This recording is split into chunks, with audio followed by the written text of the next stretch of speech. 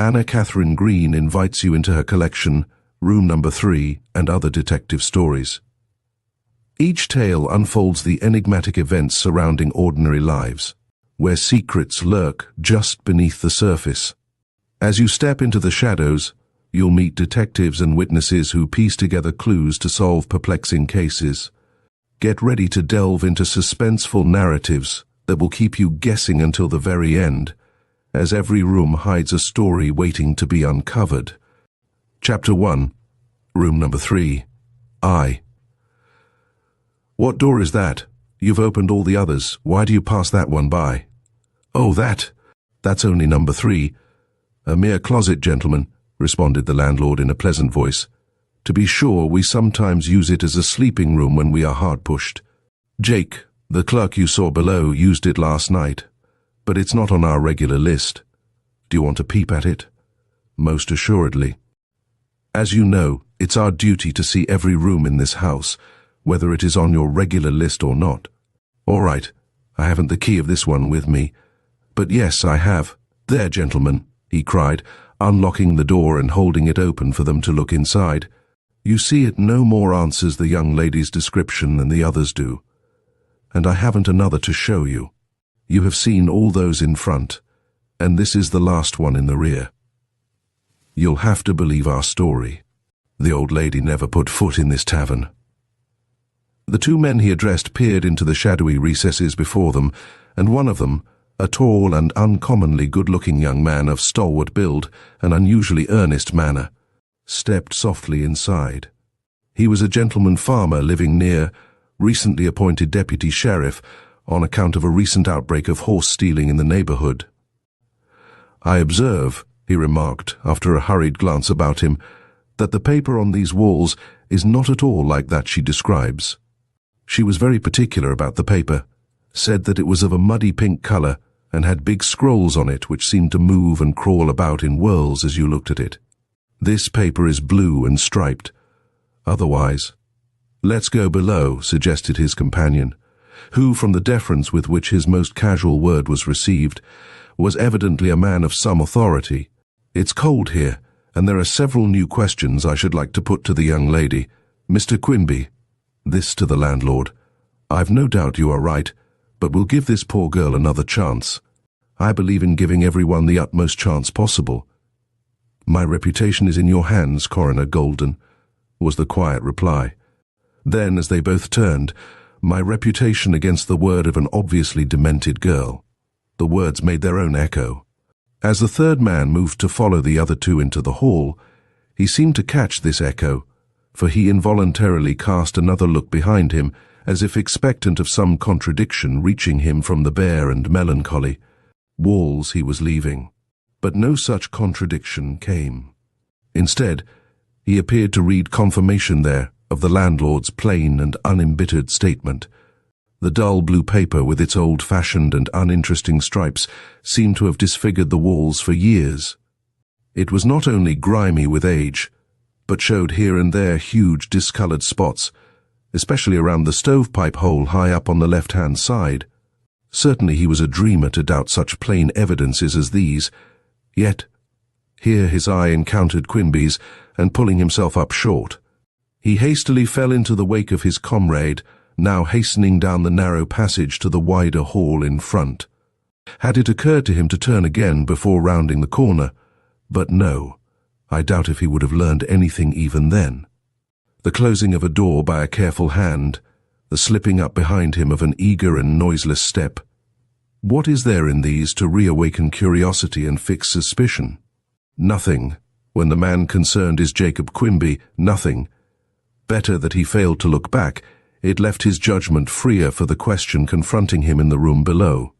Three Forks Tavern has been long forgotten, but at the time of which I write, it was a well-known but little-frequented house.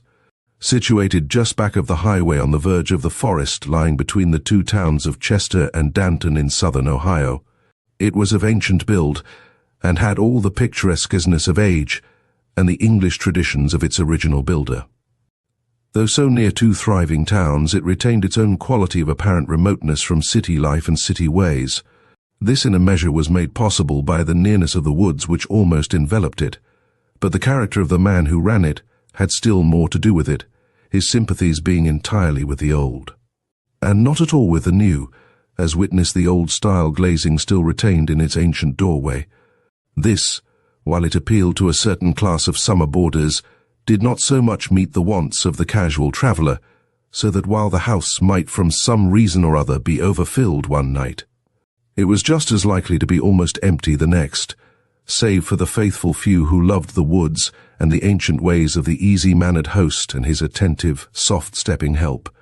The building itself was of wooden construction, high in front and low in the rear, with gables toward the highway, projecting here and there above a strip of rude old-fashioned carving. These gables were new, that is, they were only a century old. The portion now called the extension, in the passages of which we first found the men we have introduced to you, was the original house. Then it may have enjoyed the sunshine and air of the valley it overlooked, but now it was so hemmed in by yards and outbuildings as to be considered the most undesirable part of the house. And number 3, the most undesirable of its rooms, which certainly does not speak well for it. But we are getting away from our new friends and their mysterious errand. As I have already intimated, this tavern with the curious name, a name totally unsuggestive by the way, of its location on a perfectly straight road, had for its southern aspect the road, and a broad expanse beyond of varied landscape, which made the front rooms cheerful even on a cloudy day.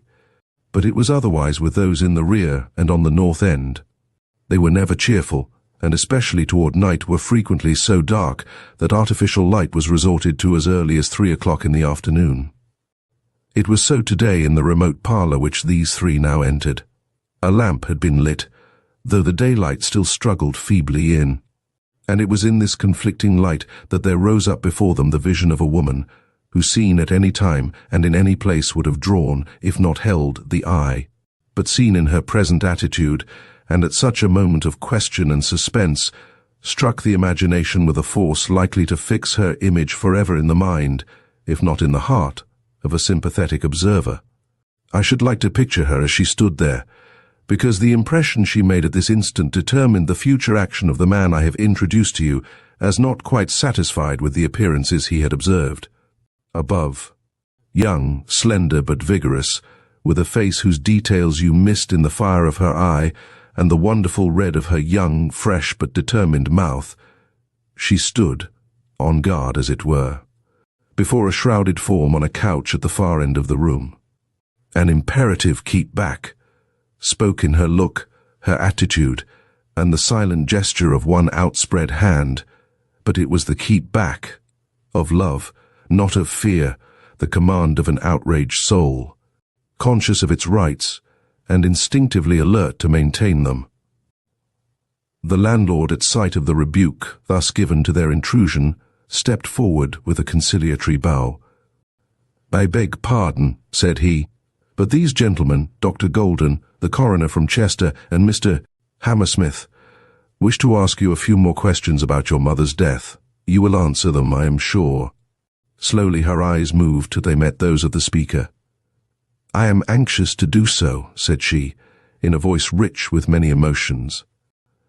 But seeing the open compassion in the landlord's face, the colour left her cheeks, almost her lips, and drawing back the hand which she had continued to hold outstretched, she threw a glance of helpless inquiry about her, which touched the younger man's heart and induced him to say, "The truth should not be hard to find in a case like this. I'm sure the young lady can explain. Dr. Golden, are you ready for her story?" The coroner, who had been silent up till now, probably from sheer surprise at the beauty and simple natural elegance of the woman caught, as he believed, in a net of dreadful tragedy, roused himself at this direct question, and bowing with an assumption of dignity far from encouraging to the man and woman anxiously watching him, replied, "We will hear what she has to say, of course, but the facts are well known. The woman she calls mother was found early this morning, lying on her face in the adjoining woods, quite dead. She had fallen over a half-concealed root, and with such force that she never moved again. If her daughter was with her at the time, Then that daughter fled without attempting to raise her. The condition and position of the wound on the dead woman's forehead, together with such corroborative facts as have since come to light, preclude all argument on this point. But we'll listen to the young woman, notwithstanding. She has a right to speak, and she shall speak. Did not your mother die in the woods? No hocus-pocus, miss, but the plain, unvarnished truth. Sirs, the term was general, but her appeal appeared to be directed solely to the one sympathetic figure before her. If my mother died in the wood, and for all I can say, she may have done so, it was not till after she had been in this house. She arrived in my company and was given a room. I saw the room, and I saw her in it. I cannot be deceived in this. If I am, then my mind has suddenly failed me, something which I find it hard to believe. Mr. Quinby, did Mrs. Demarest come to the house with Miss Demarest? Inquired Mr. Hammersmith of the silent landlord. She says so, was the reply, accompanied by a compassionate shrug which spoke volumes. And I'm quite sure she means it, he added with kindly emphasis. But ask Jake, who was in the office all the evening. Ask my wife, who saw the young lady to her room. Ask anybody and everybody who was around the tavern last night. I'm not the only one to say that Miss Demarest came in alone. All will tell you that she arrived here without escort of any kind, declined supper but wanted a room, and when I hesitated to give it to her, said by way of explanation of her lack of a companion that she had had trouble in Chester and had left town very hurriedly for her home, that her mother was coming to meet her and would probably arrive here very soon, that when this occurred I was to notify her, but if a gentleman called instead, I was to be very careful not to admit that any such person as herself was in the house. Indeed, to avoid any such possibility, she prayed that her name might be left off the register, a favour which I was slow in granting her, but which I finally did, as you can see for yourselves. Oh, came an indignant exclamation from the young woman before them. I understand my position now. This man has a bad conscience. He has something to hide, or he would not take to lying about little things like that. I never asked him to allow me to leave my name off the register. On the contrary, I wrote my name in it and my mother's name too. Let him bring the book here and you will see. We have seen, responded the coroner. We looked in the register ourselves. Your names are not there. The flush of indignation which had crimsoned her cheeks faded till she looked as startling and individual in her pallor as she had the moment before in her passionate bloom. Not there, fell from her lips in a frozen monotone as her eyes grew fixed upon the faces before her and her hand went groping around for some support. Mr. Hammersmith approached with a chair. Sit, he whispered. Then, as she sank slowly into an attitude of repose, he added gently, You shall have every consideration. Only tell the truth, the exact truth, without any heightening from your imagination, and above all, don't be frightened. She may have heard his words, but she gave no sign of comprehending them. She was following the movements of the landlord, who had slipped out to procure the register, and now stood holding it out toward the coroner. Let her see for herself, he suggested, with a bland, almost fatherly air. Dr. Golden took the book and approached Miss Demarest. Here is a name very unlike yours, he pointed out, as her eye fell on the page he had opened to. Annette Colvin, Lansing, Michigan. That is not my name or writing, said she. There is room below it for your name and that of your mother, but the space is blank, do you see? Yes, I see, she admitted. Yet I wrote my name in the book. Or is it all a monstrous dream? The coroner returned the book to the landlord. Is this your only book? He asked. The only book. Miss Demarest's eyes flashed. Hammersmith, who had watched this scene with intense interest, saw or believed that he saw. In this flash, the natural indignation of a candid mind face to face with arrant knavery. But when he forced himself to consider the complacent Quimby, he did not know what to think. His aspect of self-confidence equalled hers. Indeed, he showed the greater poise. Yet her tones rang true as she cried, You made up one plausible story, and you may well make up another. I demand the privilege of relating the whole occurrence as I remember it, she continued with an appealing look in the one sympathetic direction. Then you can listen to him. We desire nothing better, returned the coroner. "I shall have to mention a circumstance very mortifying to myself," she proceeded, with a sudden effort at self-control, which commanded the admiration even of the coroner. "My one adviser is dead." Here, her eyes flashed for a moment toward the silent form behind her. "If I make mistakes, if I seem unwomanly, but you have asked for the truth and you shall have it, all of it. I have no father. Since early this morning I have had no mother, but when I had, I found it my duty to work for her as well as for myself, that she might have the comforts she had been used to and could no longer afford. For this purpose I sought a situation in Chester, and found one in a family I had rather not name." A momentary tremor, quickly suppressed, betrayed the agitation which this allusion cost her. "My mother lived in Danton, the next town to the left. Anybody there will tell you what a good woman she was. I had wished her to live in Chester. That is, at first. Later I was glad she didn't, but she had been born in Danton, and could not accustom herself to strange surroundings. Once a week I went home, and once a week, usually on a Wednesday, she would come and meet me on the high road for a little visit. Once we met here, but this is a circumstance no one seems to remember. I was very fond of my mother and she of me. Had I loved no one else, I should have been happy still, and not been obliged to face strangers over her body, and bear the secrets of my heart to preserve my good name. There is a man, he seems 1,000 miles away from me now, so much have I lived since yesterday. He lived in the house where I was one of the family, always at table, always before my eyes. He fancied me. I might have fancied him had he been a better man. But he was far from being of the sort my mother approved, and when he urged his suit too far, I grew frightened and finally ran away. It was not so much that I could not trust him, she bravely added after a moment of silent confusion, but that I could not trust myself. He had an unfortunate influence over me, which I hated while I half yielded to it. You ran away. When was this? Yesterday afternoon at about 6. He had vowed that he would see me again before the evening was over, and I took that way to prevent a meeting. There was no other so simple, or such was my thought at the time. I did not dream that sorrows awaited me in this quiet tavern, and perplexities, so much greater than any which could have followed a meeting with him, that I feel my reason fail when I contemplate them. Go on, urged the coroner, after a moment of uneasy silence. Let us hear what happened after you left your home in Chester. I went straight to the nearest telegraph office and sent a message to my mother. I told her I was coming home and for her to meet me on the road near this tavern. Then I went to Hudson's and had supper, for I had not eaten before leaving my employers. The sun had set when I finally started, and I walked fast so as to reach Three Forks before dark. If my mother had got the telegram at once, which I calculated on her doing, as she lived next door to the telegraph office in Danton, she would be very near this place on my arrival here. So I began to look for her as soon as I entered the woods. But I did not see her. I came as far as the tavern door, and still I did not see her.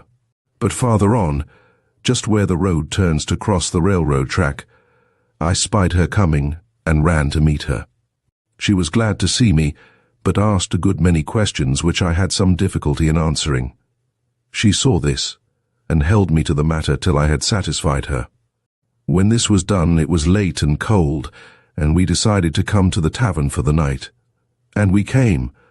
Nothing shall ever make me deny so positive a fact. We came, and this man received us. With her final repetition of this assertion, she rose and now stood upright, with her finger pointing straight at Quimby.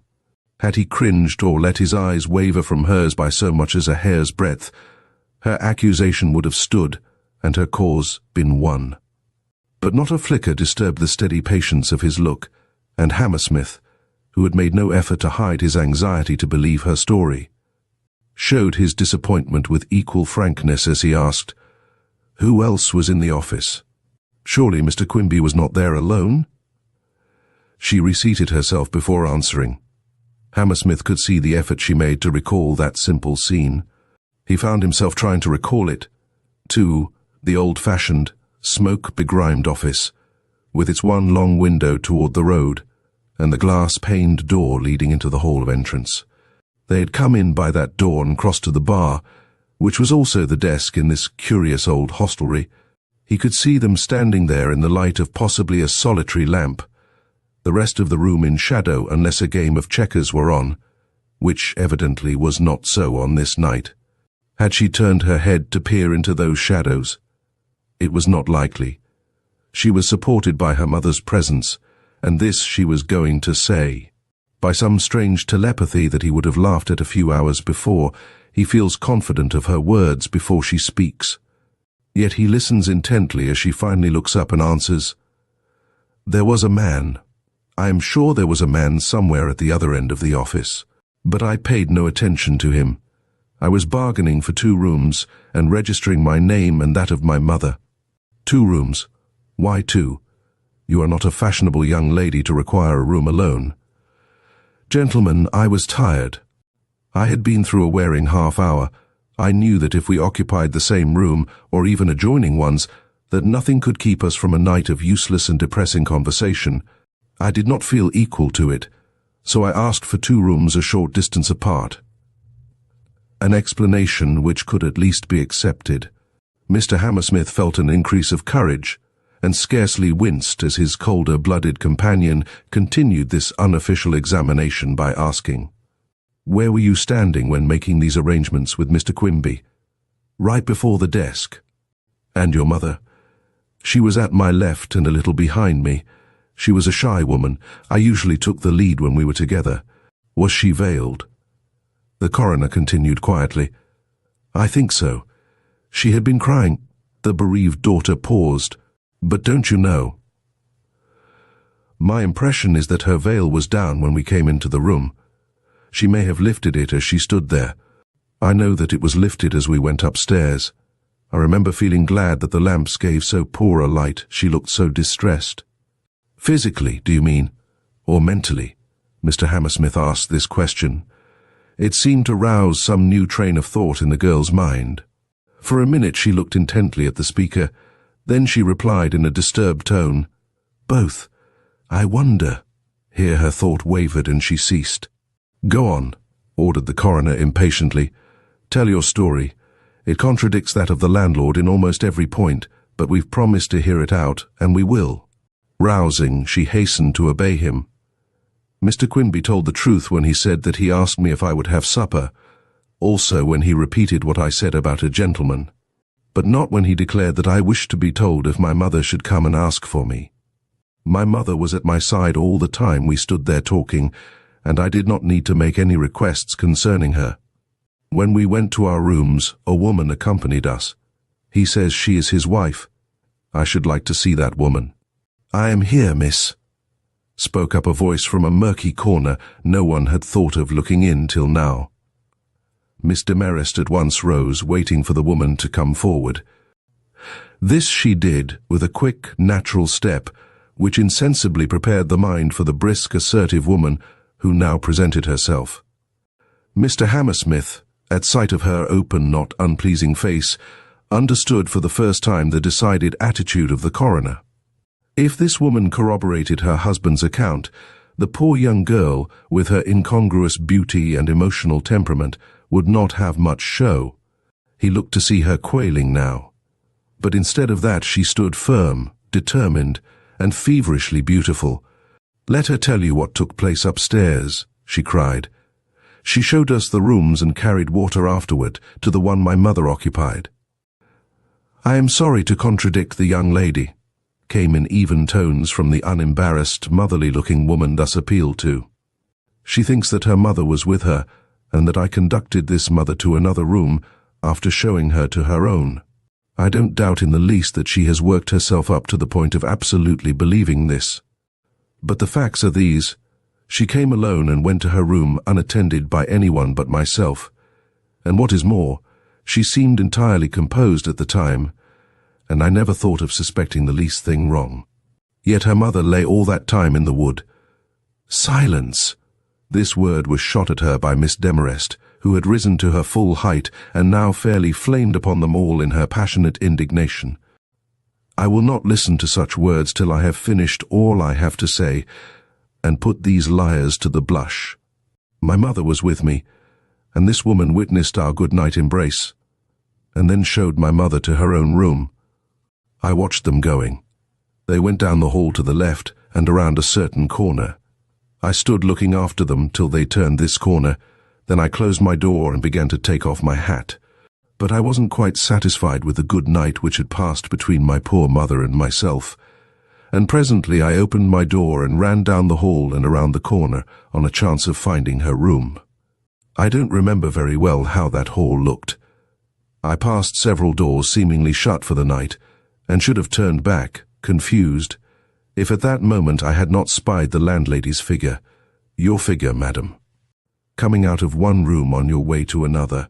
You were carrying a pitcher, and I made haste and ran after you and reached the door just before you turned to shut it. Can you deny that, or that you stepped aside while I ran in and gave my mother another hug? If you can and do, then you are a dangerous and lying woman, but I won't admit that I'm not all right. It is you, base and untruthful woman, who for some end I cannot fathom persist in denying facts on which my honor, if not my life, depends. Why, gentlemen, you, one of you at least, have heard me describe the very room in which I saw my mother. It is imprinted on my mind. I didn't know at the time that I took especial notice of it, but hardly a detail escaped me. The paper on the wall. We have been looking through the rooms, interpolated the coroner. We do not find any papered with the muddy pink you talk about. She stared, drew back from them all, and finally sank into a chair. You do not find, but you have not been shown them all. I think so. You have not. There is such a room. I could not have dreamed it. Silence met this suggestion. Throwing up her hands like one who realizes for the first time that the battle is for life, she let an expression of her despair and desolation rush in frenzy from her lips. It's a conspiracy. The whole thing is a conspiracy. If my mother had had money on her, or had worn valuable jewelry, I should believe her to have been a victim of this lying man and woman. As it is, I don't trust them. They say that my poor mother was found lying ready dressed and quite dead in the wood. That may be true, for I saw men bringing her in. But if so, what warrant have we that she was not lured there, slaughtered, and made to seem the victim of accident by this unscrupulous man and woman? Such things have been done, but for a daughter to fabricate such a plot as they impute to me is past belief, out of nature and impossible. With all their wiles they cannot prove it. I dare them to do so. I dare anyone to do so. Then she begged to be allowed to search the house for the room she so well remembered. When I show you that, she cried with ringing assurance, you will believe the rest of my story. Shall I take the young lady up myself? Asked Mr. Quimby, or will it be enough if my wife accompanies her? We will all accompany her, said the coroner. Very good, came in hearty acquiescence. It's the only way to quiet her, he whispered in Mr. Hammersmith's ear.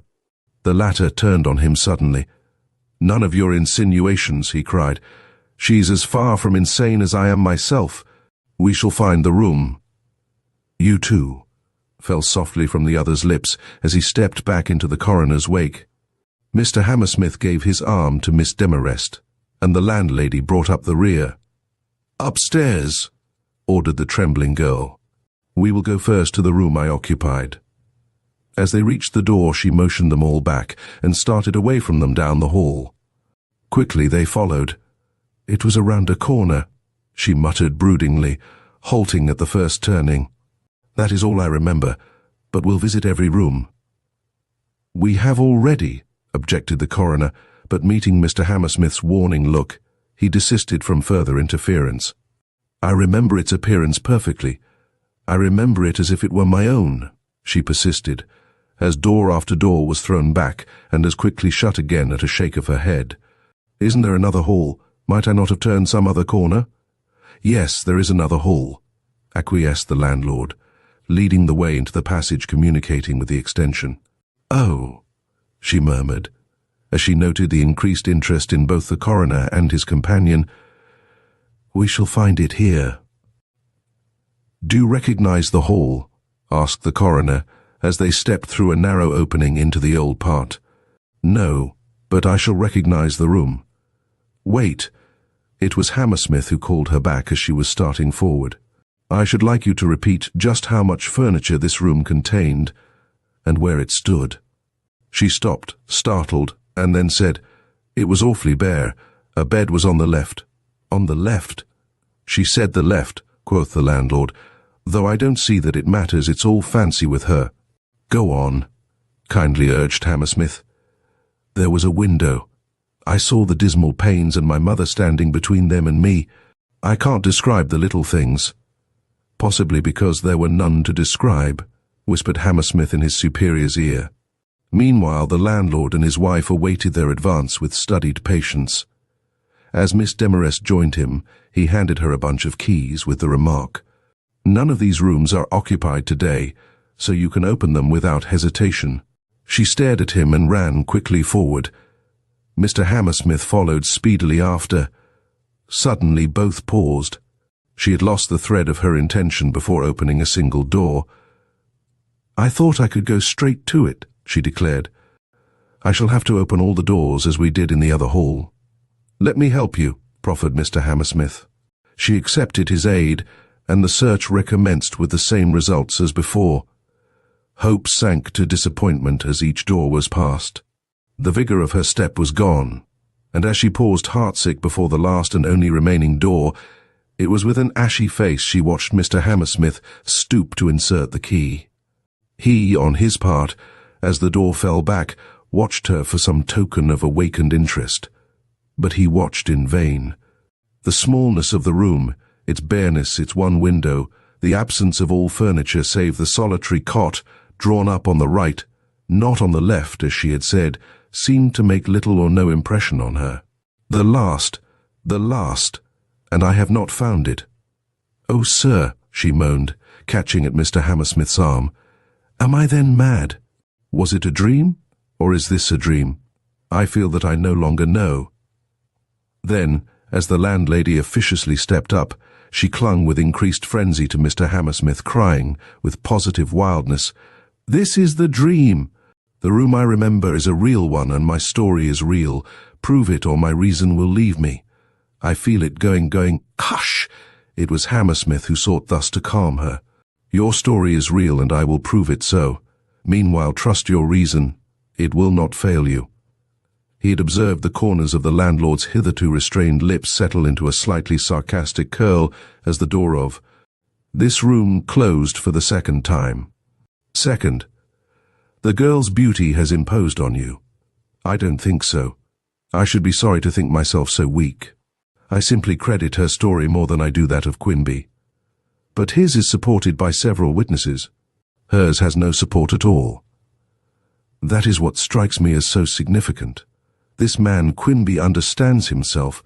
Who are his witnesses? His wife and his head man. There is nobody else. In the half hour which has just passed, I have searched diligently for some disinterested testimony supporting his assertion, but I have found none. No one knows anything. Of the 3 persons occupying rooms in the extension last night, 2 were asleep, and the third overcome with drink. The maids won't talk. They seem uneasy, and I detected a sly look pass from the one to the other at some question I asked. But they won't talk. There's a conspiracy somewhere. I'm as sure of it as that I am standing here. Nonsense. What should there be a conspiracy about? You would make this old woman an important character. Now we know that she wasn't. Look at the matter as it presents itself to an unprejudiced mind. A young and susceptible girl falls in love with a man who is at once a gentleman and a scamp. She may have tried to resist her feelings, and she may not have. Your judgment and mine would probably differ on this point. What she does not do is to let her mother into her confidence. She sees the man runs upon him, if you will, in places or under circumstances she cannot avoid, till her judgment leaves her and the point of catastrophe is reached. Then, possibly, she awakens, or what is more probable, seeks to protect herself from the penetration and opposition of his friends by meetings less open than those in which they had lately indulged. She says that she left the house to escape seeing him again last night, but this is not true. On the contrary, she must have given him to understand where she was going, for she had an interview with him in the woods before she came upon her mother. He acknowledges to the interview. I have just had a talk with him over the telephone. Then you know his name? Yes, of course, she had to tell me. It's young Maxwell. I suspected it from the first. Maxwell? Mr. Hammersmith's cheek showed an indignant color. Or was it a reflection from the setting sun? You called him a scamp a few minutes ago. A scamp's word isn't worth much. No, but it's evidence when on oath, and I fancy he will swear to the interview. Well, say there was an interview. It changes things, Mr. Hammersmith. It changes things. It makes possible a certain theory of mine which accounts for all the facts. It does. Yes. I don't think this girl is really responsible. I don't believe she struck her mother, or is deliberately telling a tissue of lies to cover up some dreadful crime. I consider her the victim of a mental hallucination, the result of some great shock. Now, what was the shock? I'll tell you. This is how I see it, how Mr. Quinby sees it, and such others in the house as have ventured an opinion. She was having this conversation with her lover in the woods below here when her mother came in sight.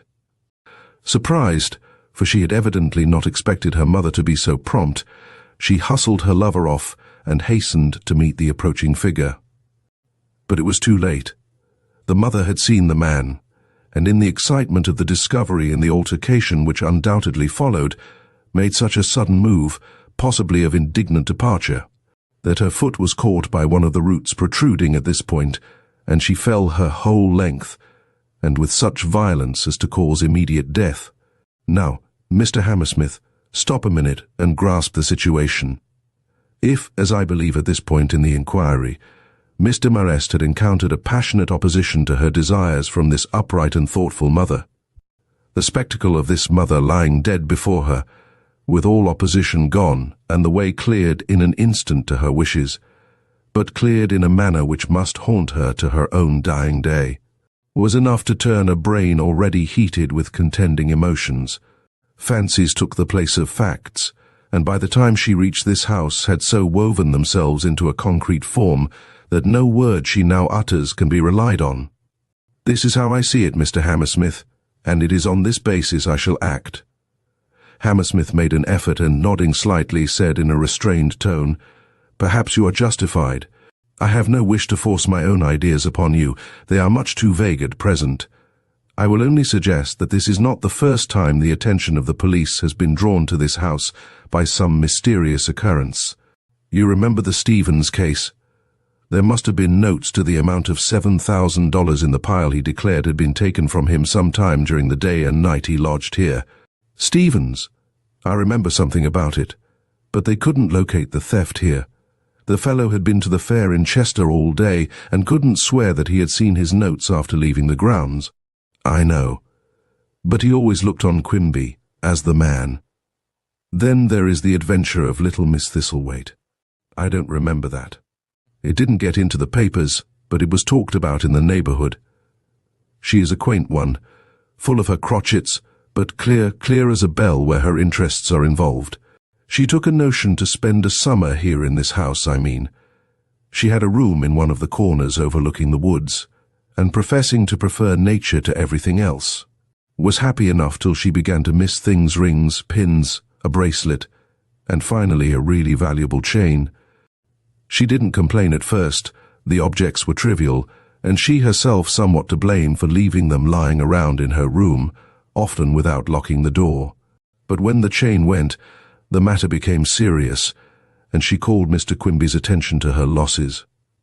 He advised her to lock her door, which she was careful to do after that, but not with the expected result. She continued to miss things, mostly jewelry of which she had a ridiculous store. Various domestics were dismissed, and finally one of the permanent boarders was requested to leave. But still the thefts went on till, her patience being exhausted, she notified the police and a detective was sent. I have always wished I had been that detective. The case ended in what was always considered a joke. Another object disappeared while he was there, and it having been conclusively proved to him that it could not have been taken by way of the door, he turned his attention to the window, which it was one of her freaks always to keep wide open. The result was curious. One day he spied from a hiding place he had made in the bushes a bird flying out from that window, and following the creature till she alighted in her nest, he climbed the tree and searched that nest. It was encrusted with jewels. The bird was a magpie and had followed its usual habits, but the chain was not there, nor one or two other articles of decided value, nor were they ever found. The bird bore the blame. The objects missing were all heavy and might have been dropped in its flight, but I have always thought that the bird had an accomplice, a knowing fellow who understood what's what and how to pick out his share. The coroner smiled. There was little conviction and much sarcasm in that smile. Hammersmith turned away. "Have you any instructions for me?" he said. "Yes, you had better stay here. I will return in the morning with my jury. It won't take long after that to see this thing through." The look he received in reply was happily hidden from him. Third, "Yes, I'm going to stay here tonight. As it's a mere formality, I shall want a room to sit in, and if you have no objection, I'll take number 3 on the rear corridor. I'm sorry, but number 3 is totally unfit for use, as you've already seen." "Oh, I'm not particular. Put a table in and a good light, and I'll get along with the rest. I have something to do. Number 3 will answer." The landlord shifted his feet, cast a quick scrutinizing look at the other's composed face, and threw back his head with a quick laugh. "As you will. I can't make you comfortable on such short notice, but that's your lookout. I've several other rooms vacant." "I fancy that room," was all the reply he got. Mr. Quimby at once gave his orders. They were received by Jake with surprise. 15 minutes later, Hammersmith prepared to install himself in these desolate quarters. But before doing so, he walked straight to the small parlour where he had last seen Miss Demarest and, knocking, asked for the privilege of a word with her. It was not her figure, however, which appeared in the doorway, but that of the landlady. "Miss Demarest is not here," announced that buxom and smooth-tongued woman. "She was like to faint after you gentlemen left the room, and I just took her upstairs to a quiet place by herself." "On the rear corridor?" "Oh, no, sir. A nice front room. We don't consider money in a case like this." "Will you give me its number?" Her suave and steady look changed to one of indignation. "You're asking a good deal, aren't you?" "I doubt if the young lady—" "The number, if you please," he quietly put in. 32, she snapped out. "She will have every care," she hastened to assure him as he turned away. "I've no doubt. I do not intend to sleep tonight. If the young lady is worse, you will communicate the fact to me. You will find me in number 3. He had turned back to make this reply, and was looking straight at her as the number dropped from his lips.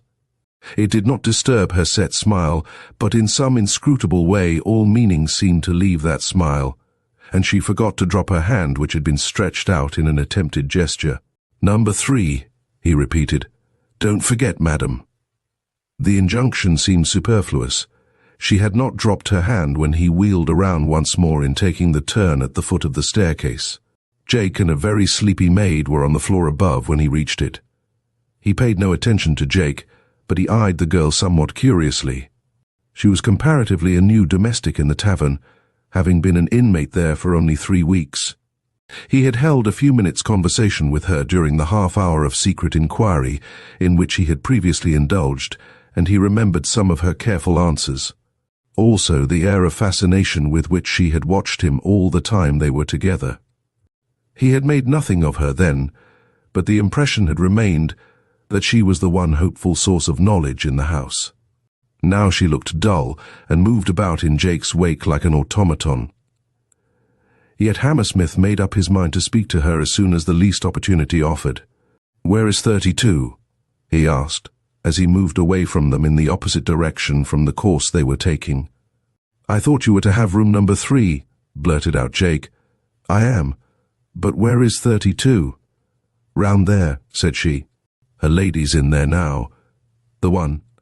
"Come on," urged Jake. "Huldah, you may go now. I'll show the gentleman his room." Huldah dropped her head and began to move off, but not before Hammersmith had caught her eye. 32, he formed with his lips, showing her a scrap of paper which he held in his hand. He thought she nodded, but he could not be sure. Nevertheless, he ventured to lay the scrap down on a small table he was passing, and when he again looked back, saw that it was gone and Huldah with it. But whither, he could not be quite sure. There was always a risk in these attempts, and he only half trusted the girl. She might carry it to 32, and she might carry it to Quinby. In the first case, Miss Demarest would know that she had an active and watchful friend in the house. In the other, the dubious landlord would but receive an open, instead of veiled intimation that the young deputy had his eye on him, and was not to be fooled by appearances and the lack of evidence to support his honest convictions. They had done little more than he had suggested to make number 3 habitable. As the door swung open under Jake's impatient hand, the half-lighted hollow of the almost empty room gaped uninvitingly before them, with just a wooden-bottomed chair and a rickety table added to the small cot bed, which had been almost its sole furnishing when he saw it last. The walls, bare as his hand, stretched without relief from baseboard to ceiling, and the floor from door to window showed an unbroken expanse of unpainted boards, save for the narrow space between chair and table, where a small rug had been laid. A cheerless outlook for a tired man, but it seemed to please Hammersmith. There was paper and ink on the table, and the lamp, which he took care to examine, held oil enough to last till morning. With a tray of eatables, this ought to suffice, or so his manner conveyed, and Jake, who had already supplied the eatables, was backing slowly out when his eye, which seemingly against his will had been travelling curiously up and down the walls, was caught by that of Hammersmith, and he plunged from the room with a flush visible even in that half-light. It was a trivial circumstance, but it fitted in with Hammersmith's trend of thought at the moment, and when the man was gone, he stood for several minutes with his own eye travelling up and down those dusky walls in an inquiry, which this distant inspection did not seem thoroughly to satisfy, for in another instant he had lifted a glass of water from the tray, and going to the nearest wall, began to moisten the paper at one of the edges. When it was quite wet, he took out his penknife, but before using it, he looked behind him, first at the door, and then at the window. The door was shut, the window seemingly guarded by an outside blind, but the former was not locked, and the latter showed, upon closer inspection, a space between the slats which he did not like. Crossing to the door, he carefully turned the key, then proceeding to the window, he endeavoured to throw up the sash in order to close the blinds more effectually, but he found himself balked in the attempt. The cord had been cut, and the sash refused to move under his hand. Casting a glance of mingled threat and sarcasm out into the night, he walked back to the wall, and dashing more water over the spot he had already moistened, began to pick at the loosened edges of the paper which were slowly falling away. The result was a disappointment. How great a disappointment he presently realized, as his knife point encountered only plaster under the peeling edges of the paper. He had hoped to find other paper under the blue, the paper which Miss Demarest remembered, and not finding it, was conscious of a sinking of the heart which had never attended any of his miscalculations before. Were his own feelings involved in this matter? It would certainly seem so. Astonished at his own sensations, he crossed back to the table, and sinking into the chair beside it, endeavoured to call up his common sense, or at least shake himself free from the glamour which had seized him. But this especial sort of glamour is not so easily shaken off. Minutes passed an hour, and little else filled his thoughts than the position of this bewitching girl and the claim she had on his sense of justice. If he listened, it was to hear her voice raised in appeal at his door. If he closed his eyes, it was to see her image more plainly on the background of his consciousness. The stillness into which the house had sunk aided this absorption and made his battle a losing one. There was naught to distract his mind, and when he dozed, as he did for a while after midnight, it was to fall under the conjuring effect of dreams in which her form dominated with all the force of an unfettered fancy. The pictures which his imagination thus brought before him were startling and never to be forgotten. The first was that of an angry sea in the blue light of an Arctic winter. Stars flecked the zenith and shed a pale luster on the moving ice floes hurrying toward a horizon of scurrying clouds and rising waves. On one of those floes stood a woman alone, with face set toward her death. The scene changed. A desert stretched out before him. Limitless, with the blazing colors of the arid sand topped by a cloudless sky, it revealed but one suggestion of life in its herbless, waterless, shadowless solitude. She stood in the midst of this desert, and as he had seen her sway on the ice floe, so he saw her now stretching unavailing arms to the brazen heavens and sink. It was not a desert, it was not a sea, icebound or torrid, it was a toppling city, massed against impenetrable night one moment, then shown to its awful full the next by the sudden tearing through of lightning flashes. He saw it all houses, churches, towers, erect, and with steadfast line, a silhouette of quiet rest awaiting dawn. Then at a flash, the doom, the quake, the breaking down of outline, the caving in of walls, followed by the sickening collapse in which life, wealth, and innumerable beating human hearts went down into the unseen and unknowable. He saw and he heard, but his eyes clung to but one point, his ears listened for but one cry. There at the extremity of a cornice, clinging to a bending beam, was the figure again, the woman of the ice floe and the desert. She seemed nearer now. He could see the straining muscles of her arm, the white despair of her set features. He wished to call aloud to her not to look down. Then, as the sudden darkness yielded to another illuminating gleam, his mind changed, and he would fain have begged her to look, slip, and end all, for subtly, quietly, ominously somewhere below her feet, he had caught the glimpsing of a feathery line of smoke curling up from the lower debris. Flame was there, a creeping devil which soon— Horror! It was no dream. He was awake, he, Hammersmith, in this small solitary hotel in Ohio, and there was fire, real fire in the air. And in his ears the echo of a shriek, such as a man hears but few times in his life, even if his lot casts him continually among the reckless and the suffering. Was it hers? Had these dreams been forerunners of some menacing danger? He was on his feet, his eyes staring at the floor beneath him, through the cracks of which wisps of smoke were forcing their way up. The tavern was not only on fire, but on fire directly under him. This discovery woke him effectually. He bounded to the door. It would not open. He wrenched at the key, but it would not turn. It was hampered in the lock. Drawing back, he threw his whole weight against the panels, uttering loud cries for help. The effort was useless. No yielding in the door, no rush to his assistance from without. Aroused now to his danger, reading the signs of the broken cord and hampered lock only too well, he desisted from his vain attempts and turned desperately toward the window. Though it might be impossible to hold up the sash and crawl under it at the same time, his only hope of exit lay there, as well as his only means of surviving the inroad of smoke which was fast becoming unendurable. He would break the sash and seek escape that way. They had doomed him to death, but he could climb roofs like a cat and feared nothing when once relieved from this smoke. Catching up the chair, he advanced toward the window, but before reaching it he paused. It was not only he they sought to destroy, but the room. There was evidence of crime in the room. In that moment of keenly aroused intelligence, he felt sure of it. What was to be done? How could he save the room, and by these means save himself and her? A single glance about assured him that he could not save it. The boards under his feet were hot. Glints of yellow light streaking through the shutters showed that the lower story had already burst into flame. The room must go, and with it every clue to the problem which was agitating him. Meanwhile, his eyeballs were smarting, his head growing dizzy.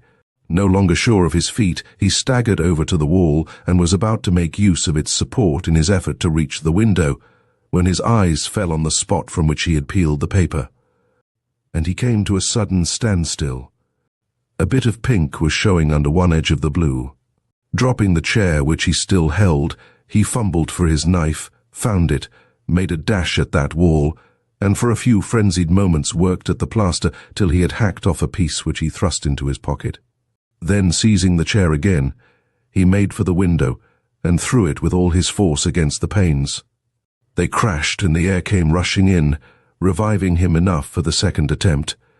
This not only smashed the pane, but loosened the shutters, and in one instant 2 sights burst upon his view: the face of a man in an upper window of the adjoining barn, and the sudden swooping up from below of a column of deadly smoke which seemed to cut off all hope of his saving himself by the means he had calculated on, yet no other way offered.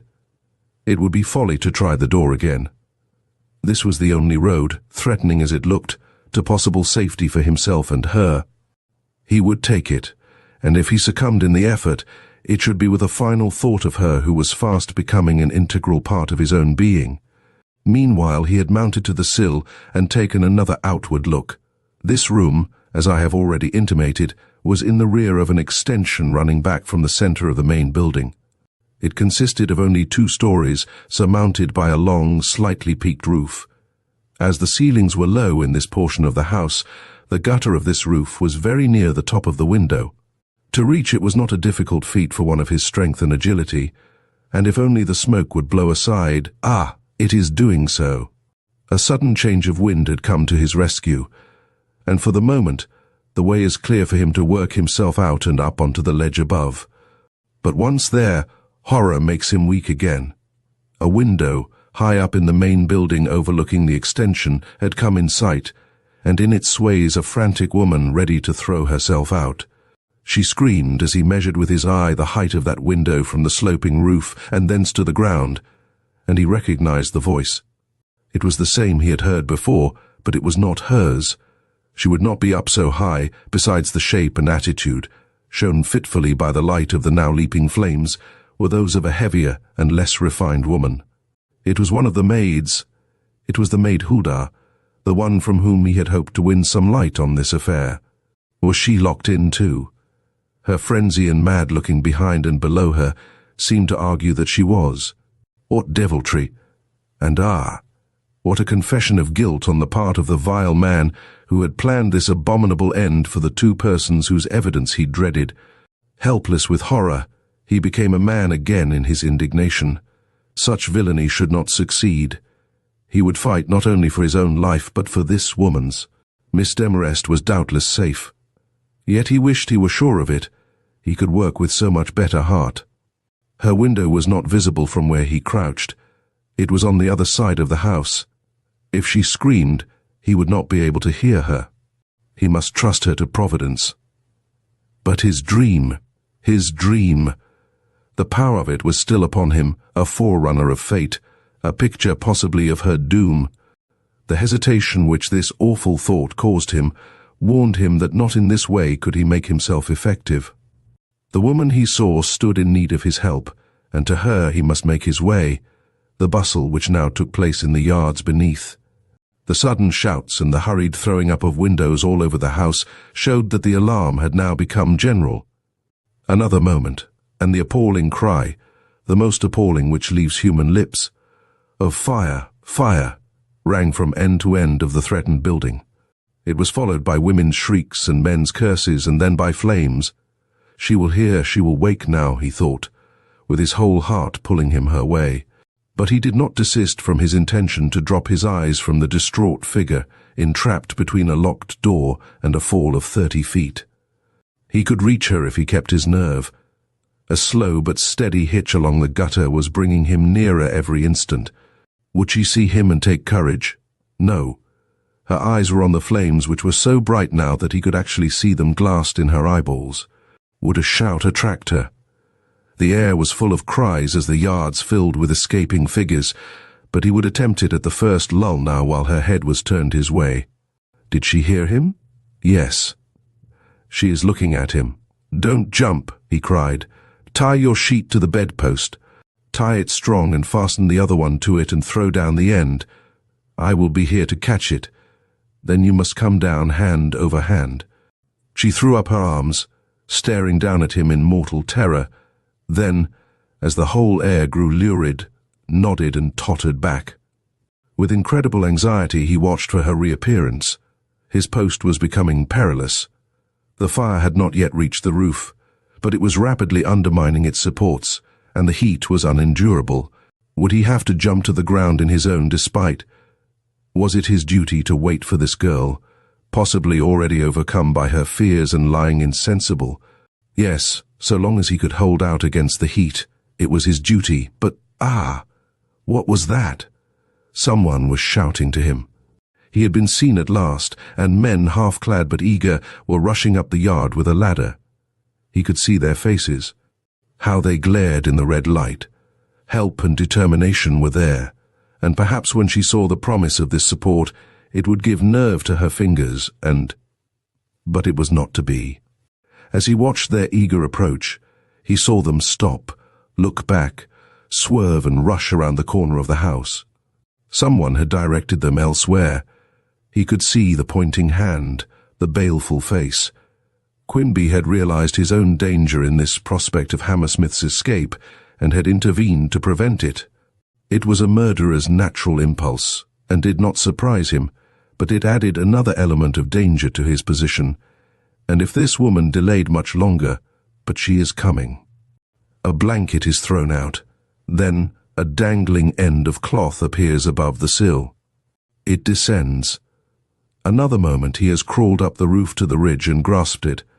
"Slowly now," he shouts. "Take time and hold on tight.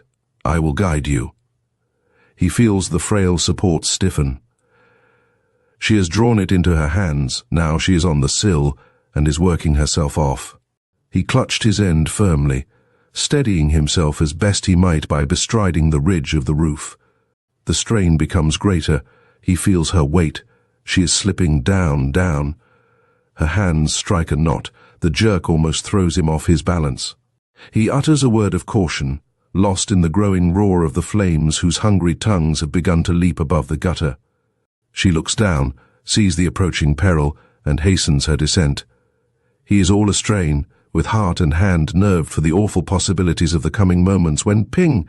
Something goes whistling by his ear, which for the instant sets his hair bristling on his head and almost paralyzes every muscle. A bullet. The flame is not threatening enough. Someone is shooting at him from the dark. Well, death which comes one way cannot come another, and a bullet is more merciful than flame. The thought steadies Hammersmith. Besides, he has nothing to do with what is taking place behind his back. His duty is here, to guide and support this rapidly descending figure, now almost within his reach. And he fulfills this duty, though that deadly ping is followed by another, and his starting eyes behold the hole made by the missile in the clapboard just before him. She is down. They stand toppling together on the slippery ridge with no support but the rapidly heating wall down which she had come. He looks one way, then another. 10 feet either way to the gutter. On one side leap the flames, beneath the other crouches their secret enemy. They cannot meet the first and live, needs must they face the latter. Bullets do not always strike the mark, as witness the two they had escaped. Besides, there are friends as well as enemies in the yard on this side. He can hear their encouraging cries. He will toss down the blanket. Perhaps there will be hands to hold it and so break her fall, if not his. With a courage which drew strength from her weakness, he carried out this plan and saw her land in safety amid half a dozen upstretched arms. Then he prepared to follow her, but felt his courage fail and his strength ooze without knowing the cause. Had a bullet struck him? He did not feel it. He was conscious of the heat but of no other suffering, yet his limbs lacked life, and it no longer seemed possible for him to twist himself about so as to fall easily from the gutter. "Come on, come on!" Rosin yells from below, but there was no movement in him. "We can't wait. The wall will fall," rose affrightedly from below. But he simply clung, and the doom of flame and collapsing timbers was rushing mercilessly upon him when, in the glare which lit up the whole dreadful scenery, there rose before his fainting eyes the sight of Miss Demarest's face turned his way from the crowd below, with all the terror of a woman's bleeding heart behind it. The joy which this recognition brought, cleared his brain, and gave him strength to struggle with his lethargy. Raising himself on one elbow, he slid his feet over the gutter, and with a frantic catch at its frail support, hung for one instant suspended, then dropped softly into the blanket which a dozen eager hands held out for him. As he did so, a single gasping cry went up from the hushed throng. He knew the voice. His rescue had relieved one heart. His own beat tumultuously, and the blood throbbed in his veins as he realized this. The next thing he remembered was standing far from the collapsing building, with a dozen men and boys grouped about him. A woman at his feet was clasping his knees in thankfulness, another sinking in a faint at the edge of the shadow. But he saw neither, for the blood was streaming over his eyes from a wound not yet accounted for. And as he felt the burning flow, he realized a fresh duty. "Where is Quinby?" he demanded loudly. "He made this hole in my forehead. He's a murderer and a thief, and I order you all in the name of the law to assist me in arresting him." With the confused cry of many voices, the circle widened. Brushing the blood from his brow, he caught at the nearest man, and with one glance toward the tottering building, pointed to the wall where he and the girl Hulda had clung. "Look," he shouted. "Do you see that black spot? Wait till the smoke blows aside. There, now, the spot just below the dangling sheet. It's a bullet hole. It was made while I crouched there." Quinby held the gun. He had his reasons for hindering our escape. "The girl can tell you." "Yes, yes," rose up from the ground at his feet. "Quinby is a wicked man. He knew that I knew it, and he locked my door when he saw the flames coming. I'm willing to tell now. I was afraid before." They stared at her with all the wonder of uncomprehending minds as she rose with a resolute air to confront them. But as the full meaning of her words penetrated their benumbed brains, slowly, man by man, they crept away to peer about in the barns, and among the clustering shadows for the man who had been thus denounced. Hammersmith followed them, and for a few minutes nothing but chase was in any man's mind. That part of the building in which lay hidden the room of shadows shook, tottered and fell, loading the heavens with sparks and lighting up the pursuit, now become as wild and reckless as the scene itself. To Miss Demarest's eyes, just struggling back to sight and hearing from the nethermost depths of unconsciousness, it looked like the swirling flight of spirits lost in the vortex of hell. For one wild moment, she thought that she herself had passed the gates of life and was one of those unhappy souls whirling over a gulf of flame. The next moment she realized her mistake. A kindly voice was in her ear. A kindly hand was pressing a half-burned blanket about her. "Don't stare so," the voice said. "It is only people routing out Quinby. They say he set fire to the tavern himself to hide his crime and do away with the one man who knew about it. I know that he locked me in because see, they've got him, and with a gun in his hand." The friendly hand fell. Both women started upright, panting with terror and excitement. Then one of them drew back, crying in a tone of sudden anguish, "Why, no, it's Jake, Daybreak," and with it Dr. Golden, who at the first alarm had ridden out post-haste without waiting to collect his jury. As he stepped to the ground before the hollow shell and smoking pile, which were all that remained to mark the scene of yesterday's events, he looked about among the half-clad. Shivering men and women peering from the barns and stables where they had taken refuge, till his eyes rested on Hammersmith standing like a sentinel before one of the doors. What's this?" he cried as the other quickly approached. "Fire, with a man like you in the house." "Fire because I was in the house. They evidently felt obliged to get rid of me somehow. It's been a night of great experiences for me. When they found I was not likely to perish in the flames, they resorted to shooting. I believe that my forehead shows where one bullet passed. Jake's aim might be improved, not that I am anxious for it." "Jake, do you mean the clerk? Did he fire at you?" "Yes, while I was on the roof engaged in rescuing one of the women. The miserable cur. You arrested him, of course, as soon as you could lay your hands on him." "Yes, he's back of me in this outhouse." "And Quinby? What about Quinby?" "He's missing." "And Mrs. Quinby?" "Missing too. They are the only persons unaccounted for." Lost in the fire? We don't think so. He was the incendiary and she undoubtedly his accomplice. They would certainly look out for themselves. Dr. Golden, it was not for insurance money they fired the place, it was to cover up a crime. The coroner, more or less prepared for this statement by what Hammersmith had already told him, showed but little additional excitement as he dubiously remarked, "So you still hold to that idea?" Hammersmith glanced about him, and catching more than one curious eye, turned their way from the crowd, now rapidly collecting in all directions. Drew the coroner aside, and in a few graphic words related the night's occurrences, and the conclusions these had forced upon him. Dr. Golden listened and seemed impressed at last, especially by one point. "You saw Quimby," he repeated, "saw his face distinctly looking toward your room from one of the stable windows?" "I can swear to it. I even caught his expression. It was malignant in the extreme, quite unlike that he usually turns upon his guests." "Which window was it?" Hammersmith pointed it out. "You have been there? Searched the room and the stable?" "Thoroughly, just as soon as it was light enough to see." "And found?" "Nothing, not even a clue. The man is lying dead in that heap. She too, perhaps.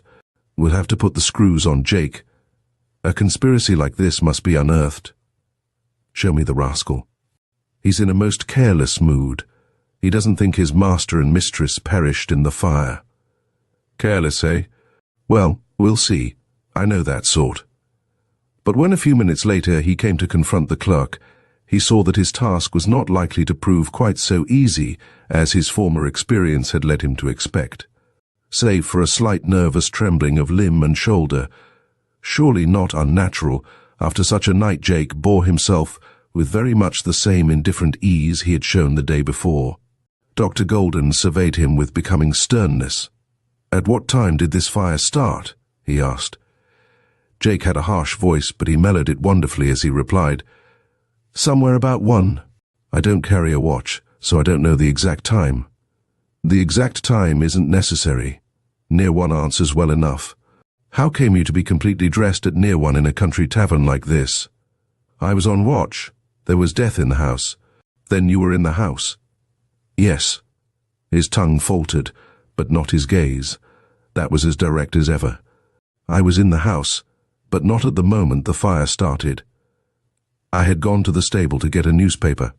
My room is in the stable, the little one high in the cock loft. I did not find the paper at once, and when I did, I stopped to read a few lines. I'm a slow reader, and by the time I was ready to cross back to the house, smoke was pouring out of the rear windows, and I stopped short, horrified. I'm mortally afraid of fire." "You have shown it. I have not heard that you raised the least alarm. I'm afraid you're right. I lost my head like a fool. You see, I've never lived anywhere else for the last 10 years, and to see my home on fire was more than I could stand. You wouldn't think me so weak to look at these muscles." Baring his arm, he stared down at it with a forlorn shake of his head. The coroner glanced at Hammersmith. What sort of fellow was this? A giant with the air of a child, a rascal with the smile of a humorist. Delicate business this, or were they both deceived, and the man just a good-humoured silly? Hammersmith answered the appeal by a nod toward an inner door. The coroner understood and turned back to Jake with a seemingly irrelevant inquiry. "Where did you leave Mr. Quimby when you went to the cockloft?" "In the house? Asleep?" "No, he was making up his accounts." "In the office?" "Yes." "And that was where you left him?" "Yes, it was." "Then how came he to be looking out of your window just before the fire broke out?" "He?" Jake's jaw fell and his enormous shoulders drooped, but only for a moment. With something between a hitch and a shrug, he drew himself upright, and with some slight display of temper cried out, "Who says he was there?" The coroner answered him. "The man behind you. He saw him." Jake's hand closed in a nervous grip. Had the trigger been against his finger at that moment, it would doubtless have been snapped with some satisfaction. So the barrel had been pointing at Hammersmith. "Saw him distinctly," the coroner repeated. "Mr. Quimby's face is not to be mistaken." "If he saw him," retorted Jake with unexpected cunning, "then the flames had got a start. One don't see in the dark." They hadn't got much of a start when I left, so he must have gone up to my room after I came down. It was before the alarm was given, before Mr. Hammersmith here had crawled out of his room window. I can't help that, sir. It was after I left the stable. You can't mix me up with Quimby's doings. Can't we? Jake, you're no lawyer, and you don't know how to manage a lie. Make a clean breast of it. It may help you, and it won't hurt Quimby. Begin with the old lady's coming. What turned Quimby against her? What's the plot? I don't know of any plot. What Quimby told you is true. You needn't expect me to contradict it. A leaden doggedness had taken the place of his whilom good nature. Nothing is more difficult to contend with. Nothing is more dreaded by the inquisitor. Hammersmith realized the difficulties of the situation and repeated the gesture he had previously made toward the door leading into an adjoining compartment. The coroner nodded as before and changed the tone of his inquiry. Jake, he declared, you are in a more serious position than you realize. You may be devoted to Quimby, but there are others who are not. A night such as you have been through quickens the conscience of women, if it does not that of men. One has been near death. The story of such a woman is apt to be truthful. Do you want to hear it? I have no objections to your doing so. What story? I don't know of any story. Women have easy tongues. They talk even when they have nothing to say. This woman has something to say, or why should she have asked to be confronted with you? Have her in, Mr. Hammersmith. I imagine that a sight of this man will make her voluble. A sneer from Jake.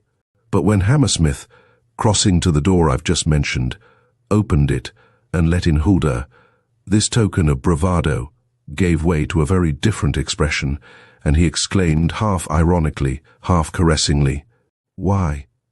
She's my sweetheart. What can she have to say except that she was mighty fortunate not to have been burned up in the fire last night?" Dr. Golden and the detective crossed looks in some anxiety. They had not been told of this relation between the two, either by the girl herself or by the others. Gifted with a mighty close mouth, she had nevertheless confided to Hammersmith that she could tell things and would. If he brought her face to face with the man who tried to shoot him while he was helping her down from the roof, would her indignation hold out under the insinuating smile with which the artful rascal awaited her words? It gave every evidence of doing so, for her eye flashed threateningly, and her whole body showed the tension of extreme feeling as she came hastily forward, and pausing just beyond the reach of his arm, cried out, "You had a hand in locking me in. You're tired of me. If you're not, why did you fire those bullets my way? I was escaping and—" Jake thrust in a quick word. "That was Quimby's move locking your door. He had some game up. I don't know what it was. I had nothing to do with it." This denial seemed to influence her. She looked at him, and her breast heaved. He was good to look at. He must have been more than that to one of her restricted experience. Hammersmith trembled for the success of their venture. Would this blonde young giant's sturdy figure and provoking smile prevail against the good sense which must tell her that he was criminal to the core, and that neither his principle nor his love were to be depended on? No, not yet. With a deepening flush, she flashed out, "You hadn't? You didn't want me dead? Why then those bullets? You might have killed me as well as Mr. Hammersmith when you fired." "Huldah!" Astonishment and reproach in the tone, and something more than either in the look which accompanied it. Both were very artful, and betrayed resources not to be expected from one of his ordinarily careless and good-humored aspect. "You haven't heard what I've said about that." "What could you say?" "Why, the truth, Huldah. I saw you on the roof. The fire was near. I thought that neither you nor the man helping you could escape. A death of that kind is horrible. I loved you too well to see you suffer. My gun was behind the barn door. I got it and fired out of mercy." She gasped. So, in a way, did the two officials. The plea was so specious, and its likely effect upon her so evident. "Jake, can I believe you?" she murmured. For answer, he fumbled in his pocket and drew out a small object which he held up before her between his fat forefinger and thumb. It was a ring, a thin, plain hoop of gold worth possibly a couple of dollars, but which in her eyes seemed to possess an incalculable value, for she had no sooner seen it than her whole face flushed, and a look of positive delight supplanted the passionately aggrieved one with which she had hitherto faced him. "You had bought," he smiled and returned it to his pocket. "For you," he simply said. The joy and pride with which she regarded him, despite the protesting murmur of the discomfited Hammersmith, proved that the wily Jake had been too much for them. "You see." This to Hammersmith. "Jake didn't mean any harm, only kindness to us both. If you will let him go, I'll be more thankful than when you helped me down off the roof. We're wanting to be married. Didn't you see him show me the ring?" It was for the coroner to answer. "We'll let him go when we're assured that he means all that he says. I haven't as good an opinion of him as you have. I think he's deceiving you, and that you are a very foolish girl to trust him. Men don't fire on the women they love, for any reason. You'd better tell me what you have against him." "I haven't anything against him, but you were going to tell us something. I guess I was fooling. People are not apt to fool who have just been in terror of their lives." Her eyes sought the ground. "I'm just a hard-working girl," she muttered almost sullenly. "What should I know about that man Quinby's dreadful doings?" "Dreadful? You call them dreadful?" It was Dr. Golden who spoke. "He locked me in my room," she violently declared. "That wasn't done for fun." "And is that all you can tell us?"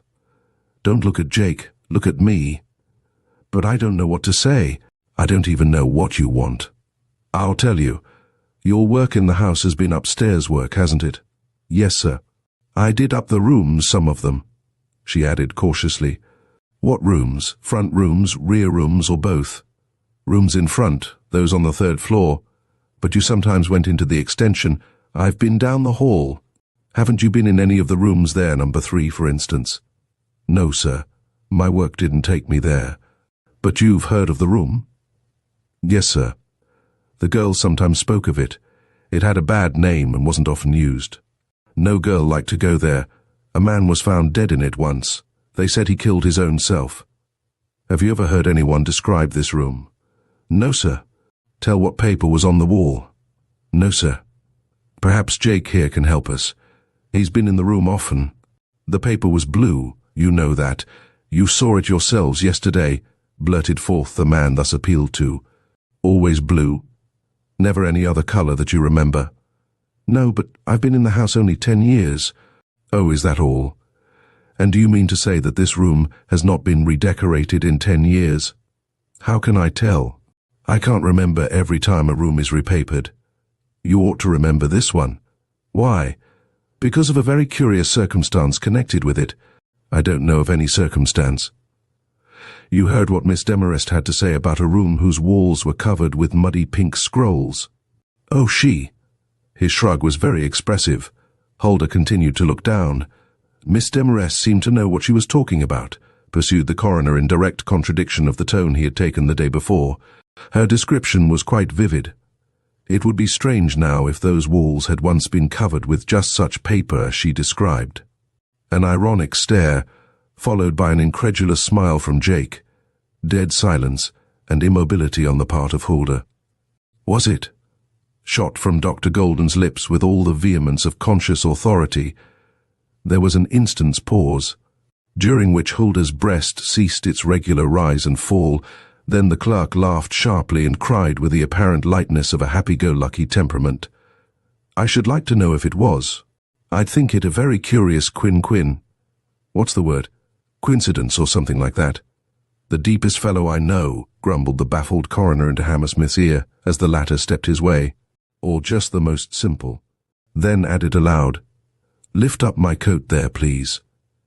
Hammersmith did so. The garment mentioned lay across a small table which formed the sole furnishing of the place, and when Hammersmith raised it, there appeared lying underneath several small pieces of plaster, which Dr. Golden immediately pointed out to Jake. "Do you see these bits from a papered wall?" he asked. "They were torn from that of number 3, between the breaking out of the fire and Mr. Hammersmith's escape from the room. Come closer, you may look at them, but keep your fingers off. You see that the coincidence you mentioned holds." Jake laughed again loudly. In a way he probably meant to express derision. Then he stood silent, gazing curiously down at the pieces before him.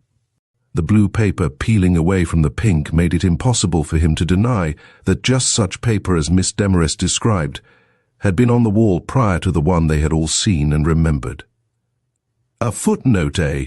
Hammersmith's first attempt to settle this fact must have failed from his having chosen a spot for his experiment, where the old paper had been stripped away before the new was put on. "Well, I vum," Jake finally broke out, turning and looking from one face to another with a very obvious attempt to carry off the matter jovially. "She must have a great eye. Another hard word. What is it now? Well, no matter.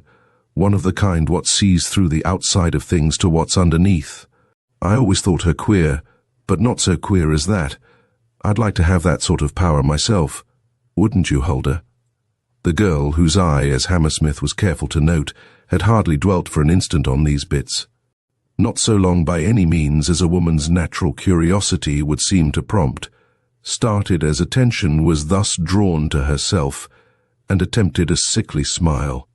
But the coroner had small appreciation for this attempted display of humour, and motioning to Hammersmith to take her away, he subjected the clerk to a second examination which, though much more searching and rigorous than the first, resulted in the single discovery that for all his specious love-making, he cared no more for the girl than for one of his old hats. This the coroner confided to Hammersmith when he came in looking disconsolate at his own failure to elicit anything further from the resolute Huldah. "But you can't make her believe that now," whispered Hammersmith. "Then we must trick him into showing her his real feelings. How would you set to work? He's warned, she's warned, and life if not love is at stake." "It don't look very promising," muttered Dr. Golden. But he was interrupted by a sudden sound of hubbub without. "It's Quimby," declared Hammersmith in his sudden excitement. But again he was mistaken. It was not the landlord but his wife, wild-eyed, dishevelled, with bits of straw in her hair from some sheltering hayrick, and in her hand a heavy gold chain which, as the morning sun shone across it, showed sparkles of liquid clearness at short intervals along its whole length. Diamonds.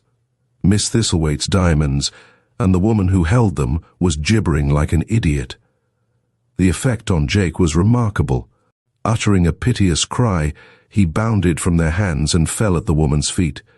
"Mother Quimby," he moaned. "Mother Quimby," and sought to kiss her hand and wake some intelligence in her eye. Meanwhile the coroner and Hammersmith looked on, astonished at these evidences of real feeling.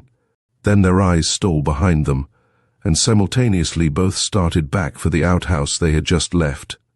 Huldah was standing in the doorway, surveying the group before her with trembling half-parted lips. "Jealous," muttered Hammersmith. "Providence has done our little trick for us. She will talk now. Look, she's beckoning to us." Speak quickly. "You'll never regret it, Huldah. He's no mate for you, and you ought to know it.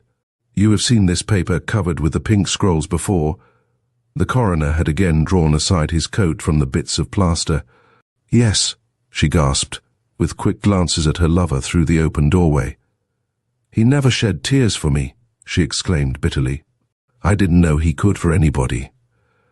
Oh, I'll tell what I've kept quiet here." And she struck her breast violently.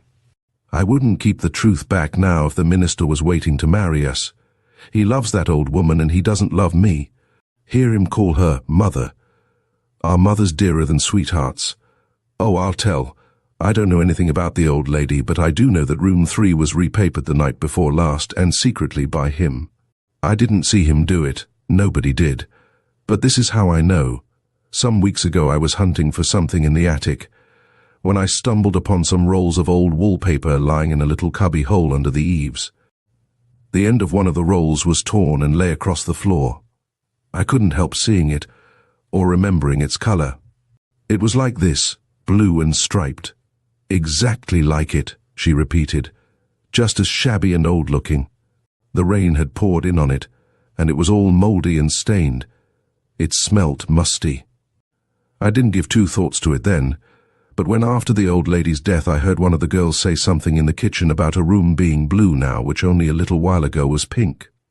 I stole up into the attic to see if those rolls were still there, and found them every one gone. Oh, what is happening now? One of the men is trying to take the diamonds from the woman and she won't let him. Her wits are evidently gone frightened away by the horrors of the night, or she wouldn't try to cling to what has branded her at once as a thief. The words seemed to pierce the girl. She stared out at her former mistress, who was again being soothed by the clerk, and murmured hoarsely, "A thief! And he don't seem to mind, but is just as good to her. Oh, I once served a term myself for a smaller thing than that, and I thought that was why. Oh, sir, there's no mistake about the paper. For I went looking about in the barrels, and where they throw the refuse, for bits to prove that this papering had been done in the night. It seemed so wonderful to me that anyone, even Jake, who is the smartest man you ever saw, could do such a job as that and no one know. And though I found nothing in the barrels, I did in the laundry stove. It was full of burned paper, and some of it showed color, and it was just that musty old blue I had seen in the attic." She paused with a terrified gasp. Jake was looking at her from the open door. "Oh, Jake," she wailed out, "why weren't you true to me? Why did you pretend to love me when you didn't?" He gave her a look, then turned on his heel. He was very much subdued in aspect, and did not think to brush away the tears still glistening on his cheek. "I've said my last word to," he quietly declared, then stood silent a moment with slowly labouring chest and an air of deepest gloom. But, as his eyes stole outside again, they saw the spirit melt within him, and simple human grief take the place of icy resolution. "She was like a mother to me," he murmured, "and now they say she'll never be herself again as long as she lives." Suddenly his head rose and he faced the coroner. "You're right," said he, "it's all up with me. No home, no sweetheart, no missus. She—" There was no doubt as to whom he meant by that tremulous she was the only one I've ever cared for, and she's just shown herself a thief. I'm no better. This is our story. I will not give it in his words, but in my own. It will be shorter and possibly more intelligible. The gang, if you may call it so, consisted of Quimby and these two, with a servant or so in addition. Robbery was its aim, a discreet and none too frequent spoliation of such of their patrons as lent themselves to their schemes. Quimby was the head, his wife the soul of this business, and Jake their devoted tool. The undermining of the latter's character had been begun early. A very dangerous undermining, because it had for one of its elements good humour and affectionate suggestion. At 14 he was ready for any crime, but he was mercifully kept out of the worst till he was a full-grown man. Then he did his part. The affair of the old woman was an unpremeditated one. It happened in this wise. Miss Demarest's story had been true in every particular. Her mother was with her when she came to the house, and he, Jake, was the person sitting far back in the shadows at the time the young lady registered. There was nothing peculiar in the occurrence or in their behaviour, except the decided demand which Miss Demarest made for separate rooms. This attracted his attention, for the house was pretty full and only one room was available in the portion reserved for transients. What would Quimby do? He couldn't send two women away, and he was entirely too conciliatory and smooth to refuse a request made so peremptorily. Quimby did nothing. He hemmed, hawed, and looked about for his wife. She was in the inner office back of him, and attracted by his uneasy movements, showed herself. A whispered consultation followed, during which she cast a glance Jake's way. He understood her instantly and lounged carelessly forward. "Let them have number," he said. "It's all fixed for the night. I can sleep anywhere, on the settle here, or even on the floor of the inner office." He had whispered these words, for the offer meant more than appeared. Number was never given to guests. It was little more than a closet and was not even furnished. A cot had been put in that very afternoon, but only to meet a special emergency. A long impending conference was going to be held between him and his employers subsequent to closing up time, and he had planned this impromptu refuge to save himself a late walk to the stable. At his offer to pass the same over to the Demarests, the difficulty of the moment vanished. Miss Demarest was shown to the one empty room in front, and the mother, as being the one less likely to be governed by superstitious fears if it so happened that some rumor of the undesirability of the haunted number 3 should have reached them, to the small closet so hastily prepared for the clerk. Mrs. Quimby accompanied her, and afterward visited her again for the purpose of carrying her a bowl and some water. It was then she encountered Miss Demarest, who, anxious for a second and more affectionate good night from her mother, had been wandering the halls in a search for her room. There was nothing to note in this simple occurrence, and Mrs. Quimby might have forgotten all about it if Miss Demarest had not made a certain remark on leaving the room. The bareness and inhospitable aspect of the place may have struck her, for she stopped in the doorway and, looking back, exclaimed, "What ugly paper!" "Magenta too, the one colour my mother hates." This Mrs. Quimby remembered, for she also hated magenta, and never went into this room if she could help it. The business which kept them all up that night was one totally disconnected with the Demarests or anyone else in the house. A large outstanding obligation was coming due, which Quimby lacked the money to meet. Something must be done with the stolen notes and jewellery which they had accumulated in times past, and had never found the will or courage to dispose of. A choice must be made of what was saleable. But what choice? It was a question that opened the door to endless controversy and possibly to a great difference of opinion. For in his way Quimby was a miser of the worst type, and cared less for what money would do than for the sight and feeling of the money itself, while Mrs. Quimby was even more tenacious in her passion for the trinkets and gems which she looked upon as her part of the booty. Jake, on the contrary, cared little for anything but the good of the couple to whom he had attached himself. He wished Quimby to be satisfied, but not at Mrs. Quimby's expense. He was really fond of the woman, and he was resolved that she should have no cause to grieve, even if he had to break with the old man. Little did any of them foresee what the night really held for them, or on what a jagged and unsuspected rock their frail bark was about to split. Shutting up time came, and with it the usual midnight quiet. All the doors had been locked and the curtains drawn over the windows and across the glass doors of the office.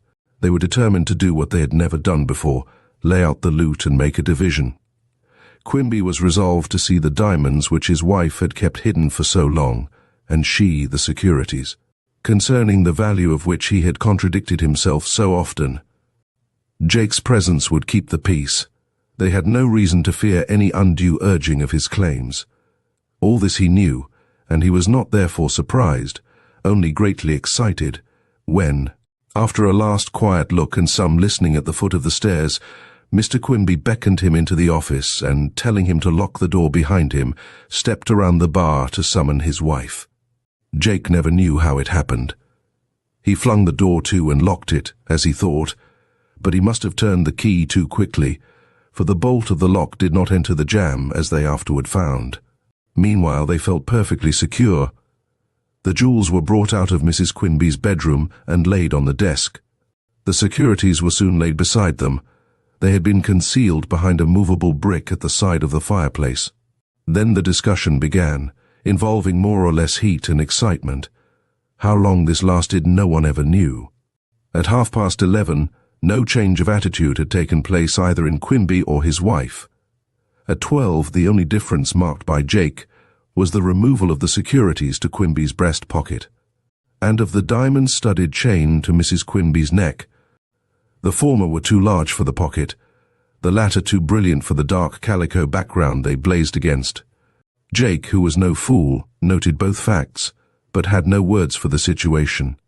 He was absorbed, and he saw that Quimby was absorbed, in watching her broad hand creeping over those diamonds and huddling them up in a burning heap against her heart. There was fear in the action, fierce and overmastering fear, and so there was in her eyes which, fixed and glassy, stared over their shoulders at the wall behind, as though something had reached out from that wall and struck at the very root of her being. What did it mean? There was nothing in the room to affright her. Had she gone daft? Or, suddenly they both felt the blood congeal in their own veins. Each turned to each a horrified face. Then slowly, and as if drawn by a power supernatural, and quite outside of their own will. Their two heads turned in the direction she was looking, and they beheld standing in their midst a spectre. No, it was the figure of a living, breathing woman, with eyes fastened on those jewels, those well-known, much advertised jewels. So much they saw in that instant flash. Then nothing. For Quimby, in a frenzy of unreasoning fear, had taken the chair from under him and had swung it at the figure. A lamp had stood on the bar top. It was caught by the backward swing of the chair, overturned, and quenched. The splintering of glass mingled its small sound with an ominous thud in the thick darkness. It was the end of all things. The falling of an impenetrable curtain over a horror half-sensed, yet all the greater for its mystery. The silence, the terror, the unspeakable sense of doom which gripped them all was not broken by a heartbeat. All listened for a stir, a movement where they could see nothing. But the stillness remained unbroken. The silence was absolute. The figure which they had believed themselves to have seen had been a dream, an imagination of their overwrought minds. It could not be otherwise. The door had been locked. Entrance was impossible, yet doubt held them powerless. The moments were making years of themselves. To each came in a flash a review of every earthly incident they had experienced, every wicked deed, every unholy aspiration. Quimby gritted his teeth. It was the first sound which had followed that thud, and slight as it was, it released them somewhat from their awful tension. Jake felt that he could move now, and was about to let forth his imprisoned breath when he felt the touch of icy fingers trailing over his cheek, and started back with a curse. It was Mrs. Quimby feeling about for him in the impenetrable darkness, and in another moment he could hear her smothered whisper, "Are you there, Jake?" "Yes, where are you?" "Here," said the woman, with an effort to keep her teeth from striking together. "For God's sake, a light," came from the hollow darkness beyond. It was Quimby's voice at last. Jake answered, "No light for me. I'll stay where I am till daybreak." "Get a light, you fool," commanded Quimby, but not without a tremble in his usually mild tone. Hard breathing from Jake, but no other response. Quimby seemed to take a step nearer, for his voice was almost at their ears now. "Jake, you can have anything I've got so as you get a light now. There ain't nothing to light here. You broke the lamp." Quiet for a moment. Then Quimby muttered hoarsely, "If you ain't scared out of your 7 senses, you can go down cellar and bring up that bit of candle, 'longside the ale barrels. Into the cellar, not Jake." The moving of the rickety table which his fat hand had found and rested on spoke for him. Another curse from Quimby. Then the woman, though with some hesitation, said with more self-control than could be expected, "I'll get it," and they heard her move away from it, toward the trap-door behind the bar. The two men made no objection. To her that cold, black cellar might seem a refuge from the unseen horror centered here. It had not struck them so. It had its own possibilities, and Jake wondered at her courage as he caught the sound of her groping advance and the sudden clatter and clink of bottles as the door came up and struck the edge of the bar. There was life and a suggestion of home in that clatter and clink, and all breathed easier for a moment, but only for a moment. The something lying there behind them, or was it almost under their feet, soon got its hold again upon their fears, and Jake found himself standing stock still, listening both ways for that dreaded, or would it be welcome, movement on the floor behind, and to the dragging sound of Mrs. Quimby's skirt and petticoat as she made her first step down those cellar stairs. What an endless time it took! He could rush down there in a minute, but she could not have reached the 3rd step yet, for that always creaked.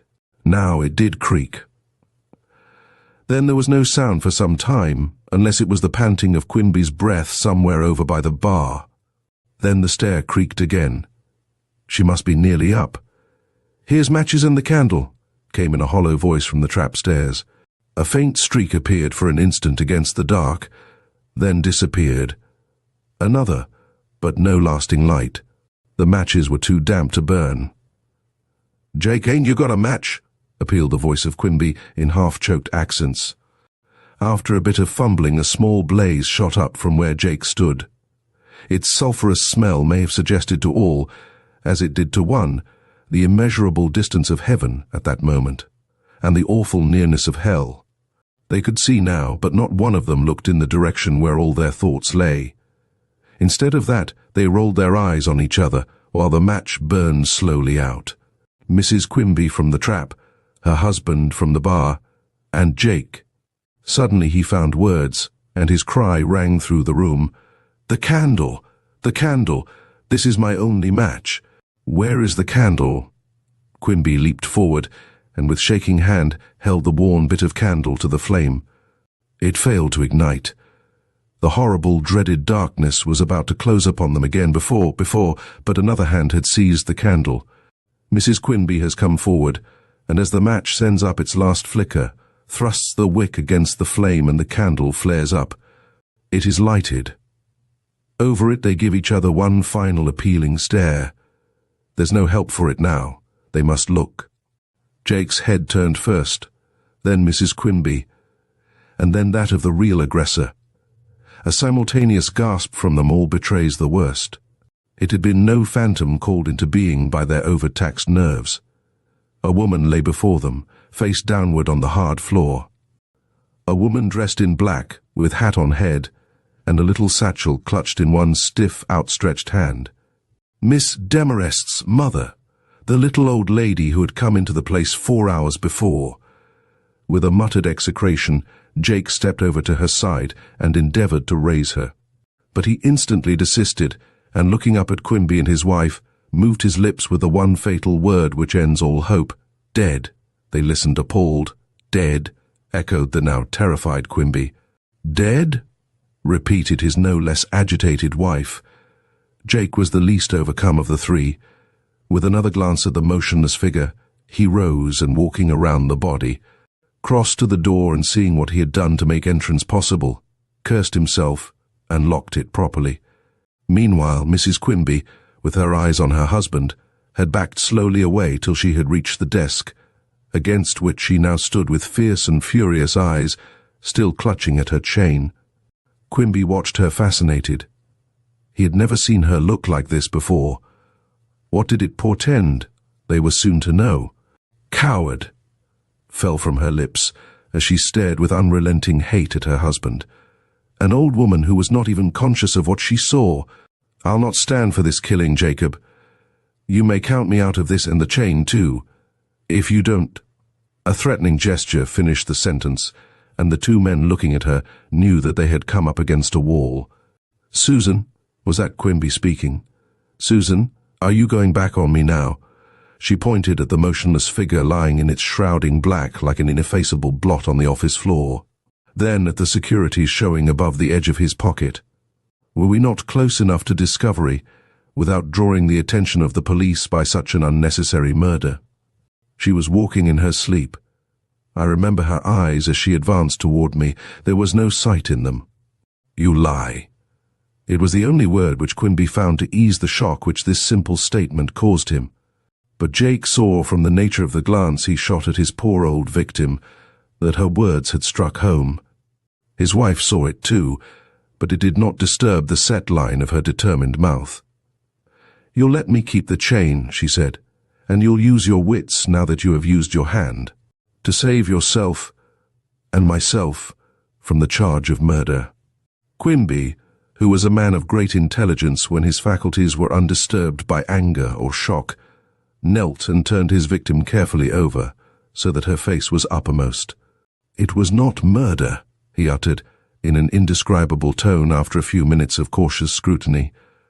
The old lady fell and struck her forehead. "See, the bruise is scarcely perceptible. Had she been younger—" "A sudden death from any cause in this house at just this time is full of danger for us," coldly broke in his wife.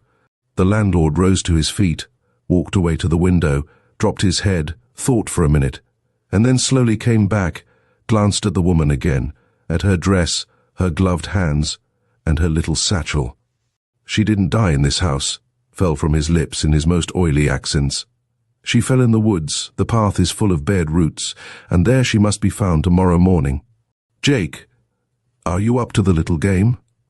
Jake, who was drawing his first full breath, answered with a calm enough nod. Whereupon Quimby bade his wife to take a look outside and see if the way was clear for them to carry the body out. She did not move. He fell into a rage, an unusual thing for him. "Bestir yourself. Do as I bid you," he muttered. Her eyes held his. Her face took on the look he had learned to dread. Finally she spoke. "And the daughter?" "What about the daughter?" Quimby stood silent, then with a sidelong leer, and in a tone smooth as oil, but freighted with purpose. "The mother first. We'll look after the daughter later." Mrs. Quimby shivered. Then, as her hand spread itself over the precious chain sparkling with the sinister gleam of serpent's eyes on her broad bosom, she grimly muttered, "How? I'm for no more risks, I tell you." Jake took a step forward. He thought his master was about to rush upon her, but he was only gathering up his faculties to meet the new problem she had flung at him. "The girl's a mere child. We shall have no difficulty with her," he muttered broodingly. "Who saw these two come in?" Then it came out that no one but themselves had been present at their arrival. Further consultation developed that the use to which number 3 had been put was known to but one of the maids, who could easily be silenced. Whereupon Quimby told his scheme. Mrs. Quimby was satisfied, and he and Jake prepared to carry it out. The sensations of the next half hour, as told by Jake, would make your flesh creep. They did not dare to carry a lamp to light the gruesome task, and well as they knew the way. The possibilities of a stumble or a fall against some one of the many trees they had to pass filled them with constant terror. They did stumble once, and the low cry Jake uttered caused them new fears. Was that a window they heard flying up? No, but something moved in the bushes. They were sure of this and guiltily shook in their shoes, but nothing advanced out of the shadows, and they went on. But the worst was when they had to turn their backs upon the body left lying face downward in the cold, damp woods. Men of no compassion, unreached by ordinary sympathies, they felt the furtive skulking back, step by step, along ways commonplace enough in the daytime, but begirt with terrors now and full of demoniac suggestion. The sight of a single thread of light marking the door, left ajar for them by Mrs. Quimby, was a beacon of hope, which was not even disturbed by the sight of her wild figure walking in a circle round and round the office. The stump of candle dripping unheeded over her fingers, and her eyes almost as sightless as those of the form left in the woods. "Susan!" exclaimed her husband, laying hand on her. She paused at once. The presence of the two men had restored her self-possession. But all was not well yet. Jake drew Quimby's attention to the register, where the two names of mother and daughter could be seen in plain black and white.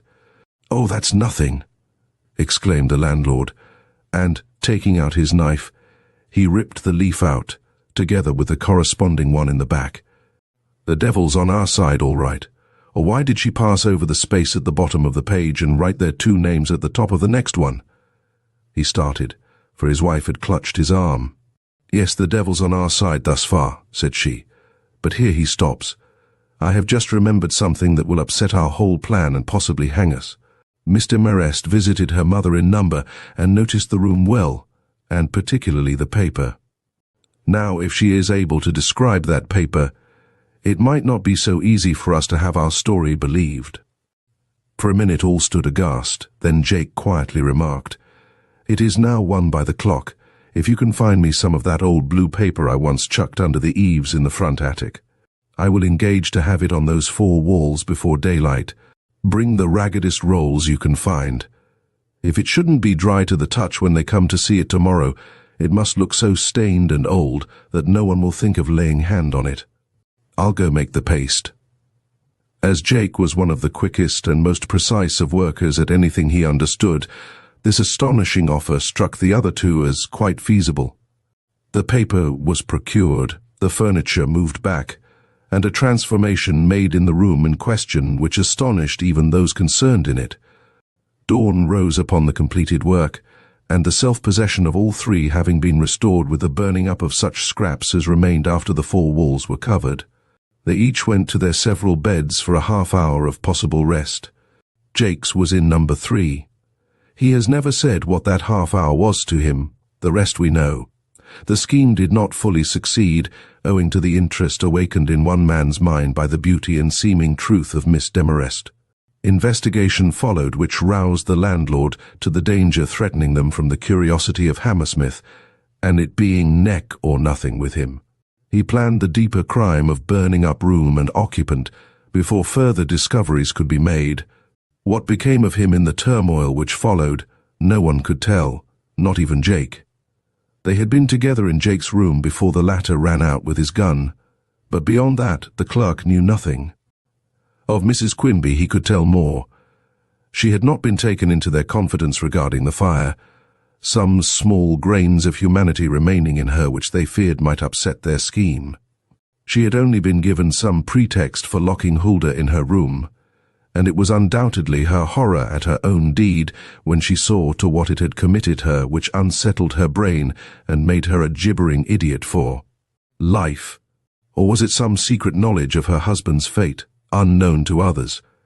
We cannot tell, for no sign nor word of Jacob Quimby ever came to dispel the mystery of his disappearance. And this is the story of Three Forks Tavern, and the room numbered 3.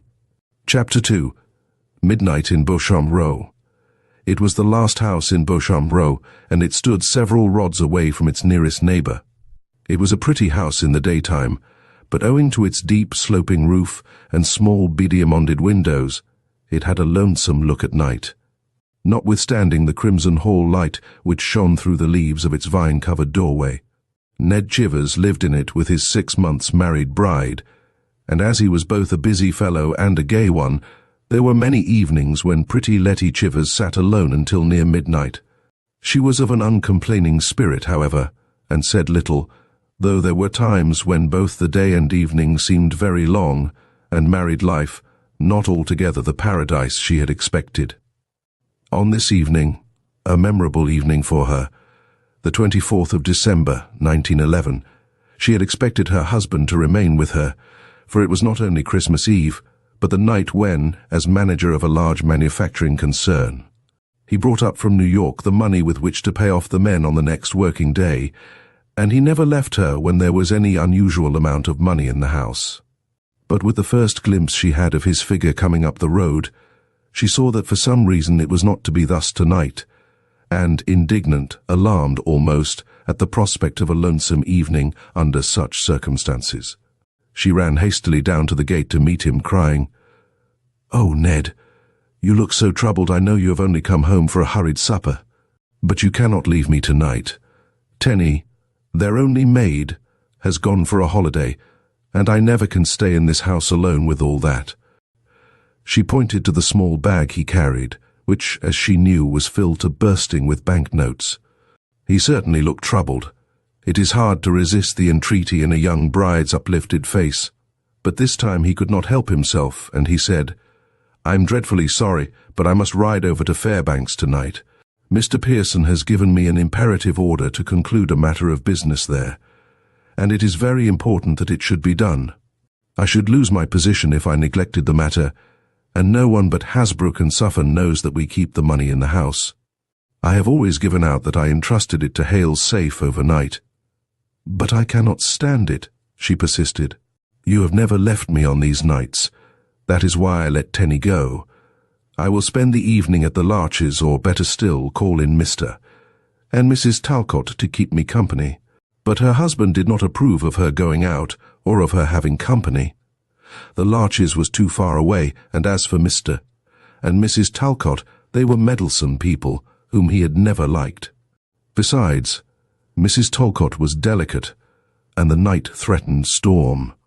Let her go to bed like a good girl, and think nothing about the money, which he would take care to put away in a very safe place.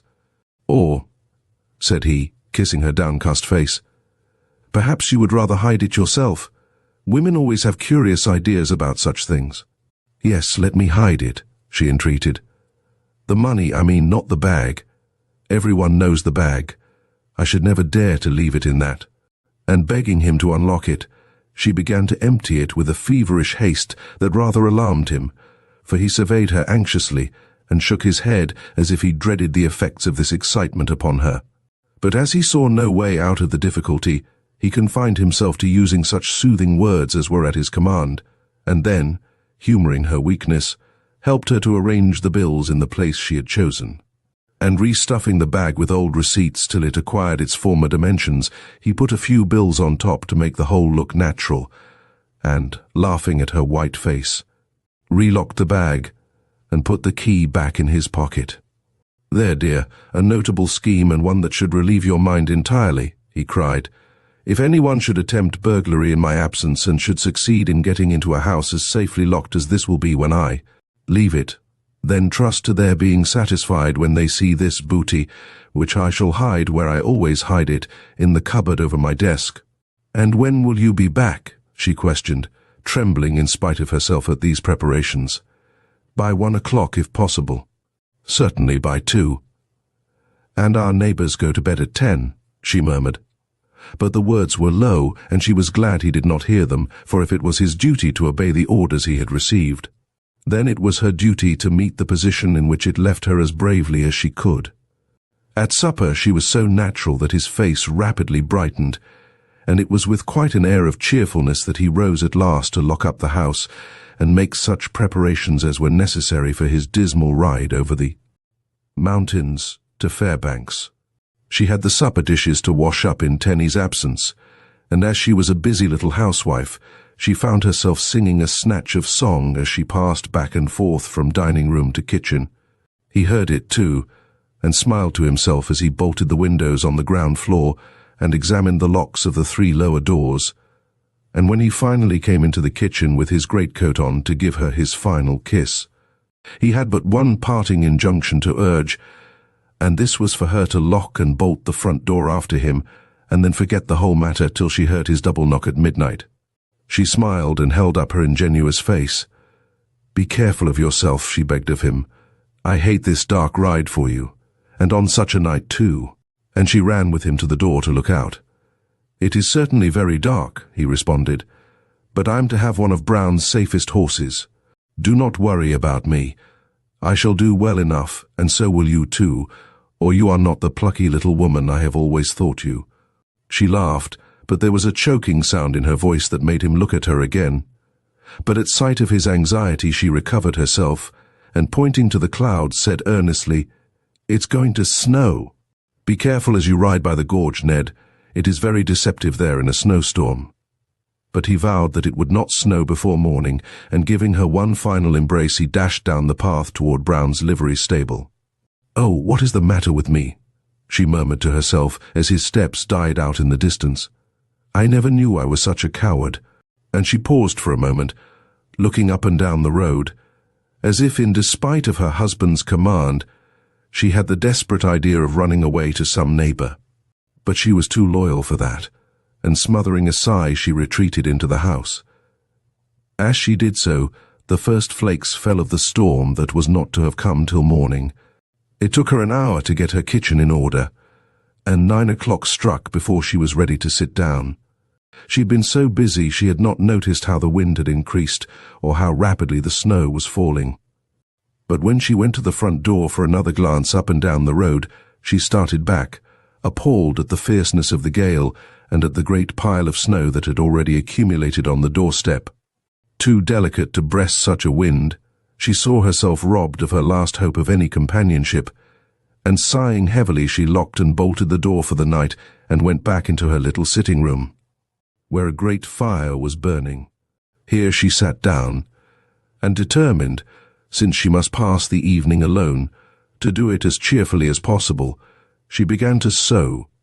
Oh, what a Christmas Eve, she thought, as a picture of other homes rose before her eyes, homes in which husbands sat by wives and brothers by sisters, and a great wave of regret poured over her, and a longing for something, she hardly dared say what, lest her unhappiness should acquire a sting that would leave traces beyond the passing moment.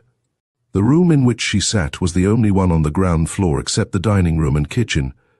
It therefore was used both as parlour and sitting room, and held not only her piano, but her husband's desk. Communicating with it was the tiny dining room. Between the two, however, was an entry leading to a side entrance, A lamp was in this entry, and she had left it burning, as well as the one in the kitchen, that the house might look cheerful and as if the whole family were at home. She was looking toward this entry and wondering what made it seem so dismally dark to her when there came a faint sound from the door at its further end. Knowing that her husband must have taken peculiar pains with the fastenings of this door, as it was the one toward the woods and therefore most accessible to wayfarers, she sat where she was, with all her faculties strained to listen. But no further sound came from that direction, and after a few minutes of silent terror, she was allowing herself to believe that she had been deceived by her fears when she suddenly heard the same sound at the kitchen door, followed by a muffled knock. Frightened now in good earnest, but still alive to the fact that the intruder was as likely to be a friend as foe, she stepped to the door, and with her hand on the lock stooped and asked boldly enough who was there. But she received no answer, and more affected by this unexpected silence than by the knock she had heard, she recoiled farther and farther till not only the width of the kitchen, but the dining room also, lay between her and the scene of her alarm, when to her utter confusion the noise shifted again to the side of the house, and the door she thought so securely fastened swung violently open as if blown in by a fierce gust. And she saw precipitated into the entry the burly figure of a man covered with snow and shaking with the violence of the storm that seemed at once to fill the house. Her first thought was that it was her husband come back, but before she could clear her eyes from the snow which had rushed tumultuously in, he had thrown off his outer covering, and she found herself face to face with a man in whose powerful frame and cynical visage she saw little to comfort her, and much to surprise and alarm. "Ugh," was his coarse and rather familiar greeting. "A hard night, Mrs. Enough to drive any man indoors. Pardon the liberty, but I couldn't wait for you to lift the latch. The wind drove me right in." Was not the door locked?" she feebly asked, thinking he must have staved it in with his foot, which was certainly well fitted for such a task. "Not much," he chuckled. "I suppose you're too hospitable for that." And his eyes passed from her face to the comfortable firelight shining through the sitting room. "Is it refuge you want?" she demanded, suppressing as much as possible all signs of fear. "Sure, Mrs. What else? A man can't live in a gale like that, especially after a tramp of 20 miles or more." "Shall I shut the door for you?" he asked, with a mixture of bravado and good nature that frightened her more and more. "I will shut it," she replied, with a half notion of escaping this sinister stranger by a flight through the night. But one glance into the swirling snowstorm deterred her, and making the best of the alarming situation, she closed the door, but did not lock it, being now more afraid of what was inside the house than of anything left lingering without. The man, whose clothes were dripping with water, watched her with a cynical smile, and then, without any invitation, entered the dining room, crossed it, and moved toward the kitchen fire. Ugh, but it is warm here," he cried, his nostrils dilating with an animal-like enjoyment that in itself was repugnant to her womanly delicacy. "Do you know, Mrs., I shall have to stay here all night. Can't go out in that gale again, not such a fool." Then, with a sly look at her trembling form and white face, he insinuatingly added, "All alone, Mrs." The suddenness with which this was put, together with the leer that accompanied it, made her start. Alone? Yes, but should she acknowledge it? Would it not be better to say that her husband was upstairs? The man evidently saw the struggle going on in her mind, for he chuckled to himself and called out quite boldly, "Never mind, Mrs., it's all right. Just give me a bit of cold meat and a cup of tea or something, and we'll be very comfortable together. You're a slender slip of a woman to be minding a house like this. I'll keep you company if you don't mind, leastwise until the storm lets up a bit, which ain't likely for some hours to come. Rough night, Mrs., rough night." "I expect my husband home at any time," she hastened to say, and thinking she saw a change in the man's countenance at this, she put on quite an air of sudden satisfaction and bounded toward the front of the house. "There! I think I hear him now," she cried. Her motive was to gain time, and if possible to obtain the opportunity of shifting the money from the place where she had first put it into another and safer one. I want to be able, she thought, to swear that I have no money with me in this house. If I can only get it into my apron, I will drop it outside the door into the snowbank. It will be as safe there as in the vaults it came from. And dashing into the sitting room, she made a feint of dragging down a shawl from a screen, while she secretly filled her skirt with the bills which had been put between some old pamphlets on the bookshelves. She could hear the man grumbling in the kitchen, but he did not follow her front, and taking advantage of the moment's respite from his none too encouraging presence, she unbarred the door and cheerfully called out her husband's name. The ruse was successful. She was enabled to fling the notes where the falling flakes would soon cover them from sight, and feeling more courageous, now that the money was out of the house, she went slowly back, saying she had made a mistake, and that it was the wind she had heard. The man gave a gruff but knowing guffaw, and then resumed his watch over her, following her steps as she proceeded to set him out a meal, with a persistency that reminded her of a tiger just on the point of springing. But the inviting look of the viands with which she was rapidly setting the table soon distracted his attention, and allowing himself one grunt of satisfaction, he drew up a chair and set himself down to what to him was evidently a most savoury repast. No beer, no ale. Nothing of that sort, eh? Don't keep a bar, he growled, as his teeth closed on a huge hunk of bread. She shook her head, wishing she had a little cold poison bottled up in a tight-looking jug. Nothing but tea, she smiled, astonished at her own ease of manner in the presence of this alarming guest. Then let's have that, he grumbled, taking the bowl she handed him, with an odd look that made her glad to retreat to the other side of the room. Just listen to the howling wind, he went on between the huge mouthfuls of bread and cheese with which he was gorging himself. But we're very comfortable, we two. We don't mind the storm, do we?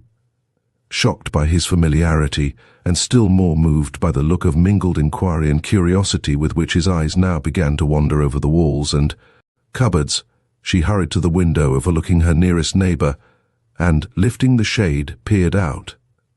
A swirl of snowflakes alone confronted her. She could neither see her neighbours, nor could she be seen by them. A shout from her to them would not be heard. She was as completely isolated as if the house stood in the centre of a desolate western plain.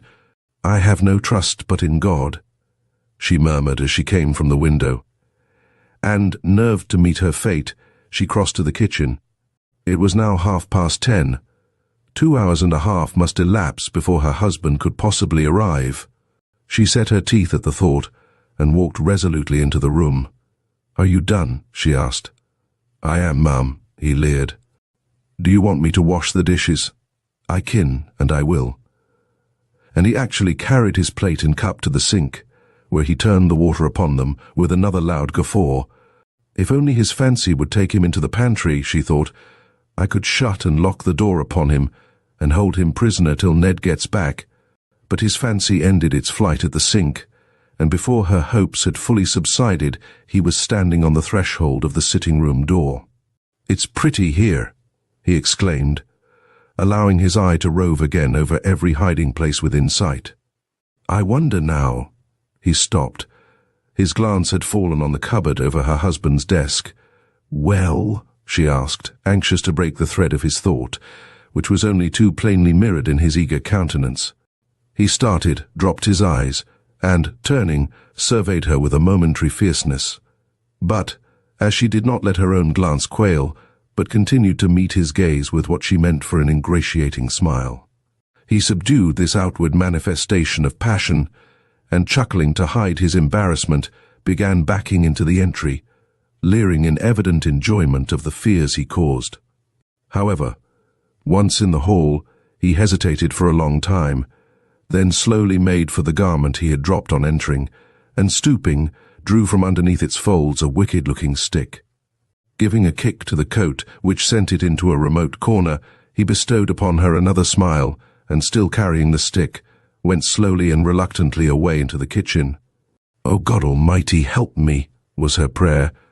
There was nothing left for her now but to endure, so throwing herself into a chair, she tried to calm the beating of her heart and summon up courage for the struggle which she felt was before her.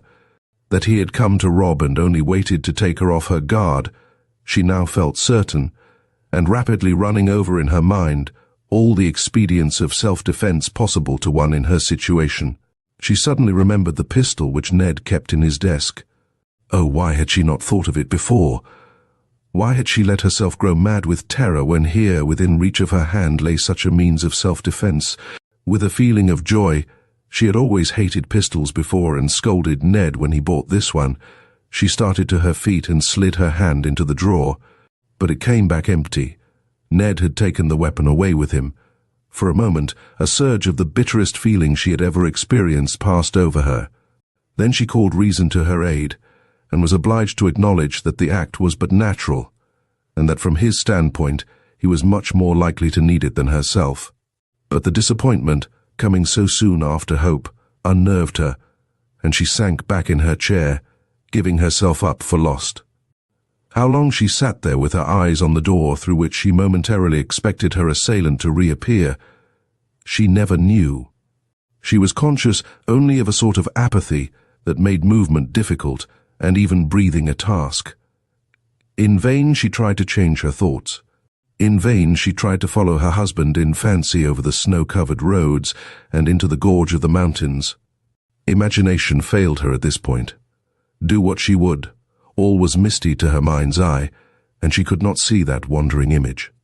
There was blankness between his form and her, and no life or movement anywhere but here in the scene of her terror. Her eyes were on a strip of rug covering the entry floor, and so strange was the condition of her mind that she found herself mechanically counting the tassels finishing off its edge, growing wroth over one that was worn, till she hated that sixth tassel and mentally determined that if she ever outlived this night she would strip them all off and be done with them. The wind had lessened, but the air had grown cooler, and the snow made a sharp sound where it struck the panes. She felt it falling, though she had cut off all view of it. It seemed to her that a pall was settling over the world, and that she would soon be smothered under its folds. Meanwhile no sound came from the kitchen.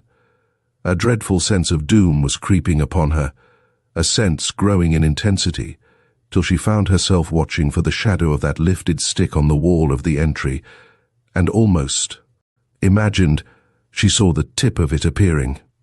But it was the door which again blew in, admitting another man of so threatening an aspect that she succumbed instantly before him and forgot all her former fears in this new terror.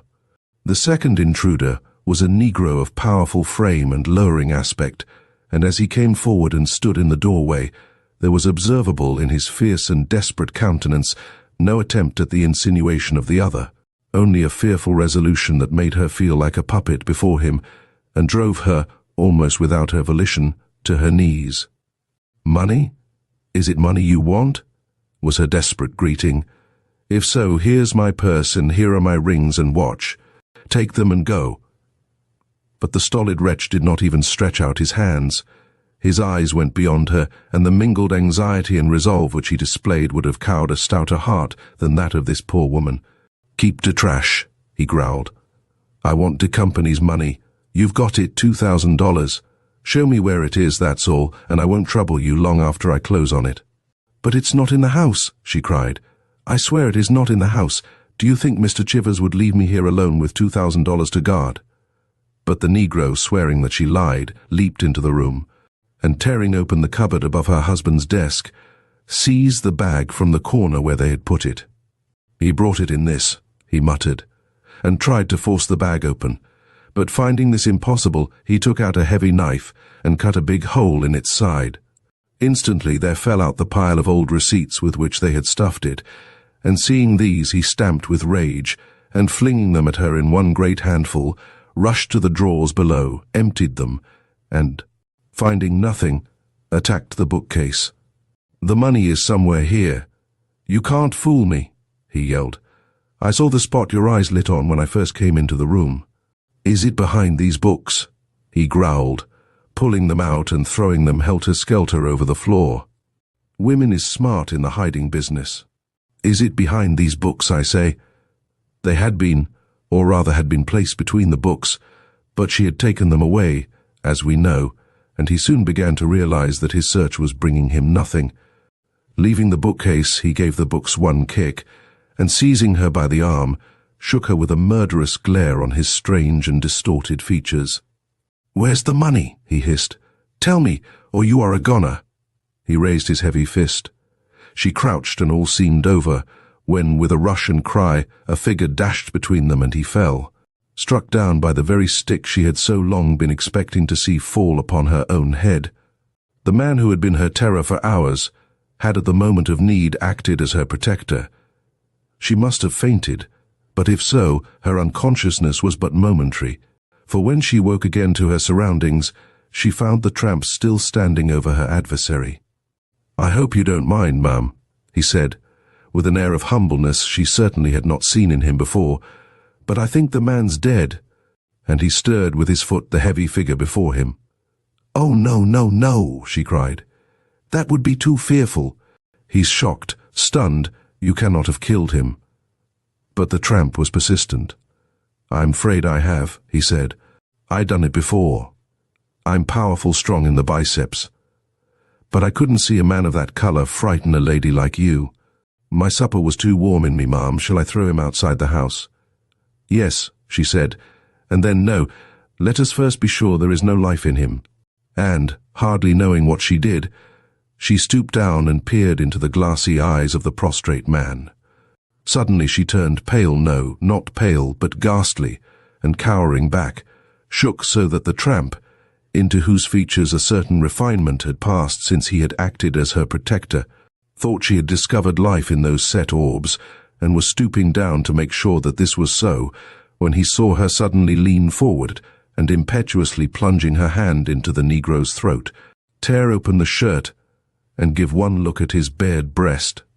It was white. "Oh God," she moaned, and lifting the head in her two hands, she gave the motionless features a long and searching look. "Water," she cried. "Bring water." But before the now obedient tramp could respond, she had torn off the woolly wig disfiguring the dead man's head, and seeing the blonde curls beneath, had uttered such a shriek that it rose above the gale and was heard by her distant neighbors. It was the head and hair of her husband. They found out afterwards that he had contemplated this theft for months, that each and every precaution necessary to the success of this most daring undertaking had been made use of, and that but for the unexpected presence. In the house of the tramp, he would doubtless not only have extorted the money from his wife, but have so covered up the deed by a plausible alibi as to have retained her confidence and that of his employers. Whether the tramp killed him out of sympathy for the defenseless woman, or in rage at being disappointed in his own plans, has never been determined. Mrs. Chivers herself thinks he was actuated by a rude sort of gratitude. Chapter 3. The Ruby and the Cauldron. As there were two good men on duty that night, I did not see why I should remain at my desk, even though there was an unusual stir created in our small town by the grand ball given at the Evergreens. But just as I was preparing to start for home, an imperative ring called me to the telephone, and I heard, "Hello, is this the police station?" "It is." "Well then, a detective is wanted at once at the Evergreens. He cannot be too clever or too discreet. A valuable jewel has been lost, which must be found before the guests disperse for home. Large reward if the matter ends successfully. May I ask who is speaking to me?" "Mrs. Ashley." It was the mistress of the Evergreens and giver of the ball. "Madam, a man shall be sent at once." "Where will you see him?" "In the butler's pantry at the rear. Let him give his name as Jennings." "Very good. Goodbye." "Goodbye." A pretty piece of work. Should I send Hendricks or should I send Hicks? Hendricks was clever and Hicks discreet, but neither united both qualifications in the measure demanded by the sensible and quietly resolved woman with whom I had just been talking. What alternative remained? But one: I must go myself. It was not late, not for a ball night at least, and as half the town had been invited to the dance, the streets were alive with carriages. I was watching the blink of their lights through the fast-falling snow when my attention was drawn to a fact which struck me as peculiar. These carriages were all coming my way instead of rolling in the direction of the evergreens. Had they been empty, this would have needed no explanation. But, so far as I could see, most of them were full, and that too of loudly talking women and gesticulating men. Something of a serious nature must have occurred at the evergreens. Rapidly I paced on, and soon found myself before the great gates. A crowd of vehicles of all descriptions blocked the entrance. None seemed to be passing up the driveway, all stood clustered at the gates. And as I drew nearer, I perceived many an anxious head thrust forth from their quickly opened doors, and heard many an ejaculation of disappointment as the short interchange of words went on between the drivers of these. Various turnouts and a man drawn up in quiet resolution before the unexpectedly barred entrance. Slipping round to this man's side, I listened to what he was saying. It was simple, but very explicit. Mrs. Ashley asks everybody's pardon, but the ball can't go on tonight. Something has happened which makes the reception of further guests impossible. Tomorrow evening she will be happy to see you all. The dance is simply postponed. This he had probably repeated 40 times, and each time it had probably been received with the same mixture of doubt and curiosity which now held the lengthy procession in check. Not wishing to attract attention, yet anxious to lose no time, I pressed up still nearer, and bending towards him from the shadow cast by a convenient post, uttered the one word, "Jennings." Instantly he unlocked a small gate at his right. I passed in, and with professional sang, Freud proceeded to take my way to the house through the double row of evergreens bordering the semicircular approach. As these trees stood very close together, and were, besides, heavily laden with fresh fallen snow, I failed to catch a glimpse of the building itself until I stood in front of it. Then I saw that it was brilliantly lighted, and gave evidence here and there of some festivity, but the guests were too few for the effect to be very exhilarating, and passing around to the rear. I sought the special entrance to which I had been directed. A heavy-browed porch before which stood a caterer's wagon led me to a door which had every appearance of being the one I sought. Pushing it open, I entered without ceremony, and speedily found myself in the midst of 20 or more coloured waiters and chattering housemaids. To one of the former I addressed the question, "Where is the butler's pantry? I am told that I shall find the lady of the house there." "Your name?" was the curt demand. "Jennings. Follow me." I was taken through narrow passages and across 1 or 2 storerooms to a small but well-lighted closet where I was left, with the assurance that Mrs. Ashley would presently join me. I had never seen this lady, but I had often heard her spoken of as a woman of superior character and admirable discretion. She did not keep me waiting. In 2 minutes the door opened, and this fine, well-poised woman was telling her story in the straightforward manner I so much admire. The article lost was a large ruby of singular beauty and great value, the property of Mrs. Burton, the senator's wife, in whose honour this ball was being given. It had not been lost in the house, nor had it been originally missed this evening. Mrs. Burton and herself had attended the great football game in the afternoon, and it was on the college campus that Mrs. Burton had first dropped her invaluable jewel. But a reward of $500 having been at once offered to whomever should find and restore it, a great search had followed, which ended in its being picked up by one of the students, and brought back as far as the driveway in front of the evergreens, when it had again disappeared, and in a way to rouse conjecture of the strangest and most puzzling character. The young man who had brought it thus far bore the name of John Dean, and was a member of the senior class. He had been the first to detect its sparkle in the grass, and those who were near enough to see his face at that happy moment say that it expressed the utmost satisfaction at his good luck. "You see," said Mrs. Ashley, "he has a sweetheart, and $500 looks like a fortune to a young man just starting life.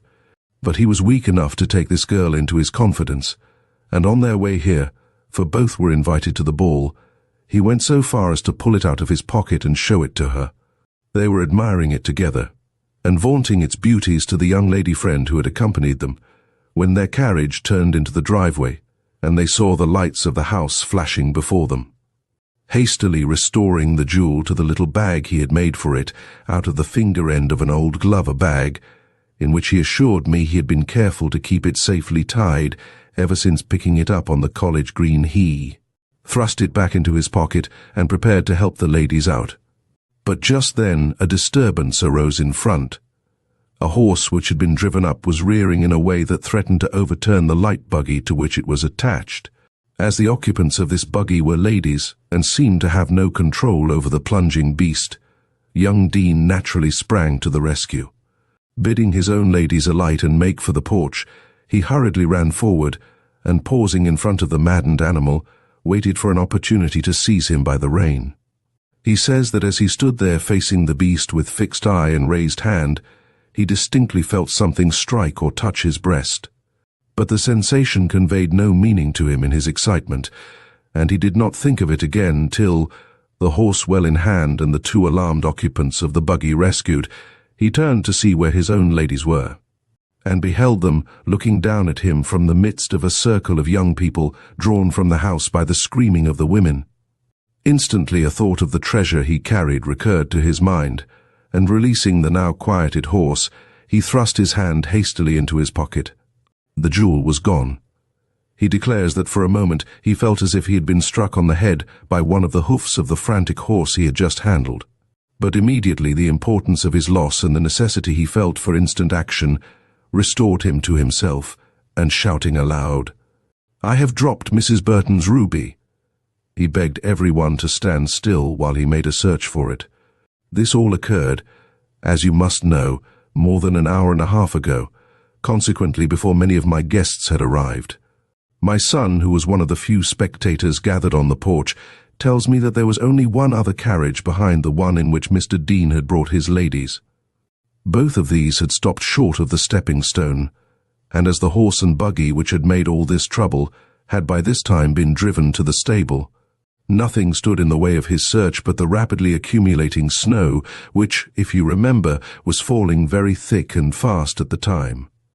My son, who had rushed in for his overcoat, came running down the steps to help him. So did some others. But, with an imploring gesture, he begged to be allowed to conduct the search alone, the ground being in such a state that the delicately mounted jewel ran great risk of being trodden into the snow and thus injured or lost. They humoured him for a moment, then, seeing that his efforts bade fair to be fruitless, my son insisted upon joining him, and the two looked the ground over, inch by inch. From the place where Mr. Dean had set foot to ground, in alighting from his carriage, to the exact spot where he had stood when he had finally seized hold of the horse. But no ruby. Then Harrison, that is my son's name, sent for a broom and went over the place again, sweeping aside the surface snow and examining carefully the ground beneath, but with no better results than before. No ruby could be found. My son came to me panting. Mrs. Burton and myself stood awaiting him in a state of suspense. Guests and fate were alike forgotten. We had heard that the jewel had been found on the campus by one of the students, and had been brought back as far as the step in front, and then lost again in some unaccountable manner in the snow, and we hoped, nay, expected from moment to moment, that it would be brought in. When Harrison finally entered, pale, dishevelled, and shaking his head, Mrs. Burton caught me by the hand, and I thought she would faint. For this jewel is of far greater value to her than its mere worth in money, though that is by no means small. It is a family jewel, and was given to her by her husband under special circumstances. He prizes it even more than she does, and he is not here to counsel or assist her in this extremity. Besides, she was wearing it in direct opposition to his expressed wishes. This I must tell you, to show how imperative it is for us to recover it, also to account for the large reward she is willing to pay.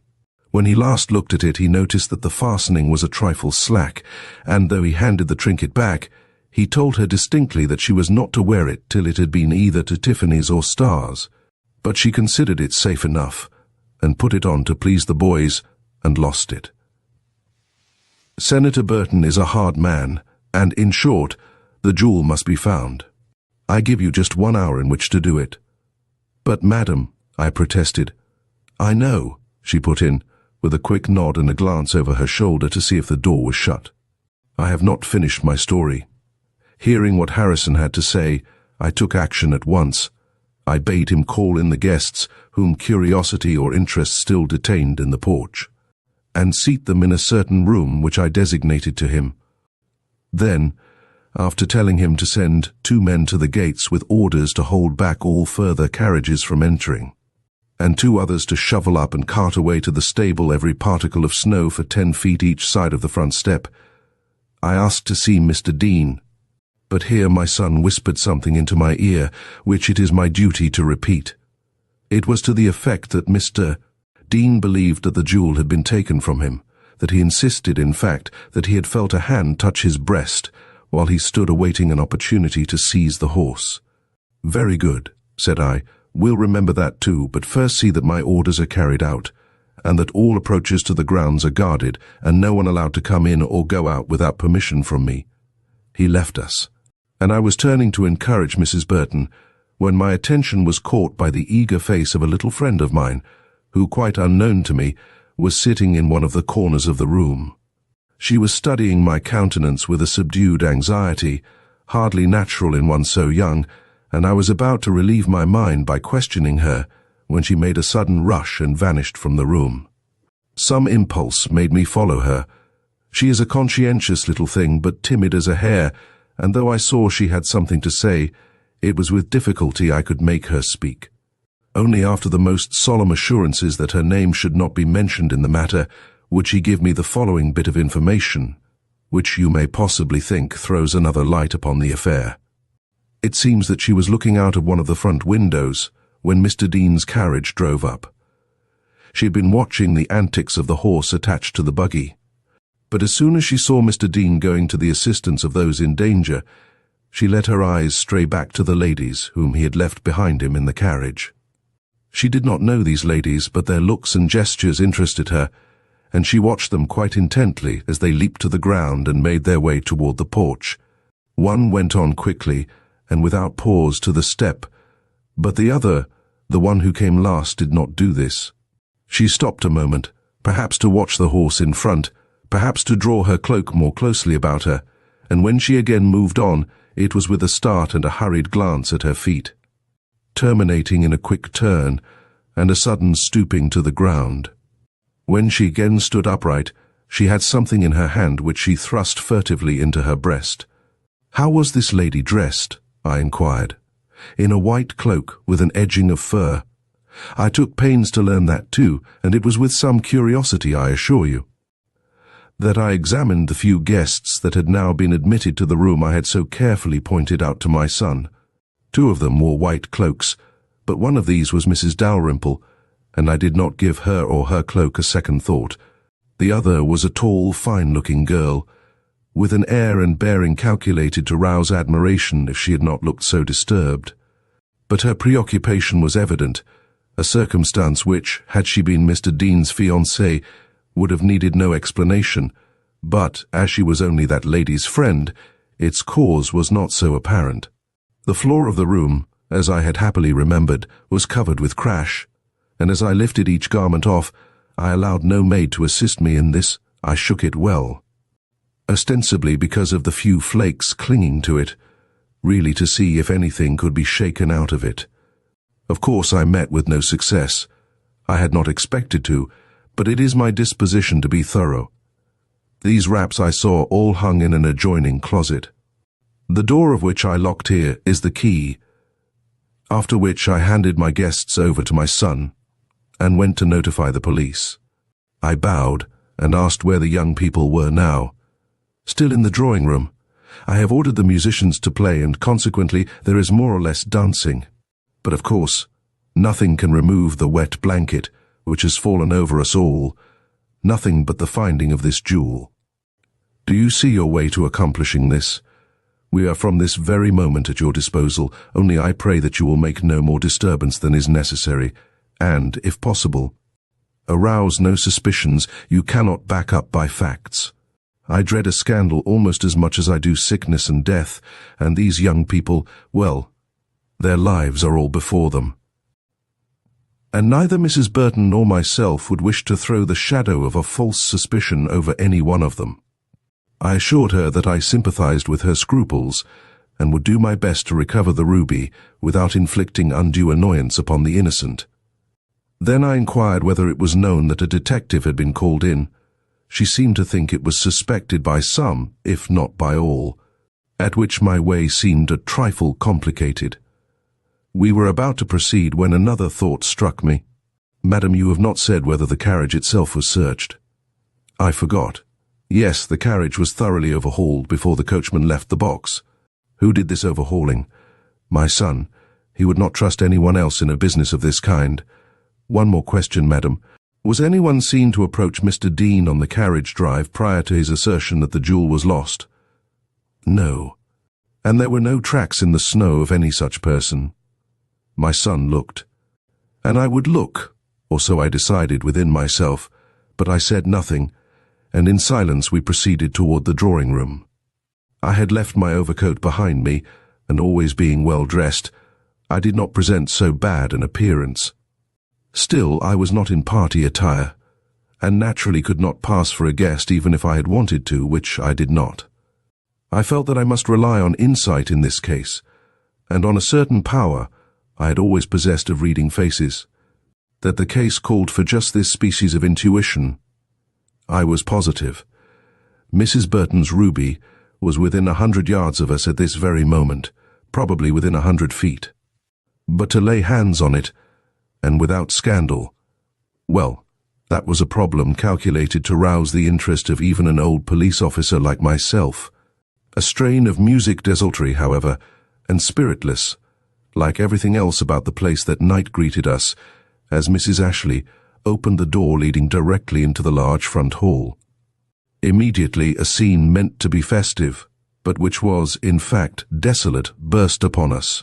The lights, the flowers, and the brilliant appearance of such ladies as flitted into sight from the almost empty parlours were all suggestive of the cheer suitable to a great occasion, but in spite of this, the effect was altogether melancholy for the hundreds who should have graced this scene, and for whom this illumination had been made and these festoons hung, had been turned away from the gates, and the few who felt they must remain because their hostess showed no disposition to let them go, wore any but holiday faces, for all their forced smiles and pitiful attempts at nonchalance and gaiety.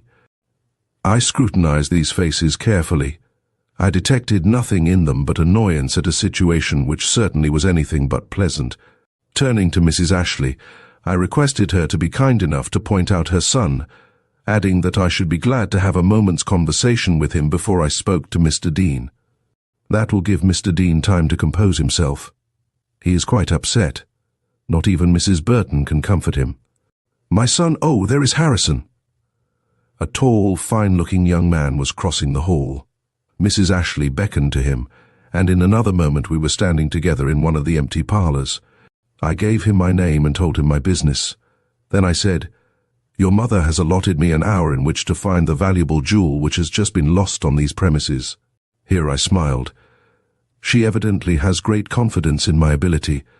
I must see that I do not disappoint her. All this time I was examining his face. It was not only handsome, but expressive of great candour. The eyes looked straight into mine, and while showing anxiety, betrayed no deeper emotion than the occasion naturally called for. "Have you any suggestions to offer? I understand that you were on the ground almost as soon as Mr. Dean discovered his loss." His eyes changed a trifle, but did not swerve. Of course, he had been informed by his mother of the suspicious action of the young lady who had been a member of that gentleman's party, and shrank, as anyone in his position would, from the responsibilities entailed by this knowledge. "No," said he, "we have done all we can. The next move must come from you." "I know of one that will settle the matter at once," I assured him, still with my eyes fixed scrutinizingly on his face, a universal search. Not of places, but of persons. "But it is a harsh measure." "A most disagreeable one," he emphasized, flushing. "Such an indignity offered to guests would never be forgotten or forgiven." "True, but if they offered to submit to this themselves?" "They? How? If you, the son of the house, their host, we may say, should call them together. And for your own satisfaction, empty out your pockets in the sight of every one. Don't you think that all the men, and possibly all the women too, here I let my voice fall suggestively, would be glad to follow suit? It could be done in apparent joke." He shook his head with a straightforward air, which set him high in my estimation. "That would call for little but effrontery on my part," said he. "But think how it would affect these boys who came here for the sole purpose of enjoying themselves. I will not so much as mention the ladies. Yet one of the latter—" "I know," he quietly acknowledged, growing restless for the first time. I withdrew my eyes from his face. I had learned what I wished. Personally, he did not shrink from search, therefore the jewel was not in his pockets. This left but two persons for suspicion to halt between. But I disclosed nothing of my thoughts. I merely asked pardon for a suggestion that, while pardonable in a man accustomed to handle crime with ungloved hands, could not fail to prove offensive to a gentleman like himself.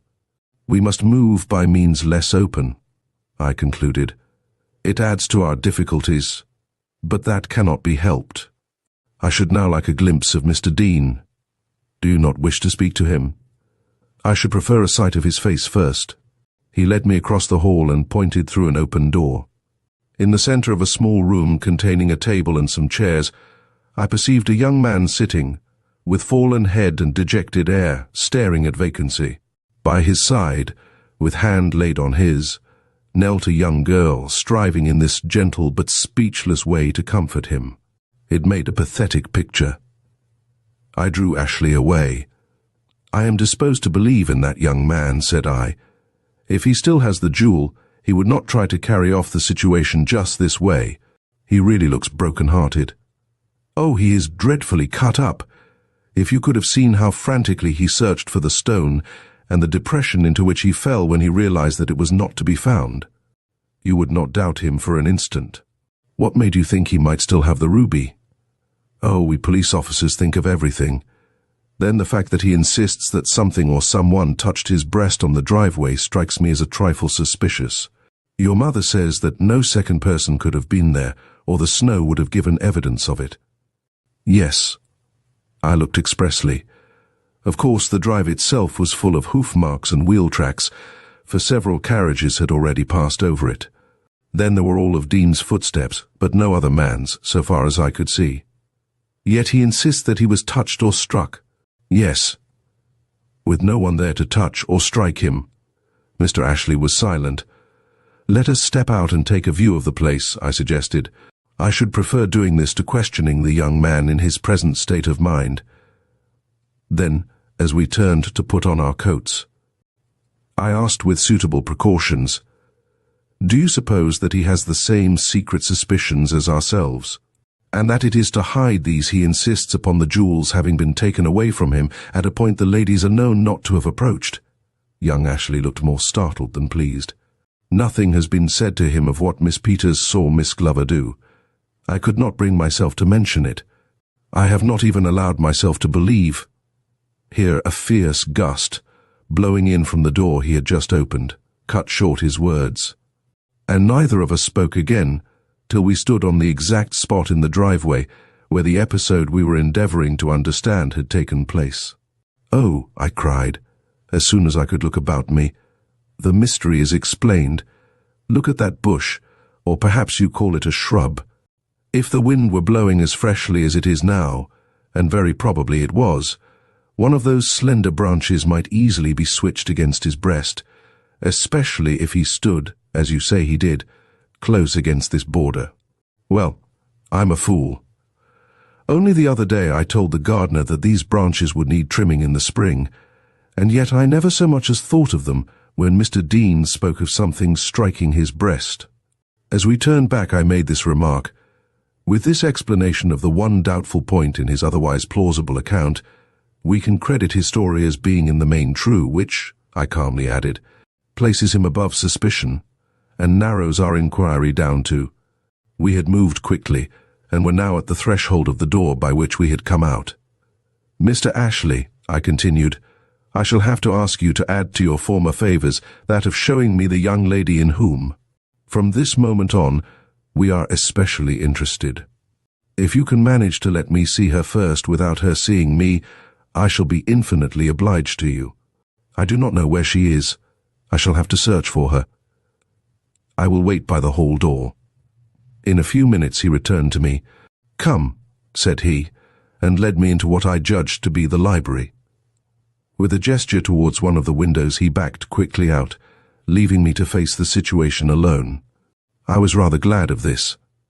Glancing in the direction he had indicated, and perceiving the figure of a young lady standing with her back to me on the farther side of a flowing lace curtain, I took a few steps toward her, hoping that the movement would cause her to turn. But it entirely failed to produce this effect, nor did she give any sign that she noted the intrusion. This prevented me from catching the glimpse of her face which I so desired, and obliged me to confine myself to a study of her dress and attitude. The former was very elegant, more elegant than the appearance of her two friends had led me to expect. Though I am far from being an authority on feminine toilets, I yet had experience enough to know that such a gown represented not only the best efforts of the dressmaker's art, but very considerable means on the part of the woman wearing it. This was a discovery which instantly altered the complexion of my thoughts, for I had presupposed her a girl of humble means, willing to sacrifice certain scruples to obtain a little extra money. This imposing figure might be that of a millionaire's daughter. How then could I associate her, even in my own mind, with theft? I decided that I must see her face before giving answer to these doubts. She did not seem inclined to turn. She had raised the shade from before the wintry panes, and was engaged in looking out. Her attitude was not that of one simply enjoying a moment's respite from the dance. It was rather that of an absorbed mind brooding upon what gave little or no pleasure, and as I further gazed and noted the droop of her lovely shoulders and the languor visible in her whole bearing, I saw that a full glimpse of her features was imperative. Moving forward, I came upon her suddenly. "Excuse me, Miss Smith," I boldly exclaimed, then paused, for she had turned instinctively, and I had seen that for which I had risked this daring move. "Your pardon," I hastily apologized. "I mistook you for another young lady," and drew back with a low bow to let her pass, for I saw that her mind was bent on escape. And I did not wonder at this, for her eyes were streaming with tears, and her face, which was doubtless a pretty one under ordinary conditions, looked so distorted with distracting emotions that she was no fit subject for any man's eye, let alone that of a hard-hearted officer of the law on the lookout for the guilty hand which had just appropriated a jewel worth anywhere from $8,000 to $10,000. Yet I was glad to see her weep, for only first offenders weep, and first offenders are amenable to influence, especially if they have been led into wrong by impulse, and are weak rather than wicked. Anxious to make no blunder, I resolved, before proceeding further, to learn what I could of the character and antecedents of the suspected one, and this from the only source which offered, Mr. Dean's affianced. This young lady was a delicate girl, with a face like a flower. Recognizing her sensitive nature, I approached her with the utmost gentleness, not seeking to disguise either the nature of my business or my reasons for being in the house. Since all this gave me authority, I modulated my tone to suit her gentle spirit, and, above all, I showed the utmost sympathy for her lover, whose rights in the reward had been taken from him as certainly as the jewel had been taken from Mrs. Burton. In this way I gained her confidence, and she was quite ready to listen when I observed, "There is a young lady here who seems to be in a state of even greater trouble than Mr. Dean.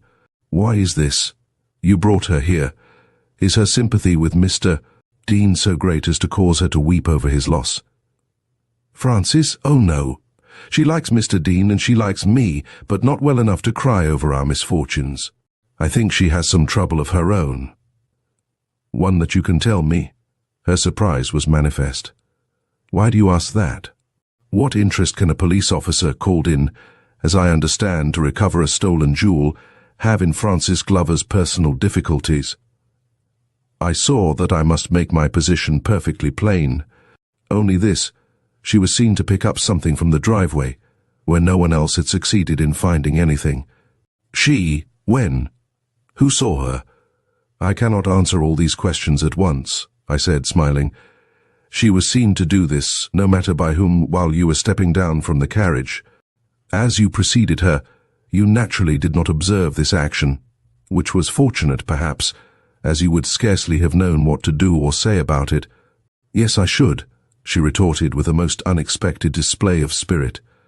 "I should have asked her what she had found, and I should have insisted upon an answer. I love my friends, but I love the man I am to marry better."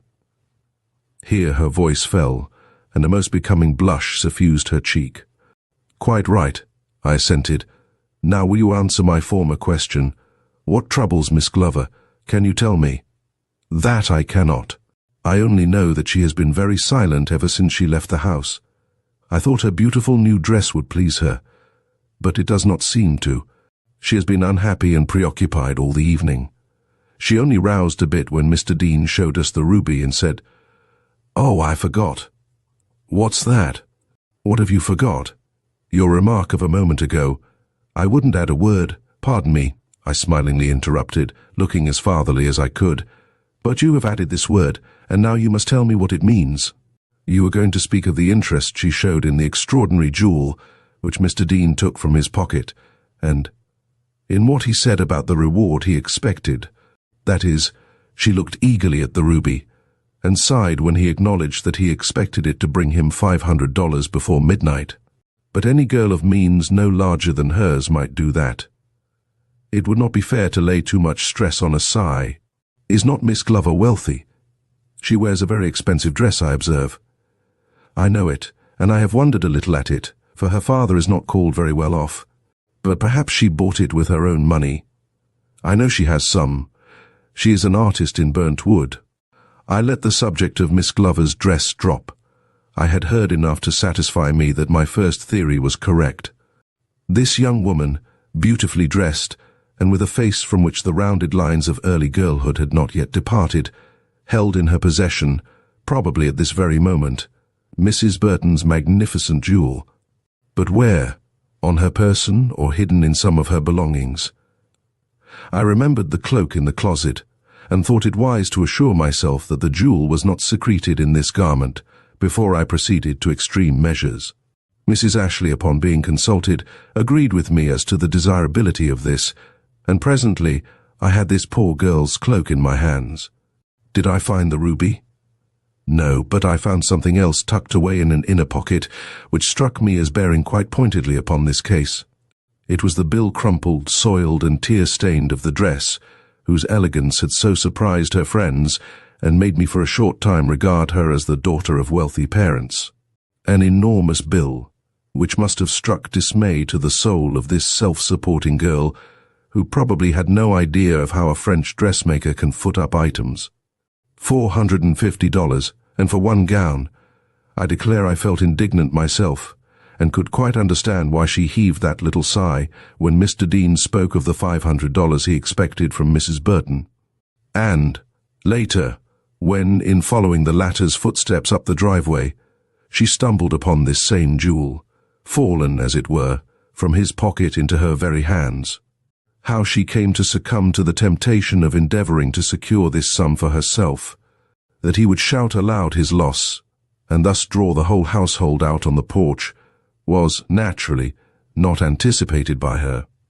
Of course, when this occurred, the feasibility of her project was gone, and I only wished that I had been present and able to note her countenance as, crowded in with others on that windy porch, she watched the progress of the search, which every moment made it not only less impossible for her to attempt the restoration upon which the reward depended, but must have caused her to feel, if she had been as well brought up as all indications showed, that it was a dishonest act of which she had been guilty, and that, willing or not, she must look upon herself as a thief, so long as she held the jewel back from Mr. Dean or its rightful owner. But how face the publicity of restoring it now, after so elaborate and painful a search, in which even the son of her hostess had taken part? That would be to proclaim her guilt, and thus effectually ruin her in the eyes of everybody concerned.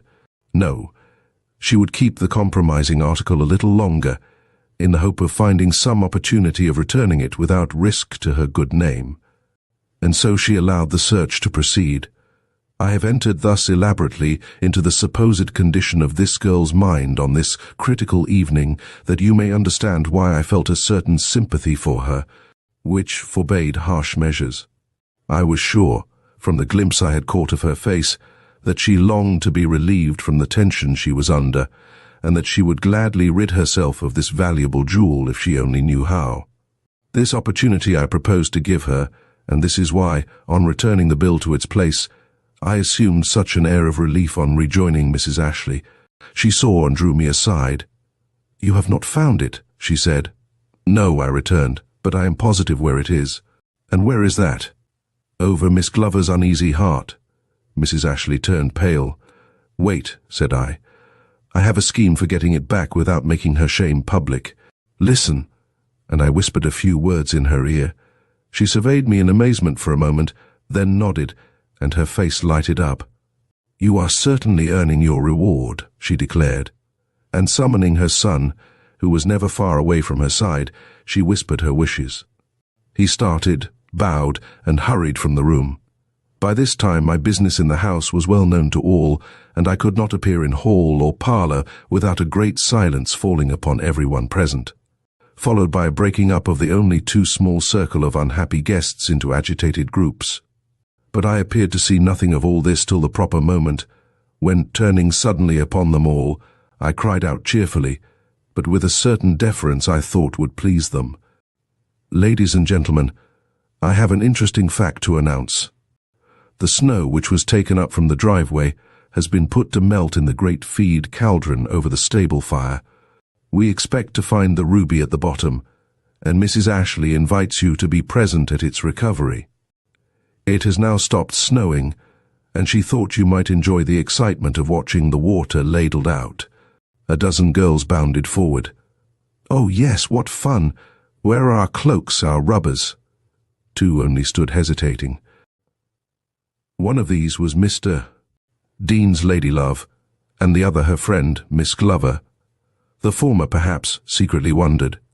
The latter, but I dared not look long enough or closely enough in her direction to judge rightly of her emotions. Amid the bustle which now ensued, I caught sight of Mr. Dean's face peering from an open doorway. It was all alive with hope. I also perceived a lady looking down from the second story, who I felt sure was Mrs. Burton herself. Evidently my confident tone had produced more effect than the words themselves. Every one looked upon the jewel as already recovered, and regarded my invitation to the stable as a ruse by which I hoped to restore universal good feeling by giving them all a share in my triumph. All but one. Nothing could make Miss Glover look otherwise than anxious, restless, and unsettled, and though she followed in the wake of the rest, it was with hidden face and lagging step, as if she recognized the whole thing as a farce, and doubted her own power to go through it calmly. "Ah, ha, my lady," thought I, "only be patient, and you will see what I shall do for you." And indeed I thought her eye brightened as we all drew up around the huge cauldron standing full of water over the stable stove. As pains had already been taken to put out the fire in this stove, the ladies were not afraid of injuring their dresses, and consequently crowded as close as their numbers would permit.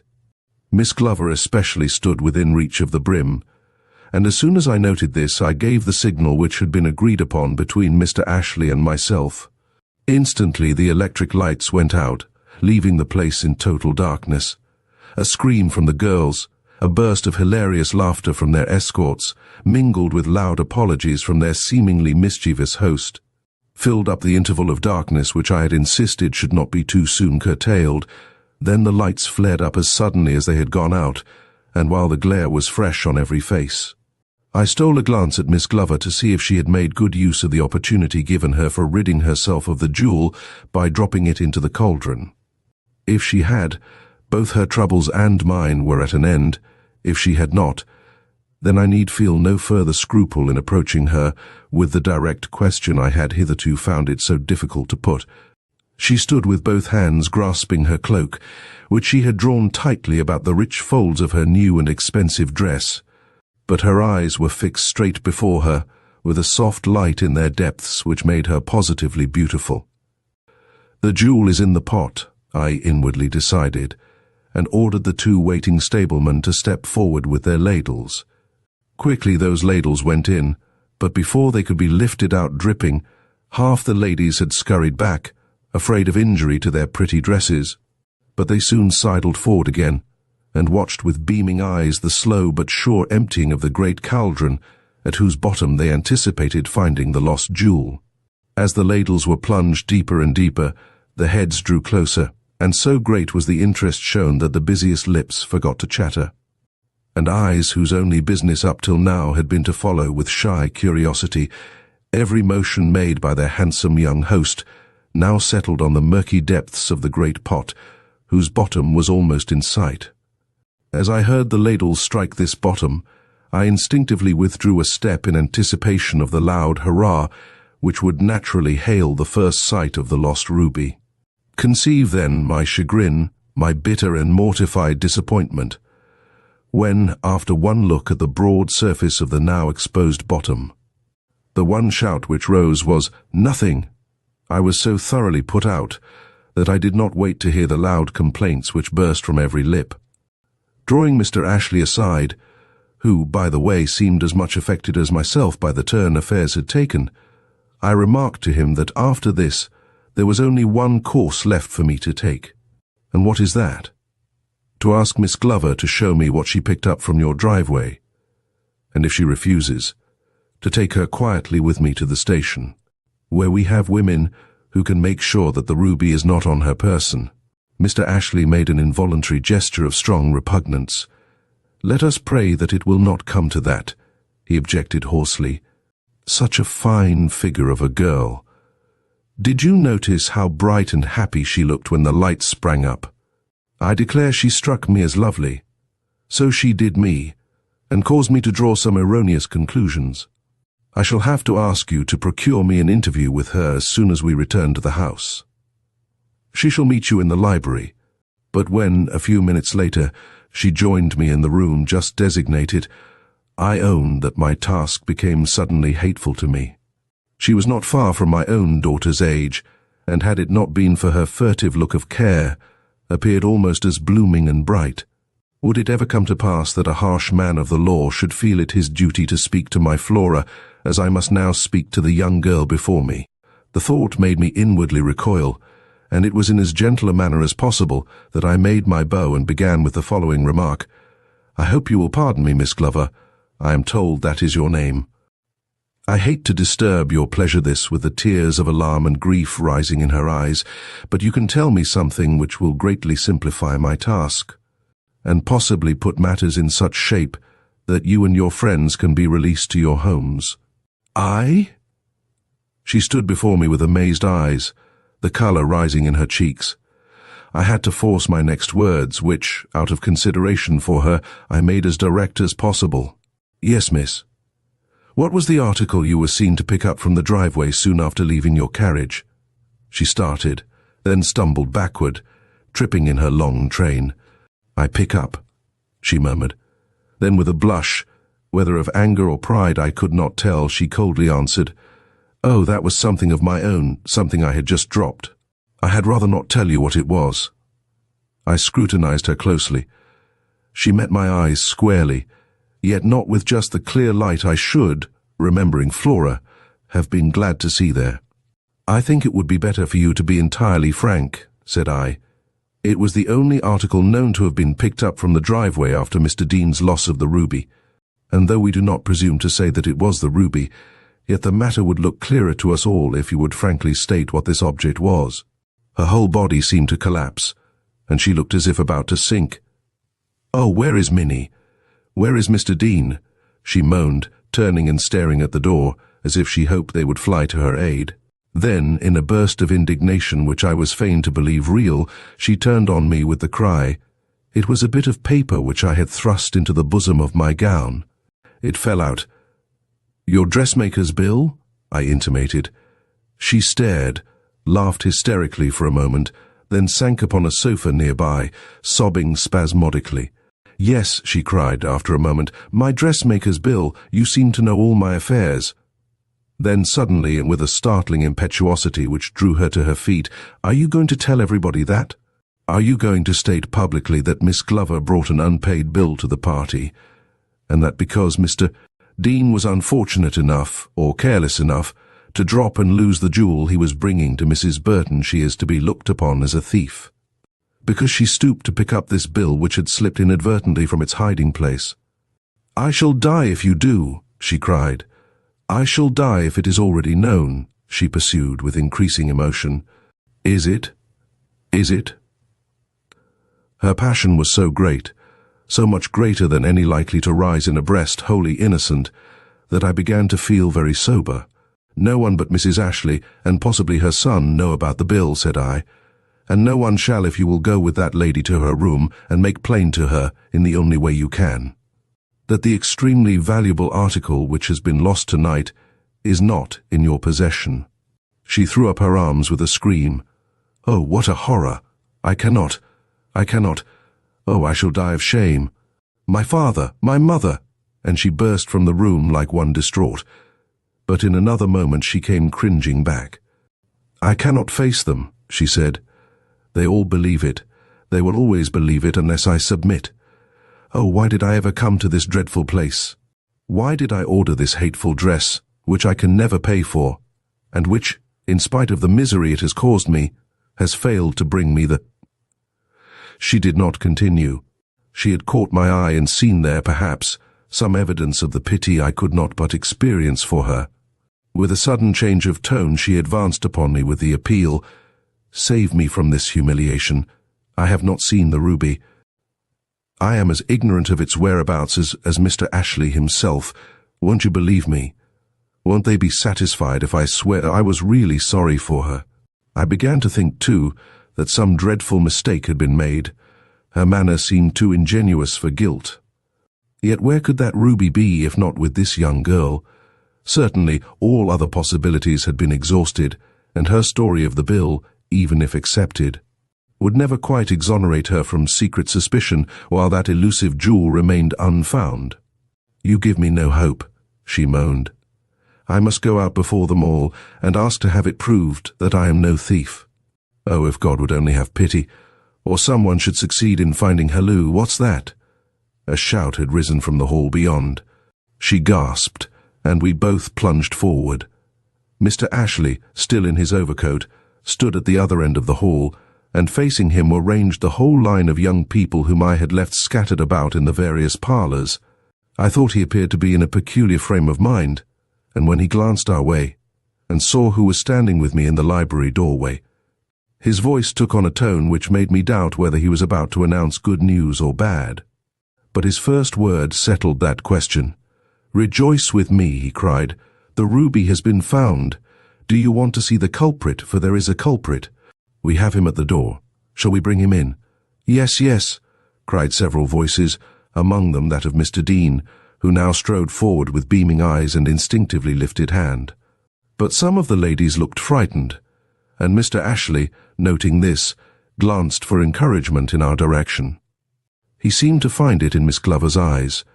She had quivered and nearly fallen at that word found, but had drawn herself up by this time, and was awaiting his further action in a fever of relief and hope, which, perhaps, no one but myself could fully appreciate.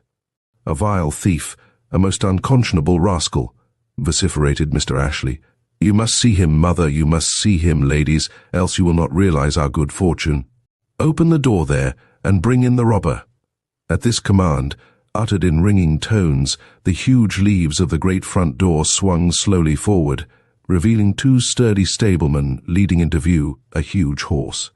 The scream of astonishment which went up from all sides, united to Mr. Ashley's shout of hilarity, caused the animal, unused no doubt to drawing-rooms, to rear to the length of his bridle, at which Mr. Ashley laughed again, and gaily cried, Confound the fellow! Look at him, mother! Look at him, ladies! Do you not see guilt written on his brow? It is he who has made us all this trouble. First, he must needs take umbrage at the two lights with which we presume to illuminate our porch.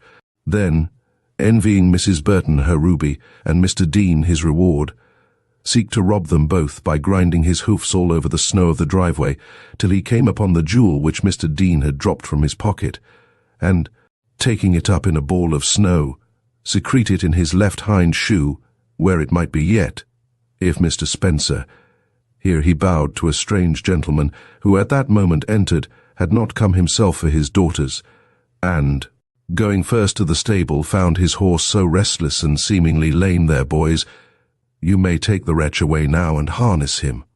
But first hold up that guilty left hind hoof for the ladies to see, that he stooped to examine him, and so came upon. Here the young gentleman brought forward his hand. In it was a nondescript little wad, well soaked and shapeless, but once he had untied the kid, such a ray of rosy light burst from his outstretched palm that I doubt if a single woman there noted the clatter of the retiring beast or the heavy clang made by the 2 front doors as they shut upon the robber. Eyes and tongues were too busy, and Mr. Ashley, realizing, probably, that the interest of all present would remain for a few minutes at least, with this marvelous jewel so astonishingly recovered, laid it, with many expressions of thankfulness, in Mrs. Burton's now eagerly outstretched palm, and advancing towards us, greeted Miss Glover with a smile. "Congratulate me," he prayed. "All our troubles are over. Oh, what now?" The poor young thing, in trying to smile, had turned as white as a sheet. Before either of us could interpose an arm, she had slipped to the floor in a dead faint. With a murmur of pity and possibly of inward contrition, he stooped over her, and together we carried her into the library, where I left her in his care, confident, from certain indications, that my presence would not be greatly missed by either of them. Whatever hope I may have had of reaping the reward offered by Mrs. Ashley was now lost, but in the satisfaction I experienced at finding this young girl as innocent as my Flora, I did not greatly care. Well, it all ended even more happily than may here appear. The horse not putting in his claim to the reward, and Mr. Spencer repudiating all right to it, it was paid in full to Mr. Dean, who, accompanied by his 2 ladies, went home in as buoyant a state of mind as was possible to him after the great anxieties of the preceding 2 hours. I was told that Mr. Ashley declined to close the carriage door upon them till the whole 3 had promised to come again the following night. Anxious to make such amends as I personally could for my share in the mortification to which Miss Glover had been subjected, I visited her in the morning, with the intention of offering a suggestion or 2 in regard to that little bill. But she met my first advance with a radiant smile and the glad exclamation, "Oh, I have settled all that. I have just come from Madame Dupre's." I told her that I had never imagined the dress could possibly cost more than $100, and I offered her that sum if she would take the garment back. And she did, and I shall never have to wear that dreadful satin again. I made a note of this dressmaker's name. She and I may have a bone to pick some day. But I said nothing to Miss Glover. I merely exclaimed, "And tonight?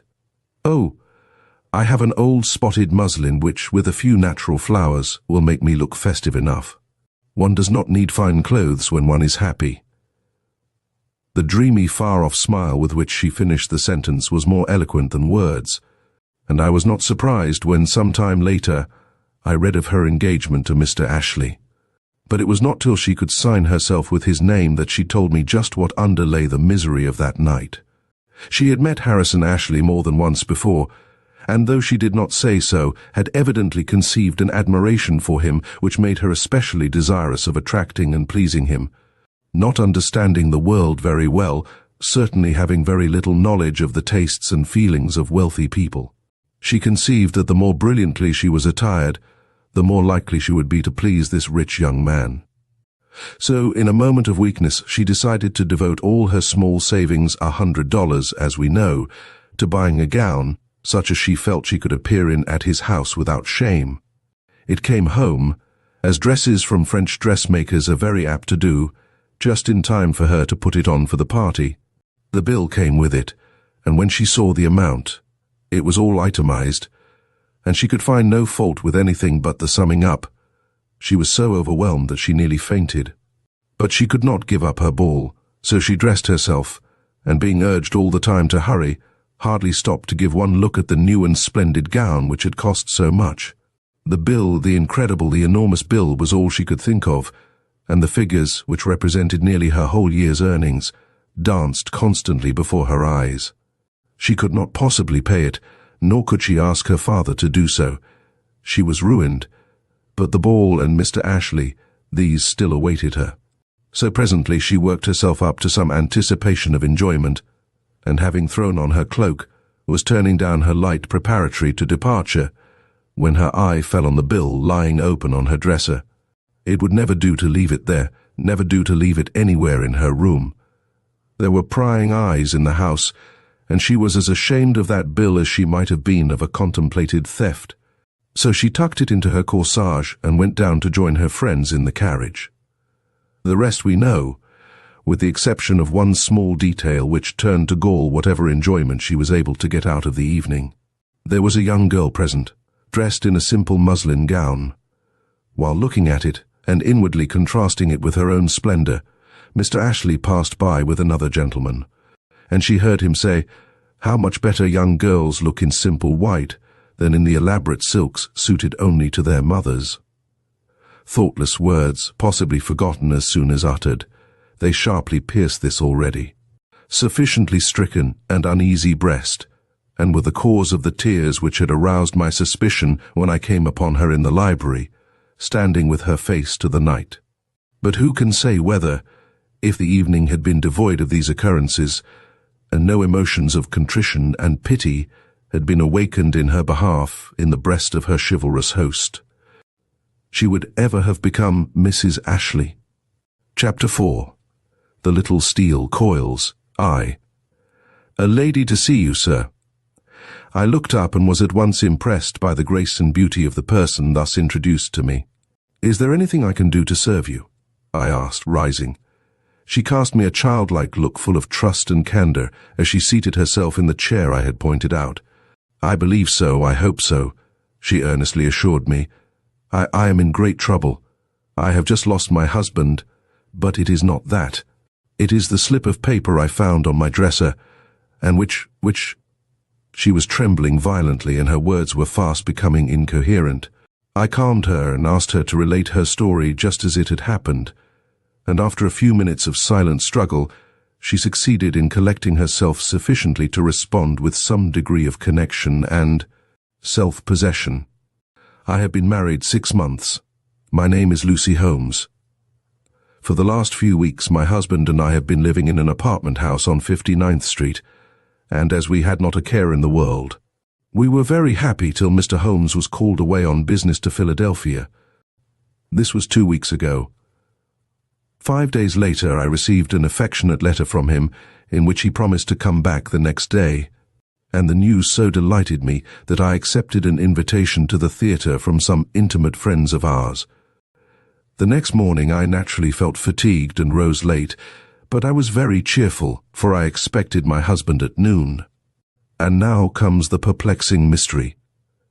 In the course of dressing myself I stepped to my bureau, and seeing a small newspaper slip attached to the cushion by a pin, I drew it off and read it. It was a death notice, and my hair rose and my limbs failed me as I took in its fatal and incredible words. "Died this day at the Colonnade, James Forsyth DeWitt Holmes. New York papers, please copy." James Forsyth DeWitt Holmes was my husband, and his last letter, which was at that very moment lying beside the cushion, had been dated from the Colonnade.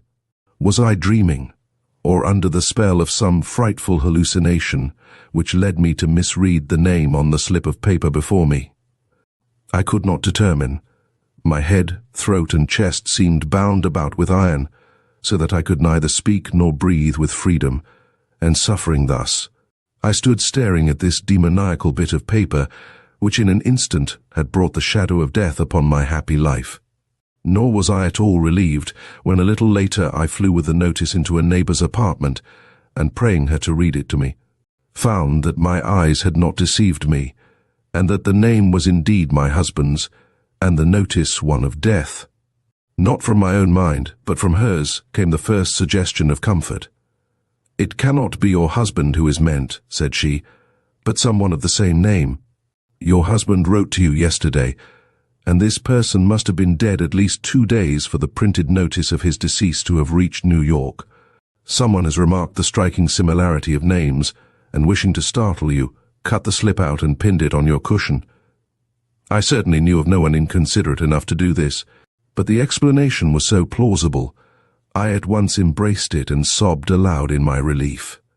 But in the midst of my rejoicing, I heard the bell ring in my apartment, and, running thither, encountered a telegraph boy holding in his outstretched hand the yellow envelope which so often bespeaks death or disaster.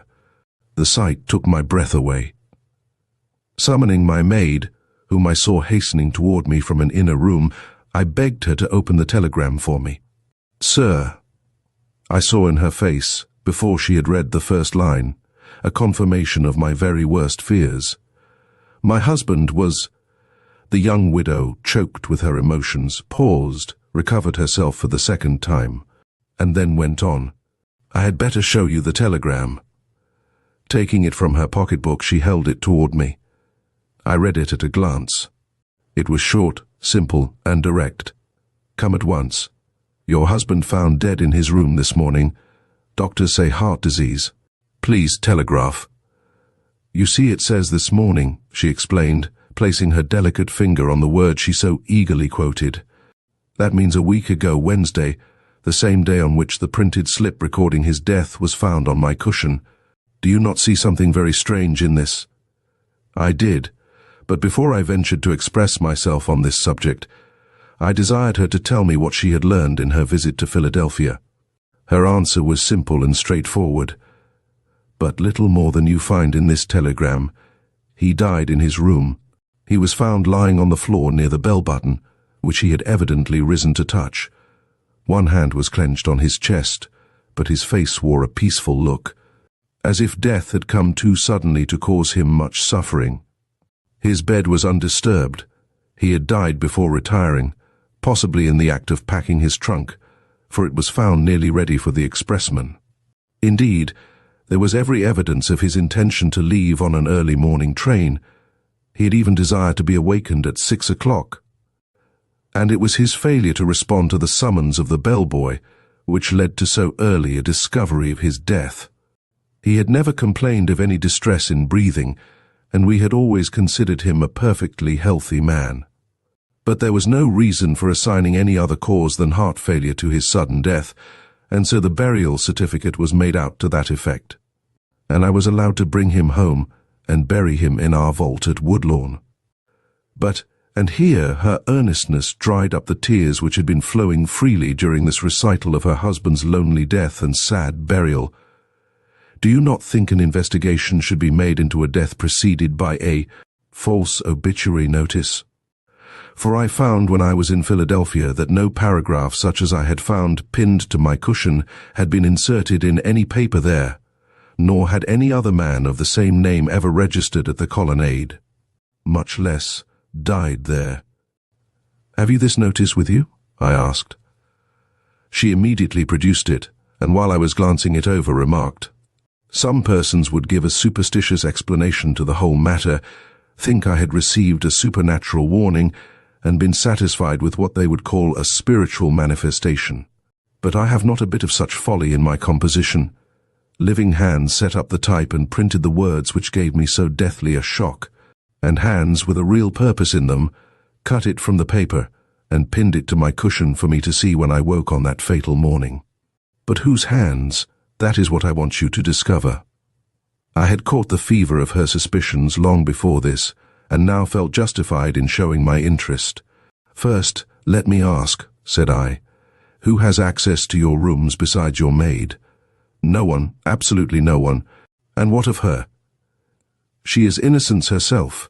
She is no common housemaid, but a girl my mother brought up, who for love of me consents to do such work in the household as my simple needs require. I should like to see her."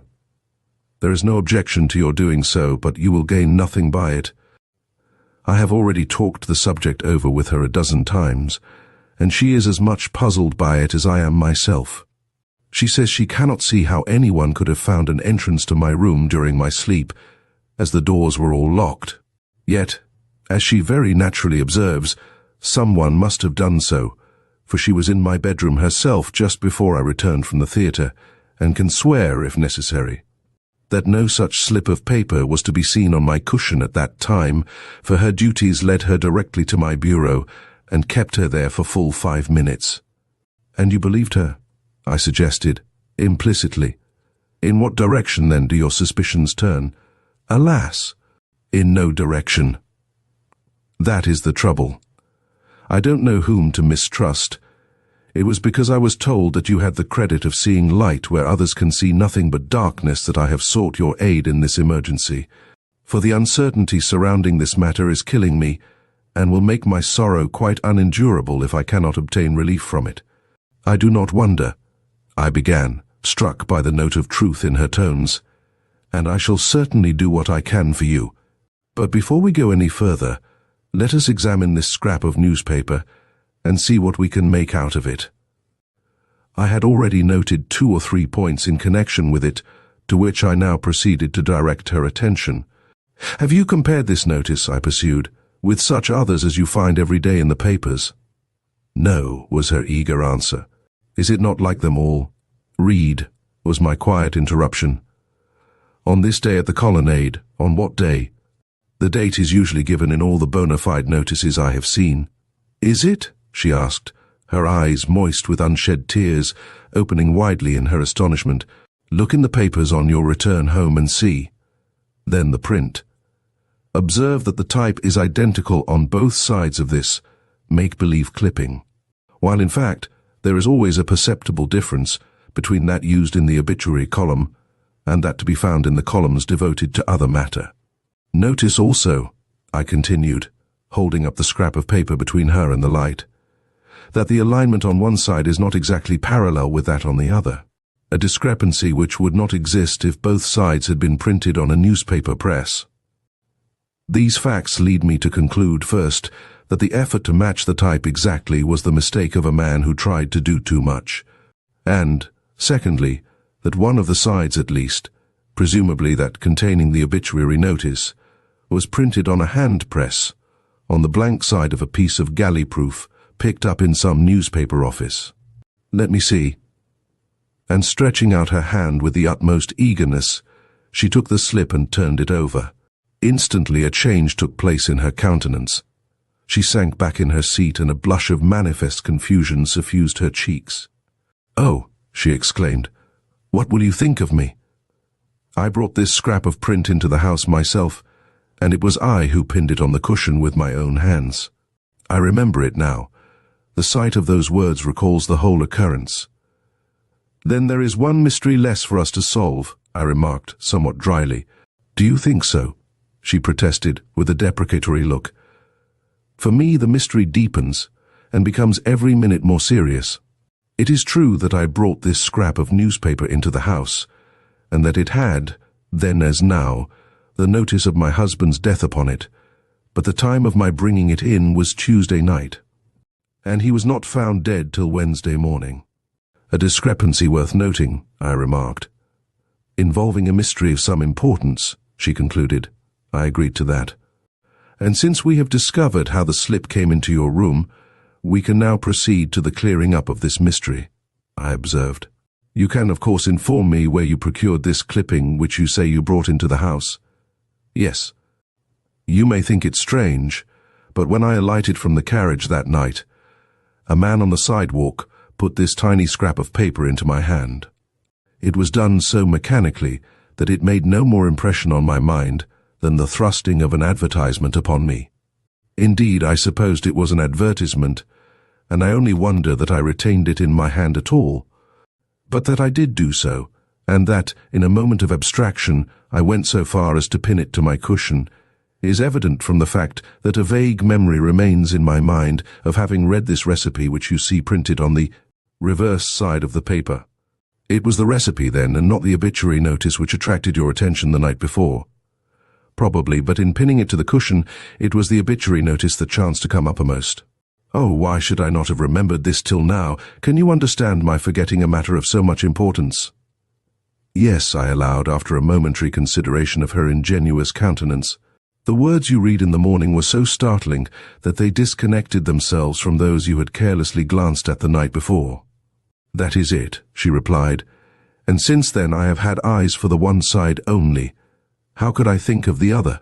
But who could have printed this thing, and who was the man who put it into my hand? He looked like a beggar, but oh, she suddenly exclaimed, her cheeks flushing scarlet and her eyes flashing with a feverish, almost alarming glitter. What is it now? I asked. Another recollection. Yes. She spoke so low I could hardly hear her. He coughed and what? I encouragingly suggested, seeing that she was under some new and overwhelming emotion. That cough had a familiar sound, now that I think of it. It was like that of a friend who, but no, I will not wrong him by any false surmises. He would stoop to much, but not to that, yet. The flush on her cheeks had died away, but the two vivid spots which remained showed the depth of her excitement.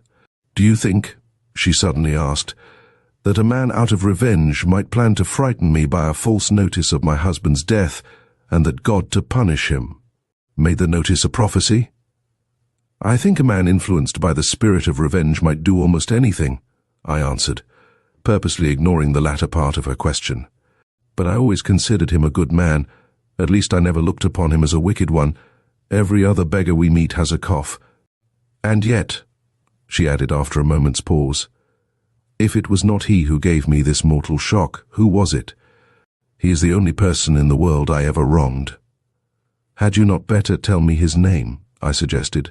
No, I am in too great doubt. I should hate to do him a second injury. You cannot injure him if he is innocent. My methods are very safe. If I could forget his cough, but it had that peculiar catch in it that I remembered so well in the cough of John Graham. I did not pay any especial heed to it at the time. Old days and old troubles were far enough from my thoughts, but now that my suspicions are raised, that low, choking sound comes back to me in a strangely persistent way, and I seem to see a well-remembered form in the stooping figure of this beggar. Oh, I hope the good God will forgive me if I attribute to this disappointed man a wickedness he never committed. Who is John Graham? I urged, and what was the nature of the wrong you did him?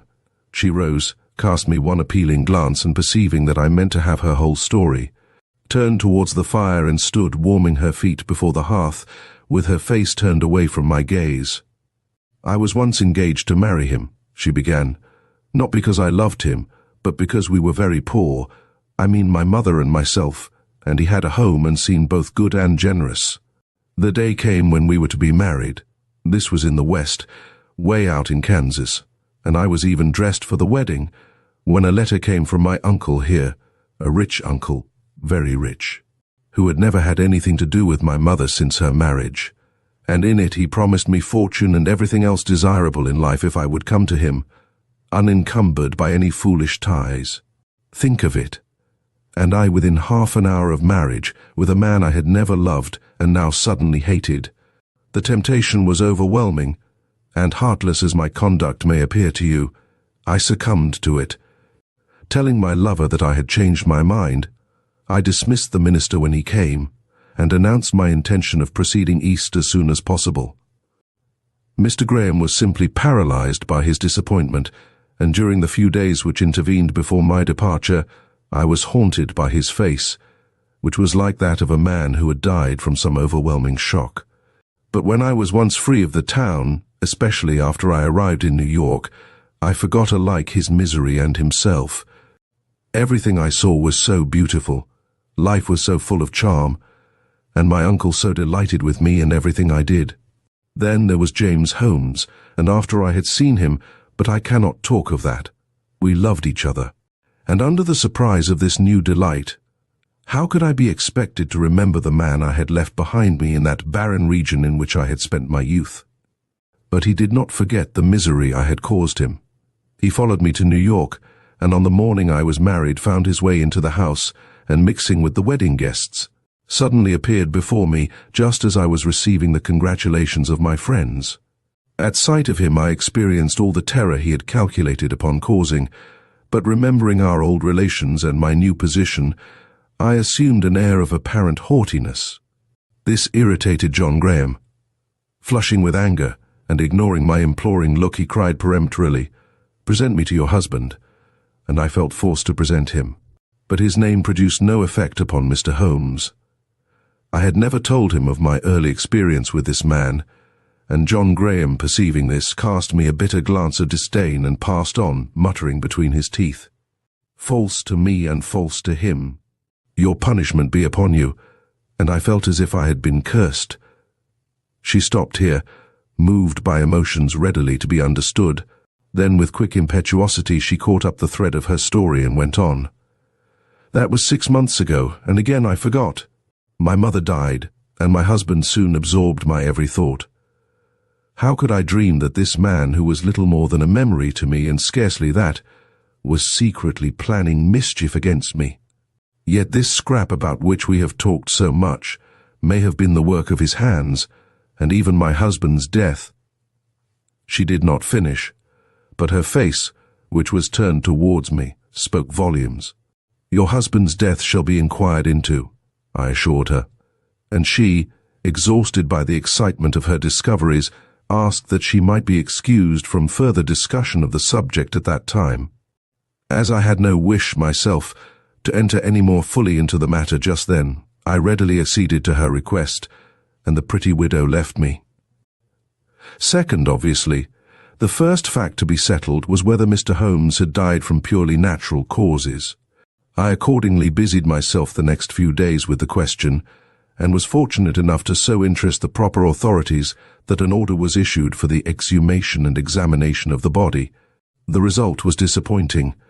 No traces of poison were to be found in the stomach, nor was there to be seen on the body any mark of violence, with the exception of a minute prick upon one of his thumbs. This speck was so small that it escaped every eye but my own. The authorities assuring the widow that the doctor's certificate given her in Philadelphia was correct, the body was again interred.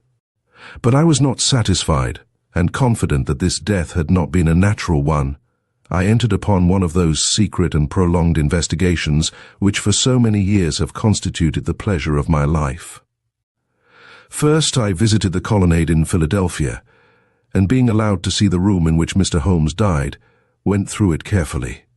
As it had not been used since that time, I had some hopes of coming upon a clue, but it was a vain hope. And the only result of my journey to this place was the assurance I received that the gentleman had spent the entire evening preceding his death in his own room, where he had been brought several letters and one small package, the latter coming by mail. With this one point gained, if it was a point, I went back to New York. Calling on Mrs. Holmes, I asked her if, while her husband was away, she had sent him anything besides letters, and upon her replying to the contrary, requested to know if in her visit to Philadelphia she had noted among her husband's effects anything that was new or unfamiliar to her. "For he received a package while there," I explained, "and though its contents may have been perfectly harmless, it is just as well for us to be assured of this before going any further." "Oh, you think then he was really the victim of some secret violence?" "We have no proof of it," I said. "On the contrary, we are assured that he died from natural causes. But the incident of the newspaper slip outweighs, in my mind, the doctor's conclusions, and until the mystery surrounding that obituary notice has been satisfactorily explained by its author, I shall hold to the theory that your husband has been made away with in some strange and seemingly unaccountable manner, which it is our duty to bring to light." "You are right. You are right. Oh, John Graham." She was so carried away by this plain expression of my belief that she forgot the question I had put to her. "You have not said whether or not you found anything among your husband's effects that can explain this mystery," I suggested. She at once became attentive. "Nothing," said she. "His trunks were already packed and his bag nearly so. There were a few things lying about the room, which I saw thrust into the latter. Would you like to look through them? I have not had the heart to open the bag since I came back." As this was exactly what I wished, I said as much, and she led me into a small room, against the wall of which stood a trunk with a travelling bag on top of it. Opening the latter, she spread the contents out on the trunk. "I know all these things," she sadly murmured, the tears welling in her eyes. "This?" I inquired, lifting up a bit of coiled wire with 2 or 3 rings dangling from it. No, why, what is that? It looks like a puzzle of some kind. Then it is of no consequence. My husband was forever amusing himself over some such contrivance.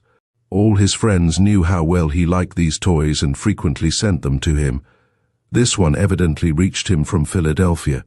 Meanwhile, I was eyeing the bit of wire curiously. It was undoubtedly a puzzle, but it had appendages to it that I did not understand. It is more than ordinarily complicated, I observed, moving the rings up and down in a vain endeavor to work them off. The better he would like it, she said. I kept working with the rings. Suddenly I gave a painful start. A little prong in the handle of the toy had started out and pierced me. You had better not handle it, said I, and laid it down. But the next moment I took it up again and put it in my pocket. The prick made by this treacherous bit of mechanism was in or near the same place on my thumb as the one I had noticed on the hand of the deceased Mr. Holmes. There was a fire in the room, and before proceeding further, I cauterized that prick with the end of a red-hot poker. Then I made my adieu to Mrs. Holmes and went immediately to a chemist friend of mine. "Test the end of this bit of steel for me," said I. "I have reason to believe it carries with it a deadly poison." He took the toy, promising to subject it to every test possible and let me know the result. Then I went home. I felt ill, or imagined I did, which under the circumstances was almost as bad. Next day, however, I was quite well, with the exception of a certain inconvenience in my thumb. But not till the following week did I receive the chemist's report. It overthrew my whole theory. He found nothing, and returned me the bit of steel. But I was not convinced. I will hunt up this John Graham, thought I, and study him. But this was not so easy a task as it may appear. As Mrs. Holmes possessed no clue to the whereabouts of her quondam lover, I had nothing to aid me in my search for him, save her rather vague description of his personal appearance, and the fact that he was constantly interrupted in speaking by a low, choking cough. However, my natural perseverance carried me through. After seeing and interviewing a dozen John Grahams without result, I at last lit upon a man of that name who presented a figure of such vivid unrest and showed such a desperate hatred of his fellows that I began to entertain hopes of his being the person I was in search of. But determined to be sure of this before proceeding further, I confided my suspicions to Mrs. Holmes and induced her to accompany me down to a certain spot on the elevated from which I had more than once seen this man go, by to his usual lounging place in Printing House Square. She showed great courage in doing this, for she had such a dread of him that she was in a state of nervous excitement from the moment she left her house, feeling sure that she would attract his attention and thus risk a disagreeable encounter. But she might have spared herself these fears. He did not even glance up in passing us, and it was mainly by his walk she recognized him. But she did recognize him, and this nerved me at once to set about the formidable task of fixing upon him a crime which was not even admitted as a fact by the authorities. He was a man about town, living, to all appearances, by his wits. He was to be seen mostly in the downtown portions of the city, standing for hours in front of some newspaper office, gnawing at his finger ends, and staring at the passers-by with a hungry look alarming to the timid and provoking alms from the benevolent. Needless to say that he rejected the latter expression of sympathy with angry contempt. His face was long and pallid, his cheekbones high, and his mouth bitter and resolute in expression. He wore neither beard nor moustache, but made up for their lack by an abundance of light brown hair, which hung very nearly to his shoulders. He stooped in standing, but as soon as he moved, showed decision and a certain sort of pride, which caused him to hold his head high and his body more than usually erect. With all these good points, his appearance was decidedly sinister, and I did not wonder that Mrs. Holmes feared him. My next move was to accost him. Pausing before the doorway in which he stood, I addressed him some trivial question. He answered me with sufficient politeness, but with a grudging attention which betrayed the hold which his own thoughts had upon him. He coughed while speaking, and his eye, which for a moment rested on mine, produced an impression upon me for which I was hardly prepared, great as was my prejudice against him. There was such an icy composure in it, the composure of an envenomed nature, conscious of its superiority to all surprises. As I lingered to study him more closely, the many dangerous qualities of the man became more and more apparent to me, and convinced that to proceed further without deep and careful thought would be to court failure where triumph would set me up for life. I gave up all present attempt at enlisting him in conversation and went away in an inquiring and serious mood. In fact, my position was a peculiar one, and the problem I had set for myself one of unusual difficulty.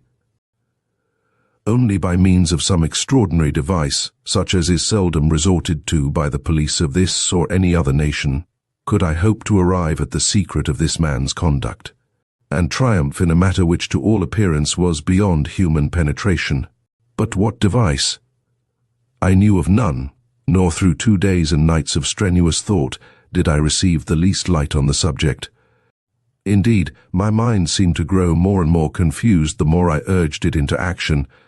I failed to get inspiration indoors or out, and feeling my health suffer from the constant irritation of my recurring disappointment, I resolved to take a day off and carry myself and my perplexities into the country. I did so. Governed by an impulse which I did not then understand, I went to a small town in New Jersey and entered the first house on which I saw the sign, "Room to Let." The result was most fortunate.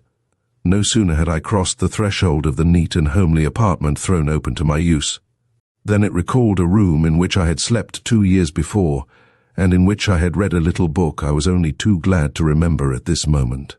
Indeed, it seemed as if a veritable inspiration had come to me through this recollection, for though the tale to which I allude was a simple child's story written for moral purposes, it contained an idea which promised to be invaluable to me at this juncture. Indeed, by means of it, I believed myself to have solved the problem that was puzzling me, and, relieved beyond expression, I paid for the night's lodging I had now determined to forego, and returned immediately to New York. Having spent just 15 minutes in the town where I had received this happy inspiration, my first step on entering the city was to order a dozen steel coils, made similar to the one which I still believed answerable for James Holmes's death. My next to learn as far as possible all of John Graham's haunts and habits. At a week's end I had the springs and knew almost as well as he did himself where he was likely to be found at all times of the day and night. I immediately acted upon this knowledge. Assuming a slight disguise, I repeated my former stroll through Printing House Square, looking into each doorway as I passed. John Graham was in one of them, staring in his old way at the passing crowd, but evidently seeing nothing but the images formed by his own disordered brain. A manuscript roll stuck out of his breast pocket, and from the way his nervous fingers fumbled with it, I began to understand the restless glitter of his eyes, which were as full of wretchedness as any eyes I have ever seen. Entering the doorway where he stood, I dropped at his feet one of the small steel coils with which I was provided. He did not see it. Stopping near him, I directed his attention to it by saying, "Pardon me, but did I not see something drop out of your hand?" He started, glanced at the seemingly inoffensive toy I had pointed out, and altered so suddenly and so vividly that it became instantly apparent that the surprise I had planned for him was fully as keen and searching a one as I had anticipated. Recoiling sharply, he gave me a quick look, then glanced down again at his feet, as if half expecting to find the object of his terror gone. But, perceiving it still lying there, he crushed it viciously with his heel, and uttering some incoherent words, dashed impetuously from the building. Confident that he would regret this hasty impulse and return, I withdrew a few steps and waited, and sure enough, in less than 5 minutes he came slinking back. Picking up the coil with more than one sly look about, he examined it closely. Suddenly he gave a sharp cry and went staggering out. Had he discovered that the seeming puzzle possessed the same invisible spring which had made the one handled by James Holmes so dangerous? Certain as to the place he would be found next, I made a short cut to an obscure little saloon in Nassau Street, where I took up my stand in a spot convenient for seeing without being seen. In 10 minutes he was standing at the bar asking for a drink, "Whiskey," he cried. "Straight." It was given him, but as he set the empty glass down on the counter, he saw lying before him another of the steel springs, and was so confounded by the sight that the proprietor, who had put it there at my instigation, thrust out his hand toward him as if half afraid he would fall. "Where did that thing come from?" stammered John Graham, ignoring the other's gesture and pointing with a trembling hand at the insignificant bit of wire between them. "Didn't it drop from your coat pocket?" inquired the proprietor. "It wasn't lying here before you came in." With a horrible oath, the unhappy man turned and fled from the place. I lost sight of him after that for 3 hours. Then I suddenly came upon him again. He was walking uptown with a set purpose in his face that made him look more dangerous than ever. Of course I followed him, expecting him to turn towards 59th Street. But at the corner of Madison Avenue and 47th Street, he changed his mind and dashed toward 3rd Avenue. At Park Avenue, he faltered and again turned north, walking for several blocks as if the fiends were behind him. I began to think that he was but attempting to walk off his excitement when, at a sudden rushing sound in the cut beside us, he stopped and trembled. An express train was shooting by. As it disappeared in the tunnel beyond, he looked about him with a blanched face and wandering eye.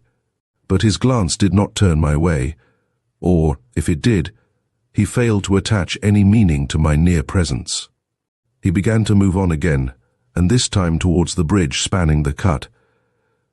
I followed him very closely. In the center of it, he paused and looked down at the track beneath him. Another train was approaching. As it came near, he trembled from head to foot, and catching at the railing against which he leaned, was about to make a quick move forward when a puff of smoke arose from below and sent him staggering backward. Gasping with the terror, I could hardly understand till I saw that the smoke had taken the form of a spiral and was sailing away before him in what to his disordered imagination must have looked like a gigantic image of the coil with which twice before on this day he had found himself confronted. It may have been chance, and it may have been providence, but whichever it was, it saved him. He could not face that semblance of his haunting thought. And turning away, he cowered down on the neighboring curbstone, where he sat for several minutes, with his head buried in his hands. When he arose again, he was his own daring and sinister self.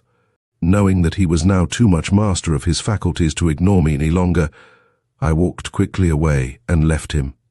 I knew where he would be at 6 o'clock, and had already engaged a table at the same restaurant. It was 7, however, before he put in an appearance, and by this time he was looking more composed. There was a reckless air about him, however, which was perhaps only noticeable to me, for none of the habitués of this especial restaurant were entirely without it, wild eyes and unkempt hair being in the majority. I let him eat. The dinner he ordered was simple, and I had not the heart to interrupt his enjoyment of it. But when he had finished and came to pay, then I allowed the shock to come. Under the bill which the waiter laid at the side of his plate was the inevitable steel coil, and it produced even more than its usual effect. I own, I felt sorry for him. He did not dash from the place, however, as he had from the liquor saloon. A spirit of resistance had seized him, and he demanded to know where this object of his fear had come from. No one could tell him or would. Whereupon he began to rave and would certainly have done himself or somebody else an injury if he had not been calmed by a man almost as wild-looking as himself. Paying his bill, but vowing he would never enter the place again, he went out, clay-white, but with the swaggering air of a man who had just asserted himself. He drooped, however, as soon as he reached the street, and I had no difficulty in following him to a certain gambling den, where he gained $3 and lost $5. From there he went to his lodgings in West 10th Street. I did not follow him. He had passed through many deep and wearing emotions since noon, and I had not the heart to add another to them. But late the next day I returned to this house and rang the bell.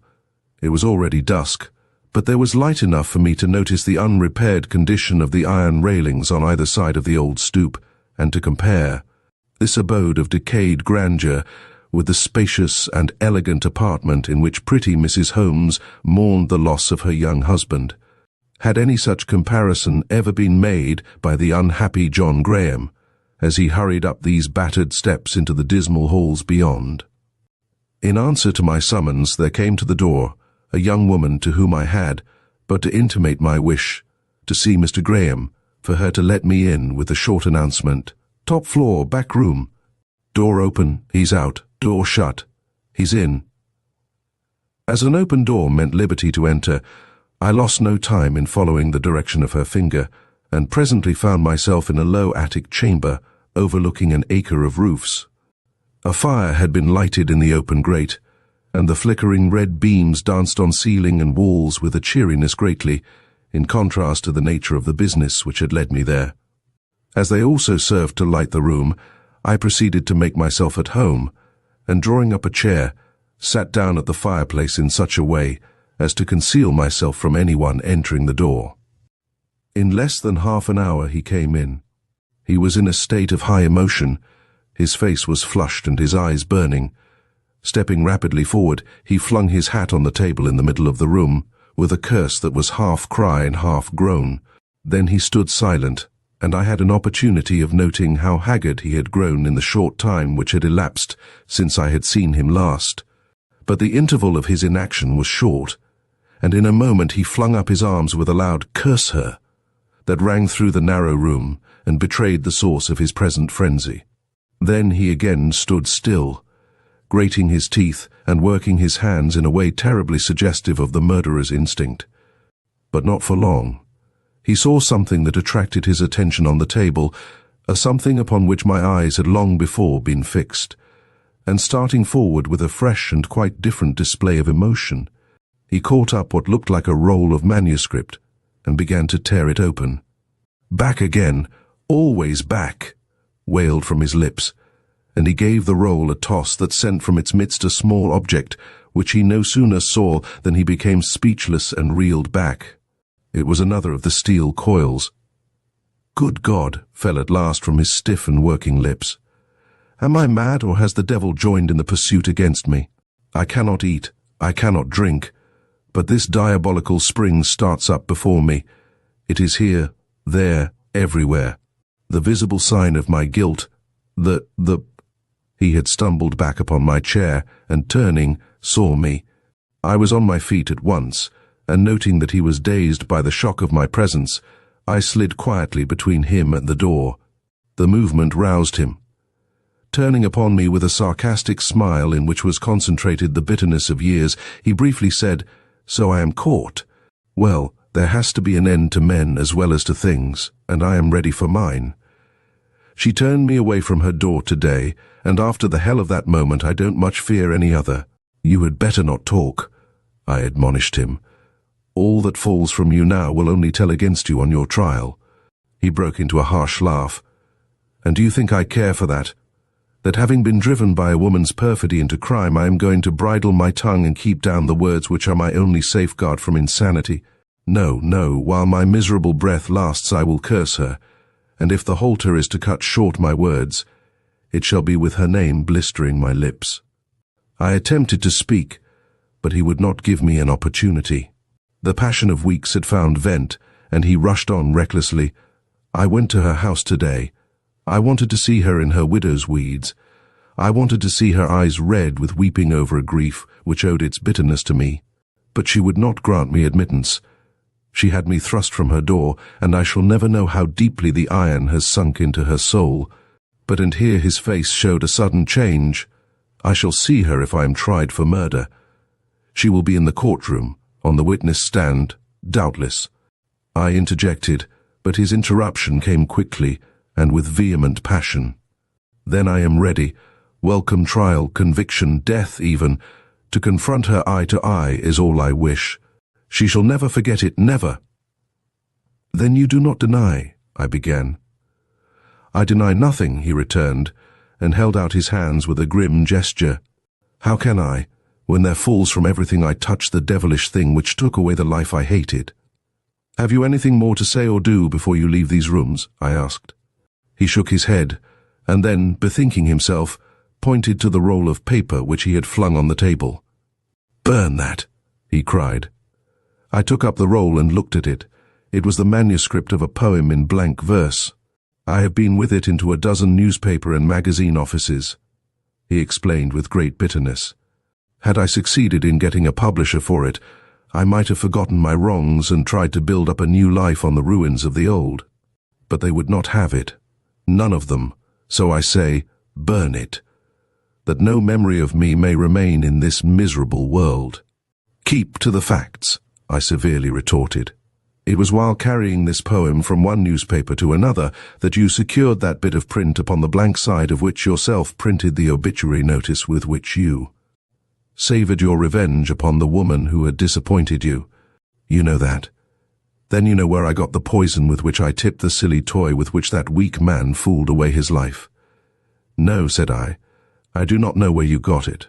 I merely know it was no common poison bought at a druggist's or from any ordinary chemist.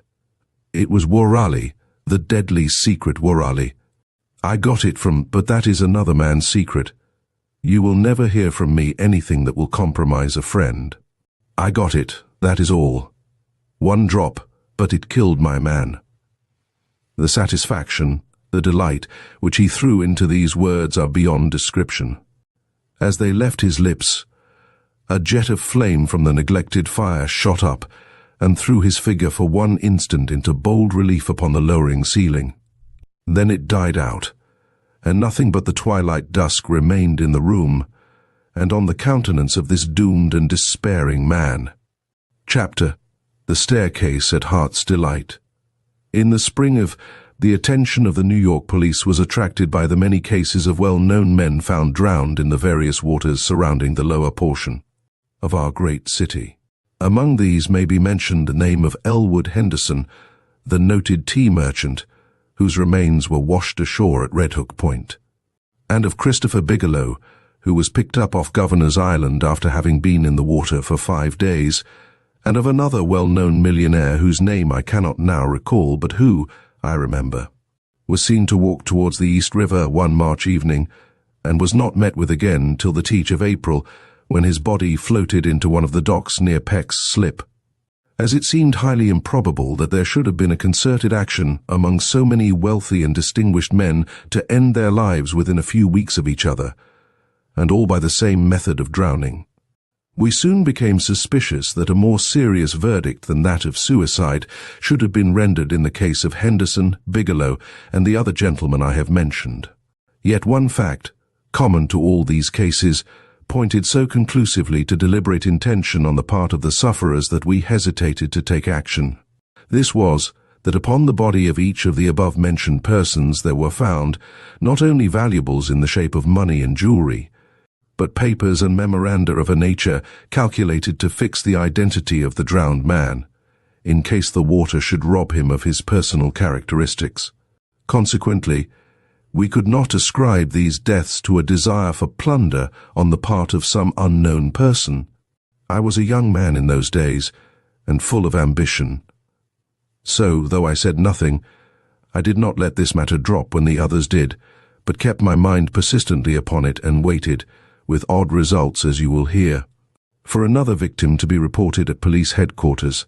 Meantime, I sought to discover some bond or connection between the several men who had been found drowned, which would serve to explain their similar fate. But all my efforts in this direction were fruitless.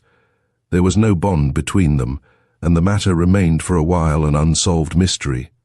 Suddenly one morning a clue was placed, not in my hands, but in those of a superior official who at that time exerted a great influence over the whole force. He was sitting in his private room, when there was ushered into his presence a young man of a dissipated but not unprepossessing appearance, who, after a pause of marked embarrassment, entered upon the following story. I don't know whether or no I should offer an excuse for the communication I am about to make, but the matter I have to relate is simply this: being hard up last night, for though a rich man's son I often lack money, I went to a certain pawn shop in the Bowery where I had been told I could raise money on my prospects. This place, you may see it sometime, so I will not enlarge upon it, did not strike me favorably, but, being very anxious for a certain definite sum of money, I wrote my name in a book which was brought to me from some unknown quarter, and proceeded to follow the young woman who attended me into what she was pleased to call her good master's private office. He may have been a good master, but he was anything but a good man. In short, sir, when he found out who I was and how much I needed money, he suggested that I should make an appointment with my father at a place he called Grohl's in Grand Street, where, said he, your little affair will be arranged, and you made a rich man within 30 days. That is, he slily added, unless your father has already made a will disinheriting you.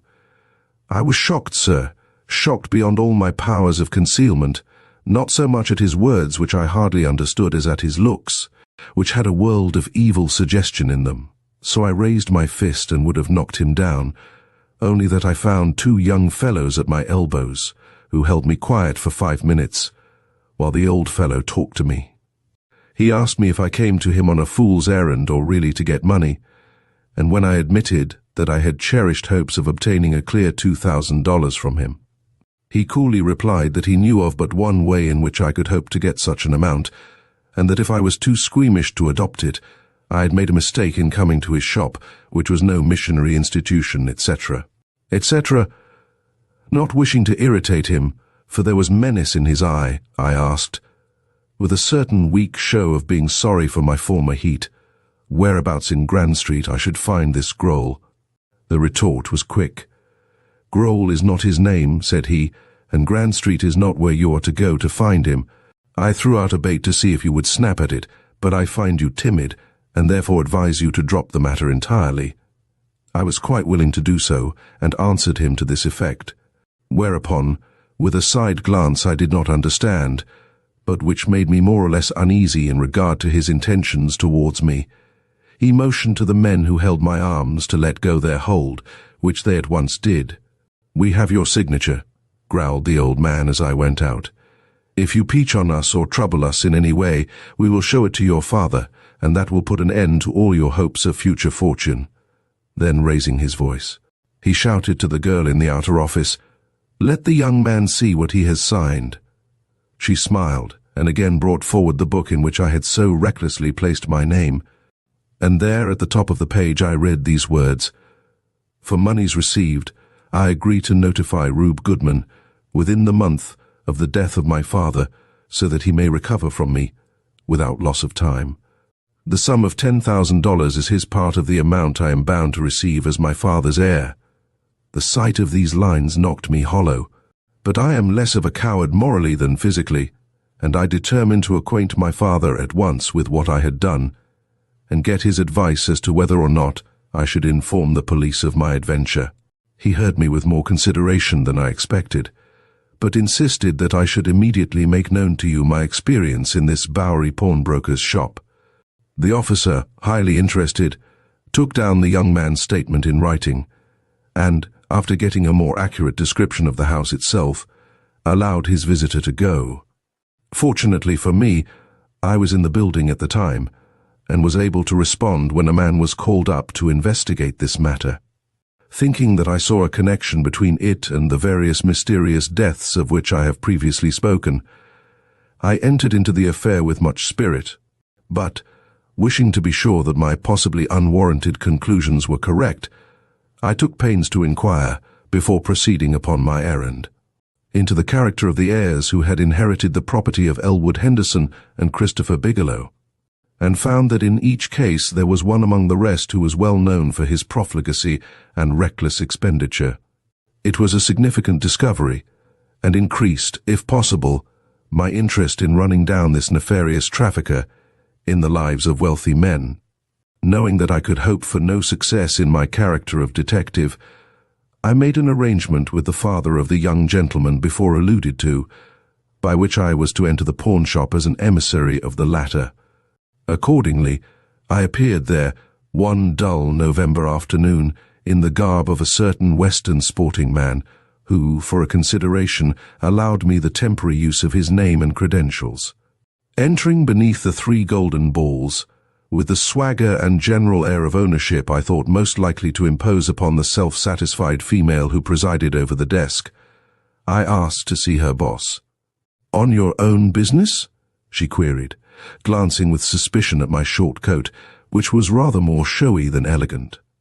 "No," I returned, "not on my own business, but on that of a young gent."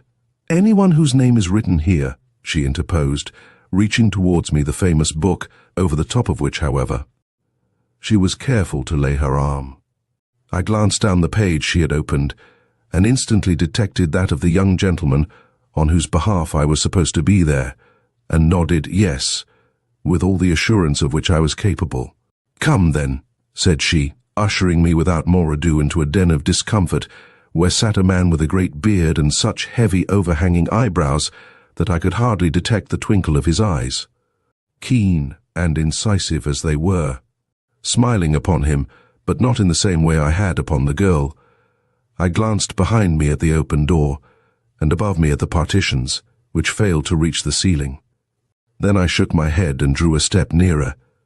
"I have come," I insinuatingly whispered, "on behalf of a certain party who left this place in a huff a day or so ago, but who since then has had time to think the matter over, and has sent me with an apology which he hopes," here I put on a diabolical smile, "copied, I declare to you, from the one I saw at that moment on his own lips, you will accept. The old wretch regarded me for full 2 minutes in a way to unmask me, had I possessed less confidence in my disguise and in my ability to support it." "And what is this young gentleman's name?" he finally asked. For reply I handed him a slip of paper. He took it and read the few lines written on it, after which he began to rub his palms softly together with an unction eminently in keeping with the stray glints of light that now and then found their way through his bushy eyebrows. "And so the young gentleman had not the courage to come again himself," he softly suggested, with just the suspicion of an ironical laugh. "Thought, perhaps, I would exact too much commission, or make him pay too roundly for his impertinent assurance." I shrugged my shoulders, but vouchsafed no immediate reply, and he saw that he had to open the business himself. He did it warily, and with many an incisive question, which would have tripped me up if I had not been very much on my guard.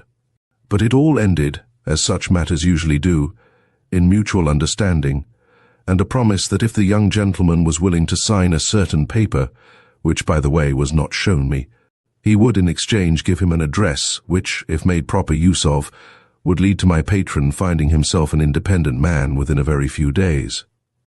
As this address was the one thing I was most desirous of obtaining, I professed myself satisfied with the arrangement, and proceeded to hunt up my patron, as he was called. Informing him of the result of my visit, I asked if his interest in ferreting out these criminals was strong enough to lead him to sign the vile document which the pawnbroker would probably have in readiness for him on the morrow, and being told it was, we separated for that day, with the understanding that we were to meet the next morning at the spot chosen by the pawnbroker for the completion of his nefarious bargain.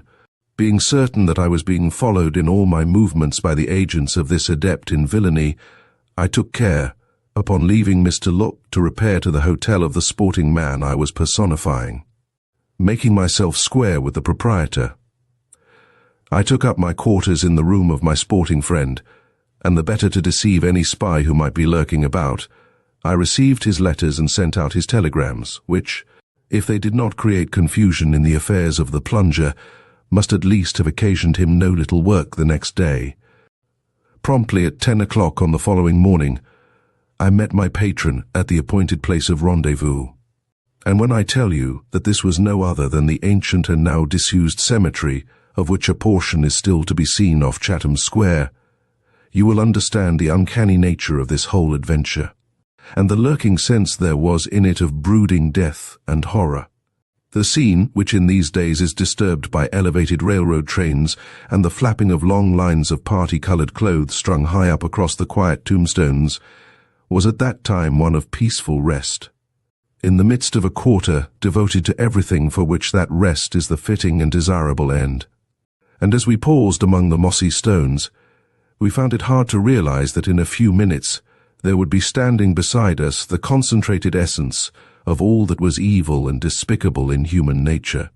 He arrived with a smile on his countenance that completed his ugliness, and would have frightened any honest man from his side at once. Merely glancing my way, he shuffled up to my companion and leading him aside, drew out a paper which he laid on a flat tombstone with a gesture significant of his desire that the other should affix to it the required signature. Meantime I stood guard, and while attempting to whistle a light air, was carelessly taking in the surroundings and conjecturing as best I might the reasons which had induced the old ghoul to make use of this spot for his diabolical business, and had about decided that it was because he was a ghoul, and thus felt at home among the symbols of mortality. When I caught sight of 2 or 3 young fellows who were lounging on the other side of the fence, these were so evidently accomplices that I wondered if the 2 sly boys I had engaged to stand by me through this affair had spotted them and would know enough to follow them back to their haunts. A few minutes later, the old rascal came sneaking towards me, with a gleam of satisfaction in his half-closed eyes. "You are not wanted any longer," he grunted. "The young gentleman told me to say that he could look out for himself now." "The young gentleman had better pay me the round 50 he promised me," I grumbled in return, with that sudden change from indifference to menace which I thought best calculated to further my plans. And shouldering the miserable wretch aside, I stepped up to my companion, who was still lingering in a state of hesitation among the gravestones. "Quick, tell me the number and street which he has given you," I whispered, in a tone quite out of keeping with the angry and reproachful air I had assumed. He was about to answer when the old fellow came sidling up behind us. Instantly the young man before me rose to the occasion, and putting on an air of conciliation said in a soothing tone, There, don't bluster. Do one thing more for me, and I will add another 50 to that I promised you. Conjure up an anonymous letter, you know how, and send it to my father, saying that if he wants to know where his son loses his hundreds, he must go to the place on the dock opposite 5 South Street, some night shortly after 9. It would not work with most men, but it will with my father, and when he has been in and out of that place, and I succeed to the fortune he will leave me, then I will remember you. And say, too," a sinister voice here added in my ear, "that if he wishes to effect an entrance into the gambling den which his son haunts, he must take the precaution of tying a bit of blue ribbon in his buttonhole. It is a signal-meaning business, and must not be forgotten," chuckled the old fellow, evidently deceived at last into thinking I was really one of his own kind. I answered by a wink, and taking care to attempt no further communication with my patron, I left the 2 as soon as possible and went back to the hotel, where I dropped the sport, and assumed a character and dress which enabled me to make my way undetected to the house of my young patron, where for 2 days I lay low, waiting for a suitable time in which to make my final attempt to penetrate this mystery. I knew that for the adventure I was now contemplating considerable courage was required, but I did not hesitate. The time had come for me to show my mettle. In the few communications I was enabled to hold with my superiors, I told them of my progress and arranged with them my plan of work. As we all agreed that I was about to encounter no common villainy, these plans naturally partook of finesse, as you will see if you follow my narrative to the end. Early in the evening of a cool November day, I sallied forth into the streets, dressed in the habiliments and wearing the guise of the wealthy old gentleman whose secret guest I had been for the last few days.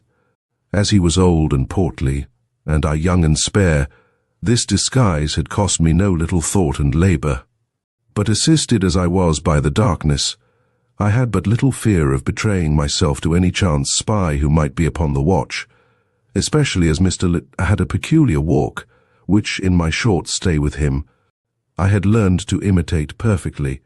In the lapel of my overcoat I had tied a tag of blue ribbon, and though for all I knew this was a signal devoting me to a secret and mysterious death, I walked along in a buoyant condition of mind, attributable, no doubt, to the excitement of the venture and to my desire to test my powers, even at the risk of my life. It was 9 o'clock when I reached South Street. It was no new region to me, nor was I ignorant of the specified drinking den on the dock to which I had been directed. I remembered it as a bright spot in a mass of ship prows and bow rigging, and was possessed, besides, of a vague consciousness that there was something odd in connection with it, which had aroused my curiosity sufficiently in the past for me to have once formed the resolution of seeing it again under circumstances which would allow me to give it some attention. But I never thought that the circumstances would involve my own life, impossible as it is for a detective to reckon upon the future, or to foresee the events into which he will be hurried by the next crime which may be reported at police headquarters. There were but few persons in the street when I crossed to the Heart's Delight, so named from the heart-shaped opening in the framework of the door, through which shone a light, inviting enough to one chilled by the keen November air and oppressed by the desolate appearance of the almost deserted street. But amongst those persons, I thought I recognized more than one familiar form, and felt reassured as to the watch which had been set upon the house. The night was dark, and the river especially so, but in the gloomy space beyond the dock I detected a shadow blacker than the rest, which I took for the police boat they had promised to have in readiness in case I needed rescue from the waterside. Otherwise the surroundings were as usual, and saving the gruff singing of some drunken sailor coming from a narrow side street nearby, no sound disturbed the somewhat lugubrious silence of this weird and forsaken spot. Pausing an instant before entering, I glanced up at the building, which was about 3 stories high, and endeavored to see what there was about it which had once arrested my attention, and came to the conclusion that it was its exceptional situation on the dock, and the ghostly effect of the hoisting beam projecting from the upper story like a gibbet. And yet this beam was common to many a warehouse in the vicinity, though in none of them were there any such signs of life as proceeded from the curious mixture of sail loft, boat shop, and drinking saloon now before me. Could it be that the ban of criminality was upon the house, and that I had been conscious of this without being able to realize the cause of my interest? Not stopping to solve my sensations further, I tried the door, and finding it yield easily to my touch, turned the knob and entered. For a moment I was blinded by the smoky glare of the heated atmosphere into which I stepped, but presently I was able to distinguish the vague outlines of an oyster bar in the distance, and the motionless figures of some half-dozen men, whose movements had been arrested by my sudden entrance. For an instant this picture remained, then the drinking and card-playing were resumed, and I stood, as it were, alone, on the sanded floor near the door. Improving the opportunity for a closer inspection of the place, I was struck by its picturesqueness. It had evidently been once used as a ship chandlery, and on the walls, which were but partly plastered, there still hung old bits of marlin, rusty rings, and such other evidences of former traffic as did not interfere with the present more lucrative business. Below were the 2 bars, one at the right of the door, and the other at the lower end of the room near a window, through whose small square panes I caught a glimpse of the coloured lights of a couple of ferry boats, passing each other in midstream. At a table near me sat 2 men, grumbling at each other over a game of cards. They were large and powerful figures in the contracted space of this long and narrow room, and my heart gave a bound of joy as I recognized on them certain marks, by which I was to know friend from foe in this possible den of thieves and murderers. 2 sailors at the bar were bona fide habitués of the place, and so were the 2 other waterside characters I could faintly discern in one of the dim corners. Meantime a man was approaching me. Let me see if I can describe him.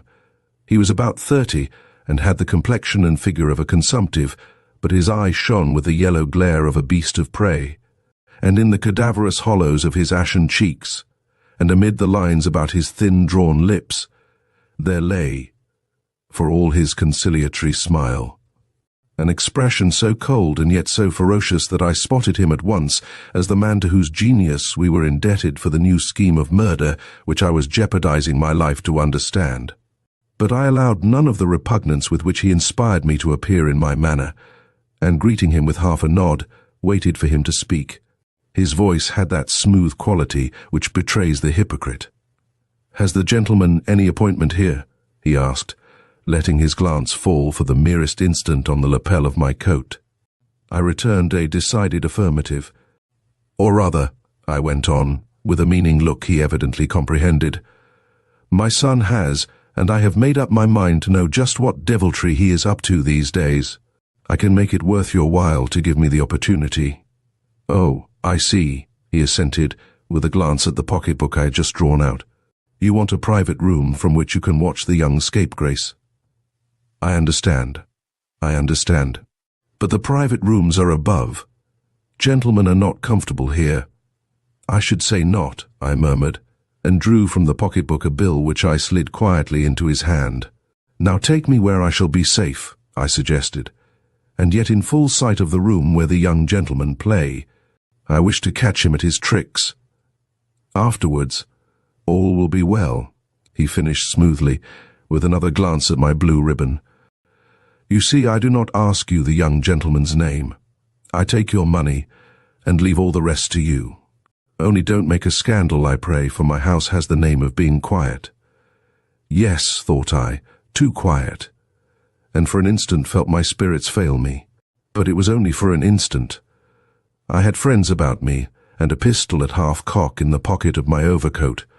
Why should I fear any surprise, prepared as I was for every emergency? "I will show you up in a moment," said he, and left me to put up a heavy board shutter over the window opening on the river. Was this a signal or a precaution? I glanced towards my two friends playing cards, took another note of their broad shoulders and brawny arms, and prepared to follow my host, who now stood bowing at the other end of the room, before a covered staircase which was manifestly the sole means of reaching the floor above. The staircase was quite a feature in the room.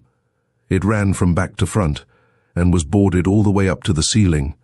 On these boards hung a few useless bits of chain, wire, and knotted ends of tarred ropes, which swung to and fro as the sharp November blast struck the building, giving out a weird and strangely muffled sound.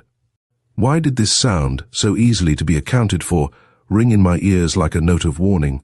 I understand now, but I did not then, full of expectation as I was for developments out of the ordinary. Crossing the room, I entered upon the staircase, in the wake of my companion. Though the two men at cards did not look up as I passed them, I noticed that they were alert and ready for any signal I might choose to give them. But I was not ready to give one yet. I must see danger before I summoned help, and there was no token of danger yet. When we were about halfway up the stairs, the faint light which had illuminated us from below suddenly vanished, and we found ourselves in total darkness. The door at the foot had been closed by a careful hand, and I felt, rather than heard, the stealthy pushing of a bolt across it. My first impulse was to forsake my guide and rush back, but I subdued the unworthy impulse and stood quite still, while my companion exclaiming, "Damn that fellow! What does he mean by shutting the door before we're halfway up?" struck a match and lit a gas jet in the room above, which poured a flood of light upon the staircase. Drawing my hand from the pocket in which I had put my revolver, I hastened after him into the small landing at the top of the stairs. An open door was before me, in which he stood bowing, with the half-burnt match in his hand. "This is the place, sir," he announced, motioning me in. I entered, and he remained by the door, while I passed quickly about the room, which was bare of every article of furniture save a solitary table and chair. There was not even a window in it, with the exception of one small light situated so high up in the corner, made by the jutting staircase, that I wondered at its use, and was only relieved of extreme apprehension at the prison-like appearance of the place by the gleam of light which came through this dusty pane, showing that I was not entirely removed from the presence of my foes, if I was from that of my friends.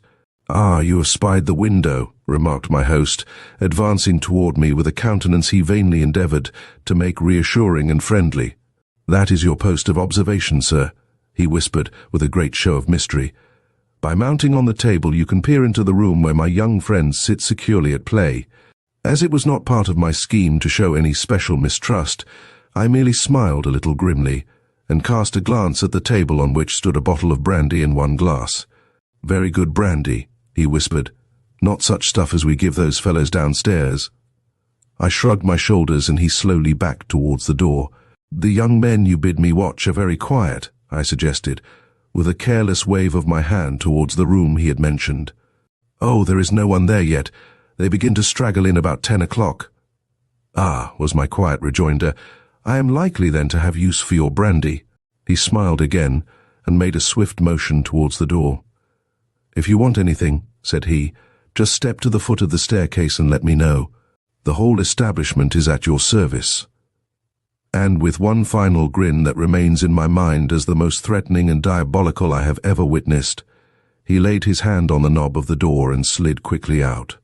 It was done with such an air of final farewell that I felt my apprehensions take a positive form. Rushing towards the door through which he had just vanished, I listened and heard, as I thought, his stealthy feet descend the stair. But when I sought to follow, I found myself for the second time overwhelmed by darkness. The gas jet, which had hitherto burned with great brightness in the small room, had been turned off from below, and beyond the faint glimmer which found its way through the small window of which I have spoken, not a ray of light now disturbed the heavy gloom of this gruesome apartment. I had thought of every contingency but this, and for a few minutes my spirits were dashed. But I soon recovered some remnants of self-possession, and began feeling for the knob I could no longer see.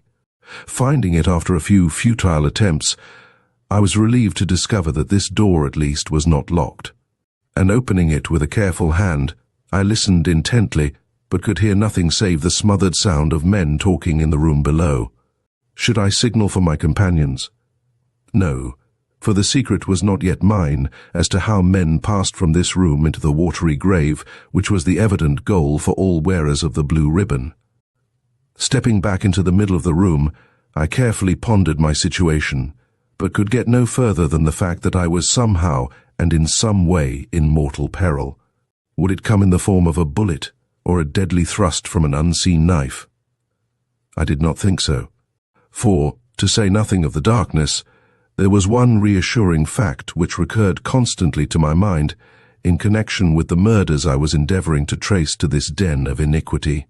None of the gentlemen who had been found drowned had shown any marks of violence on their bodies, so it was not attack I was to fear, but some mysterious, underhanded treachery which would rob me of consciousness and make the precipitation of my body into the water both safe and easy. Perhaps it was in the bottle of brandy that the peril lay, perhaps, but why speculate further? I would watch till midnight and then, if nothing happened, signal my companions to raid the house. Meantime, a peep into the next room might help me towards solving the mystery. Setting the bottle and glass aside, I dragged the table across the floor, placed it under the lighted window, mounted, and was about to peer through, when the light in that apartment was put out also. Angry and overwhelmed, I leaped down, and stretching out my hands till they touched the wainscoting, I followed the wall around till I came to the knob of the door, which I frantically clutched. But I did not turn it immediately. I was too anxious to catch these villains at work. Would I be conscious of the harm they meditated against me, or would I imperceptibly yield to some influence of which I was not yet conscious, and drop to the floor before I could draw my revolver, or put to my mouth the whistle upon which I depended for assistance and safety? It was hard to tell, but I determined to cling to my first intention a little longer, and so stood waiting and counting the minutes, while wondering if the captain of the police boat was not getting impatient, and whether I had not more to fear from the anxiety of my friends than the cupidity of my foes. You see, I had anticipated communicating with the men in this boat by certain signals and tokens which had been arranged between us. But the lack of windows in the room had made all such arrangements futile, so I knew as little of their actions as they did of my sufferings, all of which did not tend to add to the cheerfulness of my position. However, I held out for a half-hour, listening, waiting, and watching in a darkness which, like that of Egypt, could be felt. And when the suspense grew intolerable, I struck a match and let its blue flame flicker for a moment over the face of my watch. But the matches soon gave out, and with them my patience, if not my courage, and I determined to end the suspense by knocking at the door beneath. This resolution taken, I pulled open the door before me and stepped out. Though I could see nothing, I remembered the narrow landing at the top of the stairs, and, stretching out my arms, I felt for the boarding on either hand, guiding myself by it, and began to descend, when something rising, as it were, out of the cavernous darkness before me made me halt and draw back in mingled dread and horror. But the impression, strong as it was only momentary, and, resolved to be done with the matter, I precipitated myself downward, when suddenly, at about the middle of the staircase, my feet slipped and I slid forward. Plunging and reaching out with hands whose frenzied grasp found nothing to cling to, down a steep inclined plane, or what to my bewildered senses appeared such till I struck a yielding surface, and passed with one sickening plunge into the icy waters of the river, which in another moment had closed dark and benumbing above my head. It was all so rapid I did not think of uttering a cry, but happily for me the splash I made told the story, and I was rescued before I could sink a second time. It was full half an hour before I had sufficiently recovered from the shock to relate my story, but when once I had made it known, you can imagine the gusto with which the police prepared to enter the house and confound the obliging host with a sight of my dripping garments and accusing face. And indeed, in all my professional experience, I have never beheld a more sudden merging of the bully into a coward than was to be seen in this slick villain's face. When I was suddenly pulled from the crowd and placed before him, with the old man's wig gone from my head, and the tag of blue ribbon still clinging to my wet coat. His game was up, and he saw it, and Ebenezer Gryce's career had begun.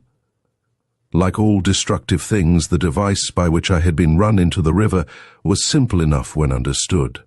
In the first place, it had been constructed to serve the purpose of a stairway and chute. The latter was in plain sight when it was used by the sailmakers to run the finished sails into the waiting yawls below. At the time of my adventure, and for some time before, the possibilities of the place had been discovered by mine host, who had ingeniously put a partition up the entire stairway, dividing the steps from the smooth runway. At the upper part of the runway he had built a few steps, wherewith to lure the unwary far enough down to ensure a fatal descent. To make sure of his game, he had likewise sealed the upper room all around, including the enclosure of the stairs. The door to the chute and the door to the stairs were side by side, and being made of the same boards as the wainscoting, was scarcely visible when closed, while the single knob that was used, being transferable from one to the other, naturally gave the impression that there was but one door. When this adroit villain called my attention to the little window around the corner, he no doubt removed the knob from the stairs door and quickly placed it in the one opening upon the chute. Another door, connecting the two similar landings without, explains how he got from the chute staircase into which he passed on leaving me, to the one communicating with the room below. The mystery was solved, and my footing on the force secured, but to this day, and I am an old man now, I have not forgotten the horror of the moment when my feet slipped from under me, and I felt myself sliding downward, without hope of rescue, into a pit of heaving waters, where so many men of conspicuous virtue had already ended their valuable lives. Myriad thoughts flashed through my brain in that brief interval, and among them the whole method of operating this death trap, together with every detail of evidence that would secure the conviction of the entire gang. Chapter 6. The Amethyst Box. The flask which held but a drop it was the night before the wedding. Though Sinclair, and not myself, was the happy man, I had my own causes for excitement, and finding the heat of the billiard room insupportable, I sought the veranda for a solitary smoke in sight of the ocean and a full moon. I was in a condition of rapturous, if unreasoning, delight. That afternoon a little hand had lingered in mine for just an instant longer than the circumstances of the moment strictly required. And small as the favour may seem to those who do not know Dorothy Camerden, to me who realized fully both her delicacy and pride, it was a sign that my long, if secret, devotion was about to be rewarded, and that at last I was free to cherish hopes whose alternative had once bid fair to wreck the happiness of my life. I was revelling in the felicity of these anticipations, and contrasting this hour of ardent hope with others of whose dissatisfaction and gloom I was yet mindful, when a sudden shadow fell across the broad band of light issuing from the library window, and Sinclair stepped out. He had the appearance of being disturbed, Very much disturbed, I thought, for a man on the point of marrying the woman for whom he professed to entertain the one profound passion of his life. But remembering his frequent causes of annoyance, causes quite apart from his bride and her personal attributes, I kept on placidly smoking till I felt his hand on my shoulder, and turned to see that the moment was a serious one. "I have something to say to you," he whispered. "Come where we shall run less risk of being disturbed." "What's wrong?" I asked, facing him with curiosity, if not with alarm. "I never saw you look like this before. Has the old lady taken this last minute too?" "Hush!" he prayed, emphasizing the word with a curt gesture not to be mistaken. "The little room over the west porch is empty just now. Follow me there." With a sigh for the cigar I had so lately lighted, I tossed it into the bushes and sauntered in after him. I thought I understood his trouble. The prospective bride was young, a mere slip of a girl indeed, bright, beautiful and proud, yet with odd little restraints in her manner and language, due probably to her peculiar bringing up, and the surprise, not yet overcome, of finding herself, after an isolated, if not despised, childhood, the idol of society and the recipient of general homage. The fault was not with her, but she had for guardian, alas, my dear girl had the same, an aunt who was a gorgon. This aunt must have been making herself disagreeable to the prospective bridegroom, and he, being quick to take offense, quicker than myself, it was said, had probably retorted in a way to make things unpleasant. As he was a guest in the house, he and all the other members of the bridal party, Mrs. Armstrong, having insisted upon opening her magnificent Newport villa for this wedding and its attendant festivities, the matter might well look black to him. Yet I did not feel disposed to take much interest in it, even though his case might be mine some day, with all its accompanying drawbacks. But once confronted with Sinclair in the well-lighted room above, I perceived that I had better drop all selfish regrets and give my full attention to what he had to say. For his eye, which had flashed with an unusual light at dinner, was clouded now, and his manner, when he strove to speak, betrayed a nervousness I had considered foreign to his nature ever since the day I had seen him rein in his horse so calmly on the extreme edge of a precipice, where a fall would have meant certain death, not only to himself, but also to the two riders who unwittingly were pressing closely behind him. "Walter," he faltered, "something has happened, something dreadful, something unprecedented. You may think me a fool, God knows, I would be glad to be proved so, but this thing has frightened me." I paused and pulled himself together. "I will tell you about it. Then you can judge for yourself. I am in no condition." "Don't beat about the bush. Speak up. What's the matter?" He gave me an odd look full of gloom, a look I felt the force of, though I could not interpret it. Then, coming closer, though there was no one within hearing, possibly no one any nearer than the drawing-room below, he whispered in my ear, "I have lost a little vial of the deadliest drug ever compounded, a Venetian curiosity, which I was foolish enough to take out and show the ladies, because the little box which holds it is such an exquisite example of jeweler's work. There's death in its taste, almost in its smell, and it's out of my hands, and—" "Well, I'll tell you how to fix that up," I put in with my usual frank decision. "Order the music stopped, call everybody into the drawing-room, and explain the dangerous nature of this toy. After which, if anything happens, it will not be your fault, but that of the person who has so thoughtlessly appropriated it." His eyes, which had been resting eagerly on mine, shifted aside in visible embarrassment. "Impossible! It would only aggravate matters, or rather would not relieve my fears at all. The person who took it knew its nature very well, and that person—" "Oh, then you know who took it," I broke in increasing astonishment. "I thought from your manner that—" "No," he moodily corrected. "I do not know who took it. If I did, I should not be here. That is, I do not know the exact person. Only—" Here he again eyed me with his former singular intentness, and, observing that I was nettled, made a fresh beginning. "When I came here I brought with me a case of rarities chosen from my various collections. In looking over them preparatory to making a present to Gilbertine, I came across the little box I have just mentioned. It is made of a single amethyst and contains, or so I was assured when I bought it, a tiny flask of old but very deadly poison.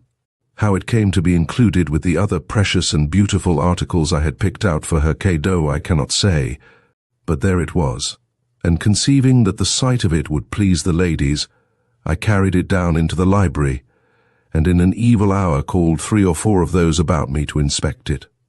This was while you boys were in the billiard room, so the ladies could give their entire attention to the little box, which is certainly worth the most careful scrutiny. I was holding it out on the palm of my hand, where it burned with a purple light which made more than one feminine eye glitter, when somebody inquired to what use so small and yet so rich a receptacle could be put. The question was such a natural one I never thought of evading it. Besides, I enjoy the fearsome delight which women take in the marvelous. Expecting no greater result than lifted eyebrows or flushed cheeks, I answered by pressing a little spring in the filigree work surrounding the gem. Instantly, the tiniest of lids flew back, revealing a crystal flask of such minute proportions that the usual astonishment followed its disclosure. "You see," I cried. It was made to hold, and moving my hand to and fro under the gas jet, I caused to shine in their eyes the single drop of yellow liquid it still held. "Poison," I impressively announced. This trinket may have adorned the bosom of a Borgia or flashed from the arm of some great Venetian lady as she flourished her fan between her embittered heart and the object of her wrath, or jealousy. The first sentence had come naturally, but the last was spoken at random and almost unconsciously, for at the utterance of the word poison, a quickly suppressed cry had escaped the lips of someone behind me, which, while faint enough to elude the attention of any ear less sensitive than my own, contained such an astonishing, if involuntary, note of self-betrayal that my mind grew numb with horror, and I stood staring at the fearful toy which had called up such a revelation of what? That is what I am here to ask, first of myself, then of you, for the 2 women pressing behind me were— "Who?" I sharply demanded, partaking in some indefinable way of his excitement and alarm. "Gilbertine Murray and Dorothy Camerden." His prospective bride and the woman I loved, and whom he knew I loved, though I had kept my secret quite successfully from everyone else. The look we exchanged neither of us will ever forget. "Describe the sound," I presently said. "I cannot," he replied. "I can only give you my impression of it.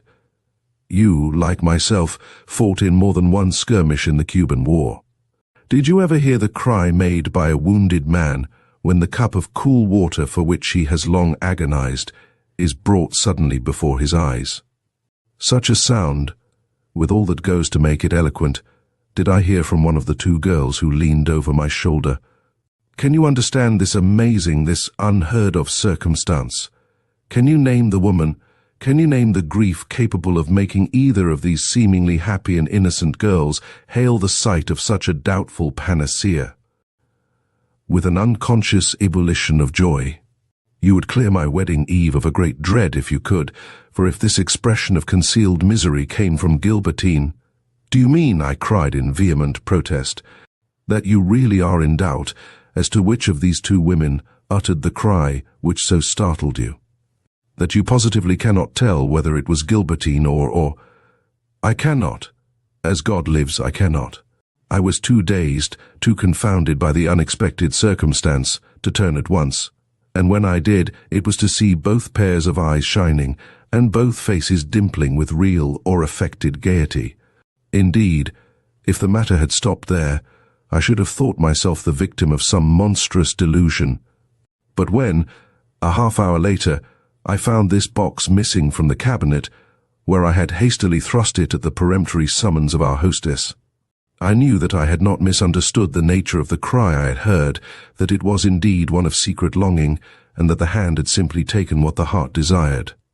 If a death occurs in this house tonight— "Sinclair, you are mad!" I exclaimed with great violence. No less a word would fit either the intensity of my feeling or the confused state of my mind. "Death here, where all are so happy. Remember your bride's ingenuous face. Remember the candid expression of Dorothy's eye, her smile, her noble ways. You exaggerate the situation. You neither understand aright the simple expression of surprise you heard, nor the feminine frolic which led these girls to carry off this romantic specimen of Italian deviltry. You are losing time, was his simple comment. Every minute we allow to pass in inaction only brings the danger nearer. What? You imagine? I imagine nothing. I simply know that one of these girls has in her possession the means of terminating life in an instant, that the girl so having it is not happy, and that if anything happens tonight, it will be because we rested supine in the face of a very real and possible danger.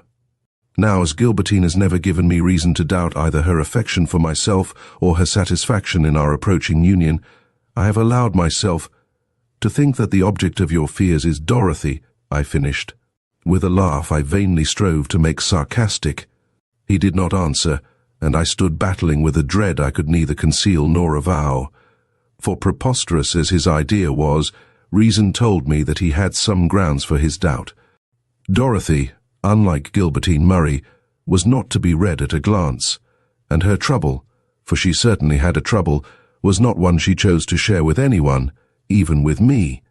I had flattered myself in days gone by that I understood it well enough, and that any lack of sincerity I might observe in her could be easily explained by the position of dependence she held toward an irascible aunt.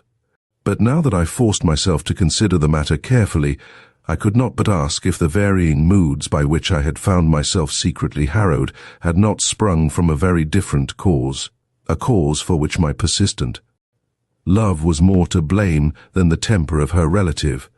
The aversion she had once shown to my attentions had yielded long ago to a shy, but seemingly sincere appreciation of them, and gleams of what I was fain to call real feeling had shown themselves now and then in her softened manner, culminating today in that soft pressure of my hand which had awakened my hopes and made me forget all the doubts and caprices of a disturbing courtship. But had I interpreted that strong, nervous pressure aright, had it necessarily meant love? Might it not have sprung from a sudden, desperate resolution to accept a devotion which offered her a way out of difficulties, especially galling to one of her gentle but lofty spirit? Her expression when she caught my look of joy had little of the demure tenderness of a maiden blushing at her first involuntary avowal. There was shrinking in it, but it was the shrinking of a frightened woman, not of an abashed girl, and when I strove to follow her, the gesture with which she waved me back had that in it which would have alarmed a more exacting lover. Had I mistaken my darling's feelings? Was her heart still cold, her affection unwon, or thought insupportable? Had she secretly yielded to another what she had so long denied me, and— "Ah," quoth Sinclair at this juncture, "I see that I have roused you at last." And unconsciously his tone grew lighter, and his eye lost the strained look which had made it the eye of a stranger. "You begin to see that a question of the most serious import is before us, and that this question must be answered before we separate for the night." "I do," said I. His relief was evident. "Then so much is gained. The next point is, how are we to settle our doubts? We cannot approach either of these ladies with questions.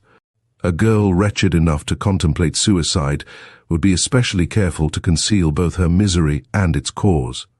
Neither can we order a search to be made for an object so small that it can be concealed about the person, yet this jewel must be recovered. Listen, Sinclair. I will have a talk with Dorothy, you with Gilbertine. A kind talk, mind you, one that will soothe, not frighten. If a secret lurks in either breast, our tenderness should find it out. Only, as you love me, promise to show me the same frankness I here promise to show you. Dear as Dorothy is to me, I swear to communicate to you the full result of my conversation with her, whatever the cost to myself or even to her. And I will be equally fair as regards Gilbertine. But before we proceed to such extreme measures, let us make sure that there is no shorter road to the truth. Someone may have seen which of our two dear girls went back to the library after we all came out of it. That would narrow down our inquiry and save one of them at least from unnecessary disturbance. It was a happy thought, and I told him so, but at the same time bade him look in the glass and see how impossible it would be for him to venture below without creating an alarm which might precipitate the dread event we both feared. He replied by drawing me to his side before the mirror and pointing to my own face. It was as pale as his own. Most disagreeably impressed by this self-betrayal, I coloured deeply under Sinclair's eye, and was but little, if any, relieved when I noticed that he coloured under mine. For his feelings were no enigma to me. Naturally, he was glad to discover that I shared his apprehensions, since it gave him leave to hope that the blow he so dreaded was not necessarily directed toward his own affections. Yet, being a generous fellow, he blushed to be detected in his egotism, while I own that at that moment I should have felt a very unmixed joy at being assured that the foundations of my own love were secure, and that the tiny flask Sinclair had missed had not been taken by the hand of her upon whom I depended for all my earthly happiness. And my wedding day was as yet a vague and distant hope, while his was set for the morrow. "We must carry downstairs very different faces from these," he remarked, "or we shall be stopped before we reach the library." I made an effort at composure, so did he, and both being determined men, we soon found ourselves in a condition to descend among our friends without attracting any closer attention than was naturally due to him as prospective bridegroom, and to myself as best man. Second, Beaton's dream. Mrs. Armstrong, our hostess, was fond of gaiety, and amusements were never lacking. As we stepped down into the great hall, we heard music in the drawing room, and saw that a dance was in progress. "That is good," observed Sinclair. "We shall run less risk of finding the library occupied. Shall I not look and see where the girls are? It would be a great relief to find them both among the dancers." "Yes," said he, "but don't allow yourself to be inveigled into joining them." I could not stand the suspense. I nodded, and slipped toward the drawing room. He remained in the bay window overlooking the terrace. A rush of young people greeted me as soon as I showed myself, but I was able to elude them, and catch the one full glimpse I wanted of the great room beyond. It was a magnificent apartment, and so brilliantly lighted that every nook stood revealed. On a divan near the centre was a lady conversing with two gentlemen. Her back was toward me, but I had no difficulty in recognizing Miss Murray. Some distance from her, but with her face also turned away, stood Dorothy. She was talking with an unmarried friend, and appeared quite at ease, and more than usually cheerful. Relieved, yet sorry that I had not succeeded in catching a glimpse of their faces, I hastened back to Sinclair, who was watching me with furtive eyes from between the curtains of the window in which he had secreted himself. As I joined him, a young man, who was to act as usher, sauntered from behind one of the great pillars forming a colonnade down the hall, and crossing to where the music-room door stood invitingly open, disappeared behind it with the air of a man perfectly contented with his surroundings. With a nervous grip, Sinclair seized me by the arm. "Was that Beaton?" he asked. "Certainly, didn't you recognize him?" He gave me a very strange look. "Does the sight of him recall anything?" "No." "You were at the breakfast table yesterday morning." "I was. Do you remember the dream he related for the delectation of such as would listen?" Then it was my turn to go white. "You don't mean—" I began. I thought at the time that it sounded more like a veritable adventure than a dream.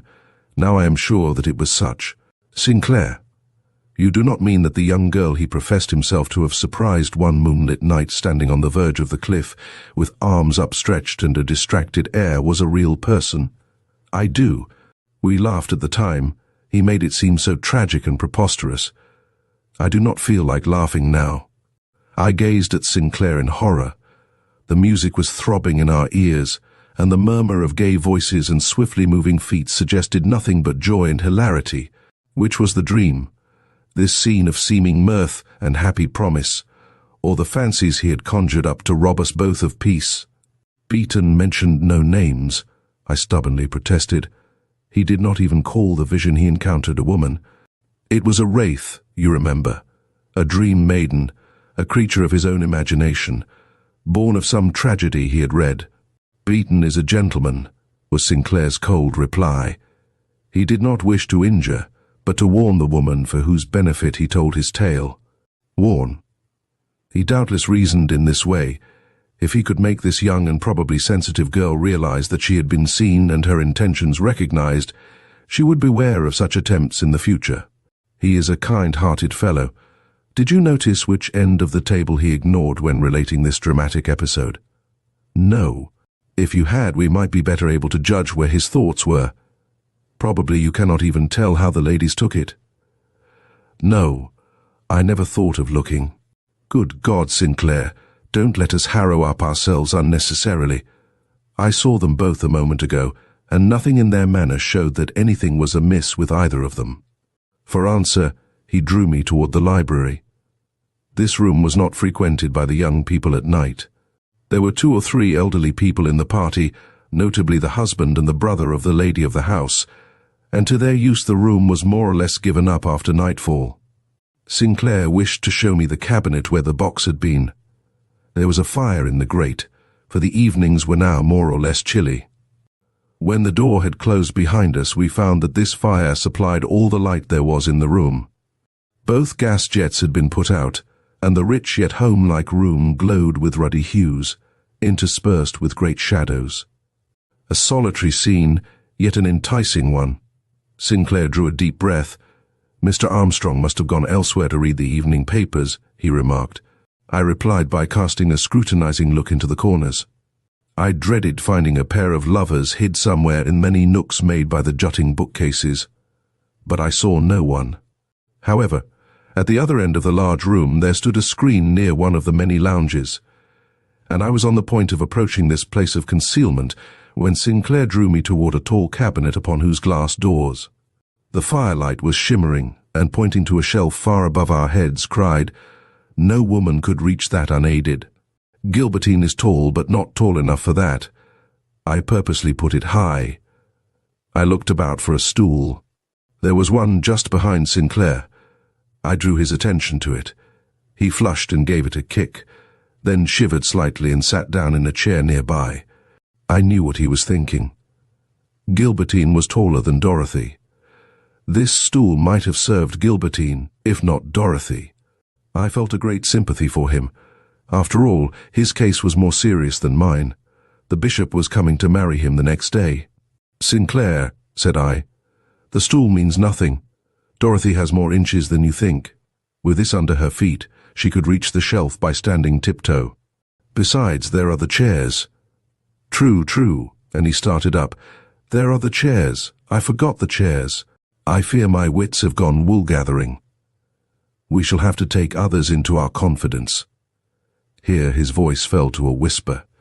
"Somehow or by some means we must find out if either of them was seen to come into this room." "Leave that to me," said I. "Remember that a word might raise suspicion, and that in a case like this, halloa. What's that?" A gentle snore had come from behind the screen. "We are not alone," I whispered. "Someone is over there on the lounge." Sinclair had already bounded across the room. I pressed hurriedly behind him, and together we rounded the screen and came upon the recumbent figure of Mr. Armstrong, asleep on the lounge, with his paper fallen from his hand. "That accounts for the lights being turned out," grumbled Sinclair. "Dutton must have done it." Dutton was the butler. I stood contemplating the sleeping figure before me. "He must have been lying here for some time," I muttered. Sinclair started. "Probably some little while before he slept," I pursued. "I have often heard that he dotes on the firelight." "I have a notion to wake him," suggested Sinclair. "It will not be necessary," said I, drawing back, as the heavy figure stirred, breathed heavily, and finally sat up. "I beg pardon," I now entreated, backing politely away. "We thought the room empty." Mr.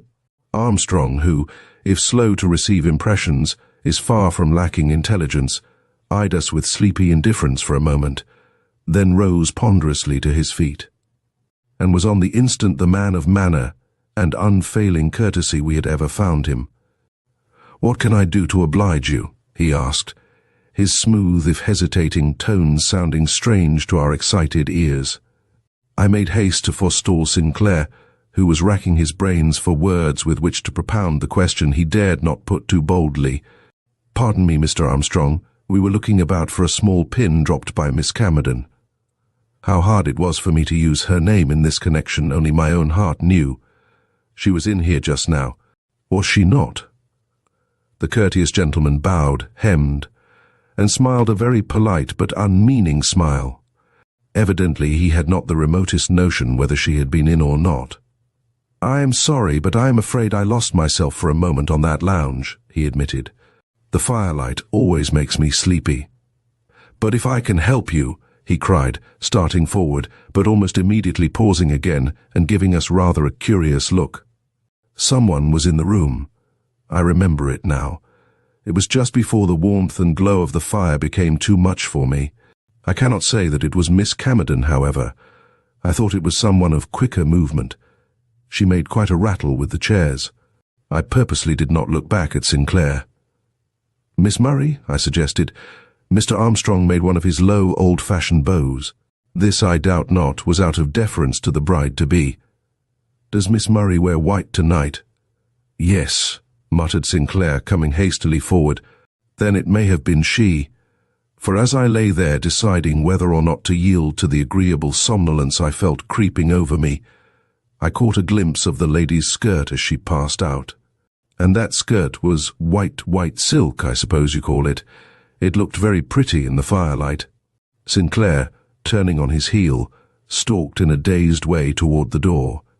To cover this show of abruptness, which was quite unusual on his part, I made the effort of my life, and, remarking lightly, "She must have been here looking for the pin her friend has lost," I launched forth into an impromptu dissertation on one of the subjects I knew to be dear to the heart of the bookworm before me, and kept it up too, till I saw by his brightening eye and suddenly freed manner that he had forgotten the insignificant episode of a minute ago, never in all probability to recall it again. Then I made another effort, and released myself with something like deftness from the long-drawn-out argument I saw impending, and making for the door in my turn, glanced about for Sinclair. So far as I was concerned, the question as to who had taken the box from the library was settled. It was now 8:30. I made my way from room to room and from group to group looking for Sinclair. At last I returned to my old post near the library door, and was instantly rewarded by the sight of his figure approaching from a small side passage in company with the butler, Dutton. His face, as he stepped into the full light of the open hall, showed discomposure, but not the extreme distress I had anticipated. Somehow, at sight of it, I found myself seeking the shadow, just as he had done a short time before, and it was in one of the recesses made by a row of bay trees that we came face to face. He gave me one look, then his eyes dropped. "Miss Camerden has lost a pin from her hair," he impressively explained to me. Then, turning to Dutton, he nonchalantly remarked, "It must be somewhere in this hall. Perhaps you will be good enough to look for it." "Certainly," replied the man. "I thought she had lost something when I saw her come out of the library a little while ago, holding her hand to her hair." My heart gave a leap, then sank cold and almost pulseless in my breast. In the hum to which all sounds had sunk, I heard Sinclair's voice rise again in the question with which my own mind was full. "When was that? After Mr. Armstrong went into the room, or before?" "Oh, after he fell asleep. I had just come from putting out the gas when I saw Miss Camerden slip in and almost immediately come out again. I will search for the pin very carefully, sir." So Mr. Armstrong had made a mistake. It was Dorothy, and not Gilbertine, whom he had seen leaving the room. I braced myself up and met Sinclair's eye. Dorothy's dress is grey tonight, but Mr. Armstrong's eye may not be very good for colours. "It is possible that both were in the room," was Sinclair's reply, but I could see that he advanced this theory solely out of consideration for me, that he did not really believe it. "At all events," he went on, "we cannot prove anything this way. We must revert to our original idea. I wonder if Gilbertine will give me the chance to speak to her." "You will have an easier task than I," was my half-sullen retort. "If Dorothy perceives that I wish to approach her, she has but to lift her eyes to any of the half-dozen fellows here, and the thing becomes impossible. There is to be a rehearsal of the ceremony at 10:30. I might get a word in then, only this matter must be settled first. I could never go through the farce of standing up before you all at Gilbertine's side with such a doubt as this in my mind. You will see her before then. Insist on a moment's talk. If she refuses, "Hush," he here put in. "We part now to meet in this same place again at 10. Do I look fit to enter among the dancers? I see a whole group of them coming for me. You will be in another moment. Approaching matrimony has made you sober, that's all." It was some time before I had the opportunity, even if I had the courage, to look Dorothy in the face. When the moment came, she was flushed with dancing and looked beautiful. Ordinarily she was a little pale, but not even Gilbertine, with her sumptuous colouring, showed a warmer cheek than she, as, resting from the waltz, she leaned against the rose-tinted wall and let her eyes for the first time rise slowly to where I stood, talking mechanically to my partner. Gentle eyes they were, made for appeal, and eloquent with a subdued heart language. But they were held in check by an infinite discretion. Never have I caught them quite off their guard, and tonight they were wholly unreadable. Yet she was trembling with something more than the fervour of the dance, and the little hand which had touched mine in lingering pressure a few hours before was not quiet for a moment. I could not see it fluttering in and out of the folds of her smoke-coloured dress, without a sickening wonder if the little purple box, which was the cause of my horror, lay somewhere concealed amid the airy puffs and ruffles, that rose and fell so rapidly over her heaving breast. Could her eye rest on mine, even in this cold and perfunctory manner, if the drop which could separate us for ever lay concealed over her heart? She knew that I loved her. From the first hour we met in her aunt's forbidding parlour in 36th Street, she had recognized my passion, however perfectly I had succeeded in concealing it from others. Inexperienced as she was in those days, she had noted as quickly as any society belle the effect produced upon me by her chill prettiness and her air of meek reserve, under which one felt the heart break, and though she would never openly acknowledge my homage, and frowned down every attempt on my part at lover-like speech or attention, I was as sure that she rated my feelings at their real value as that she was the dearest, yet most incomprehensible, mortal my narrow world contained. When, therefore, I encountered her eyes at the end of the dance, I said to myself, she may not love me, but she knows that I love her, and being a woman of sympathetic instincts, would never meet my eyes with so calm a look if she were meditating an act which must infallibly plunge me into misery. Yet I was not satisfied to go away without a word, so, taking the bull by the horns, I excused myself to my partner, and crossed to Dorothy's side. "Will you dance the next waltz with me?" I asked. Her eyes fell from mine directly, and she drew back in a way that suggested flight. "I shall dance no more tonight," said she, her hand rising in its nervous fashion to her hair. I made no appeal. I just watched that hand, whereupon she flushed vividly and seemed more than ever anxious to escape, at which I spoke again. "Give me a chance, Dorothy. If you will not dance, come out on the veranda and look at the ocean. It is glorious tonight. I will not keep you long.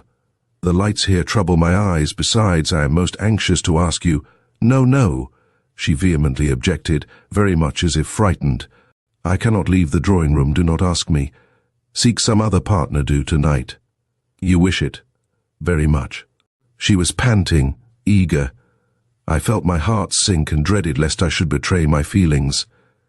"You do not honour me, then, with your regard," I retorted, bowing ceremoniously as I became assured that we were attracting more attention than I considered desirable. She was silent. Her hand went again to her hair. I changed my tone. Quietly, but with an emphasis which moved her in spite of herself, I whispered, "If I leave you now, will you tell me tomorrow why you are so peremptory with me tonight?" With an eagerness which was anything but encouraging, she answered almost gaily, "Yes, yes, after all this excitement is over." And slipping her hand into that of a friend who was passing, she was soon in the whirl again, and dancing, She who had just assured me that she did not mean to dance again that night. Third, a scream in the night I turned, and hardly conscious of my actions, stumbled from the room. A bevy of young people at once surrounded me. What I said to them I hardly know. I only remember that it was several minutes before I found myself again alone, and making for the little room into which Beaton had vanished a half-hour before. It was the one given up to card-playing. Did I expect to find him seated at one of the tables?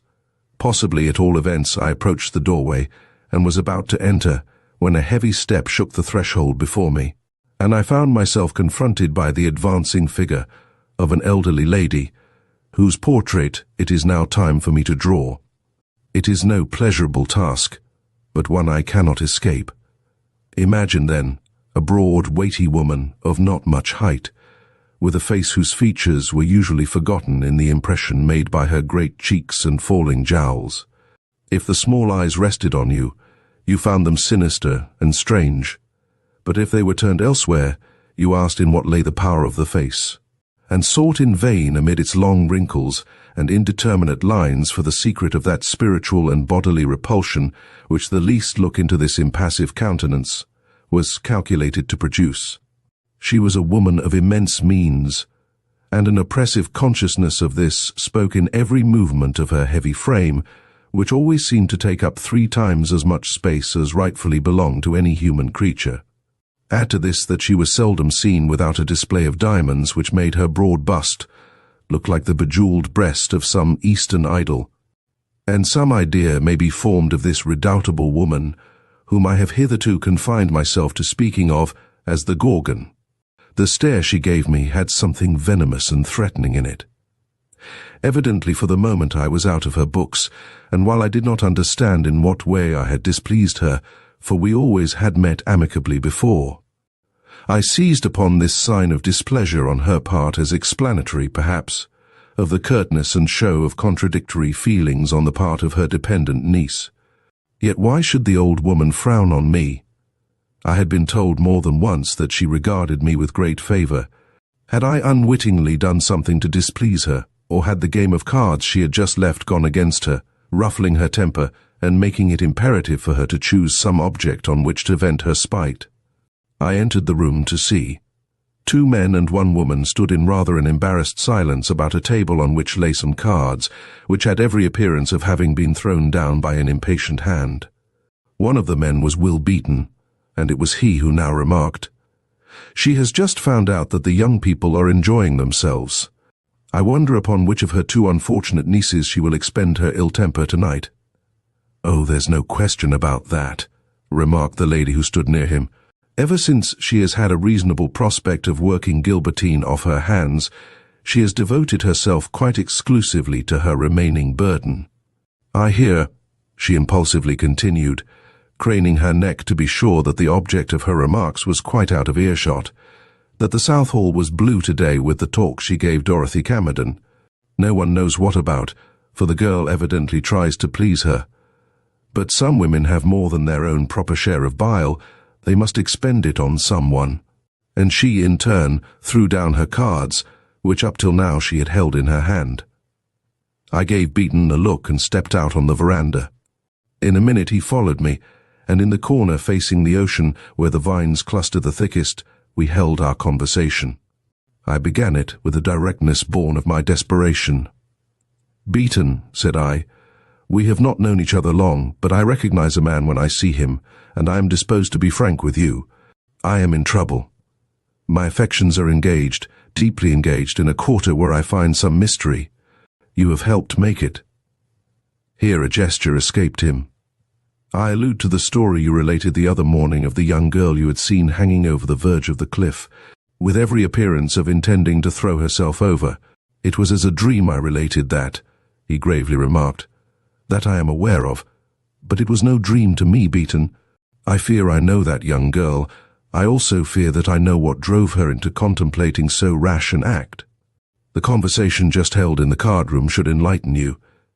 Beaton, am I wrong?" The feeling I could not suppress trembled in my tones. He may have been sensitive to it, or he may have been simply good-natured. Whatever the cause, this is what he said in reply. It was a dream. Remember that I insist upon its being a dream, but some of its details are very clear in my mind. When I stumbled upon this dream maiden in the moonlight, her face was turned from me toward the ocean, and I did not see her features then or afterwards. Startled by some sound I made, she crouched, drew back, and fled to cover. That cover, I have good reason to believe, was this very house. I reached out my hand and touched him on the arm. This dream maiden was a woman, I inquired. One of the women now in this house. He replied reluctantly, She was a young woman and she wore a long cloak. My dream ends there. I cannot even say whether she was fair or dark. I recognized that he had reached the limit of his explanations, and wringing his hand, I started for the nearest window, which proved to be that of the music room.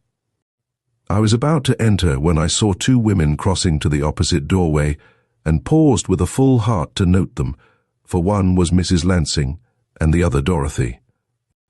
The aunt had evidently come for the niece, and they were leaving the room together, not amicably, however. Harsh words had passed, or I am no judge of the human countenance. Dorothy especially bore herself like one who finds difficulty in restraining herself from some unhappy outburst, and as she disappeared from my sight in the wake of her formidable companion, my attention was again called to her hands, which she held clenched at her sides. I was stepping into the room when my impulse was again checked. Another person was sitting there, a person I had been most anxious to see ever since my last interview with Sinclair. It was Gilbertine Murray, sitting alone in an attitude of deep, and possibly not altogether happy thought. I paused to study the sweet face. Truly she was a beautiful woman. I had never before realized how beautiful. Her rich coloring, her noble traits, and the spirited air which gave her such marked distinction, bespoke at once an ardent nature and a pure soul. I did not wonder that Sinclair had succumbed to charms so pronounced and uncommon, and as I gazed longer and noted the tremulous droop of her ripe lips and the faraway look of eyes which had created a great stir in the social world. When they first flashed upon it, I felt that if Sinclair could see her now, he would never doubt her again, despite the fact that the attitude into which she had fallen was one of great fatigue, if not despondency. She held a fan in her hand, and as I stood looking at her, she dropped it. As she stooped to pick it up, her eyes met mine, and a startling change passed over her. Springing up, she held out her hands in wordless appeal, then let them drop again, as if conscious that I would not be likely to understand either herself or her mood. She was very beautiful. Entering the room, I approached her. Had Sinclair managed to have his little conversation with her? Something must have happened, for never had I seen her in such a state of suppressed excitement, and I had seen her many times, both here and in her aunt's house when I was visiting Dorothy. Her eyes were shining, not with a brilliant, but a soft light, and the smile with which she met my advance had something in it strangely tremulous and expectant. "I am glad to have a moment in which to speak to you alone," I said. "As Sinclair's oldest and closest friend, I wish to tell you how truly you can rely both on his affection and esteem. He has an infinitely good heart." She did not answer as brightly and as quickly as I expected. Something seemed to choke her, something which she finally mastered, though only by an effort which left her pale, but self-contained, and even more lovely, if that is possible, than before. "Thank you," she then said. "My prospects are very happy. No one but myself knows how happy." And she smiled again, but with an expression which recalled to my mind Sinclair's fears. I bowed. Someone was calling her name. Evidently our interview was to be short. "I am obliged," she murmured. Then quickly, "I have not seen the moon tonight. Is it beautiful? Can you see it from this veranda?" But before I could answer, she was surrounded and dragged off by a knot of young people. And I was left free to keep my engagement with Sinclair. I did not find him at his post, nor could anyone tell where he had vanished. It was plain that his conduct was looked upon as strange, and I felt some anxiety lest it should appear more so before the evening was over. I found him at last in his room, sitting with his head buried in his arms, He started up as I entered. "Well?" he asked sharply. "I have learned nothing decisive." "Nor I." I exchanged some words with both ladies and I tackled Beaton, but the matter remains just about where it was. It may have been Dorothy who took the box, and it may have been Gilbertine. But there seems to be greater reason for suspecting Dorothy. She lives a terrible life with that aunt. And Gilbertine is on the point of escaping that bondage. I know I have thought of that. Walter, you are a generous fellow. And for a moment Sinclair looked relieved. Before I could speak, however, he was sunk again in his old despondency. "But the doubt," he cried, "the doubt! How can I go through this rehearsal with such a doubt in my mind? I cannot and will not. Go, tell them I am ill, and cannot come down again tonight. God knows you will tell no untruth." I saw that he was quite beside himself, but ventured upon one remonstrance. "It will be unwise to rouse comment," I said. "If that box was taken for the death it holds, the one restraint most likely to act upon the young girl who retains it will be the conventionalities of her position and the requirements of the hour. Any break in the settled order of things, anything which would give her a moment by herself, might precipitate the dreadful event we fear. Remember, one turn of the hand and all is lost. A drop is quickly swallowed." "Frightful," he murmured, the perspiration oozing from his forehead. "What a wedding eve! And they are laughing down there. Listen to them. I even imagine I hear Gilbertine's voice. Is there unconsciousness in it, or just the hilarity of a distracted mind bent on self-destruction? I cannot tell, the sound conveys no meaning to me." "She has a sweet, true face," I said, "and she wears a very beautiful smile tonight." He sprang to his feet.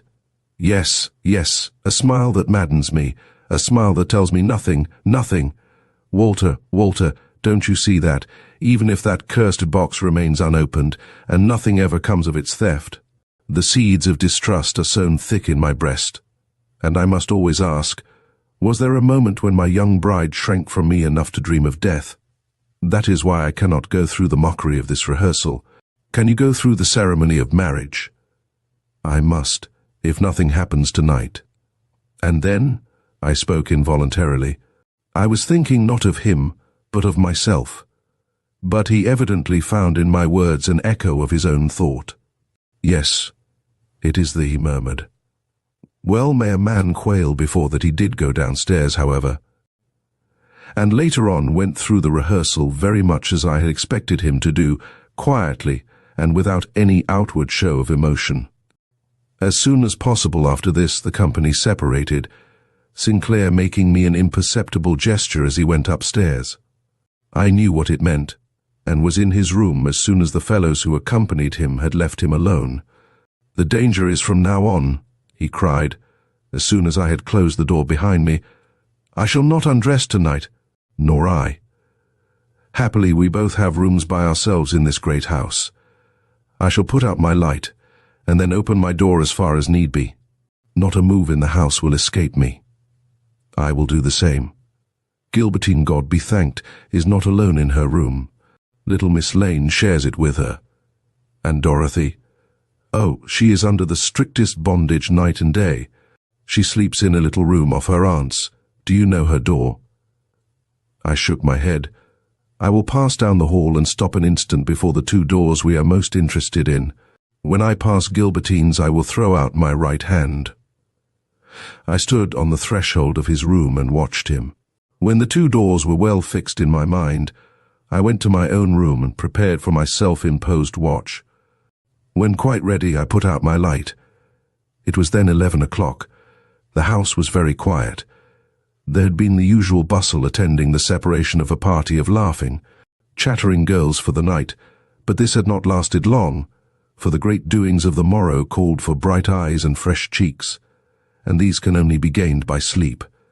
In this stillness 12 o'clock struck, and the first hour of my anxious vigil was at an end.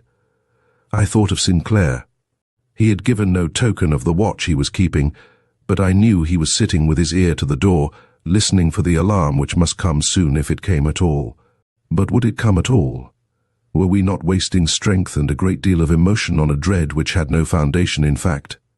What were we too sensible, and as a rule, practical men thinking of, that we should ascribe to either of these dainty belles of a conventional and shallow society the wish to commit a deed calling for the vigor and daring of some willful child of nature?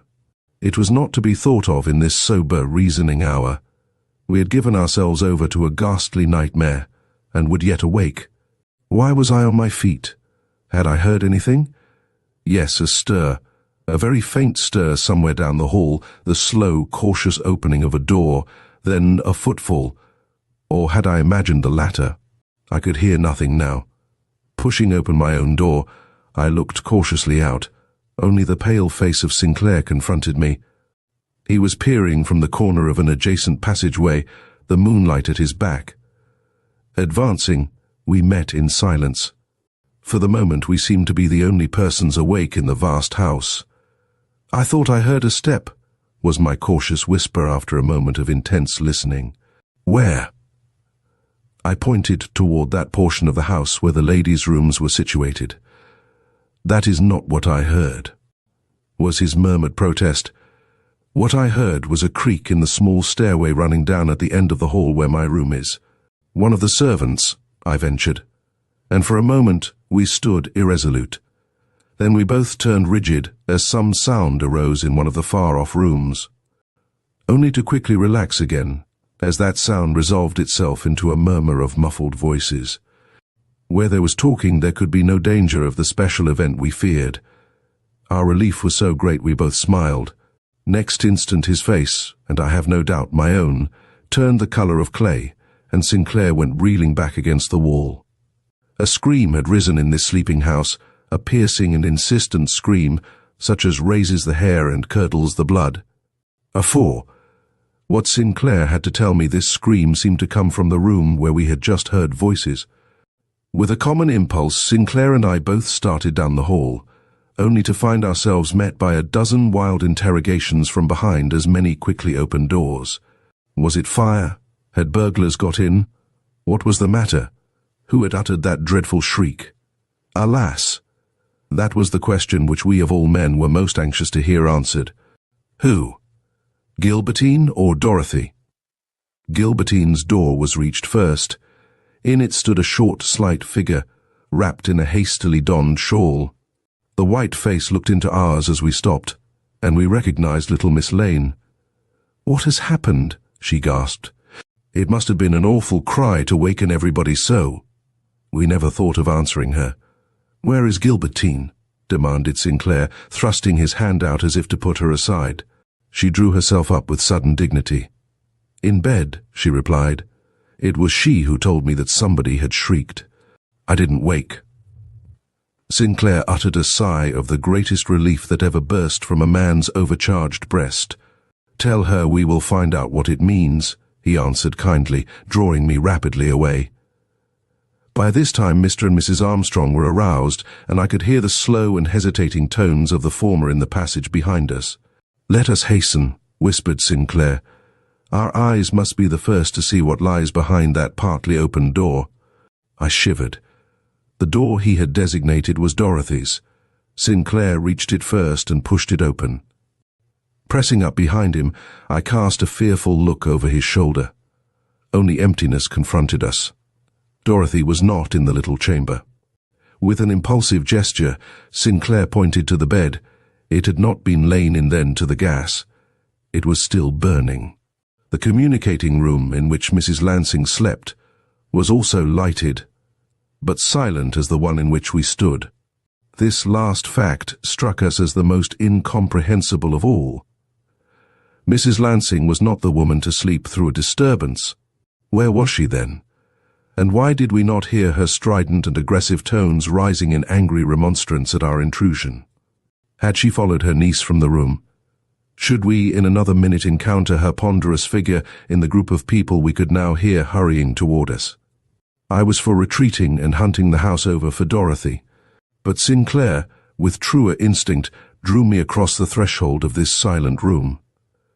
Well was it for us that we entered there together, for I do not know how either of us, weakened as we were by our forebodings and all the alarms of this unprecedented night, could have borne alone the sight that awaited us. On the bed situated at the right of the doorway lay a form awful, ghastly, and unspeakably repulsive.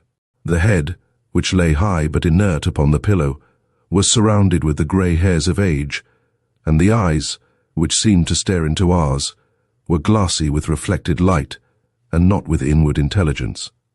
This glassiness told the tale of the room's grim silence. It was death we looked on, not the death we had anticipated, and for which we were in a measure prepared, but one fully as awful, and having for its victim, not Dorothy Camerden, nor even Gilbertine Murray, but the heartless aunt, who had driven them both like slaves, and who now lay facing the reward of her earthly deeds alone. As a realization of the awful truth came upon me, I stumbled against the bedpost, looking on with almost blind eyes, as Sinclair bent over the rapidly whitening face, whose naturally ruddy color no one had ever before seen disturbed. And I was still standing there when Mr. Armstrong and all the others came pouring in, nor have I any distinct remembrance of what was said, or how I came to be in the antechamber again. All thought, all consciousness even, seemed to forsake me, and I did not really waken to my surroundings till someone near me whispered, "Apoplexy." Then I began to look about me and peer into the faces crowding up on every side for the only one which could give me back my self-possession. But though there were many girlish countenances to be seen in the awestruck groups huddled in every corner, I beheld no Dorothy, and was therefore but little astonished when in another moment I heard the cry go up, "Where is Dorothy?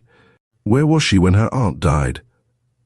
Alas, there was no one there to answer, and the looks of those about, which hitherto had expressed little save awe and fright, turned to wonder, and more than one person left the room as if to look for her. I did not join them. I was rooted to the place. Nor did Sinclair stir a foot, though his eye, which had been wandering restlessly over the faces about him, now settled inquiringly on the doorway. For whom was he looking? Gilbertine or Dorothy?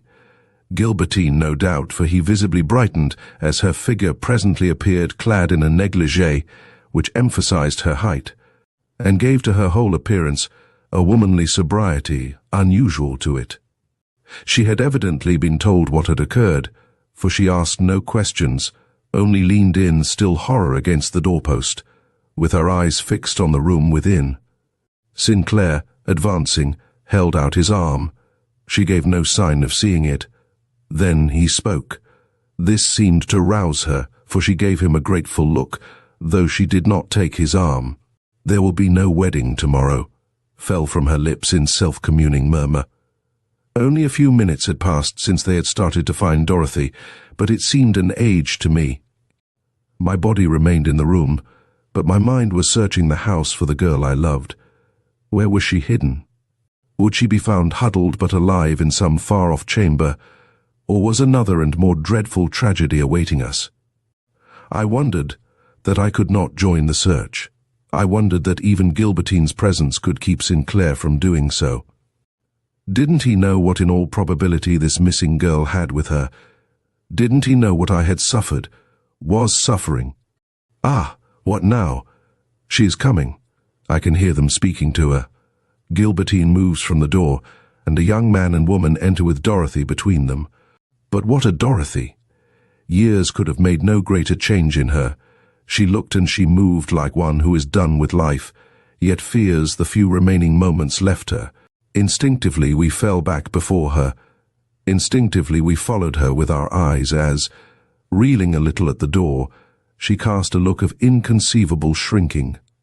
First at her own bed, then at the group of older people, watching her with serious looks from the room beyond. As she did so, I noted that she was still clad in her evening dress of grey, and that there was no more colour on cheek or lip than in the neutral tints of her gown. Was it our consciousness of the relief which Mrs. Lansing's death, horrible as it was, must bring to this unhappy girl, and of the inappropriateness of any display of grief on her part, which caused the silence with which we saw her pass with forced step and dread anticipation into the room where that image of dead virulence awaited her? Impossible to tell. I could not read my own thoughts. How, then, the thoughts of others? But thoughts, if we had any, all fled when, after one slow turn of her head towards the bed, this trembling young girl gave a choking shriek and fell, face down, on the floor. Evidently she had not been prepared for the look which made her aunt's still face so horrible. How could she have been? Had it not imprinted itself upon my mind as the one revolting vision of my life? How then, if this young and tender-hearted girl had been insensible to it? As her form struck the floor, Mr. Armstrong rushed forward. I had not the right. But it was not by his arms she was lifted. Sinclair was before him, and it was with a singularly determined look I could not understand, and which made us all fall back, that he raised her and carried her into her own bed, where he laid her gently down. Then, as if not content with this simple attention, he hovered over her for a moment, arranging the pillows and smoothing her dishevelled hair. When at last he left her, the women rushed forward. "Not too many of you," was his final adjuration, as, giving me a look, he slipped out into the hall. I followed him immediately. He had gained the moonlighted corridor near his own door, where he stood awaiting me with something in his hand. As I approached, he drew me to the window and showed me what it was. It was the amethyst box, open and empty, and beside it, shining with a yellow instead of a purple light, the little vial void of the one drop which used to sparkle within it. "I found the vial in the bed with the old woman," said he. "The box I saw glittering among Dorothy's locks before she fell. That was why I lifted her." 3 o'clock in the morning as he spoke. Youth with its brilliant hopes, illusions and beliefs passed from me, never to return in the same measure again. I stared at the glimmering amethyst, I stared at the empty vial, and, as a full realization of all his words implied seized my benumbed faculties, I felt the icy chill of some grisly horror moving among the roots of my hair, lifting it on my forehead, and filling my whole being with shrinking and dismay. Sinclair, with a quick movement, replaced the tiny flask in its old receptacle, and then, thrusting the whole out of sight, seized my hand and wrung it. "I am your friend," he whispered. "Remember, under all circumstances, and in every exigency, your friend." "What are you going to do with?" I demanded, when I regained control of my speech. "I do not know. What are you going to do with Dorothy?" He drooped his head. I could see his fingers working in the moonlight. "The physicians will soon be here. I heard the telephone going a few minutes ago. When they have pronounced the old woman dead, we will give the lady you mention an opportunity to explain herself." "Explain herself," she. Simple expectation. Unconsciously I shook my head. "It is the least we can do," he gently persisted. "Come, we must not be seen with our heads together. Not yet. I am sorry that we two were found more or less dressed at the time of the alarm. It may cause comment." "She was dressed too," I murmured, as much to myself as to him. "Unfortunately, yes," was the muttered reply, with which he drew off and hastened into the hall, where the now thoroughly aroused household stood in a great group about the excited hostess. Mrs. Armstrong was not the woman for an emergency. With streaming hair and tightly clutched kimono, she was gesticulating wildly and bemoaning the break in the festivities which this event must necessarily cause. As Sinclair approached, she turned her tirade on him, and as all stood still to listen and add such words of sympathy or disappointment as suggested themselves in the excitement of the moment. I had an opportunity to note that neither of the two girls most interested was within sight. This troubled me. Drawing up to the outside of the circle, I asked Beaton, who was nearest to me, if he knew how Miss Camerden was. "Better, I hear. Poor girl. It was a great shock to her." I ventured nothing more. The conventionality of his tone was not to be mistaken. Our conversation on the veranda was to be ignored. I did not know whether to feel relief at this or an added distress. I was in a whirl of emotion which robbed me of all discrimination. As I realized my own condition, I concluded that my wisest move would be to withdraw myself for a time from every eye. Accordingly, and at the risk of offending more than one pretty girl who still had something to say concerning this terrible mischance, I slid away to my room, happy to escape the murmurs and snatches of talk rising on every side. One bitter speech, uttered by I do not know whom, rang in my ears and made all thinking unendurable. It was this: poor woman. She was angry once too often. I heard her scolding Dorothy again after she went to her room. That is why Dorothy is so overcome.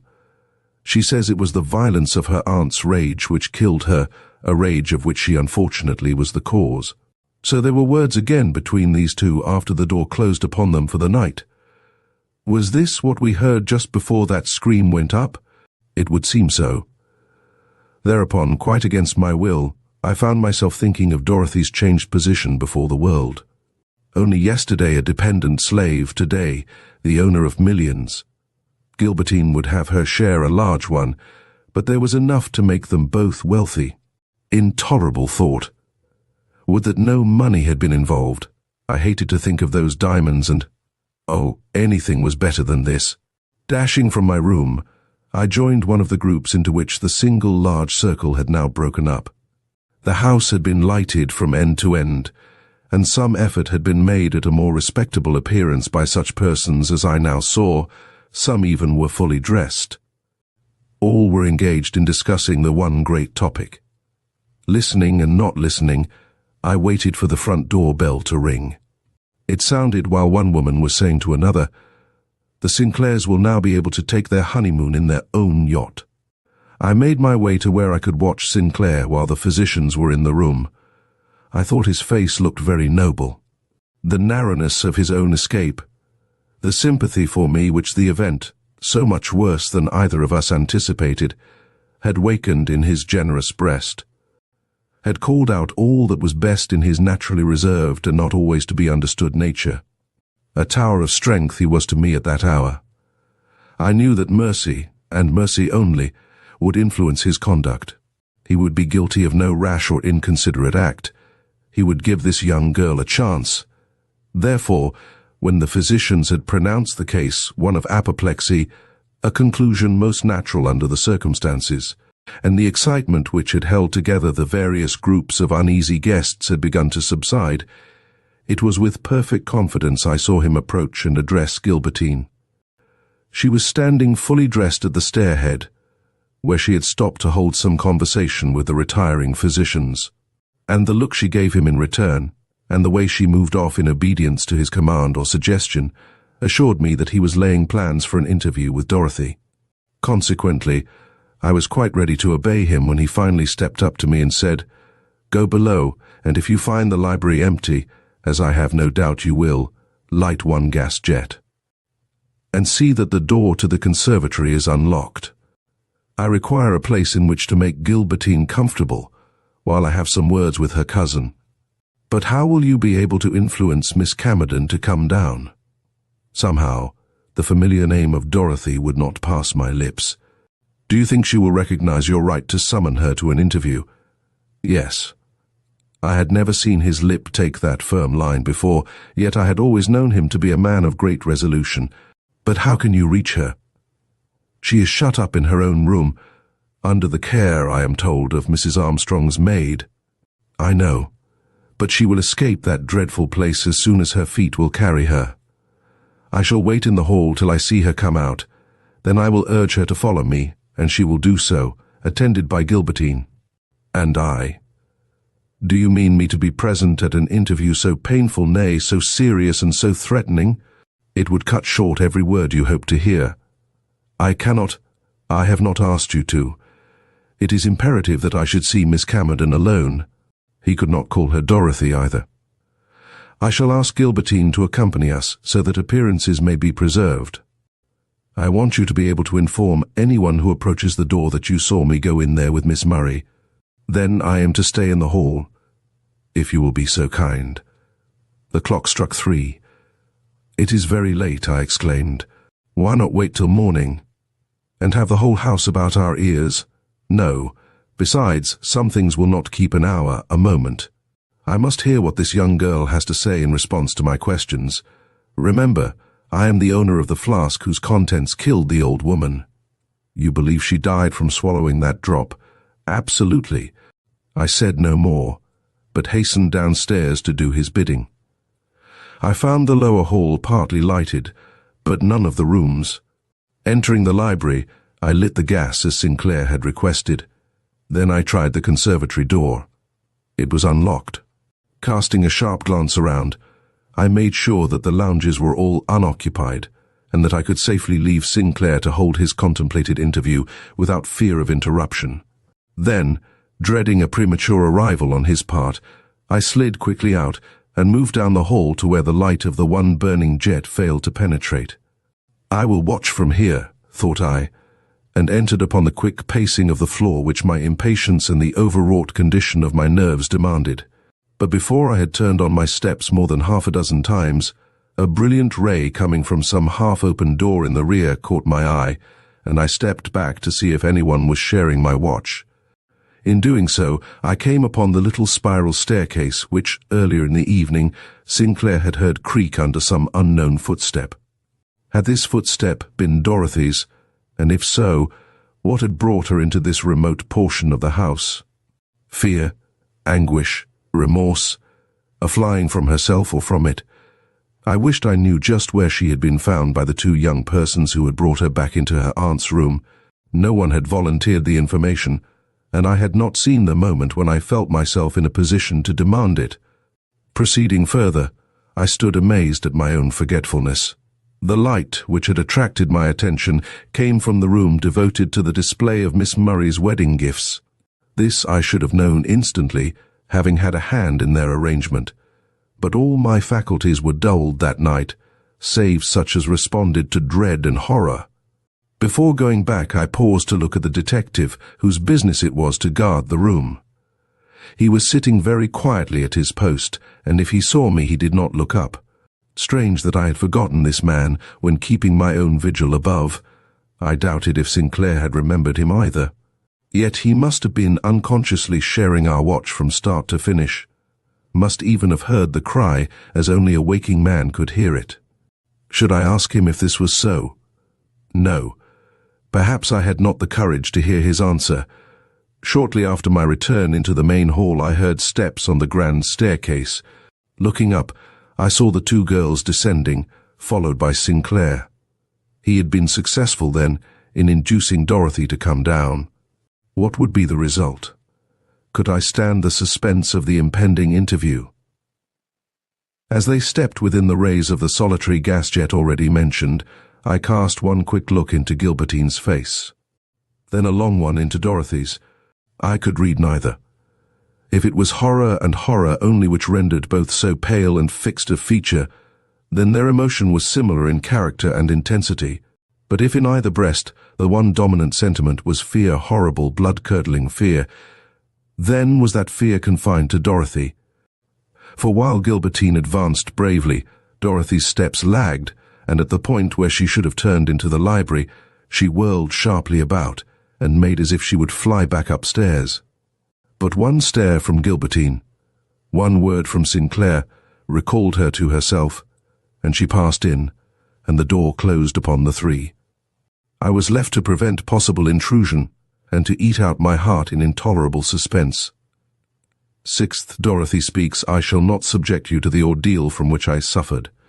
You shall follow my three friends into the room. According to Sinclair's description, the interview proceeded thus. As soon as the door had closed upon them, and before either of the girls had a chance to speak, he remarked to Gilbertine, I have brought you here because I wish to express to you, in the presence of your cousin, my sympathy for the bereavement which in an instant has robbed you both of a lifelong guardian. I also wish to say, in the light of this sad event, that I am ready, if propriety so exacts, to postpone the ceremony which I hoped would unite our lives today. Your wish shall be my wish, Gilbertine, though I would suggest that possibly you never more needed the sympathy and protection which only a husband can give than you do today. He told me afterward that he was so taken up with the effect of this suggestion on Gilbertine that he forgot to look at Dorothy, though the hint he strove to convey of impending trouble was meant as much for her as for his affianced bride. In another moment he regretted this, especially when he saw that Dorothy had changed her attitude, and was now looking away from them both. What do you say, Gilbertine? He asked earnestly, as she sat flushing and paling before him. Nothing. I have not thought. It is a question for others to decide. Others who know what is right better than I. I appreciate your consideration," she suddenly burst out, "and should be glad to tell you at this moment what to expect. But give me a little time. Let me see you later in the morning, Mr. Sinclair, after we are all somewhat rested, and when I can see you quite alone." Dorothy rose. "Shall I go?" she asked. Sinclair advanced, and with quiet protest touched her on the shoulder. Quietly, she sank back into her seat. "I want to say a half-dozen words to you, Miss Camerden. Gilbertine will pardon us. It is about matters which must be settled tonight. There are decisions to arrive at and arrangements to be made.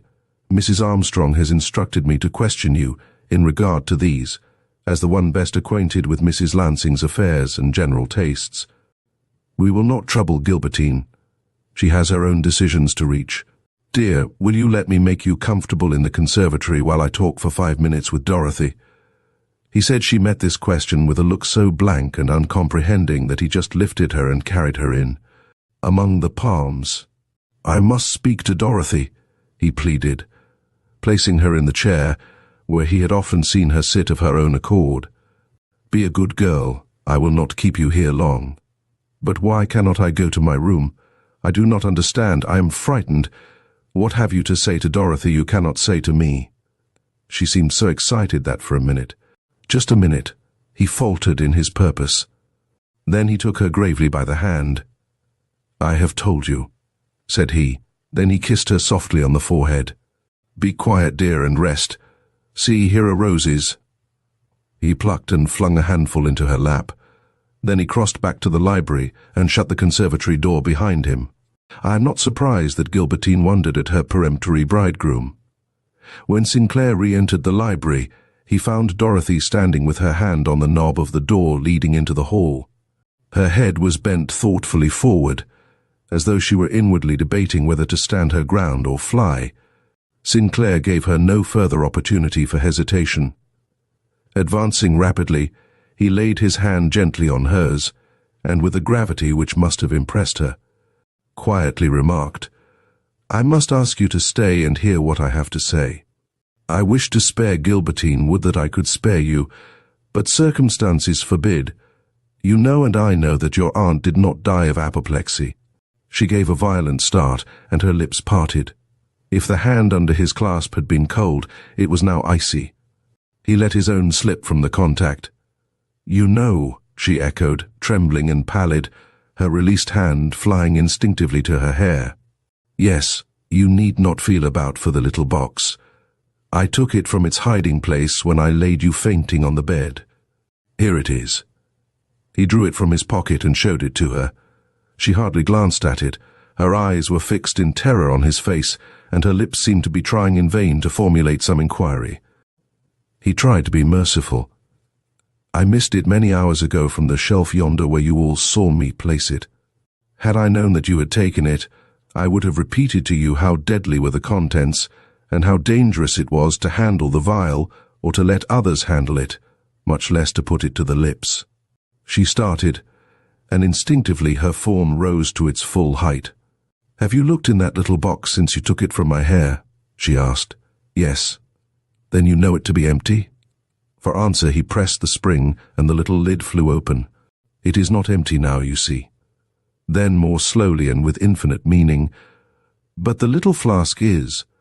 She brought her hands together and faced him with a noble dignity which at once put the interview on a different footing. "Where was this vial found?" she demanded. He found it difficult to answer. They seemed to have exchanged positions. When he did speak, it was in a low tone, and with less confidence than he had shown before. "In the bed with the old lady. I saw it there myself. Mr. Worthington was with me. Nobody else knows anything about it. I wish to give you an opportunity to explain. I begin to think you can, but how, God only knows. The box was hidden in your hair from early evening. I saw your hand continually fluttering toward it all the time we were dancing in the parlor." She did not lose an iota of her dignity or pride. "You are right," she said. "I put it there as soon as I took it from the cabinet. I could think of no safer hiding place." "Yes, I took it," she acknowledged, as she saw the flush rise to his cheek. "I took it, but with no worse motive than the dishonest one of having for my own an object which bewitched me. I was hardly myself when I snatched it from the shelf and thrust it into my hair." He stared at her in amazement. Her confession and her attitude so completely contradicted each other. "But I had nothing to do with the vial," she went on. And with this declaration her whole manner, even her voice changed, as if with the utterance of these few words she had satisfied some inner demand of self-respect, and could now enter into the sufferings of those about her. "This I think it right to make plain to you. I supposed the vial to be in the box when I took it, but when I got to my room and had an opportunity to examine the deadly trinket, I found it empty. Just as you found it when you took it from my hair. Someone had taken the vial out before my hand had ever touched the box. Like a man who feels himself suddenly seized by the throat, yet who struggles for the life slowly but inexorably leaving him." Sinclair cast one heart-rending look toward the conservatory, then heavily demanded, "Why were you out of your room? Why did they have to look for you? And who was the person who uttered that scream?" She confronted him sadly, but with an earnestness he could not but respect. "I was not in the room because I was troubled by my discovery. I think I had some idea of returning the box to the shelf from which I had taken it. At all events, I found myself on the little staircase in the rear when that cry rang through the house. I do not know who uttered it. I only know that it did not spring from my lips." In a rush of renewed hope he seized her by the hand. "It was your aunt," he whispered. "It was she who took the vial out of the box, who put it to her own lips, who shrieked when she felt her vitals gripped. Had you stayed, you would have known this. Can't you say so? Don't you think so? Why do you look at me with those incredulous eyes? Because you must not believe a lie, because you are too good a man to be sacrificed. It was a younger throat than my aunt's which gave utterance to that shriek. Mr. Sinclair, be advised, do not be married tomorrow." Meanwhile I was pacing the hall without in a delirium of suspense. I tried hard to keep within the bounds of silence. I had turned for the 50th time to face that library door, when suddenly I heard a hoarse cry break from within, and saw the door fly open and Dorothy come hurrying out. She shrank when she saw me, but seemed grateful that I did not attempt to stop her, and soon was up the stairs and out of sight. I rushed at once into the library. I found Sinclair sitting before a table with his head buried in his hands. In an instant I knew that our positions were again reversed, and without stopping to give heed to my own sensations, I approached him as near as I dared and laid my hand on his shoulder. He shuddered, but did not look up, and it was minutes before he spoke. Then it all came in a rush. Fool! Fool that I was! And I saw that she was consumed by fright the moment it became plain that I was intent upon having some conversation with Dorothy. Her fingers where they gripped my arm must have left marks behind them, but I saw only womanly nervousness when a man less blind would have detected guilt. "Walter, I wish that the mere scent of this empty flask would kill, then I should not have to re-enter that conservatory door, or look again in her face. Or—" He had taken out the cursed jewel, and was fingering it in a nervous way which went to my heart of hearts. Gently removing it from his hand, I asked with all the calmness possible, "What is all this mystery? Why have your suspicions returned to Gilbertine? I thought you had entirely dissociated her with this matter, and that you blamed Dorothy, and Dorothy only, for the amethyst's loss. Dorothy had the empty box, but the vial that had been taken by a previous hand. Do you remember the white silk train which Mr. Armstrong saw slipping from this room?" "I cannot talk, Walter. My duty leads me." He pointed towards the conservatory. I drew back and asked if I should take up my watch again outside the door. He shook his head. "It makes no difference. Nothing makes any difference. But if you want to please me, stay here." I at once sank into a chair. He made a great effort and advanced to the conservatory door. I studiously looked another way. My heart was breaking with sympathy for him. But in another instant I was on my feet. I could hear him rushing about among the palms. Presently I heard his voice shout out the wild cry, "She is gone!" I forgot the other door communicating with the hall. I crossed the floor and entered, where he stood gazing down at an empty seat and a trail of scattered roses. Never shall I forget his face. The dimness of the spot could not hide his deep, unspeakable emotions.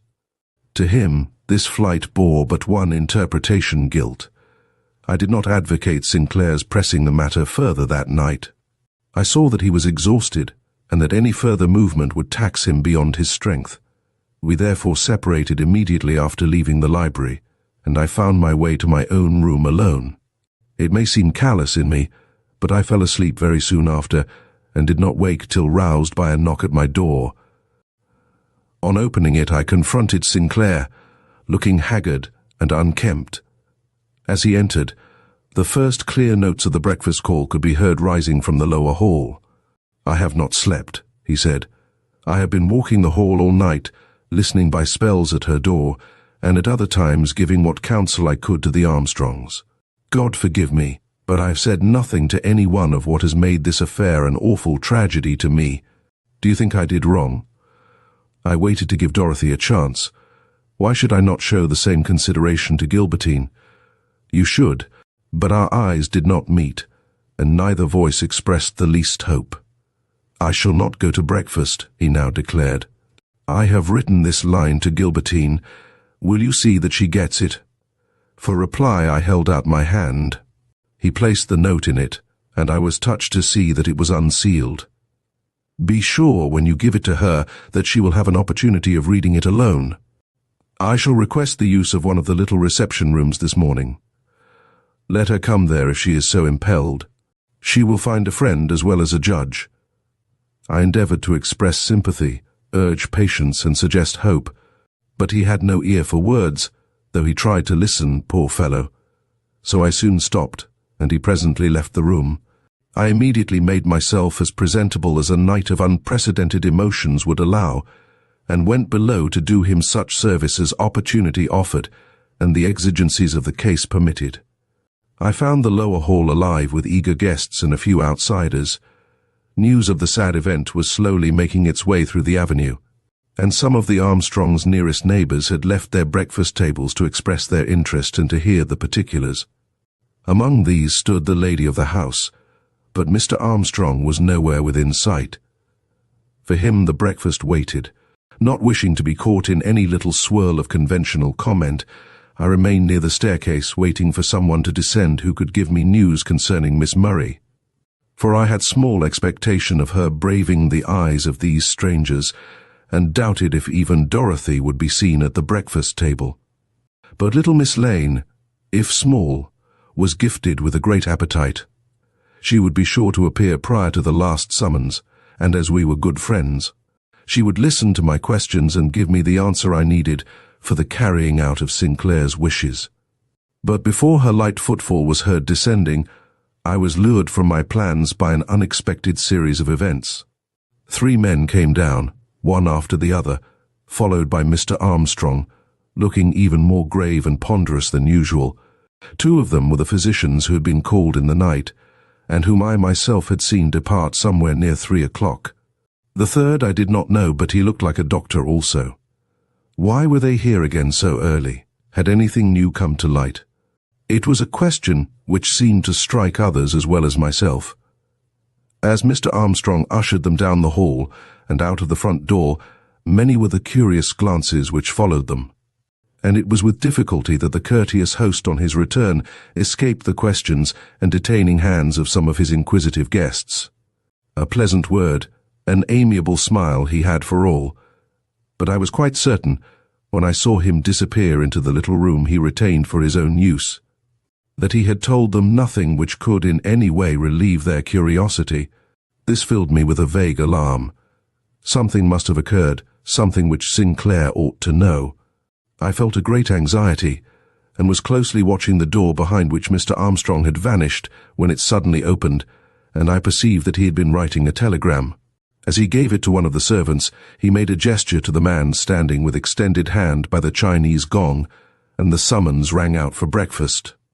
Instantly the hum of voices ceased, and young and old turned toward the dining room, but the host did not enter with them. Before the younger and more active of his guests could reach his side, he had slid into the room, which I have before described as set apart for the display of Gilbertine's wedding presents. Instantly I lost all inclination for breakfast, and lingered about in the hall until everyone had passed me, even little Miss Lane, who had come down unperceived while I was watching Mr. Armstrong's door.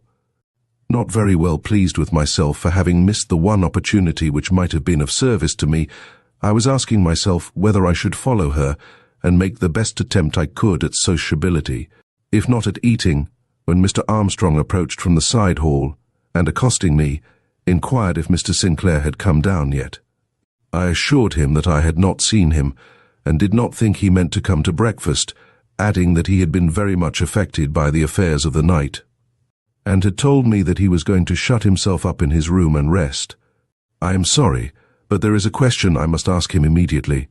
It is about a little Italian trinket which I am told he displayed to the ladies yesterday afternoon. 7th constraint. So our dreadful secret was not confined to ourselves, as we had supposed, but was shared, or at least suspected, by our host. Thankful that it was I, rather than Sinclair, who was called upon to meet and sustain this shock, I answered with what calmness I could, "Yes, Sinclair mentioned the matter to me. Indeed, if you have any curiosity on the subject, I think I can enlighten you as fully as he can." Mr. Armstrong glanced up the stairs, hesitated, then drew me into his private room. "I find myself in a very uncomfortable position," he began.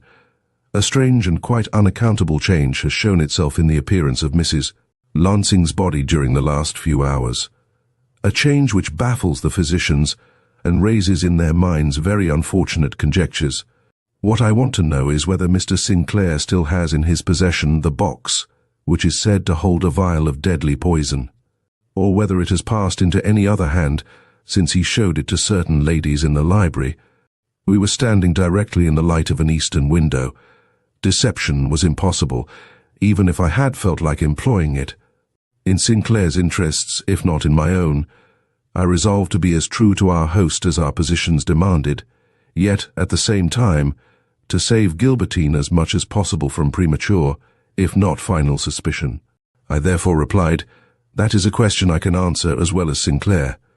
Happy was I to save him this cross-examination. While he was showing this toy, Mrs. Armstrong came into the room and proposed a stroll, which drew all of the ladies from the room and called for his attendance as well.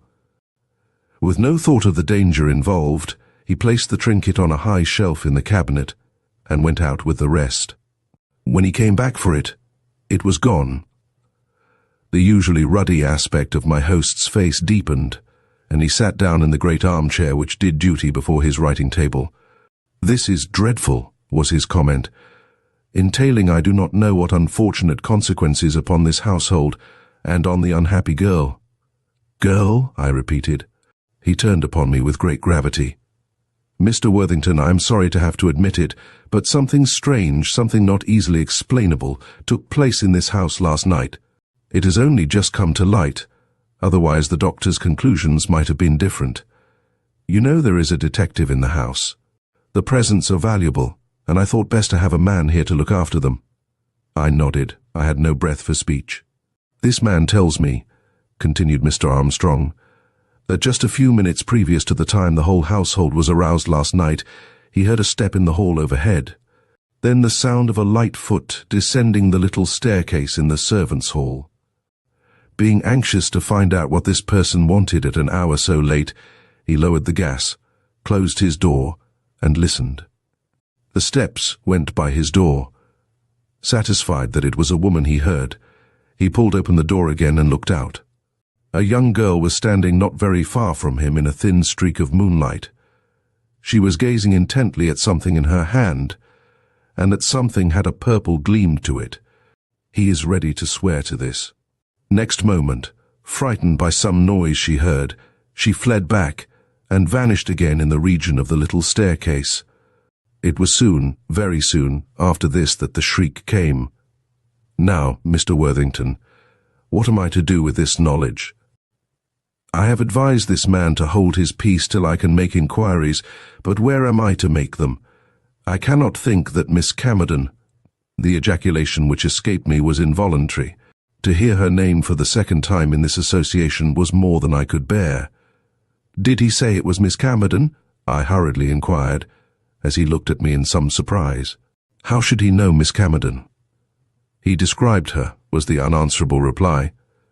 "Besides, we know that she was circulating in the halls at that time. I declare I have never known a worse business," this amiable man bemoaned. "Let me send for Sinclair. He is more interested than anyone else in Gilbertine's relatives. Or, stay, what if I should send for Miss Camerden herself? She should be able to tell how she came by this box." I subdued my own instincts, which were all for clearing Dorothy on the spot, and answered as I thought Sinclair would like me to answer. "It is a serious and very perplexing piece of business," said I, "but if you will wait a short time, I do not think you will have to trouble Miss Camerden. I am sure that explanations will be given." "Give the lady a chance," I stammered. Imagine what her feelings would be if questioned on so delicate a topic. It would make a breach which nothing could heal. "Later, if she does not speak, it will be only right for you to ask her why. She did not come down this morning. Naturally not. If I could take counsel of my wife, but she is of too nervous a temperament. I am anxious to keep her from knowing this fresh complication as long as possible. Do you think I can look for Miss Camerden to explain herself before the doctor's return, or before Mrs. Lansing's physician, for whom I have telegraphed, can arrive from New York? I am sure that 3 hours will not pass before you hear the truth. Leave me to work out the situation. I promise that if I cannot bring it about to your satisfaction, Sinclair shall be asked to lend his assistance. Only keep the gossips from Miss Camerden's good name. Words can be said in a moment that will not be forgotten in years. I tremble at such a prospect for her. No one knows of her having been seen with the box," he protested, and relieved as much by his manner as by his words, I took my leave of him and made my way at once to the dining room. Should I find Miss Lane there? Yes, and what was better still, the fortunes of the day had decreed that the place beside her should be unoccupied. I was on my way to that place when I was struck by the extreme quiet into which the room had fallen. It had been humming with talk when I first entered, but now not a voice was raised and scarcely an eye. In the hurried glance I cast about the board, not a look met mine in recognition or welcome. What did it mean? Had they been talking about me? Possibly, and in a way it would seem that was not altogether flattering to my vanity. Unable to hide my sense of the general embarrassment which my presence had called forth, I passed to the seat I have indicated, and let my inquiring look settle on Miss Lane. She was staring, in imitation of the others, straight into her plate, but as I saluted her with a quiet good morning, she looked up and acknowledged my courtesy with a faint, almost sympathetic smile. At once, the whole tableful broke again into chatter, and I could safely put the question with which my mind was full. "How is Miss Murray?" I asked. "I do not see her here." "Did you expect to? Poor Gilbertine. This is not the bridal day she expected."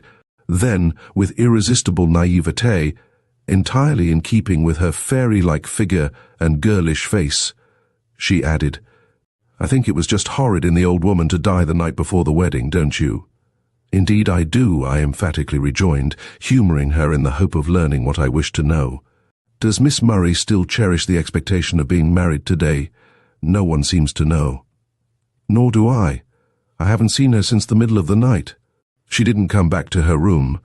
They say she is sobbing out her terror and disappointment in some attic corner. Think of that for Gilbertine Murray, but even that is better than—" The sentence trailed away into an indistinguishable murmur, the murmur into silence. Was it because of a fresh lull in the conversation about us?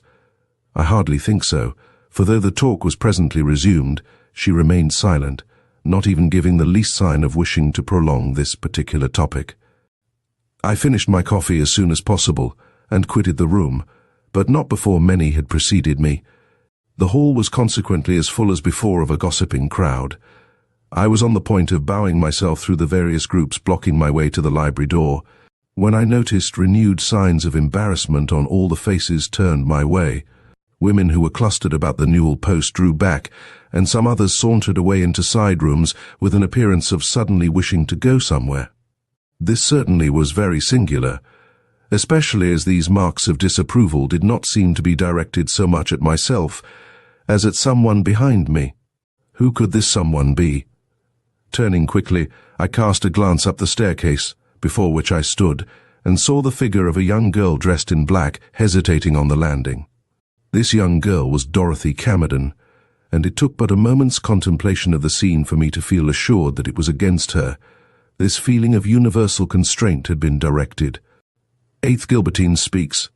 Knowing my darling's innocence, I felt the insult shown her in my heart of hearts, and might in the heat of the moment have been betrayed into an unwise utterance of my indignation, if at that moment I had not encountered the eye of Mr. Armstrong fixed on me from the rear hall. In the mingled surprise and distress he displayed, I saw that it was not from any indiscretion of his that this feeling against her had started. He had not betrayed the trust I had placed in him, yet the murmur had gone about which virtually ostracized her, and instead of confronting the eager looks of friends, she found herself met by averted glances and coldly turned backs, and soon by an almost empty hall. She flushed as she realized the effect of her presence, and cast me an agonized look which, without her expectation, perhaps, roused every instinct of chivalry within me. Advancing, I met her at the foot of the stairs, and with one quick word seemed to restore her to herself. "Be patient," I whispered. "Tomorrow they will all be around you again, perhaps sooner. Go into the conservatory and wait." She gave me a grateful pressure of the hand while I bounded upstairs, determined that nothing should stop me from finding Gilbertine and giving her the letter with which Sinclair had entrusted me. But this was more easily planned than accomplished. When I had reached the 3rd floor, an unaccustomed and strange spot for me to find myself in, I at first found no one who could tell me to which room Miss Murray had retired. Then, when I did come across a stray housemaid, and she, with an extraordinary stare, had pointed out the door, I found it quite impossible to gain any response from within, though I could hear a quick step moving restlessly to and fro, and now and then catch the sound of a smothered sob or low cry. The wretched girl would not heed me, though I told her who I was, and that I had a letter from Mr. Sinclair in my hand. Indeed, she presently became perfectly quiet, and let me knock again and again, till the situation became ridiculous, and I felt obliged to draw off. Not that I thought of yielding. No, I would stay there till her own fancy drove her to open the door, or till Mr. Armstrong should come up and force it. A woman upon whom so many interests depended would not be allowed to remain shut up the whole morning. Her position as a possible bride forbade it. Guilty or innocent, she must show herself before long. As if in answer to my expectation, a figure appeared at this very moment at the other end of the hall. It was Dutton, the butler, and in his hand he held a telegram. He seemed astonished to see me there, but passed me with a simple bow, and stopped before the door I had so unavailingly assailed a few minutes before. "A telegram, miss," he shouted, as no answer was made to his knock. "Mr. Armstrong asked me to bring it to you. It is from the bishop, and calls for an immediate reply."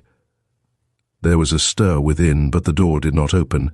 Meanwhile, I had sealed and thrust forth the letter I had held concealed in my breast pocket. "Give her this too," I signified, and pointed to the crack under the door.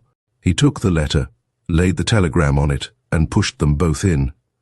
Then he stood up, and eyed the unresponsive panels with the set look of a man who does not easily yield his purpose. "I will wait for the answer," he shouted through the keyhole, and falling back, he took up his stand against the opposite wall. I could not keep him company there. Withdrawing into a big dormer window, I waited with beating heart to see if her door would open. Apparently not. Yet, as I still lingered, I heard the lock turn, followed by the sound of a measured but hurried step. Dashing from my retreat, I reached the main hall in time to see Miss Murray disappear toward the staircase. This was well, and I was about to follow, when, to my astonishment, I perceived Dutton standing in the doorway she had just left, staring down at the floor with a puzzled look. "She didn't pick up the letters," he cried in amazement. "She just walked over them. What shall I do now? It's the strangest thing I ever saw." "Take them to the little boudoir over the porch," I suggested. "Mr. Sinclair is there, and if she is not on her way to join him now, she certainly will be soon." Without a word, Dutton caught up the letters and made for the stairs. Left to await the result, I found myself so worked upon that I wondered how much longer I should be able to endure these shifts of feeling and constantly recurring moments of extreme suspense. To escape the torture of my own thoughts, or possibly to get some idea of how Dorothy was sustaining an ordeal which was fast destroying my own self-possession, I prepared to go downstairs. What was my astonishment, in passing the little boudoir on the second floor, to find its door ajar and the place empty. Either the interview between Sinclair and Gilbertine had been very much curtailed, or it had not yet taken place. With a heart heavy with forebodings I no longer sought to analyze, I made my way down and reached the lower step of the great staircase just as a half-dozen girls, rushing from different quarters of the hall, surrounded the heavy form of Mr. Armstrong coming from his own little room. Their questions made a small hubbub. With a good-natured gesture he put them all back, and raising his voice, said to the assembled crowd, "It has been decided by Miss Murray that, under the circumstances, it will be wiser for her to postpone the celebration of her marriage to some time, and place less fraught with mournful suggestions. A telegram has just been sent to the bishop to that effect, and while we all suffer from this disappointment, I am sure there is no one here who will not see the propriety of her decision." As he finished, Gilbertine appeared behind him. At the same moment I caught, or thought I did, the flash of Sinclair's eye from the recesses of the room beyond. But I could not stop to make sure of this, for Gilbertine's look and manner were such as to draw my full attention, and it was with a mixture of almost inexplicable emotions that I saw her thread her way among her friends, in a state of high feeling which made her blind to their outstretched hands and deaf to the murmur of interest and sympathy which instinctively followed her. She was making for the stairs, and whatever her thoughts, whatever the state of her mind, she moved superbly, in her pale yet seemingly radiant abstraction. I watched her, fascinated. Yet when she left the last group and began to cross the small square of carpet which alone separated us, I stepped down and aside, feeling that to meet her eye just then, without knowing what had passed between her and Sinclair, would be cruel to her and well-nigh unbearable to myself. She saw the movement and seemed to hesitate an instant. Then she turned for one brief instant in my direction, and I saw her smile. Great God! It was the smile of innocence. Fleeting as it was, the pride that was in it, the sweet assertion, and the joy were unmistakable. I felt like springing to Sinclair's side in the gladness of my relief, but there was no time. Another door had opened down the hall. Another person had stepped upon the scene, and Miss Murray, as well as myself, recognized by the hush which at once fell upon everyone present that something of still more startling import awaited us. "Mr. Armstrong and ladies," said this stranger. I knew he was a stranger by the studied formality of the former's bow. "I have made a few inquiries since I came here a short time ago, and I find that there is one young lady in the house who ought to be able to tell me better than anyone else under what circumstances Mrs. Lansing breathed her last. I allude to her niece, who slept in the adjoining room. Is that young lady here? Her name, if I remember rightly, is Camerden, Miss Dorothy Camerden." A movement as of denial passed from group to group down the hall, and, while no one glanced toward the library and some did glance upstairs, I felt the dart of sudden fear, or was it hope, that Dorothy, hearing her name called, would leave the conservatory and proudly confront the speaker in face of this whole suspicious throng. But no Dorothy appeared. On the contrary, it was Gilbertine who turned, and with an air of authority for which no one was prepared, asked in tones vibrating with feeling, "Has this gentleman the official right to question who was and who was not with my aunt when she died?" Mr. Armstrong, who showed his surprise as ingenuously as he did every other emotion, glanced up at the light figure hovering over them from the staircase, and made out to answer, "This gentleman has every right, Miss Murray. He is the coroner of the town, accustomed to inquire into all cases of sudden death." "Then," she vehemently rejoined, her pale cheeks breaking out into a scarlet flush, above which her eyes shone with an almost unearthly brilliancy, "do not summon Dorothy Camerden. She is not the witness you want. I am. I am the one who uttered that scream. I am the one who saw our aunt die. Dorothy cannot tell you what took place in her room and at her bedside, for Dorothy was not there, but I can." Amazed, not as others were, at the assertion itself, but at the manner and publicity of the utterance, I contemplated this surprising girl in ever-increasing wonder.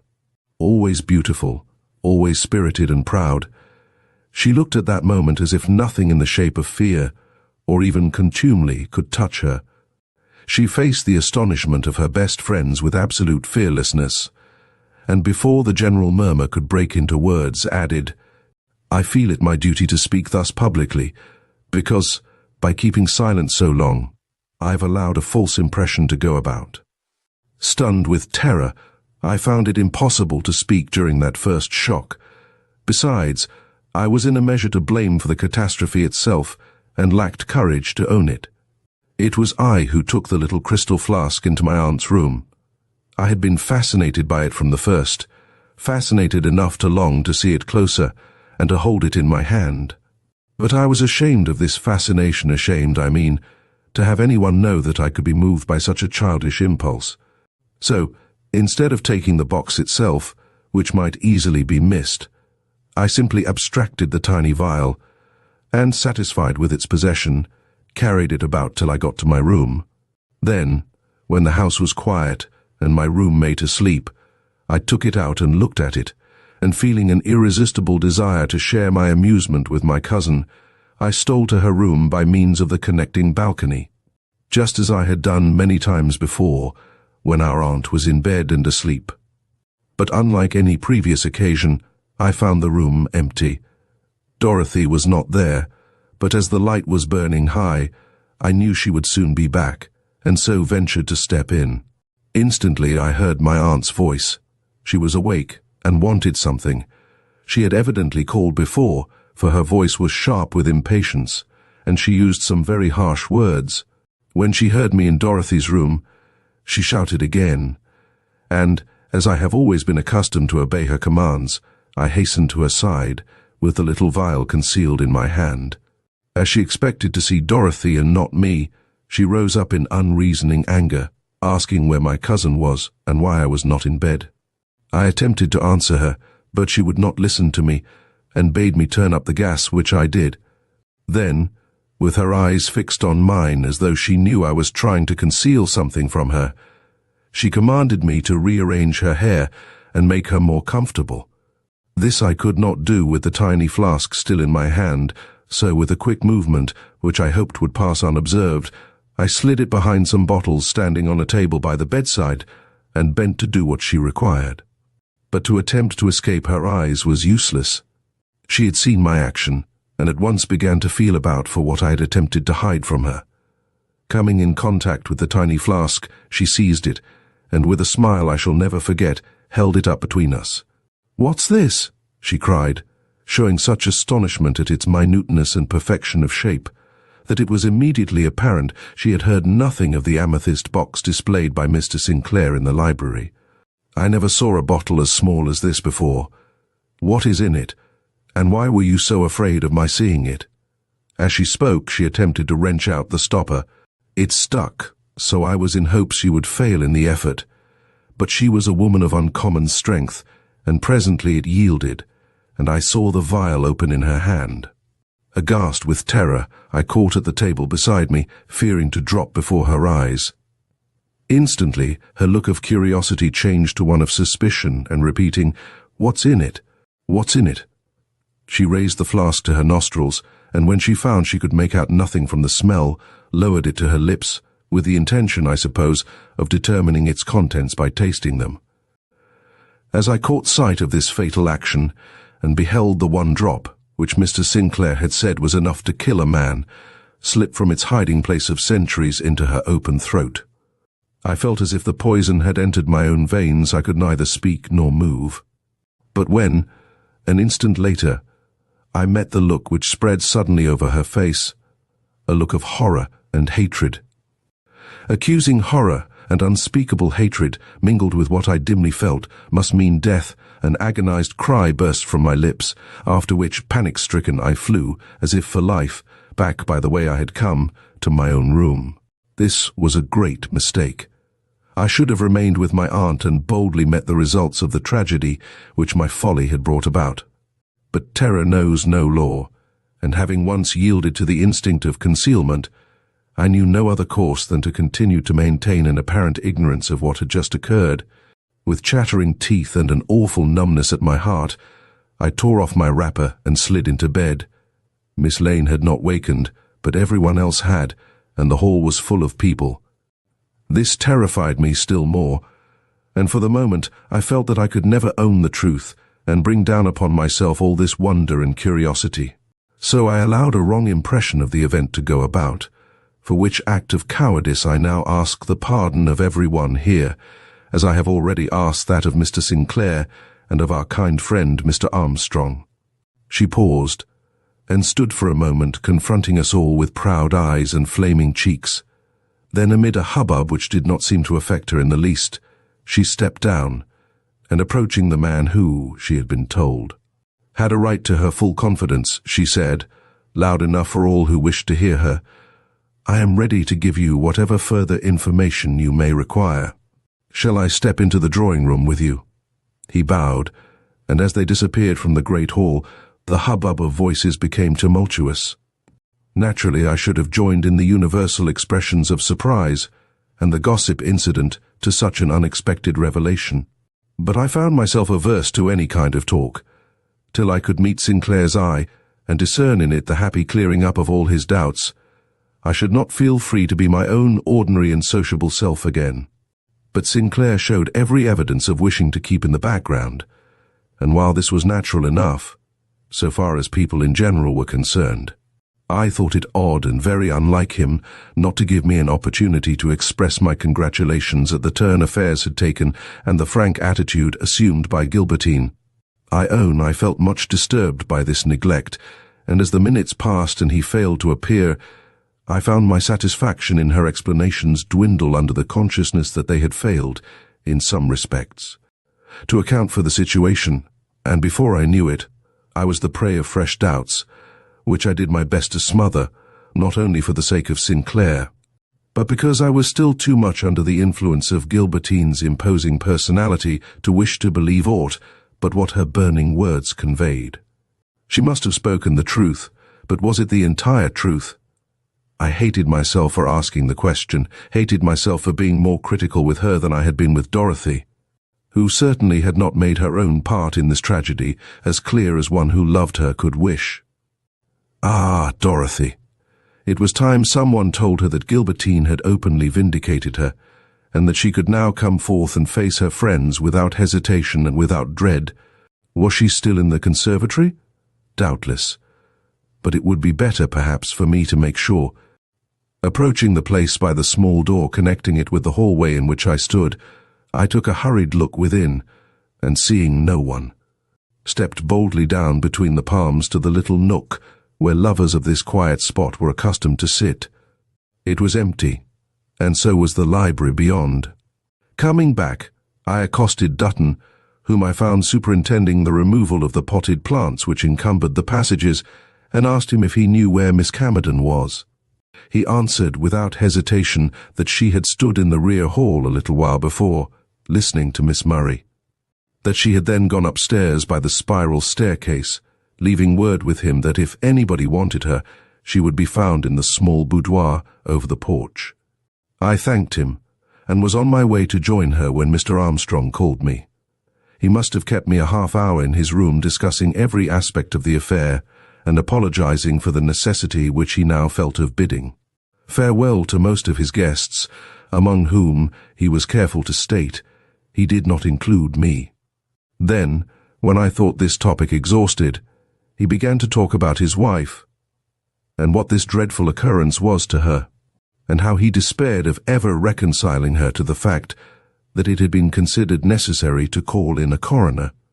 Then he spoke of Sinclair, but with some constraint and a more careful choice of words, at which, realizing that I was to reap nothing from this interview, only suffer strong and continued irritation at a delay which was costing me the inestimable privilege of being the first to tell Dorothy of her re-establishment in everyone's good opinion, I exerted myself for release, and to such good purpose that I presently found myself again in the hall, where the first person I ran against was Sinclair. He started, and so did I, at this unexpected encounter. Then we stood still, and I stared at him in amazement, for everything about the man was changed. And, inexplicable fact, in nothing was this change more marked than in his attitude toward myself. Yet he tried to be friendly and meet me on the old footing, and observed as soon as we found ourselves beyond the hearing of others. "You heard what Gilbertine said. There is no reason for doubting her words. I do not doubt them, and you will show yourself my friend by not doubting them either." Then, with some impetuosity and a gleam in his eye quite foreign to its natural expression, he pursued, with a pitiful effort to speak dispassionately, "Our wedding is postponed indefinitely. There are reasons why this seemed best to Miss Murray. To you I will say that postponed nuptials seldom culminate in marriage. In fact, I have just released Miss Murray from all obligations to myself." The stare of utter astonishment I gave him provoked the first and only sneer I have ever seen on his face. What was I to say, what could I say, in response to such a declaration, following so immediately upon his warm assertion of her innocence? Nothing. With that indefinable chill between us, which had come I know not how, I felt tongue-tied. He saw my embarrassment, possibly my emotion, for he smiled somewhat bitterly, and put a step or so between us before he remarked, "Miss Murray has my good wishes. Out of respect to her position, I shall show her a friend's attention while we remain in this house. That is all I have to say, Walter. You and I have held our last conversation on this subject." He was gone before I had sufficiently recovered to realize that in this conversation I had had no part.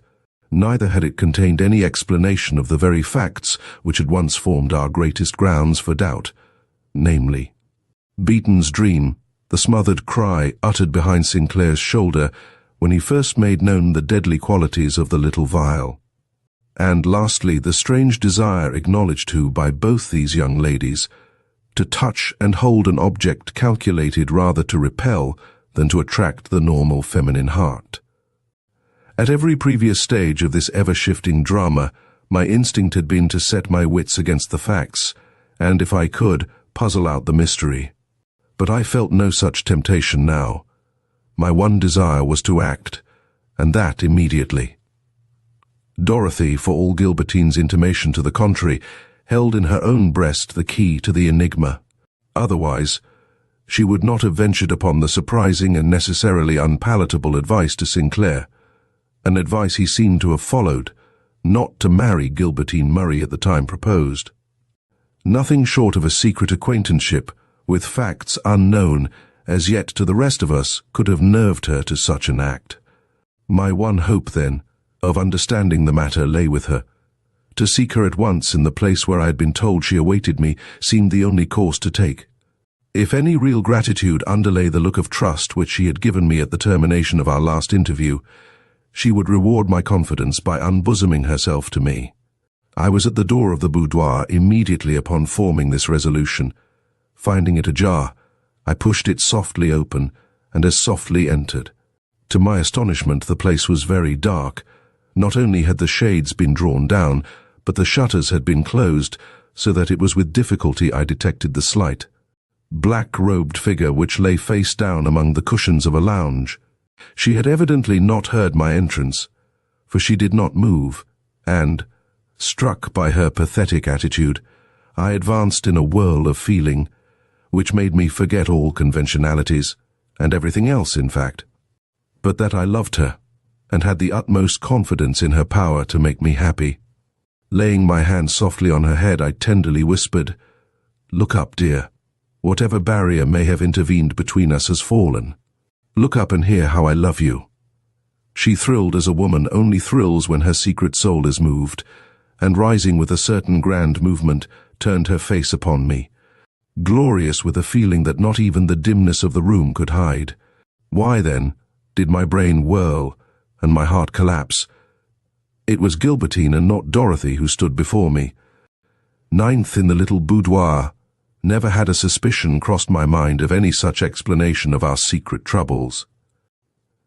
I had seen as much of one cousin as the other in my visits to Mrs. Lansing's house, but Gilbertine being from the first day of our acquaintance engaged to my friend Sinclair, I naturally did not presume to study her face for any signs of interest in myself, even if my sudden and uncontrollable passion for Dorothy had left me the heart to do so. Yet now, in the light of her unmistakable smile, of her beaming eyes, from which all troublous thoughts seemed to have fled forever, 1,000 recollections forced themselves upon my attention, which not only made me bewail my own blindness, but which served to explain the peculiar attitude always maintained towards me by Dorothy, and many other things which a moment before had seemed fraught with impenetrable mystery, all this in the twinkling of an eye.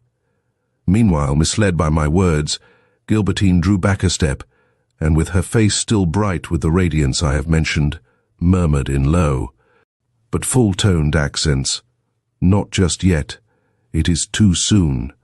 Let me simply enjoy the fact that I am free, and that the courage to win my release came from my own suddenly acquired trust in Mr. Sinclair's goodness. Last night," and she shuddered, "I saw only another way, a way the horrors of which I hardly realized.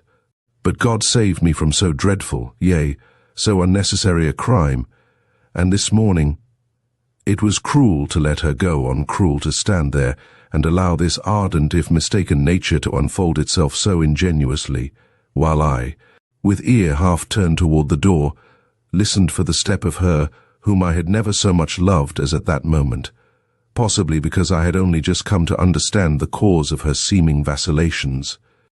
My instincts were so imperative, my duty and the obligations of my position so unmistakable, that I made a move as Gilbertine reached this point, which caused her first to hesitate, then to stop. How should I fill up this gap of silence? How tell her of the grievous mistake she had made? The task was one to try the courage of stouter souls than mine, but the thought of Dorothy nerved me, perhaps also my real friendship and commiseration for Sinclair. "Gilbertine," I began, "I will make no pretense of misunderstanding you. The situation is too serious, the honor which you do me too great. Only I am not free to accept that honor. The words which I uttered were meant for your cousin Dorothy. I expected to find her in this room. I have long loved your cousin, in secrecy I own, but honestly, and with every hope of some day making her my wife." There was no need for me to finish, the warm hand turning to ice in my clasp, the wide-open, blind-struck eyes, the recoil, the maiden flush rising, deepening, covering cheek and chin and forehead, then fading out again till the whole face was white as marble, and seemingly as cold told me that the blow had gone home, and that Gilbertine Murray, the unequalled beauty, the petted darling of a society ready to recognize every charm she possessed, save her ardent nature and great heart, had reached the height of her many miseries, and that it was I who had placed her there. Overcome with pity, but conscious also of a profound respect, I endeavored to utter some futile words, which she at once put an end to by an appealing gesture. "You can say nothing," she began. "I have made an awful mistake, the worst a woman can make, I think." Then, with long pauses, as though her tongue were clogged by shame, perhaps by some deeper if less apparent feeling, "You love Dorothy. Does Dorothy love you?" My answer was an honest one. I have dared to hope so, despite the little opportunity she has given me to express my feelings. She has always held me back, and that very decidedly, or my devotion would have been apparent to everybody. "Oh, Dorothy!" Regret, sorrow, infinite tenderness, all were audible in that cry. Indeed, it seemed as if for the moment her thoughts were more taken up with her cousin's unhappiness than with her own. How I must have made her suffer. I have been a curse to those who loved me, but I am humbled now, and very rightly. I began to experience a certain awe of this great nature. There was grandeur even in her contrition, and as I took in the expression of her colourless features, sweet with almost an unearthly sweetness in spite of the anguish consuming her, I suddenly realized what Sinclair's love for her must be. I also as suddenly realized the depth and extent of his suffering. To call such a woman his, to lead her almost to the foot of the altar, and then to see her turn aside and leave him. Surely his lot was an intolerable one, and though the interference I had unconsciously made in his wishes had been involuntary, I felt like cursing myself for not having been more open in my attentions to the girl I really loved. Gilbertine seemed to divine my thoughts, for pausing at the door she had unconsciously approached, she stood with the knob in her hand, and with averted brow remarked gravely, "I'm going out of your life." Before I do so, however, I should like to say a few words in palliation of my conduct. I have never known a mother. I early fell under my aunt's charge, who, detesting children, sent me away to school, where I was well enough treated, but never loved. I was a plain child, and felt my plainness. This gave an awkwardness to my actions, and as my aunt had caused it to be distinctly understood that her sole intention in sending me to the academy was to have me educated for a teacher, my position awakened little interest, and few hearts, if any, warmed toward me. Meanwhile, my breast was filled with but one thought, one absorbing wish. I longed to love passionately, and be passionately loved in return. Had I found a mate, but I never did, I was not destined for any such happiness. Years passed. I was a woman, but neither my happiness nor my self-confidence had kept pace with my growth. Girls who once passed me with a bare nod now stopped to stare, sometimes to whisper comments behind my back. I did not understand this change, and withdrew more and more into myself and the fairyland made for me by books. Romance was my life, and I had fallen into the dangerous habit of brooding over the pleasures and excitements which would have been mine had I been born beautiful and wealthy, when my aunt suddenly visited the school, saw me, and at once took me away and placed me in the most fashionable school in New York City. From there I was launched, without any word of motherly counsel, into the gay society you know so well. Almost with my coming out I found the world at my feet, and though my aunt showed me no love, she evinced a certain pride in my success, and cast about to procure for me a great match. Mr. Sinclair was the victim. He visited me, took me to theatres, and eventually proposed. My aunt was in ecstasies. I, who felt helpless before her will, was glad that the husband she had chosen for me was at least a gentleman, and, to all appearances, respectable in his living and nice in his tastes. But he was not the man I had dwelt on in my dreams, and while I accepted him, it was not possible to do anything else, with my aunt controlling every action, if not every thought. I cared so little for Mr. Sinclair himself that I forgot to ask if his many attentions were the result of any real feeling on his part, or only such as he considered, due to the woman he expected to make his wife. You see what girls are. How I despise myself now for this miserable frivolity. All this time I knew that I was not my aunt's only niece, that Dorothy Camerden, whom I had never met, was as closely related to her as myself. True to her heartless code, my aunt had placed us in separate schools, and not till she found that I was to leave her, and that soon there would be nobody to see that her dresses were bought with discretion, and her person attended to with something like care, did she send for Dorothy. I shall never forget my first impression of her.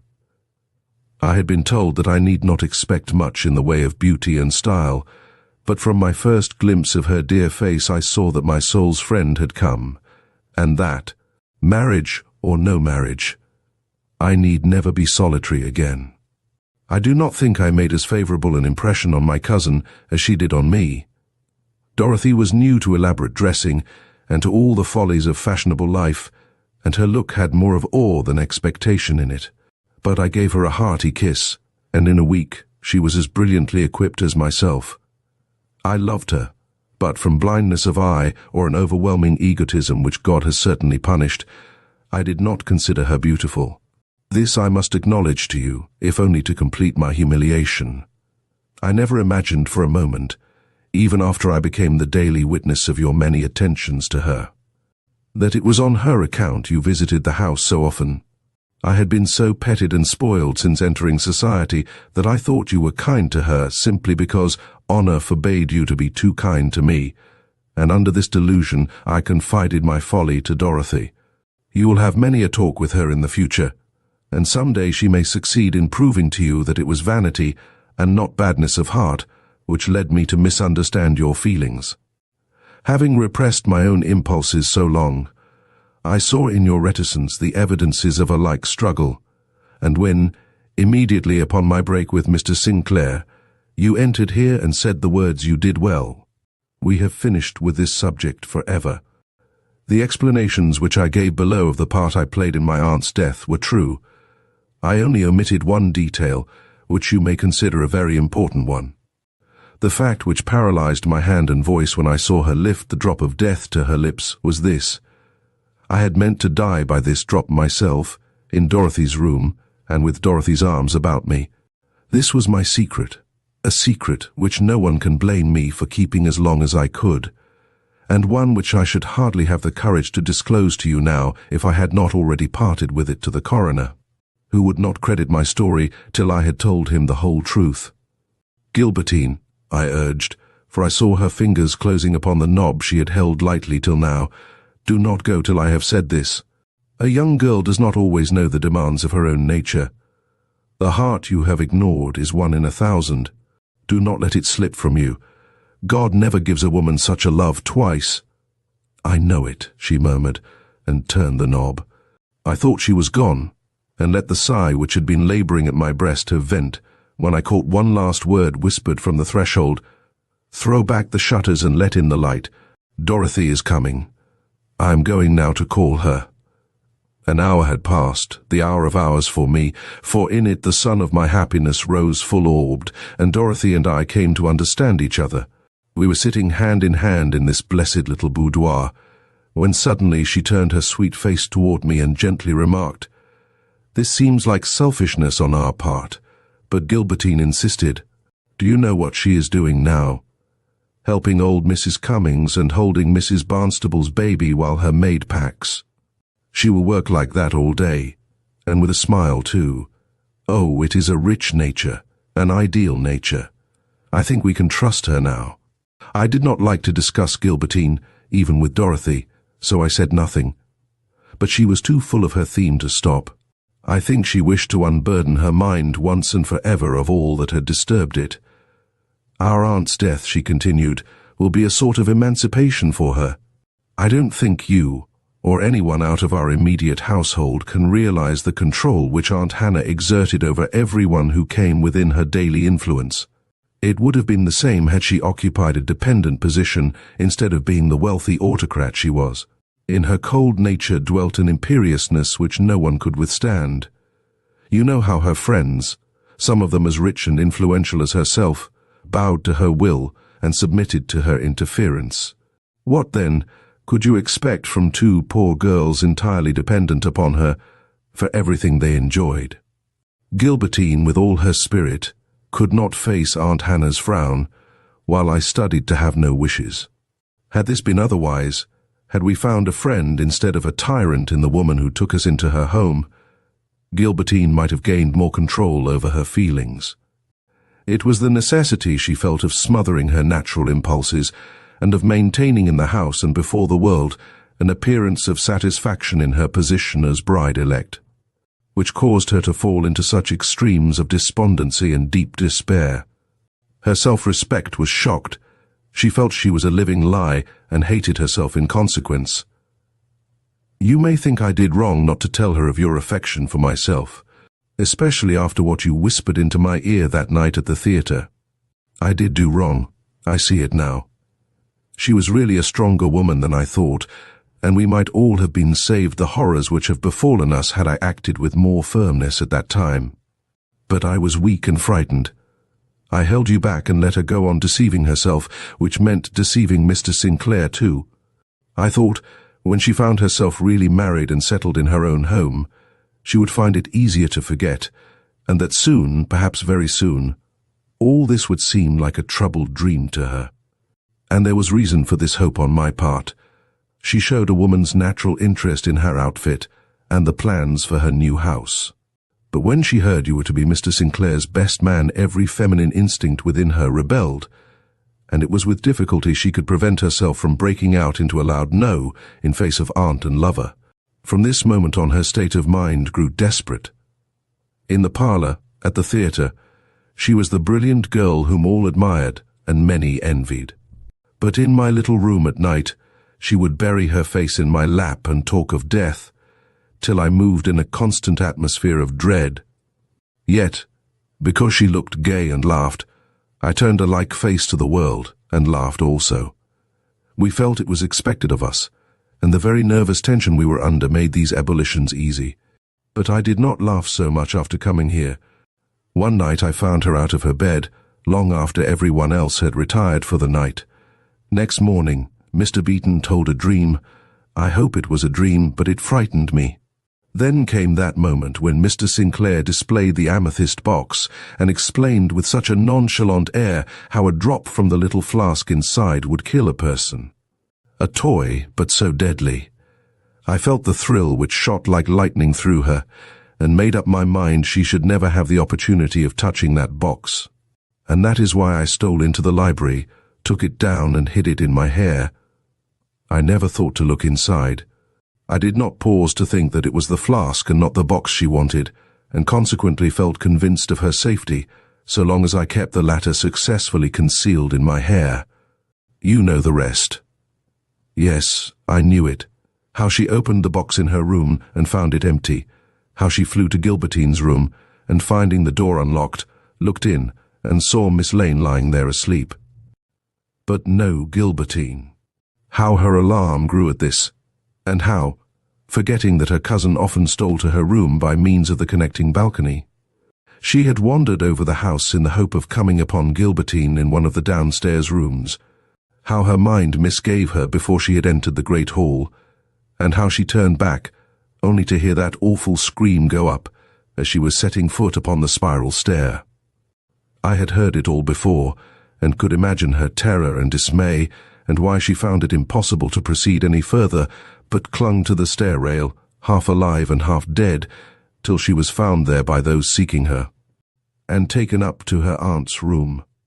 But she never told me, and I do not yet know, what her thoughts or feelings were, when, instead of seeing her cousin outstretched in death on the bed they led her to, she beheld the lifeless figure of her aunt. The reserve she maintained on this point has always been respected by me. Let it continue to be so. When, therefore, she said, "You know the rest," I took her in my arms and gave her my first kiss. Then I softly released her, and by tacit consent we each went our way for that day. Mine took me into the hall below, which was all alive with the hum of departing guests. Beeton was among them, and as he stepped out on the porch I gave him a parting hand-clasp, and quietly whispered, "When all dark things are made light, you will find that there was both more and less to your dream than you were inclined to make out." He bowed, and that was the last word which ever passed between us on this topic. But what chiefly impressed me in connection with this afternoon's events was the short talk I had with Sinclair. I fear I forced this talk, but I could not let the dreary day settle into still drearier night without making clear to him a point which, in the new position he held toward Gilbertine, if not toward myself, might seem to be involved in some doubt. When therefore the opportunity came, I accosted him with these words: "It is not a very propitious time for me to intrude my personal affairs upon you, but I feel as if I should like you to know that the clouds have been cleared away between Dorothy and myself, and that some day we expect to marry." He gave me the earnest look of a man who has recovered his one friend. Then he grasped my hand warmly, saying, with something like his old fervor, "You deserve all the happiness that awaits you. Mine is gone, but if I can regain it, I will. Trust me for that, Worthington." The coroner, who had seen much of life and human nature, managed with much discretion the inquest he felt bound to hold. Mrs. Lansing was found to have come to her death by a meddlesome interference with one of her niece's wedding trinkets. And, as everyone acquainted with Mrs. Lansing knew her to be quite capable of such an act of malicious folly, the verdict was duly accepted, and the real heart of this tragedy closed forever from every human eye. As we were leaving, Newport Sinclair stepped up to me. "I have reason to know," said he, "that Mrs. Lansing's bequests will be a surprise, not only to her nieces, but to the world at large. Let me advise you to announce your engagement before reaching New York." I followed his advice, and in a few days understood why it had been given. All the vast property owned by this woman had been left to Dorothy. Gilbertine had been cut off without a cent. We never knew Mrs. Lansing's reason for this act. Gilbertine had always been considered her favorite, and had the will been a late one, it would have been generally thought that she had left her thus unprovided for solely in consideration of the great match which she expected her to make.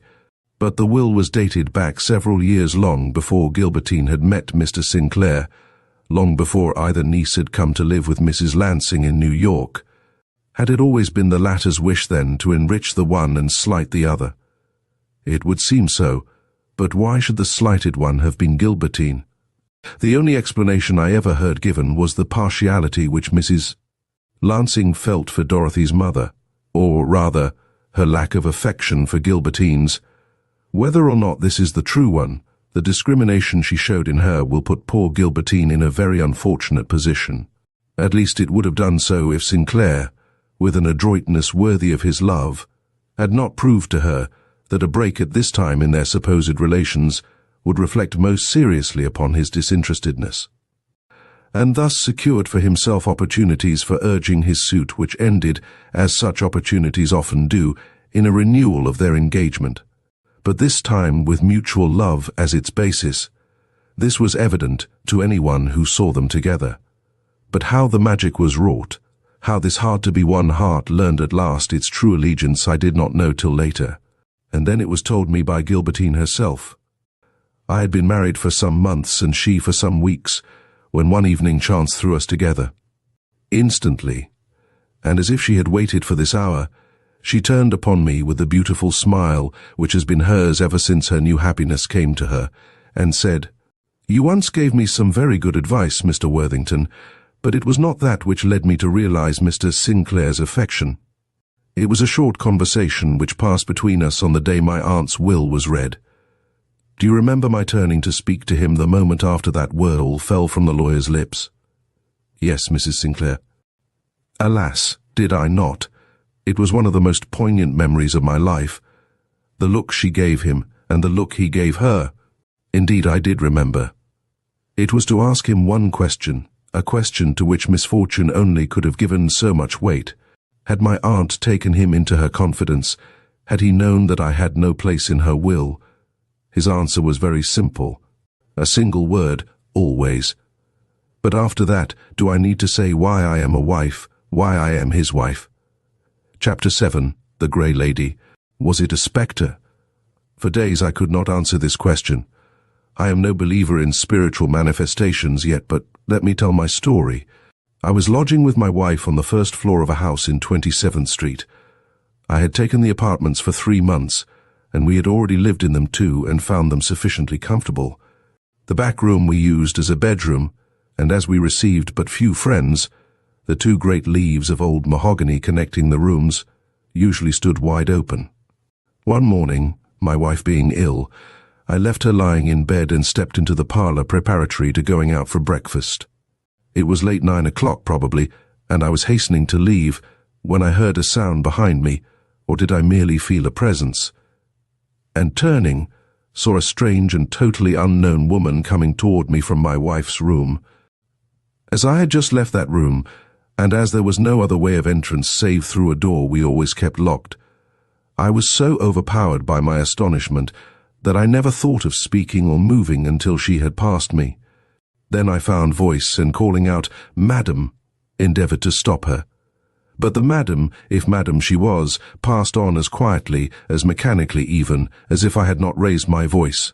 and before I could grasp the fact that she was melting from before me, flitted through the hall to the front door and so out, leaving behind on the palm of my hand the feel of her wool dress, which I had just managed to touch. Not understanding her or myself or the strange thrill awakened by this contact, I tore open the front door and looked out, expecting, of course, to see her on the steps or on the sidewalk in front. But there was no one of her appearance visible, and I came back questioning whether I was the victim of a hallucination or just an everyday fool. To satisfy myself on this important question, I looked about for the hall boy, with the intention of asking him if he had seen any such person go out. But that young and inconsequent scamp was missing from his post as usual, and there was no one within sight to appeal to. There was nothing to do but to re-enter my rooms, where my attention was immediately arrested by the sight of my wife sitting up in bed and surveying me with a look of unmistakable astonishment. "Who was that woman?" she asked, "and how came she in here?" So she had seen her too. "What woman, Lydia? I have not let in any woman. Did you think there was a woman in this room?" "Not in that room," she answered hoarsely, "but in this one. I saw her just now passing through the folding doors. Wilbur, I am frightened. See how my hands shake. Do you think I am sick enough to imagine things?" I knew she was not, but I did not say so. I thought it would be better for her to think herself under some such delusion. "You were dozing," said I. "If you had seen a woman here, you could tell me how she looked." "And I can," my wife broke in excitedly. "She was like the ghosts we read of, only that her dress and the veil or drapery she wore were all grey." "Didn't you see her?" "You must have seen her. She went right by you. A grey woman, all grey, a lady, Wilbur, and slightly lame. Could I have dreamed all that?" "You must have," I protested, shaking the door leading directly into the hall so she might see it was locked, and even showing her the key to it, lying in its accustomed place, behind the bureau cushion. Yet I was in no satisfied condition myself, for she had described with the greatest accuracy the very person I had myself seen. Had we been alike the victims of a spiritual manifestation? This was Tuesday. On Friday my question seemed to receive an answer. I had been downtown as usual, and on returning found a crowd assembled in front of my lodging house. A woman had been run over and was being carried into our rooms.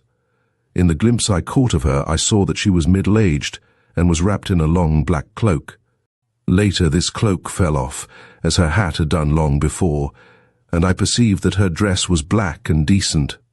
She was laid on our bed, and every attention paid her, but she had been grievously injured about the head, and gradually but surely sank before our eyes. Suddenly she roused and gave a look about her. It was a remarkable one, a look of recognition and almost of delight. Then she raised one hand, and pointing with a significant gesture into the empty space before her, sank back and died. It was a sudden ending, and anxious to see its effect upon my wife, who was standing on the other side of the bed, I glanced her way with some misgiving. She showed more feeling than I had anticipated. Indeed, her countenance was a study, and when, under the influence of my scrutiny, she glanced my way, I saw that something of deeper import than this unexpected death in our rooms lay at the bottom of her uneasy look. What that was I was soon to know, for catching up from amid the folds of the woman's grey-lined cloak a long grey veil which had fallen at the bedside, she disposed it softly about the woman's face, darting me a look full of significance. "You remember the vision I had the morning when I was sick?" she whispered softly in my ear. I nodded, secretly thrilled to my very heart's core. Well, it was a vision of this woman. If she were living and on her feet and wrapped, as I have shown you, in this veil, you would behold a living picture of the person I saw passing out of this room that morning. "I shall not dispute you," I answered. Alas, I had myself perceived the likeness the instant the veil had fallen about the pinched but handsome features. "A forewarning," whispered my wife. "A forewarning of what has this day happened under our roof. It was a wraith we saw. Wilbur, I shall not spend another night in these rooms." And we did not. I was as anxious to leave as she was. Yet I am not a superstitious man. As proof of it, after the first effect of these events had left me, I began to question my first impressions and feel tolerably ashamed of my past credulity, though the phenomenon we had observed could not to all appearance be explained by any natural hypothesis. Though I had seen, and my wife had seen, a strange woman suddenly become visible in a room which a moment before had held no one but ourselves, and into which no live woman could have entered without our knowledge. Something, was it my natural good sense, recoiled before a supernatural explanation of this, and I found myself forced to believe that our first visitor had been as real as the last, in other words, the same woman. But could I prove it? Could the seemingly impossible be made possible, and the unexplainable receive a solution satisfying to a rational mind? I determined to make an effort to accomplish this, if only to relieve the mind of my wife, who had not recovered her equanimity as readily as myself. Starting with the assumption above mentioned, that the woman who had died in our presence was the same who had previously found an unexplainable entrance into our rooms, I first inquired if the black cloak lined with grey did not offer a solution to some of my previous difficulties. It was a long cloak, enveloping her completely.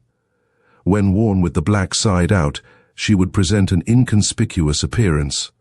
But with the grey side out and the effect of this heightened by a long grey veil hung over her hat, she would look like the grey lady I had first seen. Now, a cloak can be turned in an instant, and if she had chosen to do this in flitting through my door, I would naturally find only a sedate, black-clothed woman passing up the street, when, rousing from the apathy into which her appearance had thrown me, I rushed to the front door and looked out. Had I seen such a woman? I seemed to remember that I had. Thus much, then, was satisfactory, but to account for her entrance into our rooms was not so easy. Had she slipped by me in coming in as she had on going out? The parlour door was open, for I'd been out to get the paper. Could she have glided in by me unperceived, and thus found her way into the bedroom from which I afterwards saw her issue? No, for I had stood facing the front hall door all the time. Through the bedroom door, then. But that was, as I have said, locked. Here, then, was a mystery, but it was one worth solving. My first step was to recall all that I had heard of the actual woman who had been buried from our rooms. Her name, as ascertained in the cheap boarding house to which she was traced, was Helmuth, and she was, so far as anyone knew, without friends or relatives in the city. To those who saw her daily, she was a harmless, slightly demented woman with money enough to live above want, but not enough to warrant her boasting talk about the rich things she was going to buy some day, and the beautiful presents she would soon be in a position to give away. The money found on her person was sufficient to bury her, but no papers were in her possession, nor any letters calculated to throw light upon her past life. Her lameness had been caused by paralysis, but the date of her attack was not known.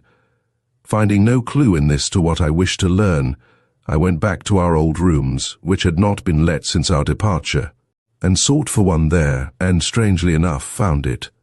I thought I knew everything there was to be known about the apartment we had lived in 2 months, but one little fact had escaped me, which, under the scrutiny that I now gave it, became apparent. This was simply that the key which opened the hall door of the bedroom, and which we had seldom if ever used, was not as old a key as that of the corresponding door in the parlour, and this fact, small as it was, led me to make inquiries. The result was that I learned something about the couple who had preceded us in the use of these rooms. They were of middle age and of great personal elegance, but uncertain pay, the husband being nothing more nor less than a professional gambler. Their name was Lohomadew. When I first heard of them, I thought that Mrs. Lohomadew might be the Mrs. Helmuth in whose history I was so interested, but from all I could learn she was a very different sort of person. Mrs. Lohomadew was gay, dashing, and capable of making a show out of flimsy silk a shopgirl would hesitate to wear. Yet she looked distinguished, and wore her cheap jewellery with more grace than many a woman her diamonds. I would consequently have dropped this inquiry if someone had not remarked upon her having had a paralytic stroke after leaving the house. This, together with the fact that the key to the rear door, which I had found replaced by a new one, had been taken away by her and never returned. connected her so indubitably with my mysterious visitor that I resolved to pursue my investigations into Mrs. Lomadew's past. For this purpose, I sought out a quaint little maiden lady living on the top floor, who, I was told, knew more about the Lomadeus than anyone in the building. Miss Winterbourne, whose acquaintance I had failed to make while residing in the house, was a fluttering, eager, affable person whose one delight was, as I soon found, to talk about the Lomadeus. Of the story she related, I give as much of it as possible in her own words.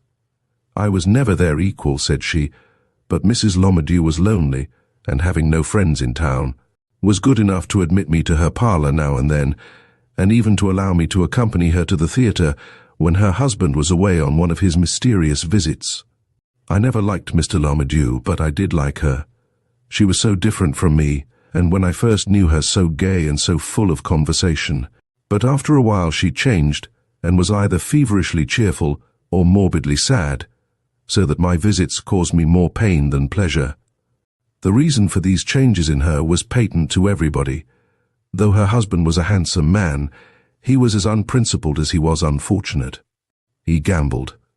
This she once admitted to me, and while at long intervals he met with some luck, he more often returned dispirited, and with that hungry, ravaging look you expect to see in a wolf cheated of its prey. I used to be afraid he would strike her after some one of these disappointments, but I do not think he ever did. She had a determined character of her own, and there have been times when I have thought he was as much afraid of her as she was of him. I became sure of this after one night. Mrs. Lomadew and myself were having a little supper together in the front parlour you have so lately occupied. It was a very ordinary supper, for the Lomadeus's purse had run low, and Mrs. Lomadew was not the woman to spend much at any time on her eating. It was palatable, however, and I would have enjoyed it greatly if Mrs. Lomadew had shown more appetite. But she ate scarcely anything and seemed very anxious and unhappy, though she laughed now and then with sudden gusts of mirth too hysterical to be real. It was not late, and yet we were both very much surprised when there came a knock at the door, followed by the entrance of a visitor. Mrs. Lomadew, who was always la grande dame, rose without apparent embarrassment to meet the gentleman who entered, though I knew she could not help but feel keenly the niggardly appearance of the board she left with such grace. The stranger, he was certainly a stranger, this I could see by the formality of her manner, was a gentleman of urbane bearing and a general air of prosperity. I remember every word that passed. "My name is Lafarge," said he. "I am, or rather have been, under great obligations to your husband, and I have come to discharge my debt. Is he at home?" Mrs. Lomadew's eye, which had sparkled at his name, dropped suddenly as he put the final question. "I am sorry," she returned after a moment of embarrassment, "but my husband is very seldom home evenings. If you will come about noon some day—" "Thank you," said he with a bright smile, "but I will finish my business now and with you, seeing that Mr. Lomadew is not at home. Years ago, I am sure you have heard your husband mention my name, I borrowed quite a sum of money from him, which I have never paid. You recall the amount, no doubt." "I have heard Mr. Lomadew say it was $1,000, she replied, with a sudden fluttering of her hands indicative of great excitement. "That is the sum," he allowed, either not noticing me or thinking me too insignificant to be considered. "I regret to have kept him so long out of it, but I have not forgotten to add the interest in making out this statement of my indebtedness. And if you will look over this paper and acknowledge its correctness, I will leave the equivalent of my debt here and now. For I sail for Europe tomorrow morning and wish to have all my affairs in order before leaving." Mrs. Lomadew, who looked ready to faint from excess of feeling, summoned up her whole strength, looking so beautiful as she did so, that one forgot the ribbons on her sleeves were no longer fresh, and that the silk dress she wore hung in the very limpest of folds. "I am obliged to you," she said in a tone from which she strove in vain to suppress all eagerness. "And if I can speak for Mr. Lomadew, he will be as grateful for your remembrance of us as for the money you so kindly offer to return to him." The stranger bowed low and took out a folded paper, which he handed to her. He was not deceived, I am sure, by her grand airs, and knew as well as I did that no woman ever stood in greater need of money. But nothing in his manner betrayed this knowledge. "It is a bond I give you," he now explained. "As you will see, it has coupons attached to it which you can cash at any time.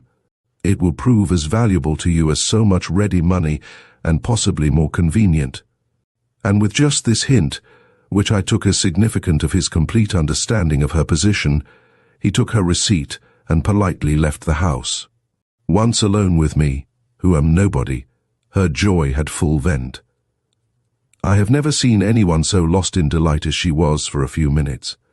To have this money thrust upon her just at a moment when actual want seemed staring her in the face was too much of a relief for her to conceal either the misery she had been under or the satisfaction she now enjoyed.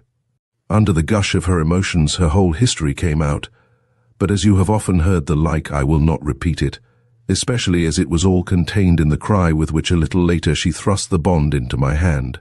He must not see it. He must not. It would go like all the rest, and I should again be left without a cent. "Take it and keep it, for I have no means of concealing it here. He is too suspicious."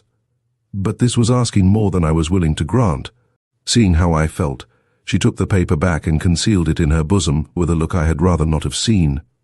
"You will not charge yourself with such a responsibility," said she, "but I can trust you not to tell him." "Yes," I nodded, feeling sick of the whole business. Then... But here the door was violently flung open, and Mr. Lomadieu burst into the room in a state of as much excitement as his wife, only his was the excitement of desperation. "Gone! Gone!" he cried, ignoring me as completely as Mr. Lafarge had done. "Not a dollar left, not even my studs. See!" And he pointed to his shirt front hanging apart in a way I would never have looked for in this reckless but fastidious gentleman. Yet, if I had had $1 more, or even a ring worth $1 or so, I might have... "Teresa, have you any money at all? A coin now might save us." Mrs. Lomadieu, who had turned alarmingly pale, drew up her fine figure and resolutely confronted him. "No," said she, and shifting her gaze she turned it meaningly upon me. He misunderstood this movement.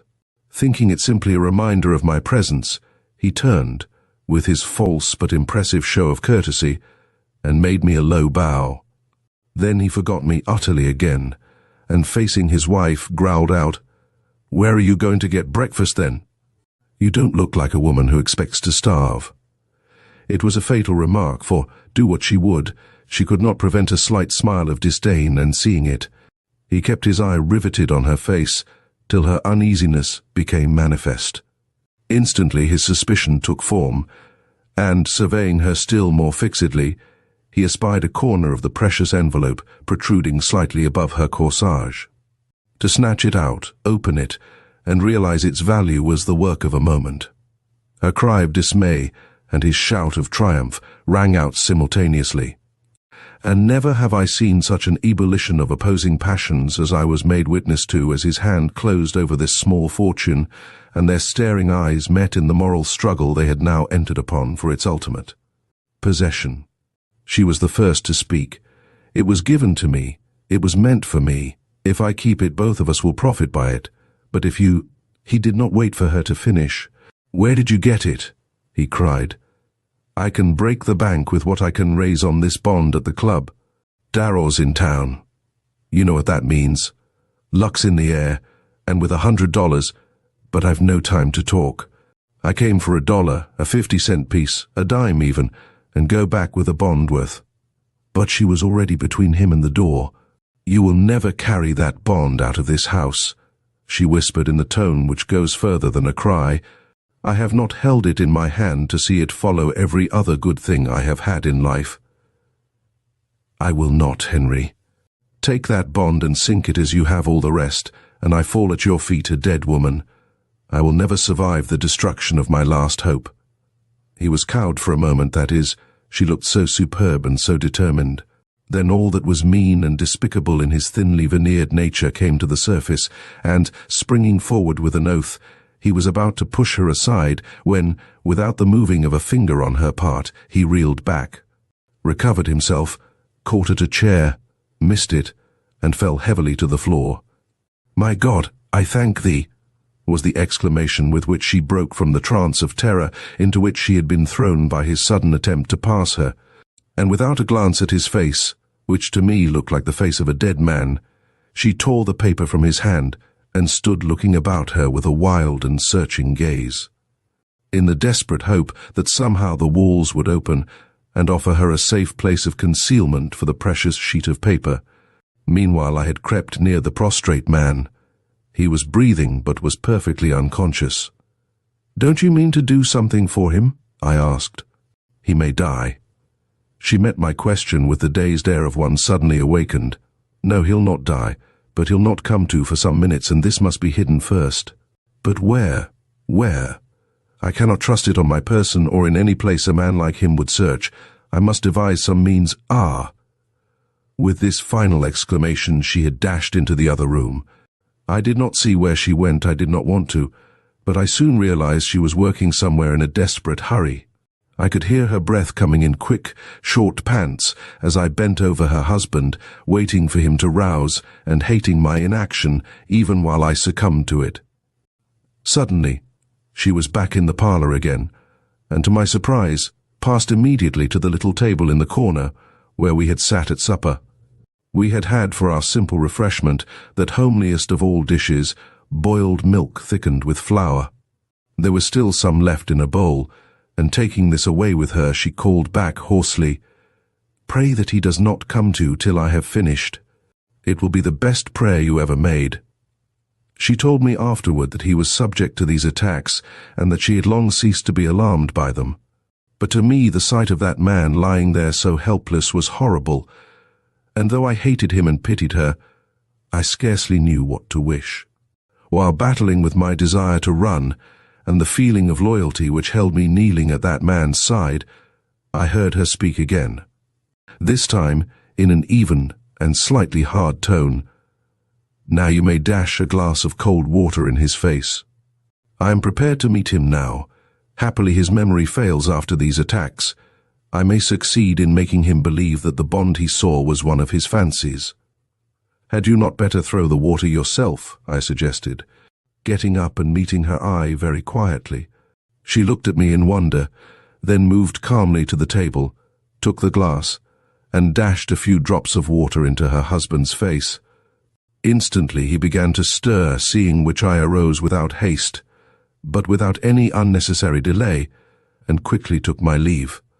I could bear no more that night. Next morning I awoke in a fright. I had dreamed that he had come to my room in search of the bond, but it was only her knock at the door and her voice asking if she might enter at this early hour. It was such a relief I gladly let her in. And she entered with her best air and flung herself on my little lounge with a hysterical cry, "He has sent me up." I told him I ought not to intrude at such an inconvenient hour, that you would not have had your breakfast. How carelessly she spoke! How hard she tried to keep the hungry note out of her voice! But he insisted on my coming up. I know why. He searched me before I left the room, and now he wants to search the room itself. Then he did remember, I began. Yes, he remembers now. I saw it in his eyes as soon as he awoke. But he will not find the bond. That is safe. And some day when I have escaped his vigilance long enough to get it back again, I will use it so as to make him comfortable as well as myself. I am not a selfish woman.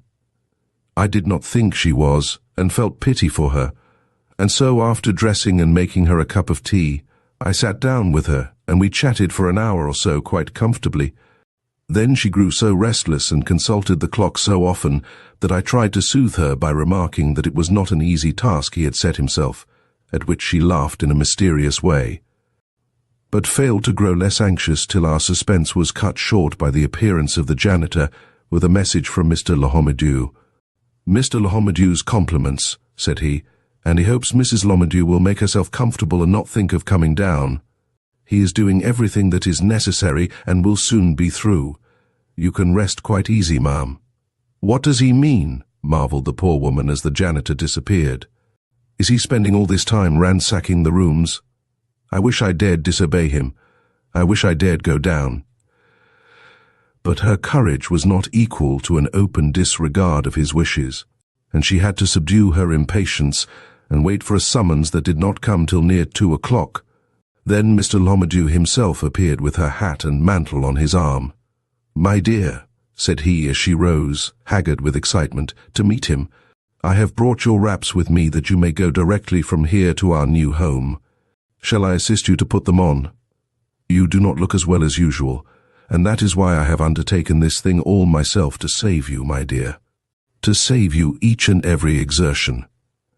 I had flung out my arms to catch her, for I thought she was going to faint, but she did not, though I think it would have been better for her if she had. "We are going to leave this house?" she asked, speaking very slowly and with a studied lack of emotion that imposed upon nobody. "I have said so," he smiled. "The dray has already taken away the half of our effects, and the rest will follow at Mrs. Latimer's convenience." "Ah, I understand," she replied, with a gasp of relief significant of her fear that by some superhuman cunning he had found the bond she thought so safely concealed. "I was wondering how Mrs. Latimer came to allow us to leave. I tell you, they always talked as if I were not present. Our goods are left as a surety, it seems." "Half of our goods," he blandly corrected. "Would it interest you to know which half?" The cunning of this insinuation was matched by the imperturbable shrug with which she replied, "So a bed has been allowed us, and some clothes, I am satisfied," at which he bit his lips, vexed at her self-control and his own failure to break it. "You have not asked where we are going," he observed, as with apparent solicitude he threw her mantle over her shoulders. The air of lassitude with which she replied bespoke her feeling on that point. "I have little curiosity," she said. "You know I can be happy anywhere." And turning toward me, she moved her lips in a way I interpreted to mean, "Go below with me. See me out." "Say what you have to say to Miss Winterbourne aloud," he dryly suggested. "I have nothing to say to Miss Winterbourne but thanks," was her cold reply, belied, however, by the trembling of her fingers as she essayed to fit on her gloves. "And those I will receive below," I cried with affected gaiety. "I am going down with you to the door." And resolutely ignoring his frown, I tripped down before them. On the last stair I felt her steps lagging. Instantly I seemed to comprehend what was required of me, and rushing forward, I entered the front parlour. He followed close behind me, for how could he know I was not in collusion with her to regain the bond? This gave her 1 minute by herself in the rear, and in that minute she secured the key which would give her future access to the spot where her treasure lay hidden. The rest of the story I must give you mainly from hearsay. You must understand by this time what Mr. Lomadew's scheme was in moving so suddenly. He knew that it would be impossible for him, by the most minute and continuous watchfulness, to prevent his wife from recovering the bond, while they continued to inhabit the rooms in which, notwithstanding his failure to find it, he had reason to believe it still lay concealed. But once in other quarters, it would be comparatively easy for him to subject her to a surveillance which not only would prevent her from returning to this house without his knowledge, but would lead her to give away her secret by the very natural necessity she would be under of going to the exact spot where her treasure lay hid. It was a cunning plot, and showed him to be as able as he was unscrupulous. How it worked I will now proceed to tell you. It must have been the next afternoon that the janitor came running up to me. I suppose he had learned by this time that I had more than ordinary interest in these people, to say that Mrs. Lomadew had been in the house and had been so frightened by a man who had followed her that she had fainted dead away on the floor. Would I go down to her? I had rather have gone anywhere else unless it was to prison, but duty cannot be shirked, and I followed the man down. But we were too late. Mrs. Lomadew had recovered and gone away, and the person who had frightened her was also gone, and only the hall boy remained to give any explanations. This was what he had to say. The man it was who went first. As soon as the lady fell, he skipped out. I don't think he meant no good here. "Did she drop here in the hall?" I asked, unable to restrain my intense anxiety. "Oh, no, ma'am. They was in the back room yonder, which she got in somehow. The man followed her in, sneaking and sneaking like an eel or a cop, and she fell right against—" "Don't tell me where," I cried. I don't want to know where. And I was about to return upstairs when I heard a quick, sharp voice behind me and realized that Mr. Whodunit had come in and was having some dispute with the janitor. Common prudence led me to listen. He wanted, as was very natural, to enter the room where his wife had just been surprised, but the janitor, alarmed by the foregoing very irregular proceedings, was disposed to deny his right to do so. "The furniture is held as a surety," said he, "and I have orders." But Mr. Whodunit had a spare $1, and before many minutes had elapsed I heard him go into that room and close the door. Of the next 10 minutes and the suspense I felt I need not speak. When he came out again, he looked as if the ground would not hold him. "I have done some mischief, I fear," he airily said as he passed the janitor. "But I'll pay for it. Don't worry. I'll pay for it, and the rent too, tomorrow. You may tell Mrs. Latimer so." And he was gone, leaving us all agape in the hallway. A minute later we all crept to that room and looked in. Now that he had got the bond, I for one was determined to know where she had hid it. There was no mistaking the spot. A single glance was enough to show us the paper ripped off from a portion of the wall, revealing a narrow gap behind the baseboard, large enough to hold the bond. It was near. "Wait," I put in as I remembered where the so-called Mrs. Helmuth had pointed just before she died. "Wasn't it at the left of the large folding doors and midway to the wall?" "How came you to know?" she asked. "Did Mrs. Latimer tell you?" But as I did not answer, she soon took up the thread of her narrative again, and sighing softly said, "The next day came and went, but no Whodunit appeared, another, and I began to grow seriously uneasy. A third and a dreadful thing happened. Late in the afternoon, Mrs. Whodunit, dressed very oddly, came sliding in at the front door, and with an appealing smile at the hallboy, who wished but dared not ask her for the key which made these visits possible, glided by to her old rooms, and finding the door unlocked, went softly in. Her appearance is worth description, for it shows the pitiful efforts she made at disguise, in the hope, I suppose, of escaping the surveillance she was evidently conscious of being under. She was in the habit of wearing on cool days a black circular with a grey lining. This she had turned inside out, so that the grey was uppermost, while over her neat black bonnet she had flung a long veil, also grey, which not only hid her face, but gave her appearance an eccentric look as different as possible from her usual aspect. The hallboy, who had never seen her save in showy black or bright colours, said she looked like a ghost in the daytime, but it was all done for a purpose, I am sure, and to escape the attention of the man who had followed her before. Alas, he might have followed her this time without addition to her suffering. Scarcely had she entered the room where her treasure had been left, than she saw the torn paper and gaping baseboard, and, uttering a cry so piercing it found its way even to the stolid heart of the hallboy, she tottered back into the hall, where she fell into the arms of her husband, who had followed her in from the street in a state of frenzy almost equal to her own. The janitor, who that minute appeared on the stairway, says that he never saw two such faces. They looked at each other and was speechless.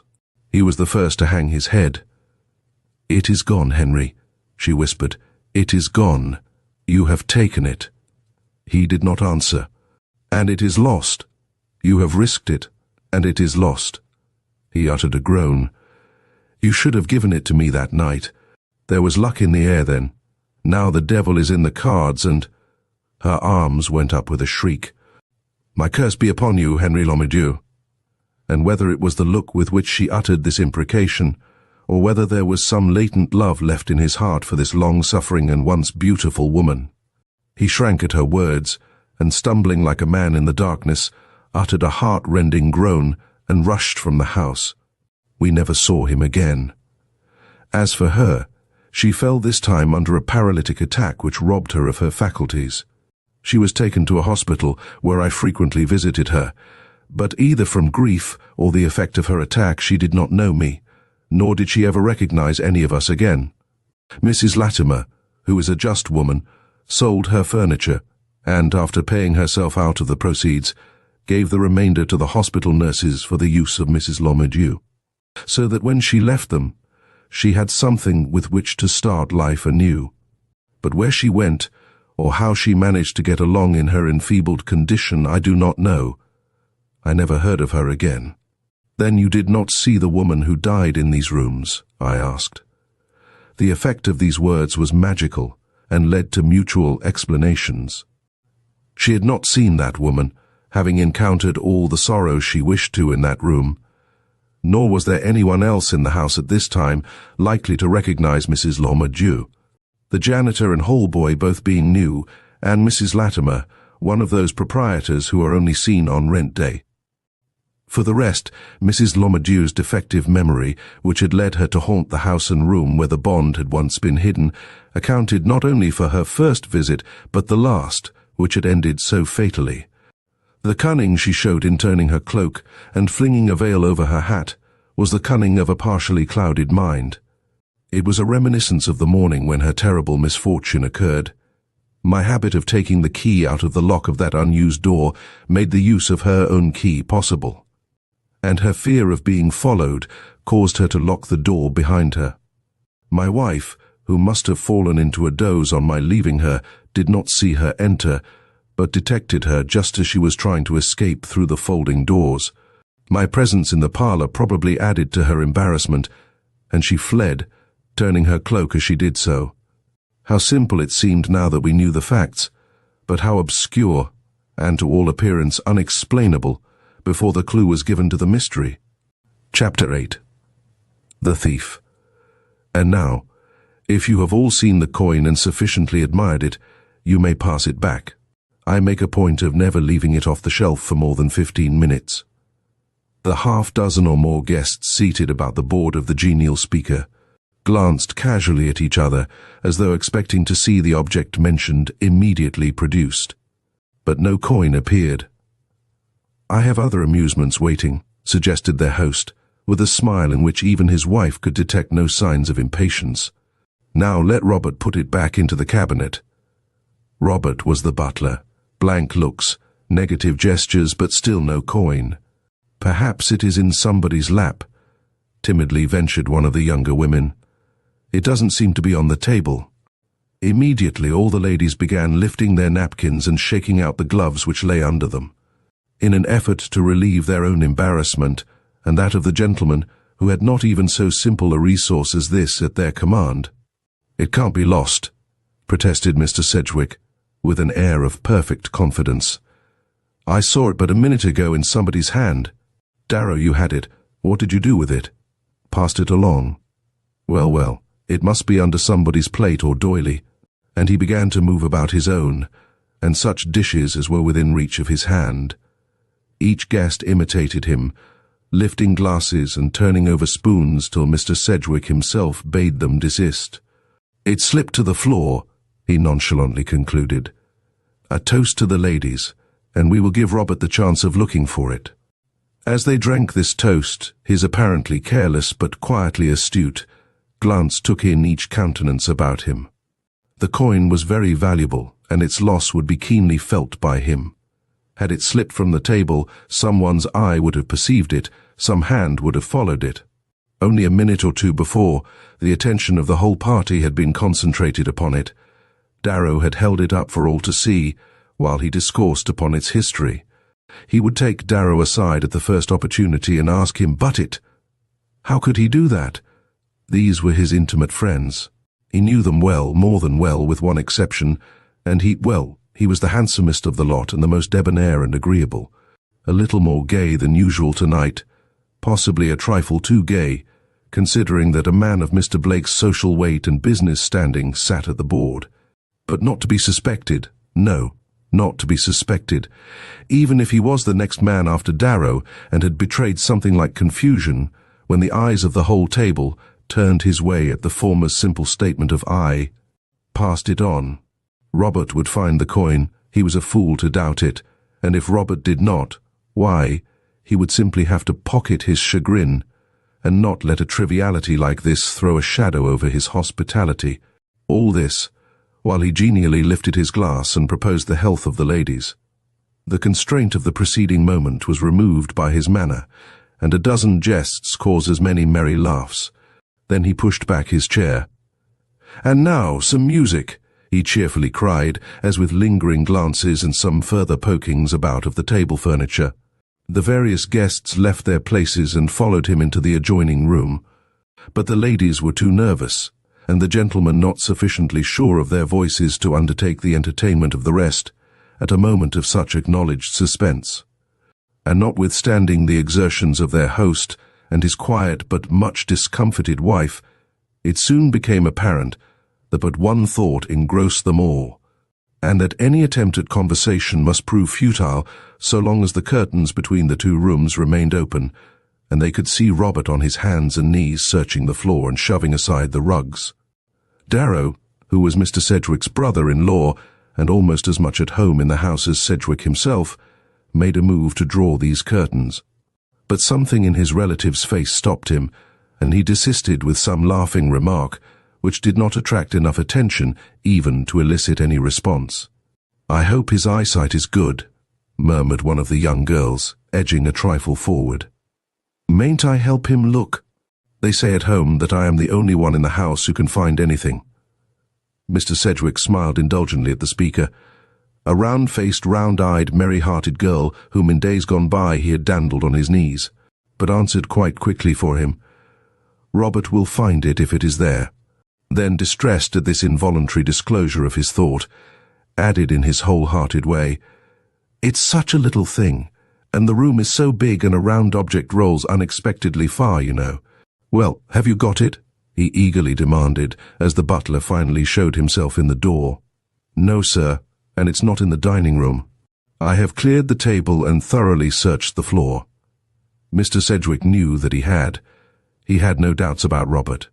Robert had been in his employ for years, and had often handled his coins, and at his order, sometimes shown them. "Very well," said he, "we'll not bother about it any more tonight. You may draw the curtains." But here the clear, almost strident voice of the youngest man of the party interposed. "Wait a minute," said he. "This especial coin is the great treasure of Mr. Sedgwick's valuable collection. It is unique in this country, and not only worth a great deal of money, but cannot be duplicated at any cost. There are only 3 of its stamp in the world. Shall we let the matter pass, then, as though it were of small importance? I feel that we cannot, that we are, in a measure, responsible for its disappearance." Mr. Sedgwick handed it to us to look at, and while it was going through our hands it vanished. What must he think? What has he every right to think? I need not put it into words. You know what you would think, what you could not help but think, if the object were yours and it was lost in this way. Gentlemen, I leave the ladies entirely out of this. I do not propose that he shall have further opportunity to associate me with this very natural doubt.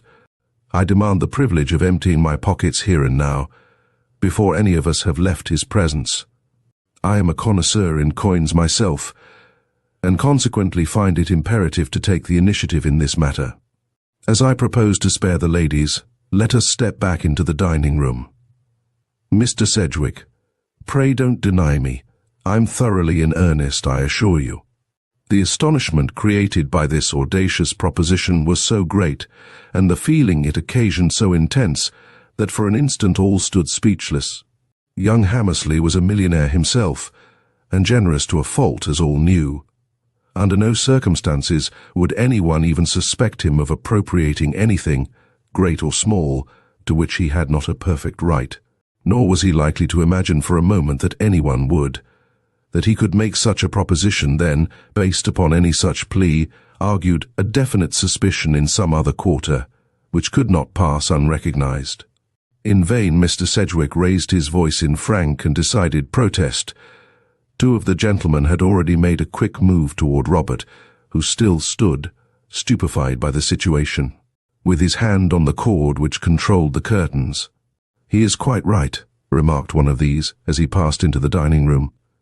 "I shouldn't sleep a wink tonight if this question remained unsettled." The other, the oldest man present, the financier of whose standing and highly esteemed character I have already spoken, said nothing, but followed in a way to show that his mind was equally made up. The position in which Mr. Sedgwick found himself placed was far from enviable, With a glance at the two remaining gentlemen, he turned towards the ladies now standing in a close group at the other end of the room. One of them was his wife, and he quivered internally as he noted the deep red of her distressed countenance. But it was the others he addressed, singling out, with the rare courtesy which was his by nature, the one comparative stranger, Darrow's niece, a Rochester girl, who could not be finding this, her first party in Boston, very amusing. "I hope you will appreciate the dilemma in which I have been placed by these gentlemen," he began, "and will pardon," but here he noticed that she was not in the least attending. Her eyes were on the handsome figure of Hugh Clifford, her uncle's neighbour at table, who in company with Mr. Hammersley was still hesitating in the doorway. As Mr. Sedgwick stopped his useless talk, the two passed in, and the sound of her fluttering breath, as she finally turned a listening ear his way, caused him to falter as he repeated his assurances and begged her indulgence. She answered with some conventional phrase which he forgot while crossing the room, but the remembrance of her slight satin-robed figure, drawn up in an attitude whose carelessness was totally belied by the anxiety of her half-averted glance, followed him into the presence of the 4 men awaiting him. 4? I should say 5, for Robert was still there, though in a corner by himself, ready, no doubt, to share any attempt which the others might make to prove their innocence. "The ladies will await us in the music room," announced the host on entering, and then paused, disconcerted by the picture suddenly disclosed to his eye. On one side stood the two who had entered first, with their eyes fixed in open sternness on young Clifford, who, quite alone on the rug, faced them with a countenance of such pronounced pallor that there seemed to be nothing else in the room. As his features were singularly regular, and his almost perfect mouth accentuated by a smile as set as his figure was immobile, the effect was so startling that not only Mr. Sedgwick, but every other person present, no doubt, wished that the plough had never turned the furrow which had brought this wretched coin to light. However, the affair had gone too far now for retreat, as was shown by Mr. Blake, the elderly financier whom all were ready to recognize as the chief guest there. With an apologetic glance at Mr. Hammersley, the impetuous young millionaire who had first proposed this embarrassing procedure, he advanced to an empty side table and began, in a quiet, business-like way, to lay on it the contents of his various pockets. As the pile rose, the silence grew. The act in itself was so simple, the motive actuating it so serious and out of accord with the standing of the company and the nature of the occasion. When all was done, he stepped up to Mr. Sedgwick, with his arms raised and held out from his body. "Now accommodate me," said he, "by running your hands up and down my chest. I have a secret pocket there which should be empty at this time." Mr. Sedgwick, fascinated by his look, did as he was bid, reporting shortly, "You are quite correct. I find nothing there." Mr. Blake stepped back.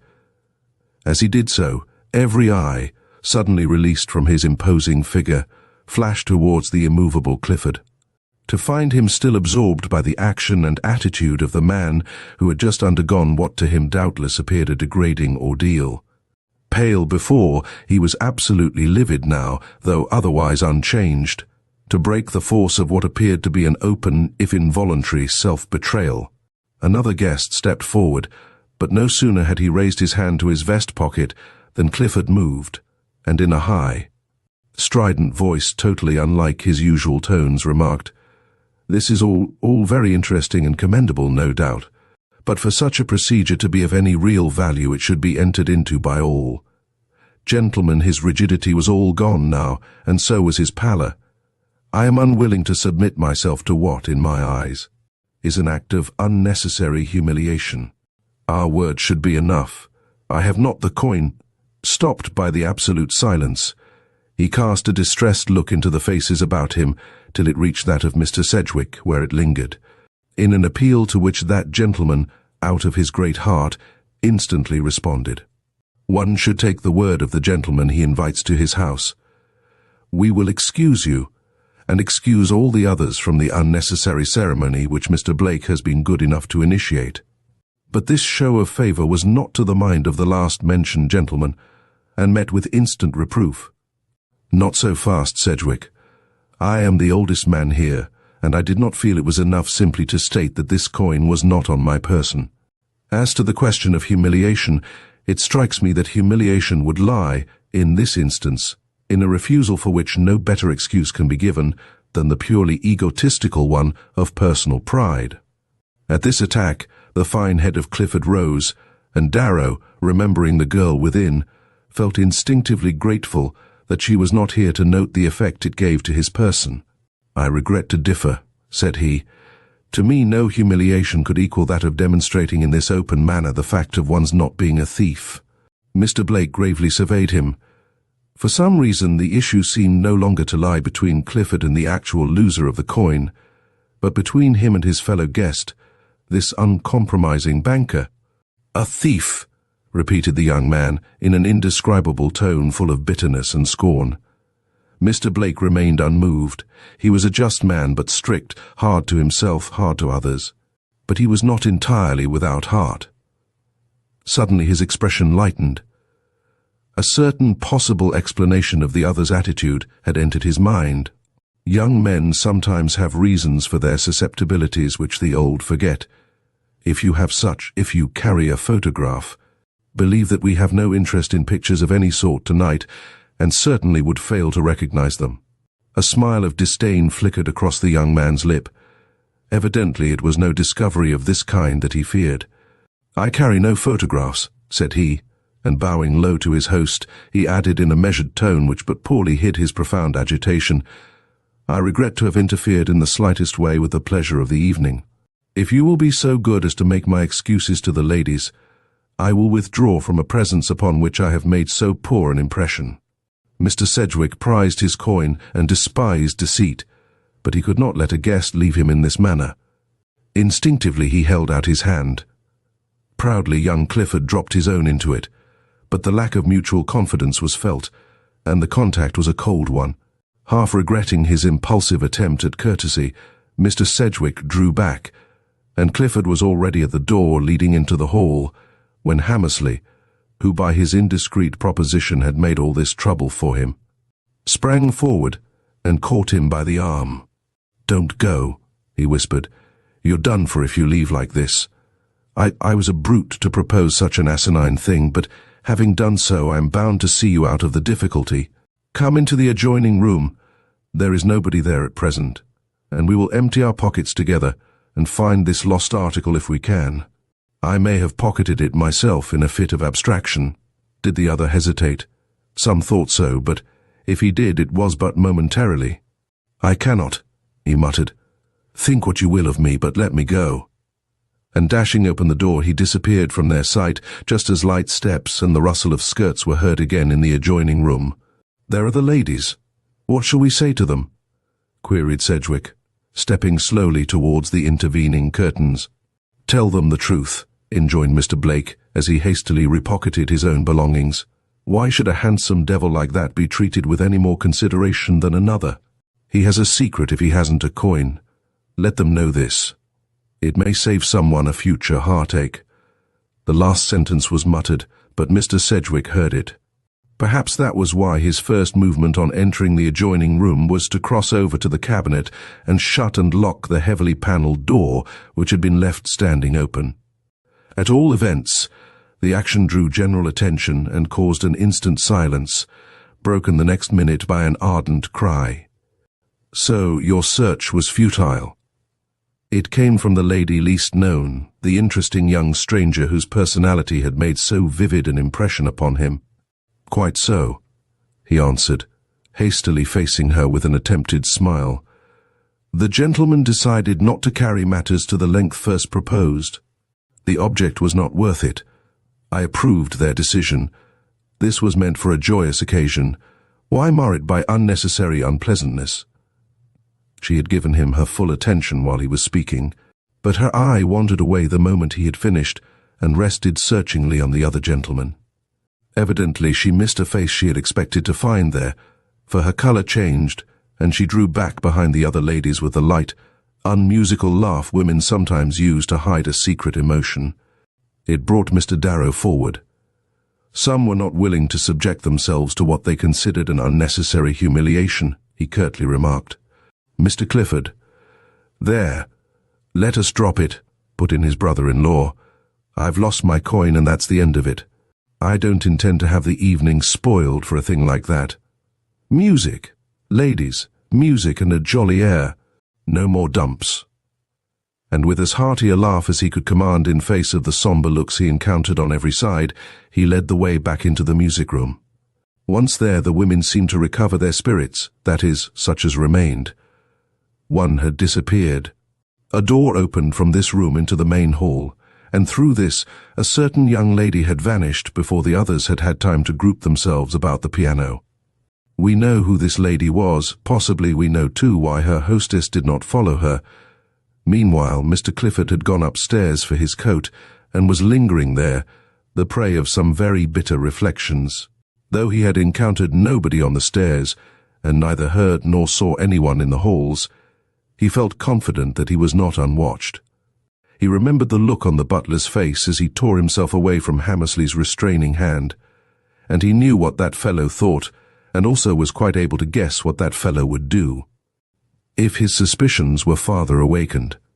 This conviction brought an odd and not very open smile to his face, as he finally turned to descend the one flight which separated him from the front door he was so ardently desirous of closing behind him forever.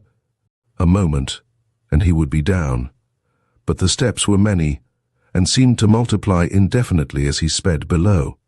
Should his departure be noted, and someone advance to detain him, he fancied he heard a rustle in the open space under the stairs. Were anyone to step forth, Robert or, with a start, he paused and clutched the banister. Someone had stepped forth, a woman. The swish of her skirts was unmistakable. He felt the chill of a new dread. Never in his short but triumphant career had he met coldness or disapproval in the eye of a woman. Was he to encounter it now? If so, it would go hard with him. He trembled as he turned his head to see which of the four it was. If it should prove to be his hostess. But it was not she, it was Darrow's young friend, the pretty inconsequent girl he had chatted with at the dinner table, and afterwards completely forgotten in the events which had centered all his thoughts upon himself.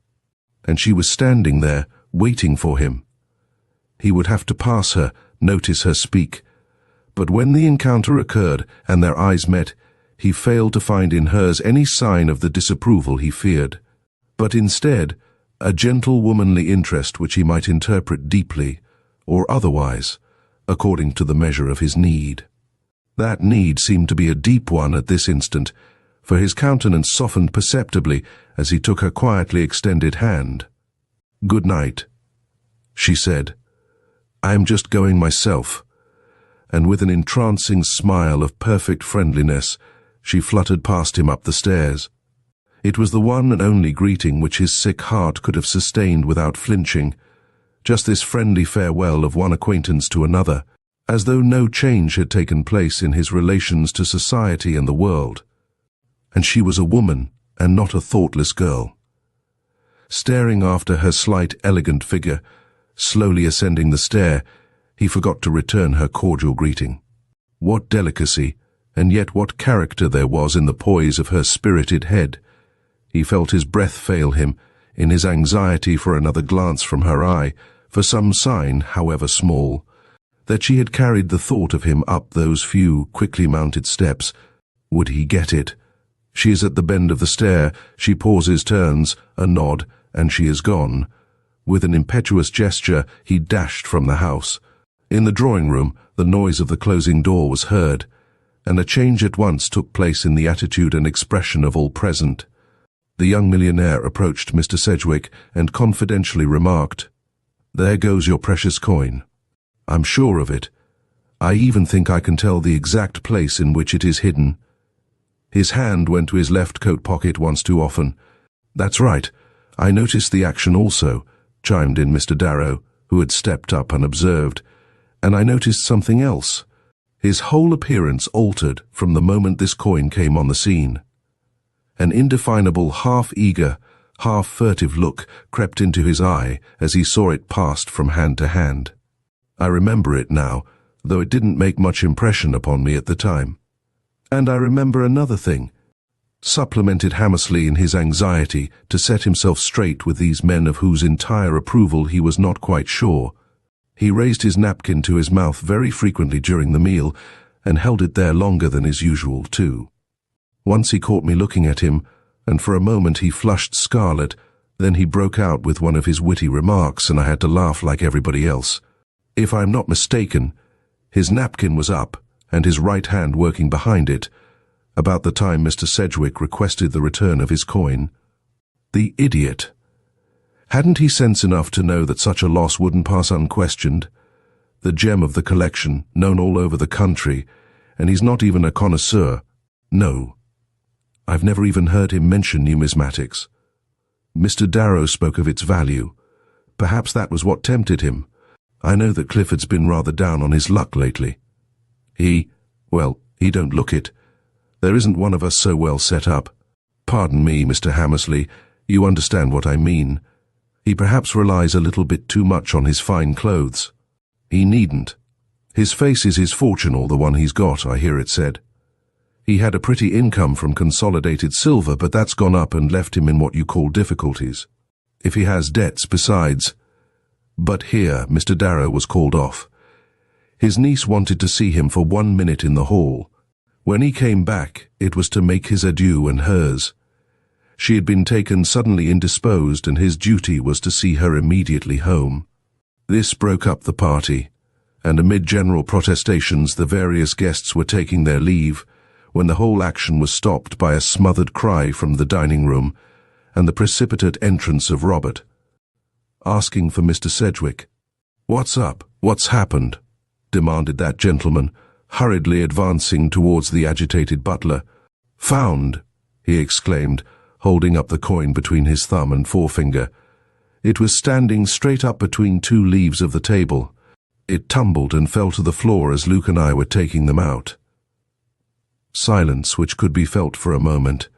Then each man turned and surveyed his neighbor, while the women's voices rose in little cries that were almost hysterical. I knew that it would be found, and found here, came from the hallway in rich, resonant tones. "Uncle, do not hurry. I am feeling better," followed in unconscious naivete as the young girl stepped in, showing a countenance in which were small signs of indisposition or even of depressed spirits. Mr. Darrow, with a smile of sympathetic understanding, joined the others now crowding about the butler. "I noticed the crack between these 2 leaves when I pushed about the plates and dishes," he was saying, "but I never thought of looking in it for the missing coin. I'm sure I'm very sorry that I didn't." Mr. Darrow, to whom these words had recalled a circumstance he had otherwise completely forgotten, anxiously remarked, "That must have happened shortly after it left my hand. I recall now that the lady sitting between me and Clifford gave it a twirl which sent it spinning over the bare tabletop. I don't think she realized the action. She was listening, we all were, to a flow of bright repartee going on below us, and failed to follow the movements of the coin. Otherwise, she would have spoken. But what a marvel that it should have reached that crack in just the position to fall in. It wouldn't happen again, not if we spun it there for a month of Sundays. But Mr. Clifford," put in an agitated voice. "Yes, it has been rather hard on him, but he shouldn't have such keen sensibilities. If he had emptied out his pockets cheerfully and at the first intimation, none of this unpleasantness would have happened. Mr. Sedgwick, I congratulate you upon the recovery of this valuable coin, and am quite ready to offer my services if you wish to make Mr. Clifford immediately acquainted with Robert's discovery." "Thank you, but I will perform that duty myself," was Mr. Sedgwick's quiet rejoinder, as he unlocked the door of his cabinet and carefully restored the coin to its proper place. When he faced back, he found his guests on the point of leaving. Only one gave signs of any intention of lingering. This was the elderly financier who had shown such stern resolve in his treatment of Mr. Clifford's so-called sensibilities. He had confided his wife to the care of Mr. Darrow, and now met Mr. Sedgwick with this remark, "I'm going to ask a favor of you. If, as you have intimated, it is your intention to visit Mr. Clifford tonight, I should like to go with you." I don't understand this young man and his unaccountable attitude in this matter, and it is very important that I should. Have you any objection to my company? My motor is at the door, and we can settle the affair in 20 minutes. None, returned his host, a little surprised, however, at a request. His pride does seem a little out of place, but he was among comparative strangers, and seemed to feel his honour greatly impugned by Hammersley's unfortunate proposition. I'm sorry way down to the ground for what has occurred, and cannot carry him our apologies too soon. No, you cannot, retorted the other shortly. And so seriously did he utter this that no time was lost by Mr. Sedgwick, and as soon as they could get into their coats, they were in the motor and on their way to the young man's apartment. Their experience began at the door. A man was lolling there who told them that Mr. Clifford had changed his quarters, where he did not know. But upon the production of a $5 bill, he remembered enough about it to give them a number and street where possibly they might find him. In a rush they hastened there, only to hear the same story from the sleepy elevator boy, anticipating his last trip up for the night. Mr. Clifford left a week ago. He didn't tell me where he was going. Nevertheless, the boy knew that they saw, and another but smaller bill came into requisition and awoke his sleepy memory. The street and number which he gave made the two well-to-do men stare. But they said nothing, though the looks they cast back at the second-rate quarters they were leaving, so far below the elegant apartment house they had visited first, were sufficiently expressive. The scale of descent from luxury to positive discomfort was proving a rapid one, and prepared them for the dismal, ill-cared-for, altogether repulsive doorway before which they halted next. No attendant waited here, not even an elevator boy, the latter for the good reason that there was no elevator. An uninviting flight of stairs was before them, and on the few doors within sight a simple card showed the name of the occupant. Mr. Sedgwick glanced at his companion. "Shall we go up?" he asked. Mr. Blake nodded. "We'll find him," said he, "if it takes all night. Surely he cannot have sunk lower than this." Remembering his get-up, I do not think so. Yet who knows? Some mystery lies back of his whole conduct. Dining in your home, with this to come back to. I don't wonder. But here a thought struck him. Pausing with his foot on the stair, he turned a flushed countenance towards Mr. Sedgwick. "I have an idea," said he. "Perhaps—" He whispered the rest. Mr. Sedgwick stared and shook his shoulders. "Possibly," said he, flushing slightly in his turn. Then, as they proceeded up, "I feel like a brute anyway. A sorry night's business all through, unless the end proves better than the beginning. We'll start from the top. Something tells me that we shall find him close under the roof. Can you read the names by such a light?" "Barely, but I have matches." And now there might have been witnessed by any chance homecomer the curious sight of two extremely well-dressed men pottering through the attic hall of this decaying old domicile, reading the cards on the doors by means of a lighted match. And vainly. On none of the cards could be seen the name they sought. "We're on the wrong track," protested Mr. Blake. No use keeping this up, but found himself stopped, when about to turn away, by a gesture of Sedgwick's. "There's a light under the door you see there untagged," said he. "I'm going to knock." He did so. There was a sound within, and then utter silence. He knocked again. A man's step was heard approaching the door, then again the silence. Mr. Sedgwick made a third essay, and then the door was suddenly pulled inward, and in the gap they saw the handsome face and graceful figure of the young man they had so lately encountered amid palatial surroundings. But how changed, how openly miserable, and when he saw who his guests were, how proudly defiant of their opinion and presence. "You have found the coin," he quietly remarked. "I appreciate your courtesy in coming here to inform me of it. Will not that answer, without further conversation? I am on the point of retiring, and even the hardihood of a very visible despair gave way for an instant as he met Mr. Sedgwick's eye. In the break which followed, the older man spoke. "Pardon us, but we have come thus far with a double purpose. First, to tender our apologies, which you have been good enough to accept. Secondly, to ask, in no spirit of curiosity, I assure you, a question that I seem to see answered, but which I should be glad to hear confirmed by your lips. May we not come in?" The question was put with a rare smile such as sometimes was seen on this hard-grained handler of millions, and the young man, seeing it, faltered back, leaving the way open for them to enter. The next minute he seemed to regret the impulse, for backing against a miserable table they saw there, he drew himself up with an air as nearly hostile as one of his nature could assume. "I know of no question," said he, "which I feel at this very late hour inclined to answer. A man who has been tracked as I must have been for you to find me here, is hardly in a mood to explain his poverty, or the mad desire for former luxuries, which took him to the house of one friendly enough, he thought, to accept his presence without inquiry as to the place he lived in, or the nature or number of the reverses which had brought him to such a place as this." "I do not believe me," faltered Mr. Sedgwick, greatly embarrassed and distressed. In spite of the young man's attempt to hide the contents of the table, he had seen the two objects lying there, a piece of bread or roll, and a half-cocked revolver.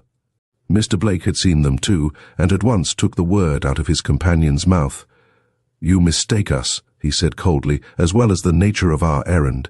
We are here from no motive of curiosity, as I have before said, nor from any other which might offend or distress you. Or rather, I am here on business. I have a position to offer to an intelligent, upright, enterprising young man. Your name has been given me. It was given me before this dinner, to which I went. If Mr. Sedgwick will pardon my plain speaking chiefly for the purpose of making your acquaintance. The result was what you know.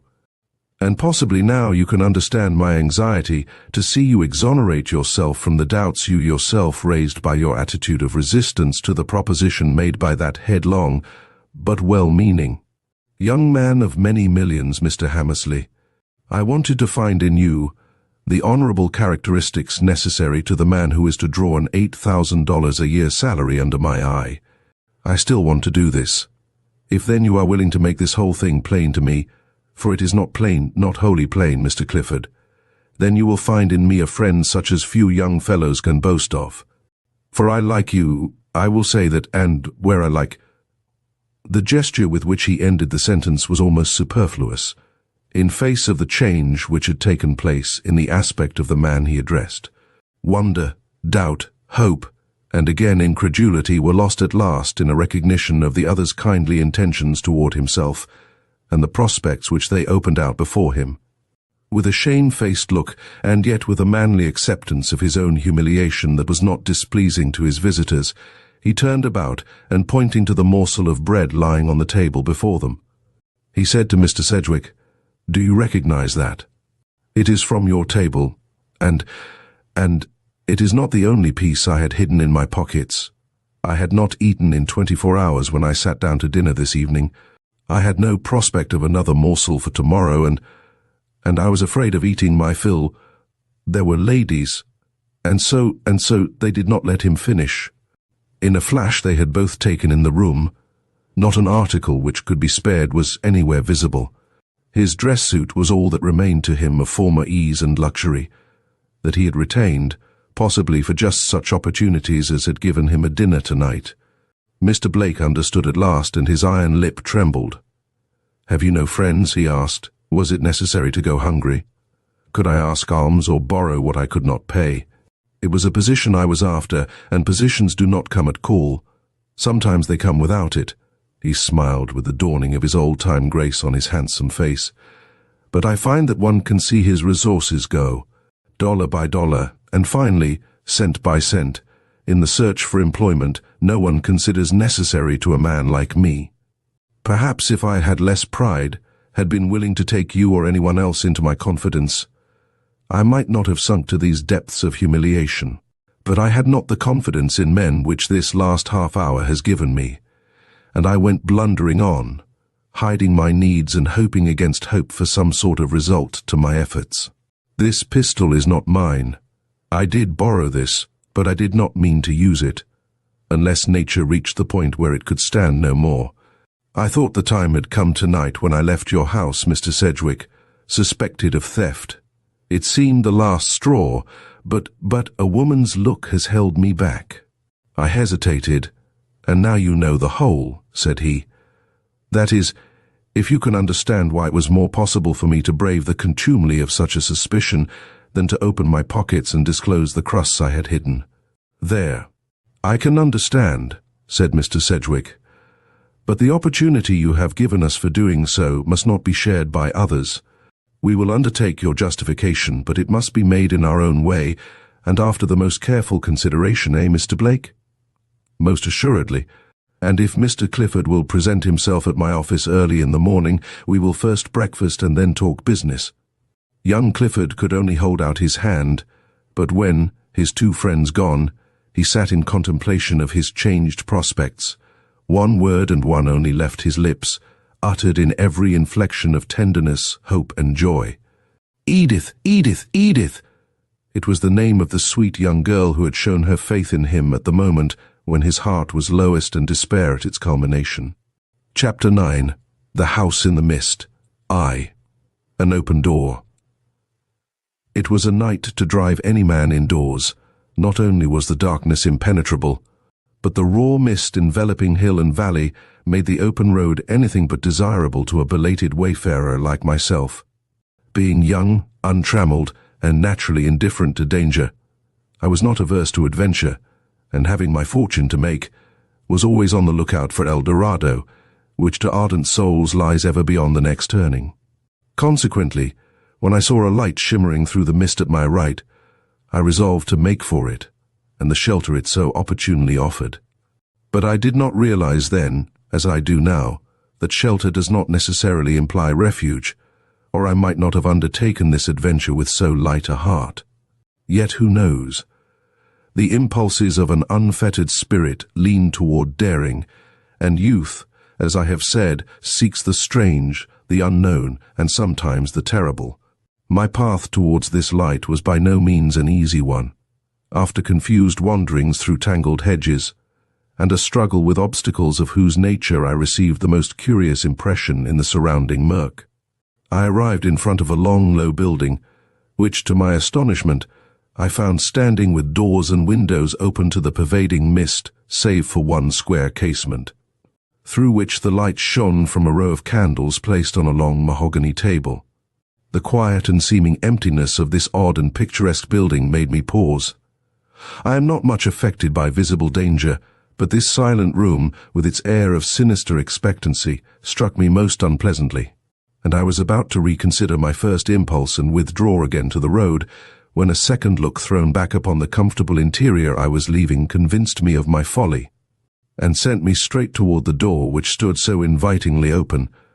But halfway up the path my progress was again stayed by the sight of a man issuing from the house I had so rashly looked upon as devoid of all human presence.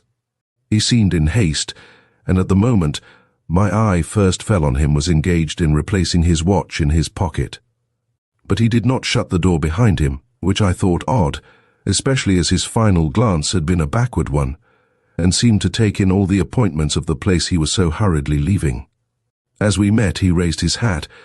This likewise struck me as peculiar, for the deference he displayed was more marked than that usually bestowed on strangers, while his lack of surprise at an encounter more or less startling in such a mist was calculated to puzzle an ordinary man like myself. Indeed, he was so little impressed by my presence there that he was for passing me without a word or any other hint of good fellowship, save the bow of which I have spoken. But this did not suit me. I was hungry, cold, and eager for creature comforts, and the house before me gave forth not only heat, but a savory odor which in itself was an invitation hard to ignore. I therefore accosted the man. "Will bed and supper be provided for me here?" I asked. "I am tired out with a long tramp over the hills and hungry enough to pay anything in reason." I stopped, for the man had disappeared. He had not paused at my appeal, and the mist had swallowed him. But at the break in my sentence his voice came back in good-natured tones, and I heard, "Supper will be ready at 9, and there are beds for all. Enter, sir. You are the first to arrive, but the others cannot be far behind." A queer greeting, certainly, but when I strove to question him as to its meaning, his voice returned to me from such a distance that I doubted if my words had reached him any more than his answer had reached me. Well, thought I, it isn't as if a lodging had been denied me. He invited me to enter, and enter I will. The house, to which I now naturally directed a glance of much more careful scrutiny than before, was no ordinary farm building, but a rambling old mansion, made conspicuously larger here and there by jutting porches and more than one convenient lean-to. Though furnished, warmed, and lighted with candles, as I have previously described, it had about it an air of disuse which made me feel myself an intruder, in spite of the welcome I had received. But I was not in a position to stand upon ceremony, and ere long I found myself inside the great room, and before the blazing logs, whose glow had lighted up the doorway, and added its own attraction to the other allurements of the inviting place. Though the open door made a draught which was anything but pleasant, I did not feel like closing it, and was astonished to observe the effect of the mist through the square thus left open to the night. It was not an agreeable one, and, instinctively turning my back upon that quarter of the room, I let my eyes roam over the wainscoted walls and the odd pieces of furniture which gave such an air of old-fashioned richness to the place. As nothing of the kind had ever fallen under my eyes before, I would have thoroughly enjoyed this opportunity of gratifying my taste for the curious and the beautiful, if the quaint old chairs I saw standing about me on every side had not all been empty. But the solitude of the place, so much more oppressive than the solitude of the road I had left, struck cold to my heart, and I missed the cheer rightfully belonging to such attractive surroundings.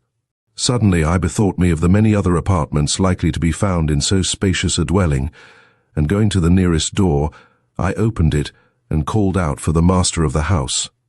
But only an echo came back, and returning to the fire, I sat down before the cheering blaze, in quiet acceptance of a situation too lonely for comfort, yet not without a certain piquant interest for a man of free mind and adventurous disposition like myself. After all, if supper was to be served at 9, someone must be expected to eat it. I should surely not be left much longer without companions. Meanwhile, ample amusement awaited me in the contemplation of a picture, which, next to the large fireplace, was the most prominent object in the room. This picture was a portrait, and a remarkable one. The countenance it portrayed was both characteristic and forcible, and so interested me that in studying it I quite forgot both hunger and weariness. Indeed, its effect upon me was such that, after gazing at it uninterruptedly for a few minutes, I discovered that its various features, the narrow eyes in which a hint of craft gave a strange gleam to their native intelligence, the steadfast chin, strong as the rock of the hills I had wearily tramped all day, the cunning wrinkles which yet did not interfere with a latent great-heartedness that made the face as attractive as it was puzzling, had so established themselves in my mind that I continued to see them before me whichever way I turned, and even found it impossible to shake off their influence after I had resolutely set my mind in another direction by endeavoring to recall what I knew of the town into which I had strayed. I had come from Scranton, and was now, according to my best judgment, in one of those rural districts of western Pennsylvania, which breed such strange and sturdy characters. But of this special neighborhood, its inhabitants, and its industries, I knew nothing, nor was I likely to become acquainted with it, so long as I remained in the solitude I have described. But these impressions and these thoughts, if thoughts, they were presently received a check. A loud halloo rose from somewhere in the mist, followed by a string of muttered imprecations, which convinced me that the person now attempting to approach the house was encountering some of the many difficulties which had beset me in the same undertaking a few minutes before. I therefore raised my voice and shouted out, "Here, this way," after which I sat still and awaited developments. There was a huge clock in one of the corners, whose loud tick filled up every interval of silence. By this clock it was just 10 minutes to 8 when two gentlemen, I should say men, and coarse men at that, crossed the open threshold, and entered the house. Their appearance was more or less noteworthy, unpleasantly so, I am obliged to add. One was red-faced and obese, the other was tall, thin and wiry, and showed as many seams in his face as a blighted apple. Neither of the two had anything to recommend him, either in appearance or address, save a certain veneer of polite assumption as transparent as it was offensive. As I listened to the forced sallies of the one and the hollow laugh of the other, I was glad that I was large of frame and strong of arm, and used to all kinds of men and brutes. As these two newcomers seemed no more astonished at my presence than the man I had met at the gate, I checked the question which instinctively rose to my lips, and with a simple bow responded to by a more or less familiar nod, from either accepted the situation with all the sang-froid the occasion seemed to demand. Perhaps this was wise, perhaps it was not. There was little opportunity to judge. For the start they both gave as they encountered the eyes of the picture before mentioned drew my attention to a consideration of the different ways in which men, however similar in other respects, express sudden and unlooked-for emotion. The big man simply allowed his astonishment, dread, or whatever the feeling was which moved him, to ooze forth in a cold and deathly perspiration which robbed his cheeks of colour, and cast a bluish shadow over his narrow and retreating temples, while the thin and waspish man, caught in the same trap for trap I saw it was, shouted aloud in his ill-timed mirth, the false and cruel character of which would have made me shudder, if all expression of feeling on my part had not been held in check by the interest I immediately experienced in the display of open bravado with which, in another moment, these two tried to carry off their mutual embarrassment. "Good likeness, eh?"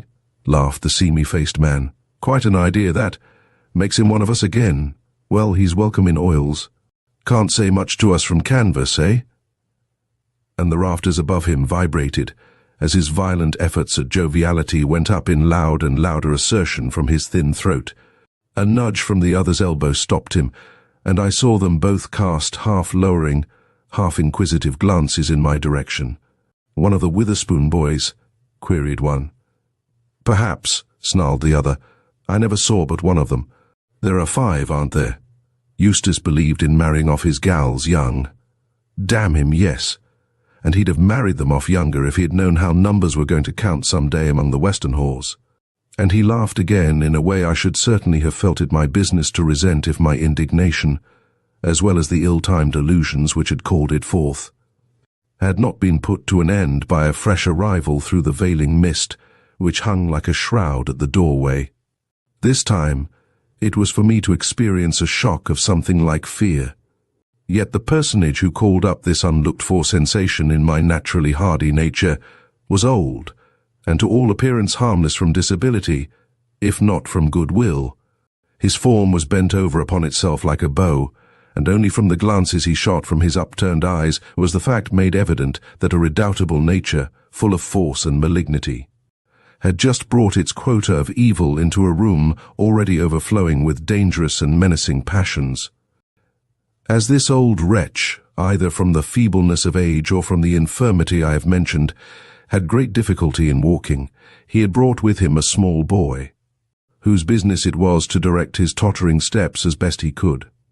But once settled in his chair, he drove away this boy with his pointed oak stick, and with some harsh words about caring for the horse and being in time in the morning, he sent him out into the mist. As this little shivering and pathetic figure vanished, the old man drew with gasp and haw a number of deep breaths, which shook his bent back, and did their share, no doubt, in restoring his own disturbed circulation.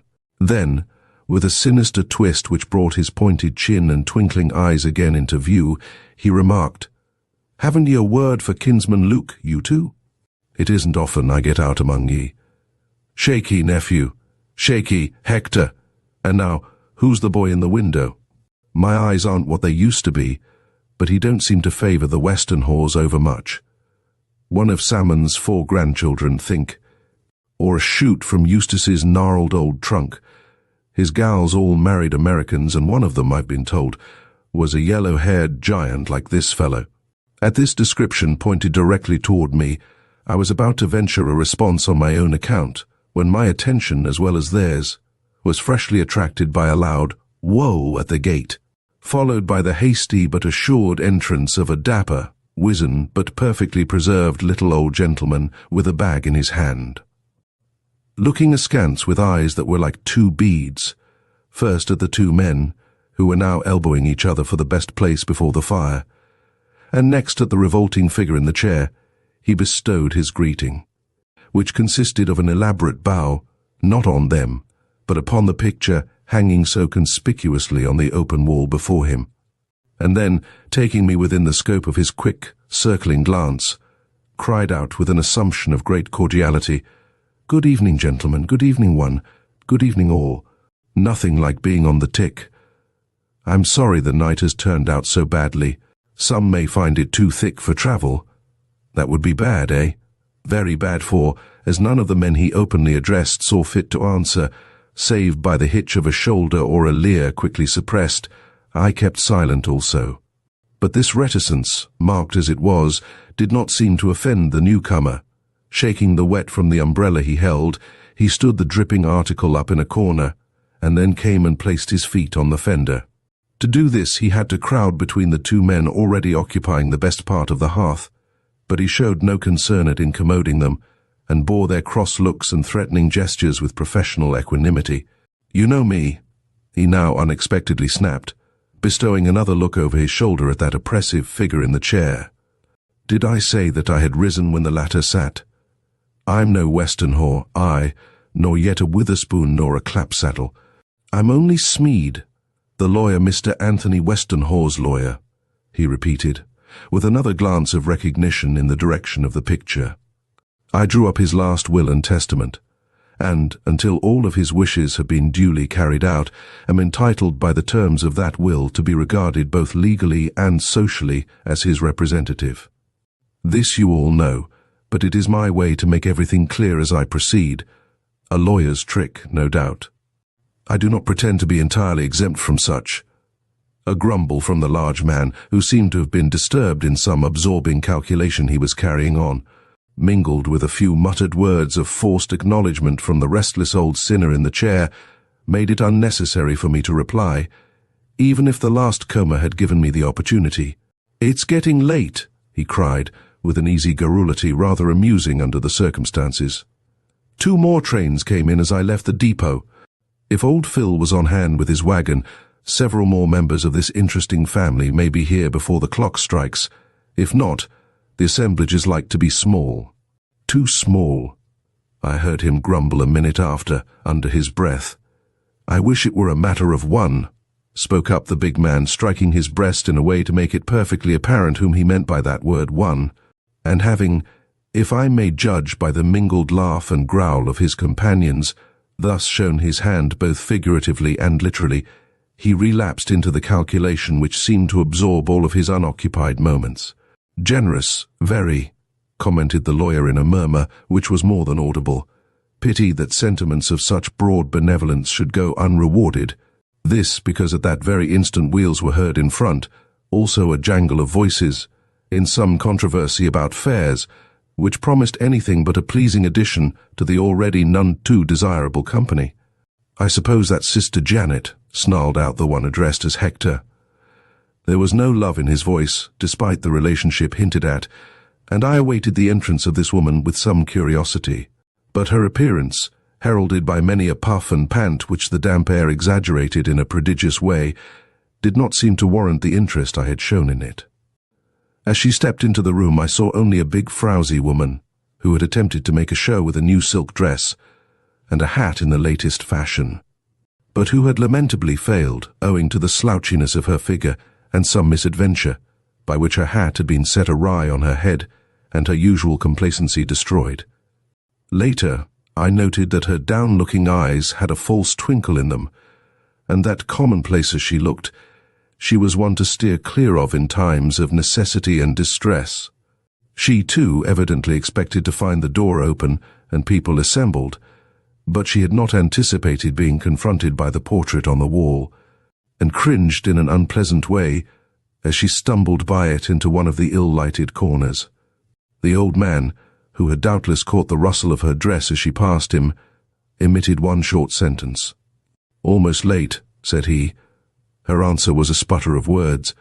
"It's the fault of that driver," she complained. "If he had taken one drop more at the halfway house, I might really not have got here at all. That would not have inconvenienced you. But oh, what a grudge I would have owed that skinflint brother of ours here." She shook her fist at the picture, "for making our good luck depend upon our arrival within 2 short strokes of the clock. There are several too. Come yet," blandly observed the lawyer. But before the words were well out of his mouth, we all became aware of a new presence, a woman, whose sombre grace and quiet bearing gave distinction to her unobtrusive entrance, and caused a feeling of something like awe to follow the first sight of her cold features and deep, heavily fringed eyes. But this soon passed in the more human sentiment awakened by the soft pleading which infused her gaze with a touching femininity. She wore a long, loose garment, which fell without a fold from chin to foot, and in her arms she seemed to carry something. Never before had I seen so beautiful a woman.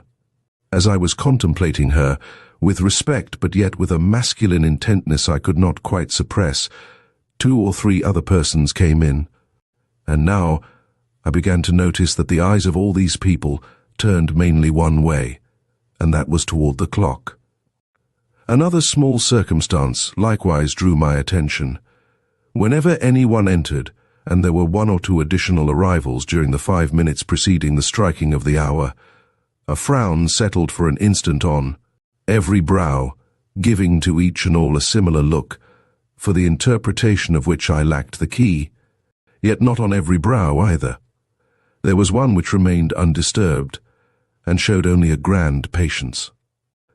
As the hands of the big clock neared the point of 8, a furtive smile appeared on more than one face, and when the hour rang out, a sigh of satisfaction swept through the room, to which the little old lawyer responded with a worldly-wise grunt as he moved from his place and proceeded to the door.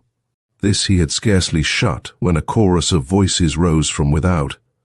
3 or 4 lingerers had pushed their way as far as the gate, only to see the door of the house shut in their faces. "Too late," growled old man Luke from between the locks of his long beard. "Too late," shrieked the woman who had come so near being late herself. "Too late," smoothly acquiesced the lawyer, locking and bolting the door with a deft and assured hand. But the 4 or 5 persons who thus found themselves barred out did not accept without a struggle the decision of the more fortunate ones assembled within. More than one hand began pounding on the door, and we could hear cries of, "The train was behind time," "Your clock is fast," "You are cheating us," "You want it all for yourselves," "We will have the law on you," and other bitter adjurations unintelligible to me from my ignorance of the circumstances which called them forth.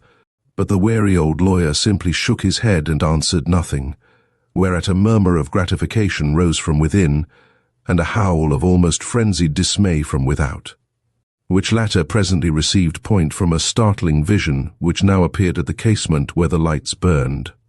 A man's face looked in, and behind it, that of a woman, so wild and maddened by some sort of heartbreak that I found my sympathies aroused in spite of the glare of evil passions which made both of these countenances something less than human. But the lawyer met the stare of these 4 eyes with a quiet chuckle, which found its echo in the ill-advised mirth of those about him. And moving over to the window where they still peered in, he drew together the 2 heavy shutters which hitherto had stood back against the wall, and fastening them with a bar, shut out the sight of this despair. If he could not shut out the protests which ever and anon were shouted through the keyhole.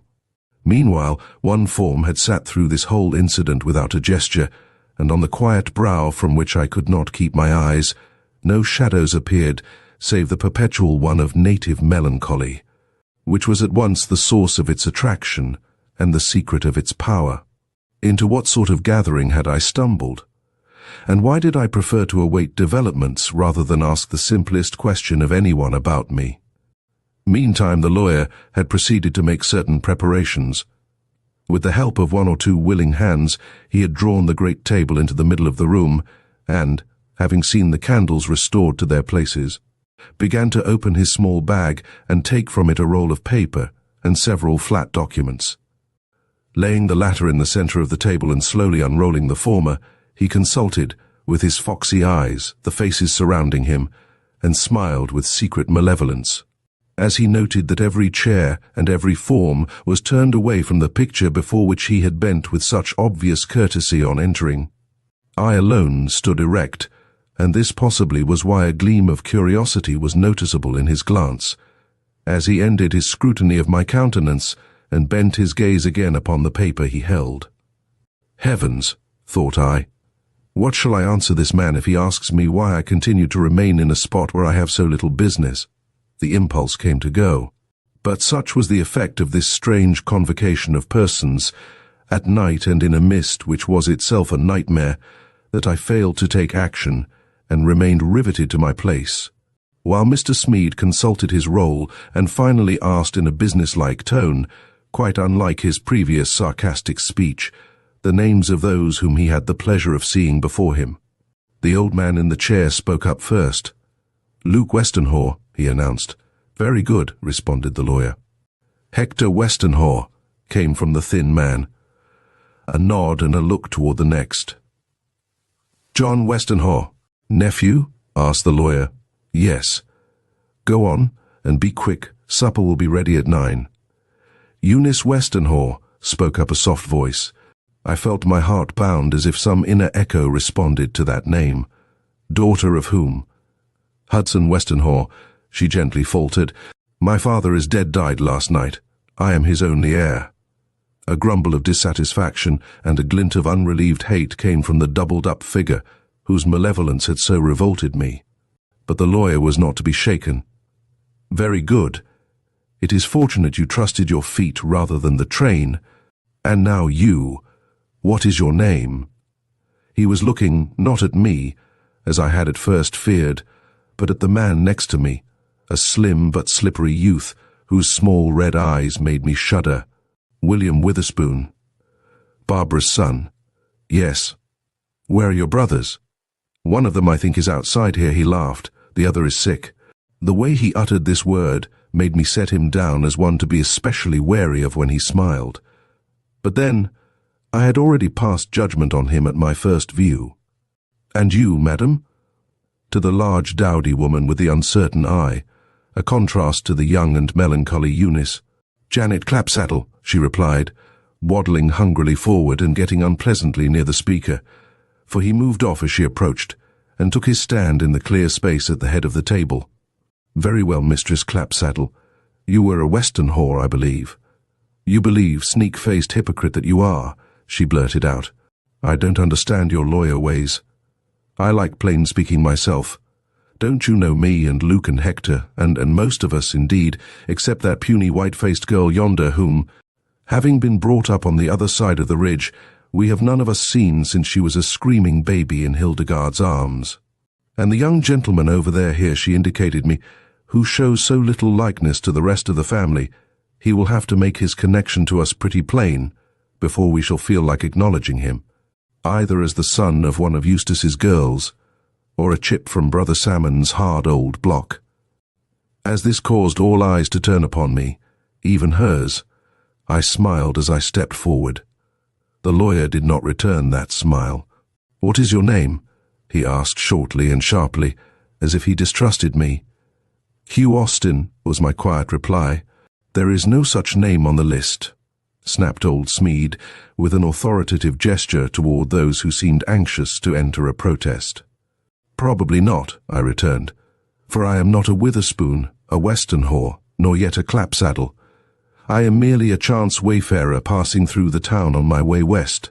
I thought this house was a tavern, or at least a place I could lodge in. The man I met in the doorway told me as much, and so I am here. If my company is not agreeable, or if you wish this room to yourselves, let me go into the kitchen. I promise not to meddle with the supper, hungry as I am. Or perhaps you wish me to join the crowd outside. It seems to be increasing." "No, no," came from all parts of the room. "Don't let the door be opened. Nothing could keep Lemuel and his crowd out if they once got foot over the threshold." The lawyer rubbed his chin. He seemed to be in some sort of quandary. First he scrutinized me from under his shaggy brows with a sharp gleam of suspicion. Then his features softened, and with a side glance at the young woman who called herself Eunice, perhaps because she was worth looking at, perhaps because she had partly risen at my words, he slipped toward a door I had before observed in the wainscoting on the left of the mantelpiece, and softly opened it upon what looked like a narrow staircase. "We cannot let you go out," said he, "and we cannot let you have a finger in our viands before the hour comes for serving them. So if you will be so good as to follow this staircase to the top, you will find it ends in a room comfortable enough for the wayfarer you call yourself. In that room you can rest till the way is clear for you to continue your travels. Better we cannot do for you. This house is not a tavern, but the somewhat valuable property of—" He turned with a bow and smile, as everyone there drew a deep breath, but no one ventured to end that sentence. I would have given all my future prospects, which, by the way, were not very great, to remain in that room.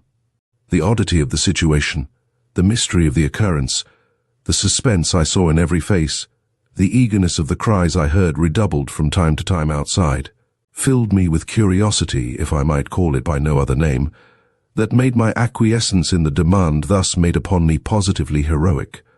But there seemed no other course for me to follow, and with a last lingering glance at the genial fire, and a quick look about me, which happily encountered hers, I stooped my head to suit the low and narrow doorway opened for my accommodation, and instantly found myself in darkness. The door had been immediately closed by the lawyer's impatient hand. Second, with my ear to the wainscoting, no move more unwise could have been made by the old lawyer, that is, if his intention had been to rid himself of an unwelcome witness. For finding myself thrust thus suddenly from the scene, I naturally stood still instead of mounting the stairs, and, by standing still, discovered that though shut from sight, I was not from sound. Distinctly through the panel of the door, which was much thinner, no doubt, than the old fox imagined, I heard one of the men present shout out, "Well, that makes the number less," by the murmur which followed this remark came plainly to my ears, and greatly rejoicing over what I considered my good luck, I settled myself on the lowest step of the stairs in the hope of catching some word which would reveal to me the mystery of this scene. It was not long in coming. Old Smead had now his audience before him in good shape, and his next words were of a character to make evident the purpose of this meeting. "Heirs of Anthony Westenhaw, deceased," he began in a sing-song voice strangely unmusical, "I congratulate you upon your good fortune at being at this especial moment on the inner rather than outer side of your amiable relative's front door. His will, which you have assembled to hear read, is well known to you. By it his whole property, not so large as some of you might wish, but yet a goodly property for farmers like yourselves, is to be divided this night. Share and share alike, among such of his relatives as have found it convenient to be present here between the strokes of 7:30 and 8. If some of our friends have failed us through sloth, sickness, or the misfortune of mistaking the road, they have our sympathy, but they cannot have his dollars." "Cannot have his dollars," echoed a rasping voice which from its smothered sound probably came from the bearded lips of the old reprobate in the chair. The lawyer waited for one or two other repetitions of this phrase, a phrase which for some unimaginable reason seemed to give him an odd sort of pleasure. Then he went on with greater distinctness and a certain sly emphasis, chilling in effect but very professional. "Ladies and gentlemen, shall I read this will?" "No, no. The division, tell us what we are to have," rose in a shout about him. There was a pause. I could imagine the sharp eyes of the lawyer travelling from face to face as each thus gave voice to his cupidity, and the thin curl of his lips as he remarked in a low, tantalizing way, "There was more in the old man's clutches than you think." A gasp of greed shook the partition against which my ear was pressed. Someone must have backed up against the wainscoting since my departure from the room. I found myself wondering which of them it was. Meantime old Smead was having his say with the smoothness of a man who perfectly understands what is required of him. "Mr. Westenhaw would not have put you to so much trouble, or had you wait so long, if he had not expected to reward you amply. There are shares in this bag which are worth thousands instead of hundreds. Now stop that. Hands off. Hands off. There are calculations to make first. How many of you are there?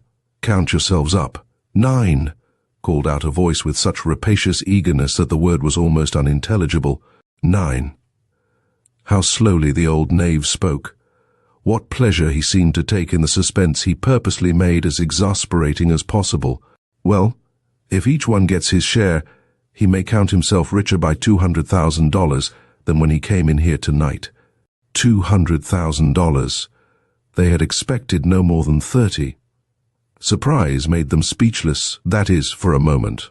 Then a pandemonium of hurrahs, shrieks, and loud-voiced enthusiasm made the room ring till wonder seized them again, and a sudden silence fell, through which I caught a far-off wail of grief from the disappointed ones without, which, heard in the dark and narrow place in which I was confined, had a peculiarly weird and desolate effect. Perhaps it likewise was heard by some of the fortunate ones within.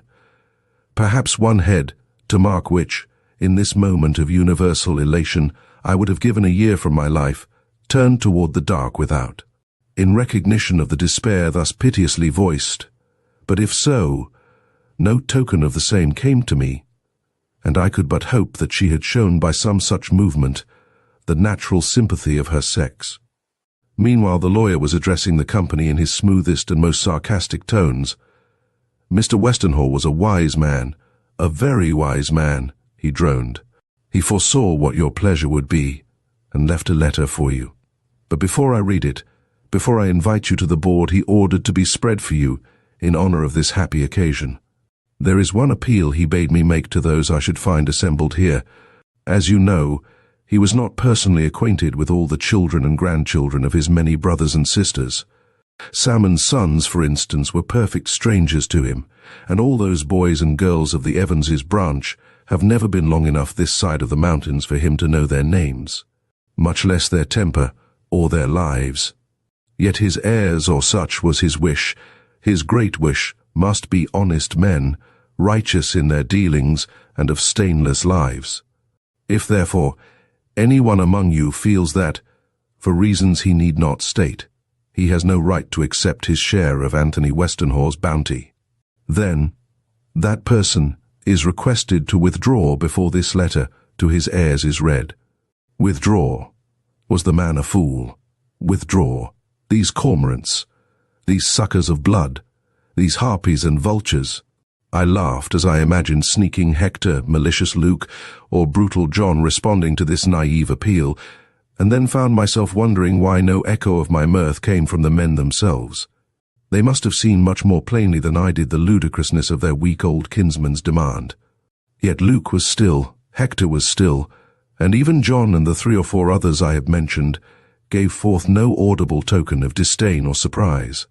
I was asking myself what sentiment of awe or fear restrained these selfish souls, when I became conscious of a movement within, which presently resolved itself into a departing footstep. Some conscience there had been awakened. Someone was crossing the floor toward the door. Who? I waited in anxious expectancy for the word which was to enlighten me. Happily it came soon, and from the old lawyer's lips.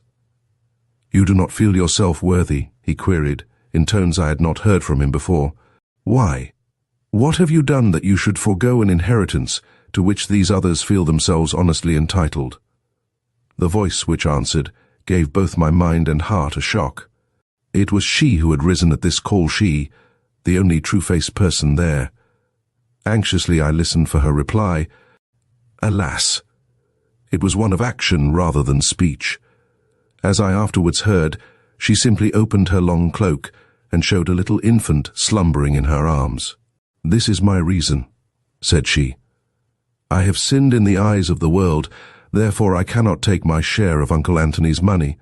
I did not know he exacted an unblemished record from those he expected to enrich, or I would not have come." The sob which followed these last words showed at what a cost she thus renounced a fortune of which she, of all present, perhaps, stood in the greatest need. But there was no lingering in her step, and to me, who understood her fault, only through the faint sound of infantile wailing which accompanied her departure. There was a nobility in her action which raised her in an instant to an almost ideal height of unselfish virtue. Perhaps they felt this too. Perhaps even these hardened men, and the more than hardened woman, whose presence was in itself a blight, recognized heroism when they saw it. For when the lawyer, with a certain obvious reluctance, laid his hand on the bolts of the door with the remark, "This is not my work, you know. I am but following out instructions very minutely given me," the smothered growls and grunts which rose in reply lacked the venom which had been infused into all their previous comments. "I think our friends out there are far enough withdrawn by this time for us to hazard the opening of the door," the lawyer now remarked. "Madam, I hope you will speedily find your way to some comfortable shelter." Then the door opened, and after a moment closed again in a silence which at least was respectful.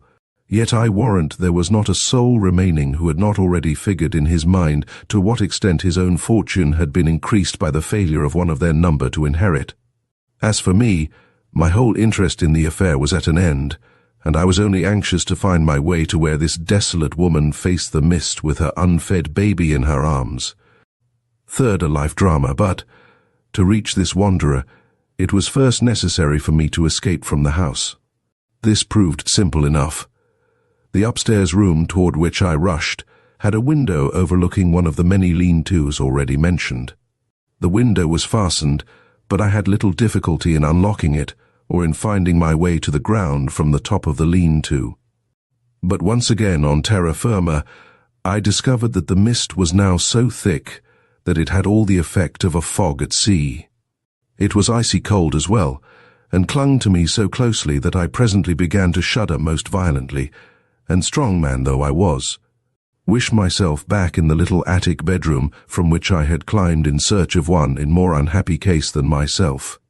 But these feelings did not cause me to return. If I found the night cold, she must find it biting. If desolation oppressed my naturally hopeful spirit, must it not be more overwhelming yet to one whose memories were sad and whose future was doubtful? And the child, what infant could live in an air like this? Edging away from the house, I called out her name, but no answer came back. The persons whom we had heard flitting in restless longing about the house a few moments before had left in rage, and she possibly with them. Yet I could not imagine her joining herself to people of their stamp. There had been a solitariness in her aspect which seemed to forbid any such companionship. Whatever her story, at least she had nothing in common with the two ill-favoured persons whose faces I had seen looking in at the casement. No, I should find her alone, but where? Certainly the ring of mist surrounding me at that moment offered me little prospect of finding her anywhere, either easily or soon. Again I raised my voice, and again I failed to meet with response. Then, fearing to leave the house lest I should be quite lost amid the fences and brush lying between it and the road, I began to feel my way along the walls, calling softly now, instead of loudly, so anxious was I not to miss any chance of carrying comfort, if not succor, to the woman I was seeking. But the night gave back no sound, and when I came to the open door of a shed, I welcomed the refuge it offered, and stepped in.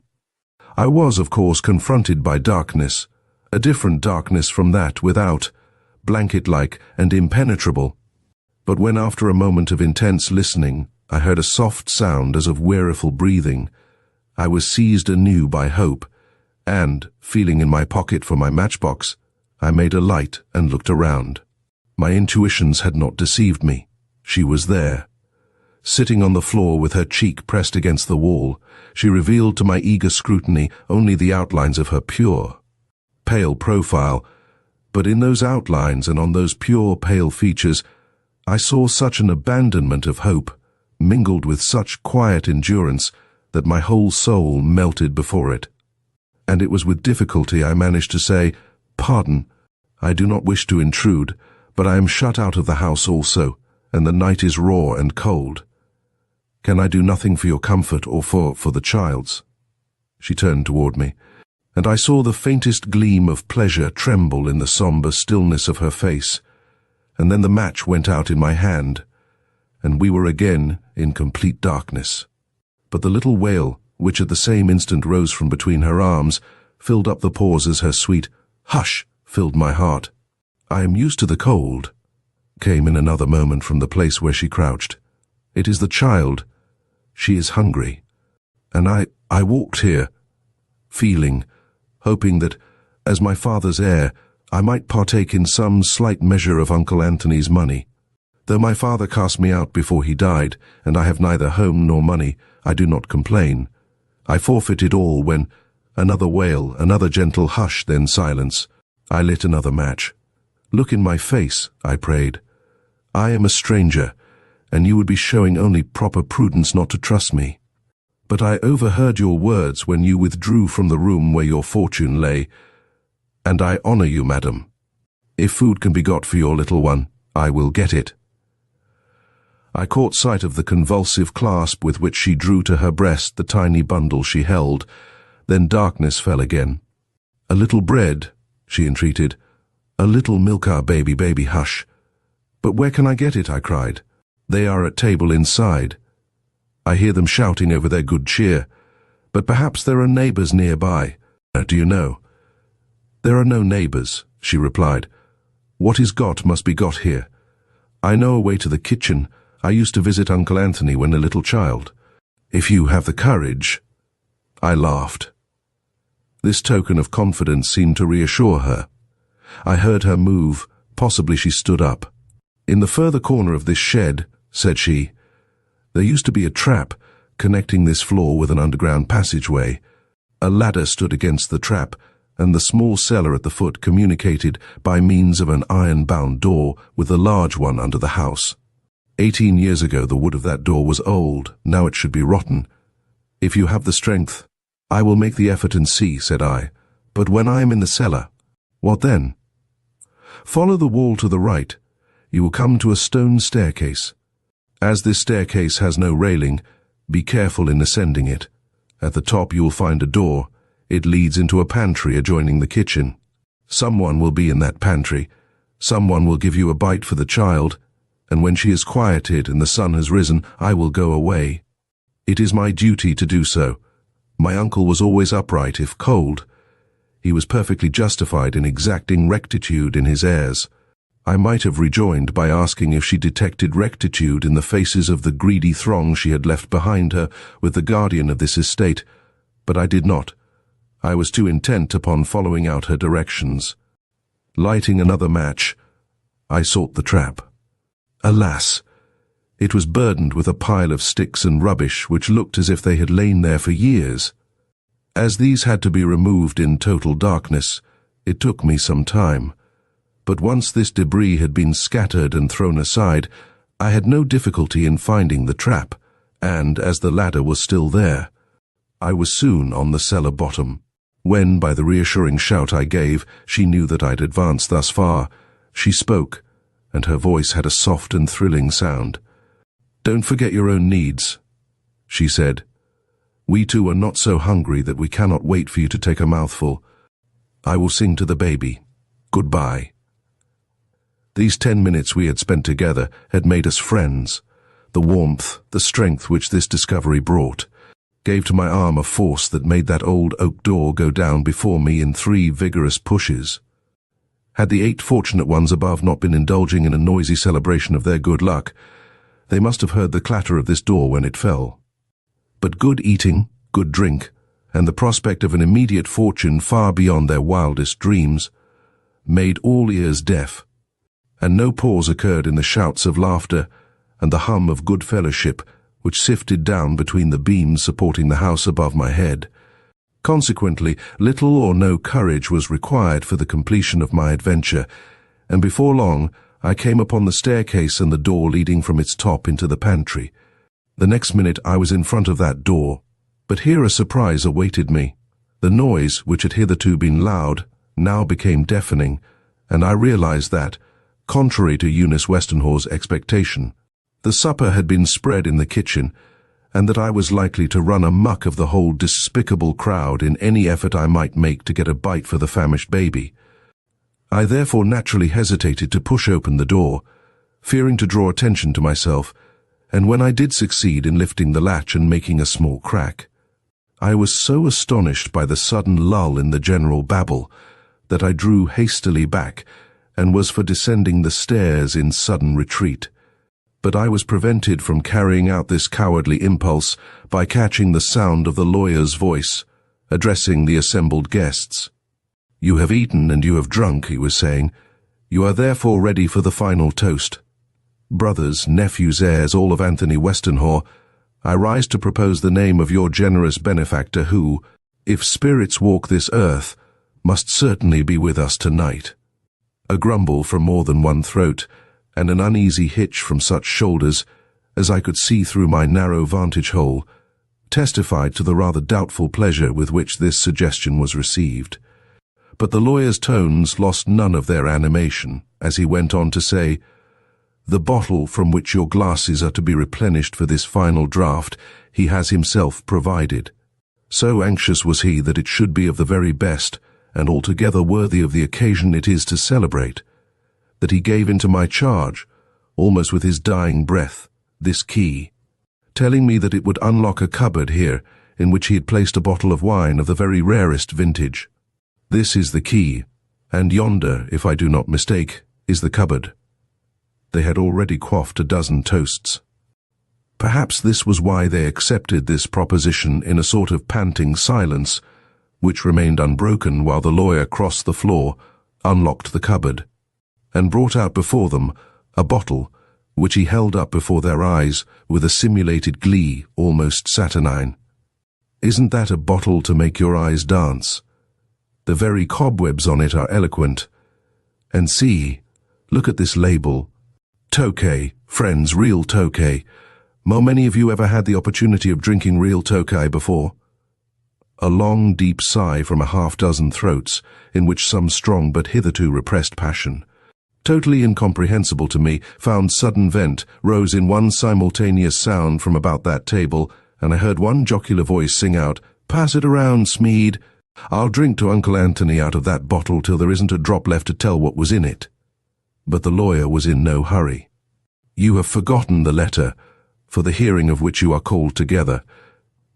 Mr. Anthony Westenhaw left behind him a letter. The time is now come for reading it." As I heard these words, and realized that the final toast was to be delayed, and that some few moments must yet elapse before the room would be cleared, and an opportunity given me for obtaining what I needed for the famishing mother and child, I felt such impatience with the fact, and so much anxiety as to the condition of those I had left behind me, that I questioned whether it would not be better for me to return to them empty-handed than to leave them so long without the comfort of my presence, when the fascination of the scene again seized me, and I found myself lingering to mark its conclusion with an avidity which can only be explained by my sudden and intense consciousness of what it all might mean to her, whose witness I had thus inadvertently become. The careful lawyer began by quoting the injunction with which this letter had been put in his hands. "When they are warm with food and wine, but not too warm," thus his adjuration ran, "then let them hear my first and only words to them. I know you are eager for these words. Folk so honest, so convinced of their own purity and uprightness, that they can stand unmoved, while the youngest and most helpless among them withdraws her claim to wealth and independence, rather than share an unmerited. Bounty such folk, I say, must be eager, must be anxious, to know why they have been made the legatees of so great a fortune under the easy conditions and amid such slight restrictions as have been imposed upon them by their munificent kinsmen." "I had rather go on drinking toasts," babbled one thick voice. "I had rather finish my figuring," growled another, in whose grating tones no echo remained of Hector Westenhaw's formerly honeyed voice. "I'm making out a list of stock." "Blast your stock. That is, if you mean horses and cows," screamed a third. "I'm going in for city life. With less money than we have got, Andreas Amsberger got to be alderman." "Alderman," sneered the whole pack, and the tumult became general. "If more of us had been sick," called out one, "or if Uncle Luke, say, had tripped into the ditch instead of on the edge of it, The fellows who came safe through might have had anything they wanted, even to the governorship of the state, or... Silence, came in commanding tones from the lawyer, who had begun to let his disgust appear. Perhaps because he held under his thumb the bottle upon which all eyes were now lovingly centered, so lovingly indeed, that I ventured to increase in the smallest perceptible degree the crack by means of which I was myself an interested, if unseen, participator in this scene.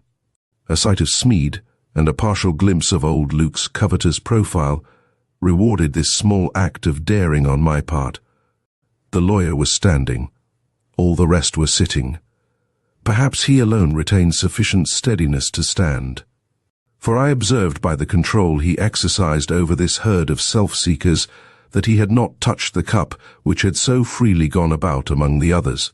The woman was hidden from me, but the change in her voice, when by any chance I heard it, convinced me that she had not disdained the toasts drunk by her brothers and nephews. "Silence," the lawyer reiterated, "or I will smash this bottle on the hearth." He raised it in one threatening hand, and every man there seemed to tremble, while old Luke put out his long fingers with an entreaty that ill became them. "You want to hear the letter?" old Smead called out. "I thought so." Putting the bottle down again, but still keeping one hand upon it, he drew a folded paper from his breast. "This," said he, "contains the final injunctions of Anthony Westenhaw. You will listen, all of you. Listen till I am done, or I will not only smash this bottle before your eyes, but I will keep forever buried in my breast the whereabouts of certain drafts and bonds in which, as his heirs, you possess the greatest interest. Nobody but myself knows where these papers can be found." Whether this was so, or whether the threat was an empty one, thrown out by this subtle old schemer for the purpose of safeguarding his life from their possible hate and impatience, it answered his end with these semi-intoxicated men, and secured him the silence he demanded. Breaking open the seal of the envelope he held, he showed them the folded sheet which it contained with the remark, "I have had nothing to do with the writing of this letter.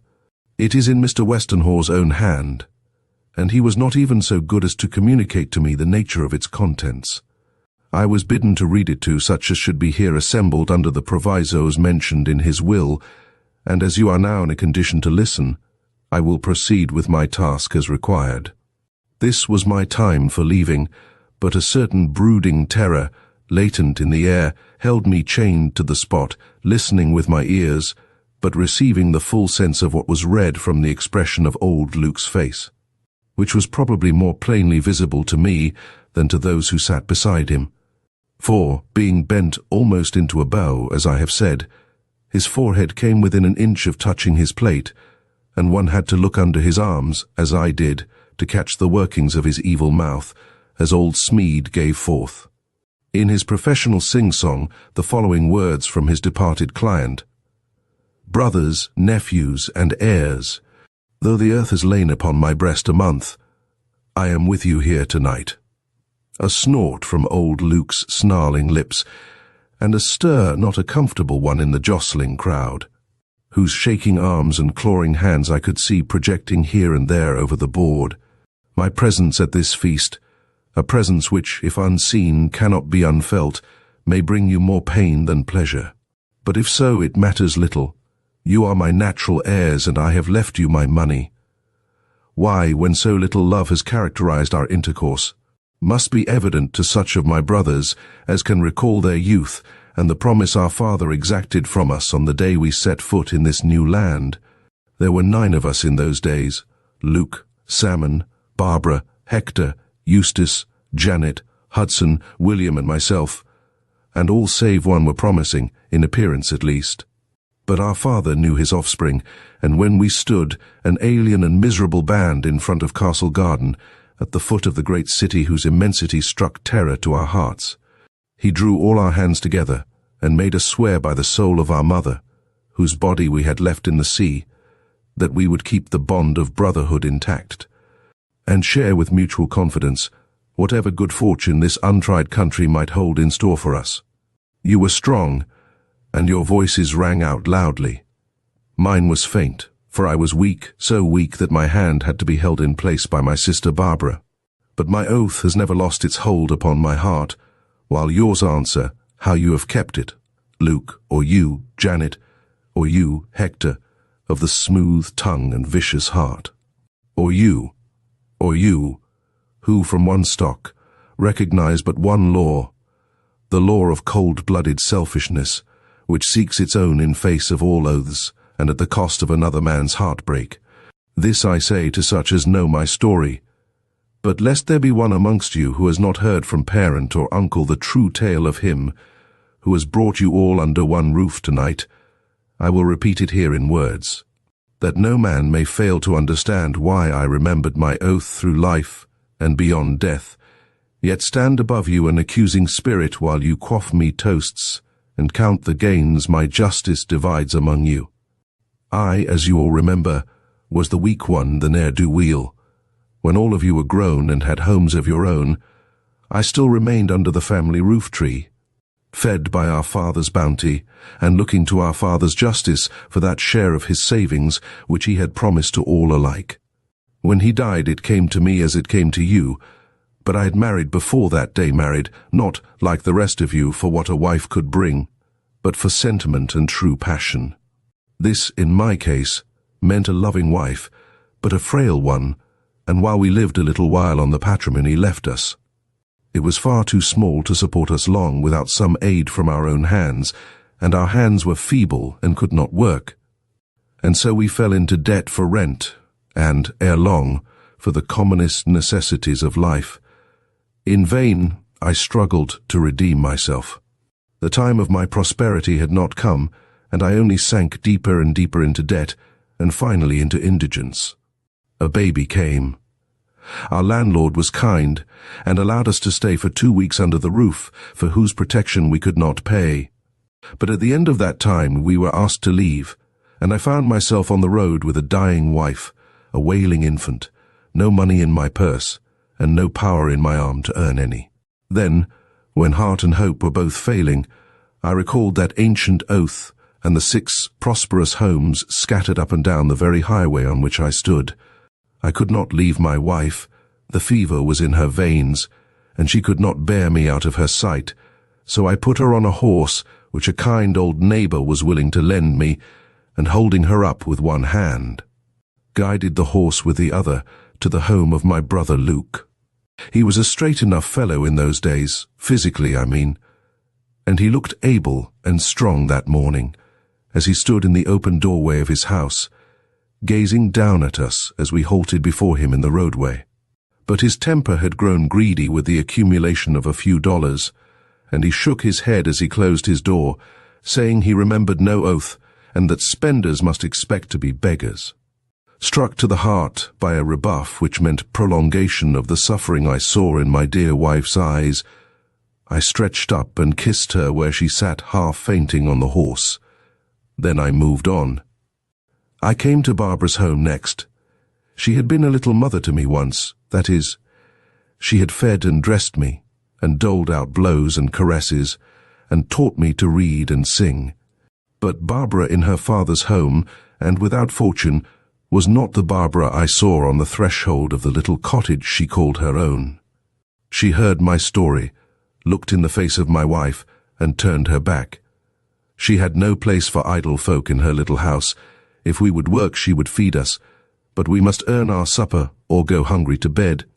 I felt the trembling of my wife's frame where she leaned against my arm, and kissing her again, led her on to Salmon's. Luke, Hector, Janet. Have you heard him tell of that vision at his gateway 25 years ago? He is not amongst you. For 12 years he has lain beside our father in the churchyard, but his sons may be here, for they were ever alert when gold was in sight or a full glass to be drained. Ask them, ask John, whom I saw skulking behind his cousins at the garden fence that day, what it was they saw as I drew rein under the great tree which shadowed their father's doorstep. The sunshine had been pitiless that morning, and the head, for whose rest in some loving shelter I would have bartered soul and body, had fallen sidewise till it lay on my arm. Pressed to her breast was our infant, whose little wail struck in pitifully as Salmon called out, "What's to do here today? Do you remember it, lads?" Or how you all laughed, little and great, when I asked for a few weeks' stay under my brother's roof till we could all get well and go about our tasks again? I remember. I, who am writing these words from the very mouth of the tomb, I remember, but I did not curse you. I only rode on to the next. The way ran uphill now, and the sun, which since our last stop had been under a cloud, came out and blistered my wife's cheeks, already burning red with fever. But I pressed my lips upon them, and led her on.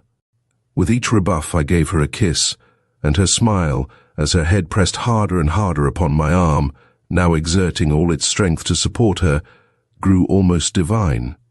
But it vanished at my nephew Lemuel's.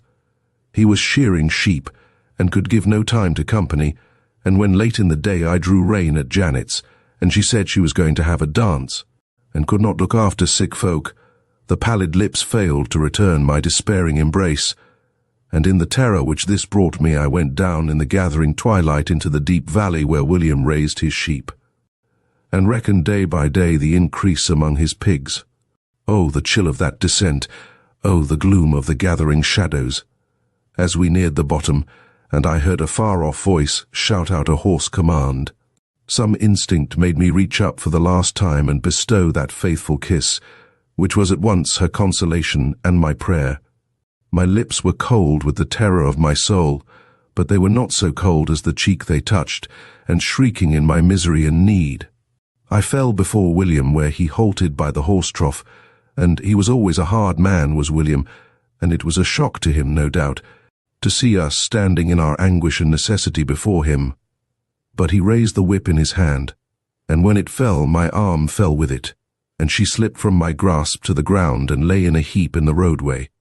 He was ashamed next minute, and pointed to the house nearby, but I did not carry her in, and she died in the roadway. Do you remember it, Luke?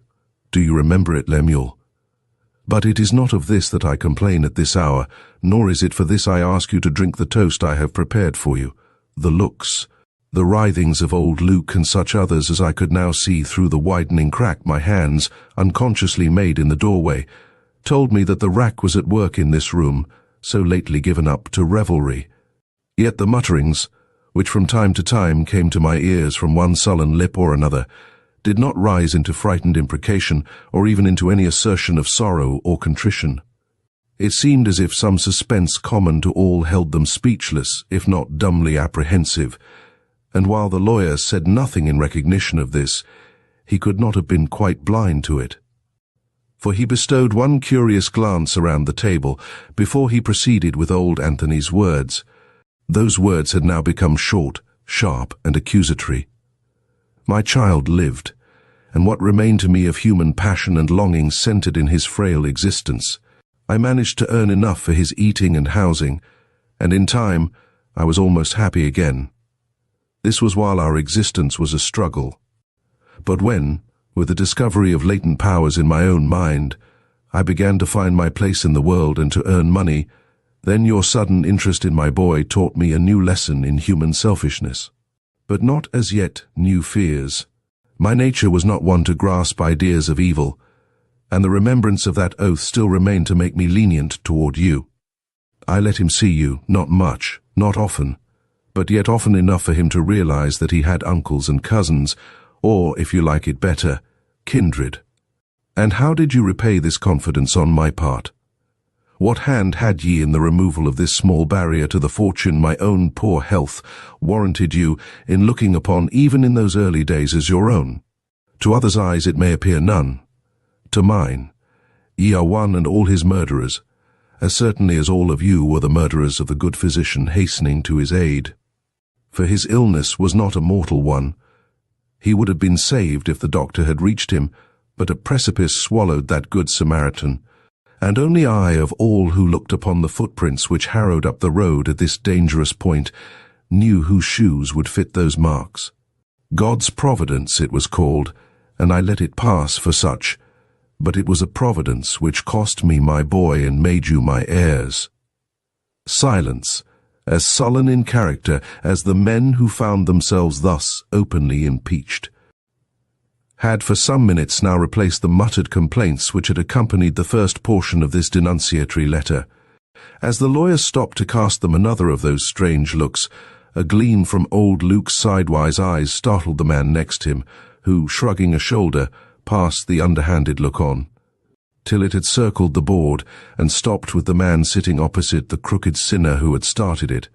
I began to have a wholesome dread of them all, and was astonished to see the lawyer drop his hand from the bottle, which to some degree offered itself as a possible weapon. But he knew his audience better than I did. Though the bottle was now free for any man's taking, not a hand trembled toward it, nor was a single glass held out. The lawyer, with an evil smile, went on with his relentless client's story. Ye had killed my wife, ye had killed my son, but this was not enough. Being lonesome in my great house, which was as much too large for me as my fortune was, I had taken a child to replace the boy I had lost. Remembering the cold blood running in the veins of those nearest me, I chose a boy from alien stock, and for a while knew contentment again. But as he developed and my affections strengthened, the possibility of all my money going his way roused my brothers and sisters from the complacency they had enjoyed since their road to fortune had been secured by my sons. Death, and one day— Can you recall it, Hudson? Can you recall it, Lemuel? The boy was brought in from the mill and laid at my feet dead. He had stumbled amongst the great belts, but whose was the voice which with the loud halloo had startled him? Can you say, Luke? Can you say, John? I can say, in whose ear it was whispered that 3, if not more of you were seen moving among the machinery that fatal morning. Again God's providence was said to have visited my house, and again you were my heirs. Stop there, broke in the harsh voice of Luke, who was gradually growing livid under his long grey locks. Lies, lies, shrieked Hector, gathering courage from his brother. Cut it all and give us the drink, snarled one of the younger men, who was less under the effect of liquor than the rest. But a trembling voice muttered, Hush! And the lawyer, whose eye had grown steely under these comments, took advantage of the sudden silence which had followed this last objurgation, and went steadily on. Some men would have made a will and denounced you. I made a will but did not denounce you. I am no breaker of oaths. More than this, I learned a new trick. I, who hated all subtlety, and looked upon craft as the favorite weapon of the devil, learned to smile with my lips while my heart was burning with hatred. Perhaps this was why you all began to smile too, and joke me about certain losses I had sustained, by which you meant the gains which had come to me. That these gains were many times greater than you realized added to the sting of this good fellowship, but I held my peace, and you began to have confidence in a good nature which nothing could shake. You even gave me a supper. A supper! What was there in these words to cause every man there to stop in whatever movement he was making, and stare with wide-open eyes intently at the reader? He had spoken quietly, he had not even looked up, but the silence which for some minutes back had begun to reign over that tumultuous gathering now became breathless, and the seams in Hector's cheeks deepened to a bluish criss-cross. You remember that supper? As the word rang out again, I threw wide the door. I might have stalked openly into their circle. Not a man there would have noticed me. It was a memorable occasion, the lawyer read on, with stoical impassiveness. There was not a brother lacking. Luke, and Hudson, and William, and Hector, and Eustace's boys, as well as Eustace himself. Janet, too, and Salmon's Lemuel, and Barbara's son, who, even if his mother had gone the way of all flesh, had so trained her black brood in the love of the things of this world that I scarcely missed her when I looked about among you all for the 8 sturdy brothers and sisters who had joined in one clasp and one oath under the eye of a true-hearted immigrant, our father. What I did miss was one true eye lifted to my glance, but I did not show that I missed it, and so our peace was made, and we separated, you to wait for your inheritance, and I for the death which was to secure it to you. For when the cup passed round that night, you each dropped into it a tear of repentance, and tears make bitter drinking. I sickened as I quaffed, and was never myself again, as you know. Do understand me, you cruel, crafty ones? Did they not? Heads quaking, throats gasping, teeth chattering, no longer sitting or risen, all looking with wild eyes for the door, was it not apparent that they understood, and only waited for one more word to break away and flee the accursed house? But that word lingered. Old Smead had now grown pale himself, and read with difficulty the lines which were to end this frightful scene. As I saw the red gleam of terror shine out from his small eyes, I wondered if he had been but the blind tool of his implacable client, and was as ignorant as those before him of what was to follow this heavy arraignment. The dread with which he finally proceeded was too marked for me to doubt the truth of this surmise. This is what he found himself forced to read. There was a bottle reserved for me. It had a green label on it, a shriek from everyone there, and a hurried look up and down at the bottle standing on the table. A green label, the lawyer repeated, and it made a goodly appearance as it was set down before me. But you had no liking for wine with a green label on the bottle. One by one you refused it, and when I rose to quaff my final glass alone, every eye before me fell and did not lift again until the glass was drained. I did not notice this then, but I see it all now, just as I hear again the excuses you gave for not filling your glasses as the bottle went round. One had drunk enough. One suffered from qualms brought on by an unaccustomed indulgence in oysters. One felt that wine good enough for me was too good for him, and so on, and so on. Not one to show frank eyes and drink with me as I was ready to drink with him. Why? Because one and all of you knew what was in that cup, and would not risk an inheritance so nearly within your grasp. Lies! Lies! Again shrieked the raucous voice of Luke, smothered by terror, while oaths, shouts, imprecations rang out in horrid tumult from one end of the table to the other, till the lawyer's face, over which a startling change was rapidly passing, drew the whole crowd forward again in awful fascination, till they clung, speechless, arm in arm, shoulder propping shoulder, while he gasped out in dismay equal to their own these last fatal words. That was at your board, my brothers. Now you are at mine. You have eaten my viands, drunk of my cup, and now through the mouth of the one man who has been true to me because therein lies his advantage, I offer you a final glass. Will you drink it? I drank yours. By that old-time oath which binds us to share each other's fortune, I ask you to share this cup with me. You will not? No, no, no, shouted one after another.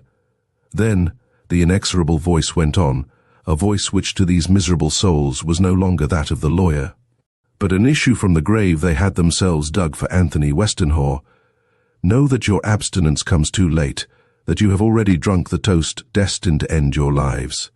The bottle which you must have missed from that board of yours has been offered you again. A label is easily changed, and Luke, John, Hector, I know you all so well that bottle has been greedily emptied by you. And while I, who sipped sparingly, lived 3 weeks, you, who have drunk deep, have not 3 hours before you, possibly not 3 minutes. Oh, the wail of those lost souls as this last sentence issued in a final pant of horror from the lawyer's quaking lips. Shrieks, howls, prayers for mercy, groans, deep enough to make the hair rise, and curses, at sound of which I shut my ears in horror, only to open them again in dread, as with one simultaneous impulse. They flung themselves upon the lawyer, who, foreseeing this rush, had backed up against the wall. He tried to stem the tide. I knew nothing of the poisoning, he protested. That was not my reason for declining to drink. I wished to preserve my senses, to carry out my client's wishes. As God lives, I did not know he meant to carry his revenge so far. Mercy! Mere! But the hands which clutched him were the hands of murderers, and the lawyer's puny figure could not stand up against the avalanche of human terror, relentless fury, and mad vengeance which now rolled in upon it. As I bounded to his relief, he turned his ghastly face upon me, but the way between us was blocked, and I was preparing myself to see him sink before my eyes when an unearthly shriek rose from behind us, and every living soul in that mass of struggling humanity paused, set and staring, with stiffened limbs and eyes fixed, not on him, not on me, but on one of their own number, the only woman amongst them, Janet Clapsaddle, who, with clutching hands clawing her breast, was reeling in solitary agony in her place beside the board. As they looked, she fell, and lay with upturned face and staring eyes, in whose glassy depths the ill-fated ones who watched her could see mirrored their own impending doom. It was an awful moment. A groan, in which was concentrated the despair of 7 miserable souls, rose from that petrified band. Then, man by man, they separated and fell back, showing on each weak or wicked face the particular passion which had driven them into crime and made them the victims of this wholesale revenge. There had been some sort of bond between them till the vision of death rose before each shrinking soul. Shoulder to shoulder in crime, they fell apart as their doom approached, and rushing, shrieking, each man for himself, they one and all sought to escape by doors, windows, or any outlet which promised release from this fatal spot. One rushed by me, I do not know which one, and I felt as if a flame from hell had licked me. His breath was so hot, and the moans he uttered so like the curses we imagined to blister the lips of the lost. None of them saw me. They did not even detect the sliding form of the lawyer crawling away before them to some place of egress of which they had no knowledge. And, convinced that in this scene of death I could play no part worthy of her who awaited me, I too rushed away, and seeking my old path through the cellar, sought her side, where she still crouched impatient, waiting against the dismal wall. The final shock, her baby had fallen asleep. I knew this by the faint, low sweetness of her croon, and shuddering with the horrors I had witnessed, horrors which acquired a double force from the contrast presented by the peace of this quiet spot and the hallowing influence of the sleeping infant. I threw myself down in the darkness at her feet, gasping out, "Oh, thank God and your uncle's seeming harshness that you have escaped the doom which has overtaken those others. You and your babe are still alive while they— What of them? What has happened to them? You are breathless, trembling. You have brought no bread. No, no. Food in this house means death. Your relatives gave food and wine to your uncle at a supper. He, though now in his grave, has returned the same to them. There was a bottle—" I stopped, appalled. A shriek, muffled by distance but quivering with the same note of death I had heard before, had gone up again from the other side of the wall against which we were leaning. "Oh," she gasped, "and my father was at that supper. My father who died last night, cursing the day he was born. We are an accursed race. I have known it all my life. Perhaps that was why I mistook passion for love. And my baby, oh God, have mercy. God, have mercy." The plaintiveness of that cry, the awesomeness of what I had seen, of what was going on at that moment, almost within the reach of our arms, the darkness, the desolation of our two souls, affected me as I had never been affected in my whole life before.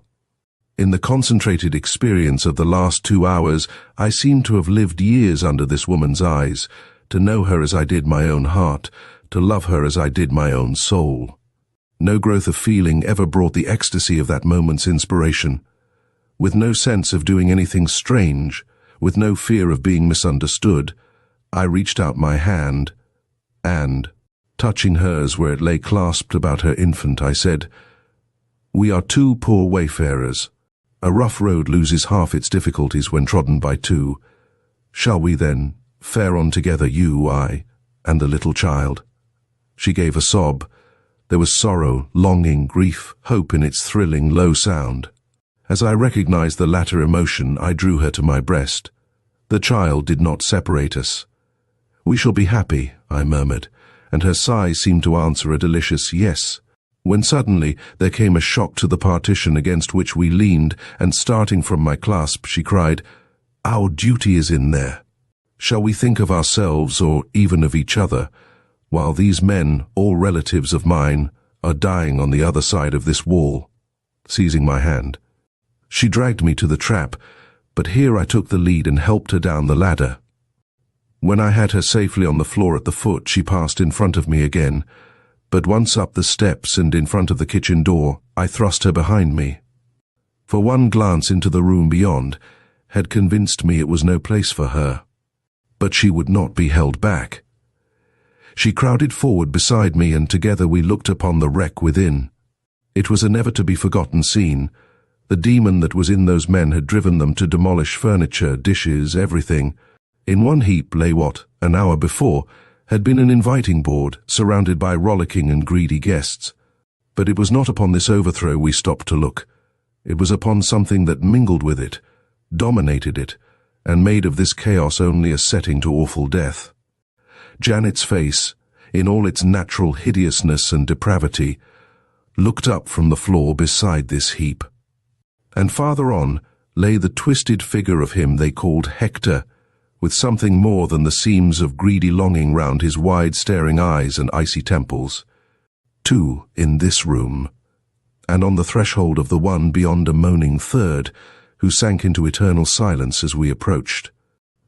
And before the fireplace in the great room, a horrible crescent that had once been aged Luke, upon whom we had no sooner turned our backs than we caught glimpses here and there of other prostrate forms which moved once under our eyes, and then moved no more. One only still stood upright, and he was the man whose obtrusive figure and sordid expression had so revolted me in the beginning. There was no colour now in his flabby and heavily fallen cheeks. The eyes, in whose false sheen I had seen so much of evil, were glazed now, and his big and burly frame shook the door it pressed against. He was staring at a small slip of paper he held, and from his anxious looks appeared to miss something which neither of us had power to supply. It was a spectacle to make devils rejoice and mortals fly aghast. But Eunice had a spirit like an angel, and drawing near him she said, "Is there anything I can do for you, Cousin John?" He started, looked at her with the same blank gaze he had hitherto cast at the wall, then some words formed on his working lips. And we heard, "I cannot reckon. I was never good at figures.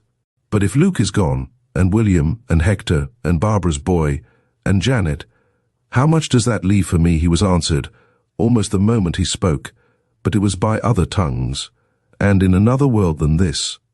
As his body fell forward, I tore open the door before which he had been standing, and lifting the almost fainting Eunice in my arms, I carried her out into the night. As I did so, I caught a final glimpse of the pictured face. I had found it so hard to understand a couple of hours before. I understood it now. A surprise awaited us as we turned toward the gate. The mist had lifted, and a keen but not unpleasant wind was driving from the north. Borne on it we heard voices. The village had emptied itself, probably at the alarm given by the lawyer, and it was these good men and women whose approach we heard. As we had nothing to fear from them, we went forward to meet them. As we did so, 3 crouching figures rose from some bushes we passed, and ran scurrying before us through the gateway. They were the latecomers who had shown such despair at being shut out from this fatal house, and who probably were not yet acquainted with the doom they had escaped. There were lanterns in the hands of some of the men who now approached. As we stopped before them, these lanterns were held up, and by the light they gave we saw, first, the lawyer's frightened face, then the visages of 2 men who seemed to be persons of some authority. "What news?" faltered the lawyer, seeing by our faces that we knew the worst. "Bad," I returned. "The poison had lost none of its virulence by being mixed so long with the wine." "How many?" asked the man on his right anxiously. 8, was my solemn reply. "There were but 8, faltered the lawyer. "That means then all." "All," I repeated. A murmur of horror rose, swelled, then died out in tumult as the crowd swept on past us. For a moment we stood watching these people, saw them pause before the door we had left open behind us, then rush in, leaving a wail of terror on the shuddering midnight air. When all was quiet again, Eunice laid her hand upon my arm. "Where shall we go?" she asked despairingly. "I do not know of a house that will open to me." The answer to her question came from other lips than mine. "I do not know one that will," spoke up a voice behind our backs. "Your withdrawal from the circle of heirs did not take from you your rightful claim to an inheritance which, according to your uncle's will, could be forfeited only by a failure to arrive at the place of distribution within the hour set by the testator. As I see the matter now, this appeal to the honesty of the persons so collected was a test by which my unhappy client strove to save from the general fate such members of his miserable family as fully recognized their sin and were truly repentant. It was Lawyer Smead. He'd lingered behind the others to tell her this. She was then no outcast, but rich, very rich. How rich I dared not acknowledge to myself, lest a remembrance of the man who was the last to perish in that house of death should return to make this calculation hateful.